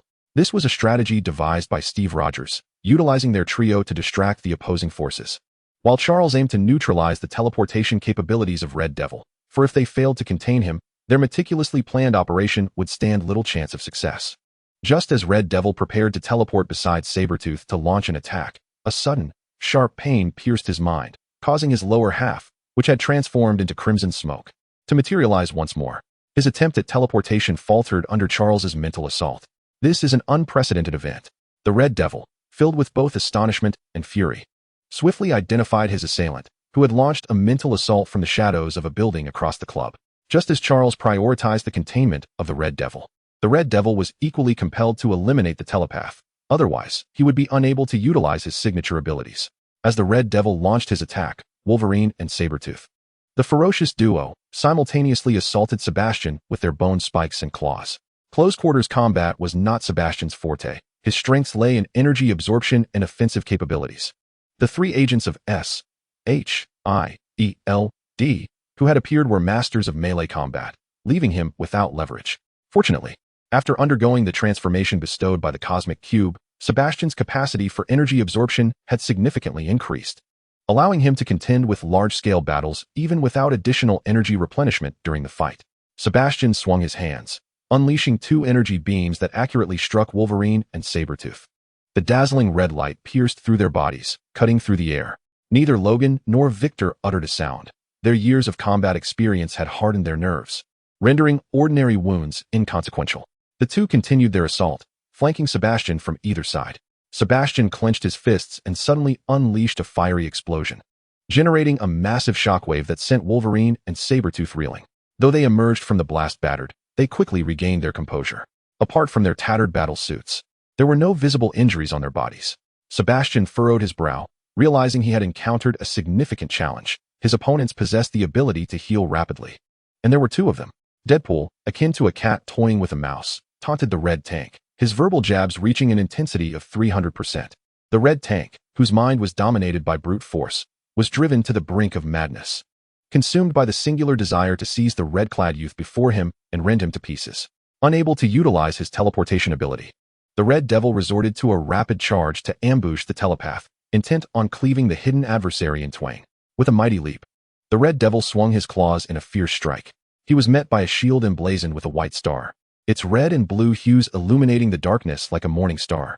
With a thunderous impact, the vibranium shield collided with the Red Devil's vibrant visage, sending him sprawling with considerable force. "Charles," he muttered, pressing his finger to his temple, concentrating his mental prowess to an unprecedented degree. "I have him under control." "Excellent." Steve nodded in satisfaction. With the unpredictable Red Devil neutralized, the remaining two adversaries would find escape elusive. 2 leaps, and Steve joined the fray to assail Sebastian. As the battlefield commander, he possessed a clear understanding of the overarching situation. The Red Tank's defensive capabilities were formidable. Even with their combined efforts, they might struggle to prevail. Keeping Deadpool occupied and enraged, preventing him from aiding Sebastian, was sufficient. The first target was to subdue the Red Devil, followed by Sebastian. Ultimately, Sebastian was not a combat specialist. Faced with the relentless Wolverine and Sabretooth, he had no recourse but to unleash energy waves to repel them, evading their sharp-boned spikes and lethal claws. From the outset, their decision to fight separately proved to be a tactical blunder.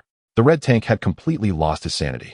Indifferent to Sebastian's pleas, Captain America, Steve Rogers, whose combat skills were unparalleled, brandished his vibranium shield and entered the fray. Sebastian found that even his most effective energy shockwave technique was rendered useless.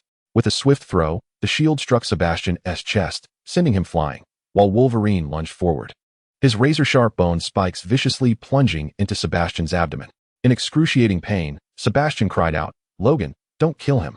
Steve shouted urgently. To be continued. Chapter 125, The Conspirator. Young Cohen. At the moment the bone spike pierced Sebastian's throat, Wolverine snapped back to his senses, the ferocity in his twisted visage gradually abating. Logan retracted his spikes and delivered a powerful punch to Sebastian's temple, rendering him unconscious.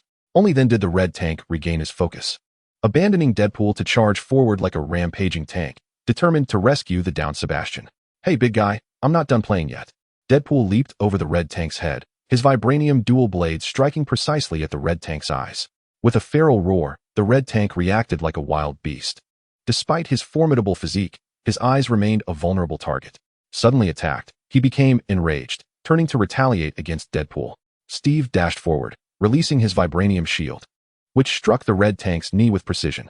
The Red Tank faltered, half kneeling on the ground. Charles then unleashed a psychic assault, immobilizing the frenzied Red Tank. Frozen like a statue, the Red Tank could not move, and was soon bound securely by the reinforcements from S.H.I.E.L.D. His skill was kinetic impact. Once deprived of momentum, he lost much of his combat efficacy. Charles exerted his mental prowess until S.H.I.E.L.D.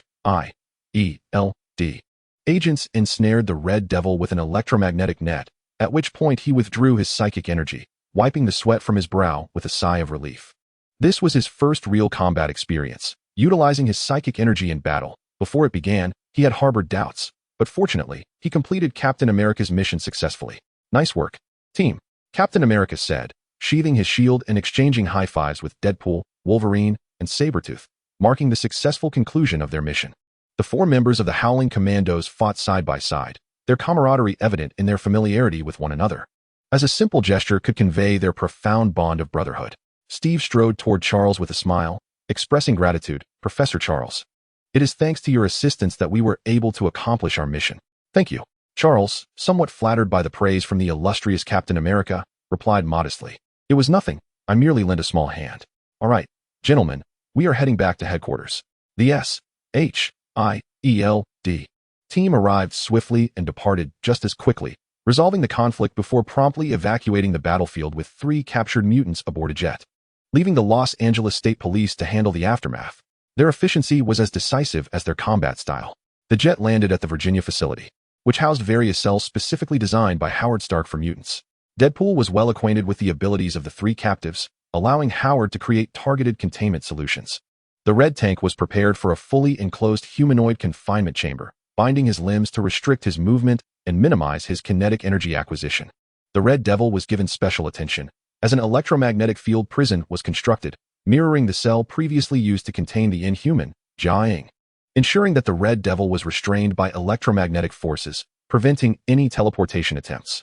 As for Sebastian, he would be interrogated personally by Steve once he regained consciousness. In a standard interrogation room, Sebastian found himself bound and seated quietly on a wooden chair, facing Captain America, Deadpool, and Professor Charles. Sebastian Shaw, did you collaborate with 3 mutants to assault the U.S. Army base at Fort Benning a month ago? Steve inquired calmly.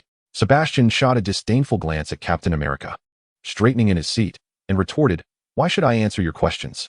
Come on, buddy, you're a prisoner now. Cooperate and answer quickly. We still have time for dessert, don't we?" Deadpool casually approached and draped an arm around Sebastian's shoulders, pretending to be an old friend, while gesturing toward Captain America, Black King. "Do you really want to spend all day staring at Roger's poker face? Let us wrap this up so we can grab some tacos." Sebastian raised an eyebrow, making an effort to distance himself from the incessantly chattering Deadpool. "I am not the Black King." "Uh-huh. You haven't joined the Hellfire Club yet?" Deadpool leaned in closer, stroking his chin. "But that's all right. When you do become the Black Emperor, remember to send me a membership card. You know how fiery the blondes at the Hellfire Club are. I can hardly wait to play games with those lovely ladies." Steve Rogers could no longer bear to listen. Allowing Deadpool to participate in the interrogation had been a grave error, as he tended to veer off topic with alarming speed. "Sebastian Shaw, you have the right to remain silent. We will uncover the identities of your accomplices," he said, turning to Charles. "Professor Charles, I would appreciate your assistance." Charles nodded and pressed his temple, delving into Sebastian's thoughts and memories. Sebastian valiantly resisted Charles's psychic intrusion, yet his efforts proved futile. Lacking any psychic abilities himself, opposing the world's most formidable telepath was akin to throwing a stone against an impenetrable fortress. Within a mere second, his defenses were shattered, leaving his thoughts unreservedly exposed to Charles. Scenes cascaded through his mind, captivating Charles as he vicariously traversed the extraordinary experiences stored within Sebastian's consciousness. From Earth to Jotunheim, and then to Asgard, extraterrestrials, advanced civilizations, the cosmic cube, the Bifrost, and spaceships, Sebastian's memories transcended the limits of Charles's imagination. It was as if his mind housed an entire universe. Charles, taken aback, could hardly contain his astonishment, exclaiming in wonder, "Professor, what have you uncovered?" "So much, countless. Resplendent alien civilizations and unparalleled interstellar voyages," Charles articulated excitedly, his words tumbling forth in a flurry. "I am already aware of this," Steve replied gravely. "But let us focus on the matter at hand. Who were the mutants attacking the Benningberg base alongside him? We need to apprehend them." Suppressing his overwhelming emotions, Charles delved once more into Sebastian's memories and suddenly exclaimed, "It's him." "Who?" Deadpool chimed in, leaning closer. Charles, his expression peculiar, gazed at Steve and Wade, hesitatingly remarked, "If I tell you, I fear you may not believe me." "Speak," urged Steve. "He is not a mutant, and you both know him. He was once an advisor for your S.H.I.E.L.D. Young." Wade could not help but exclaim. Steve furrowed his brow and inquired, "Professor Charles, are you certain? Why would Young assault a military base? What is his objective?" "To rescue a captive Hydra scientist, Dr. Arnim Zola," Charles replied slowly. "The man named Yang Kuan has also commandeered a Kree spacecraft. He is in search of the cosmic cube." Initially, Steve had been skeptical of Charles's claims, but upon hearing that Yang Kuan was searching for the cosmic cube, he became wholly convinced. Charles was unaware that the cosmic cube was beyond mere imagination. Steve then asserted gravely, "Professor, I implore you to keep all that you know strictly confidential. This is a matter of utmost secrecy for S.H.I.E.L.D. and the U.S. government. I swear by the name of God that no secrets shall be divulged," Charles assured him, recognizing the gravity of the situation. Sebastian observed the trio coldly, akin to an omniscient deity surveying the masses. "Foolish mortals." To be continued.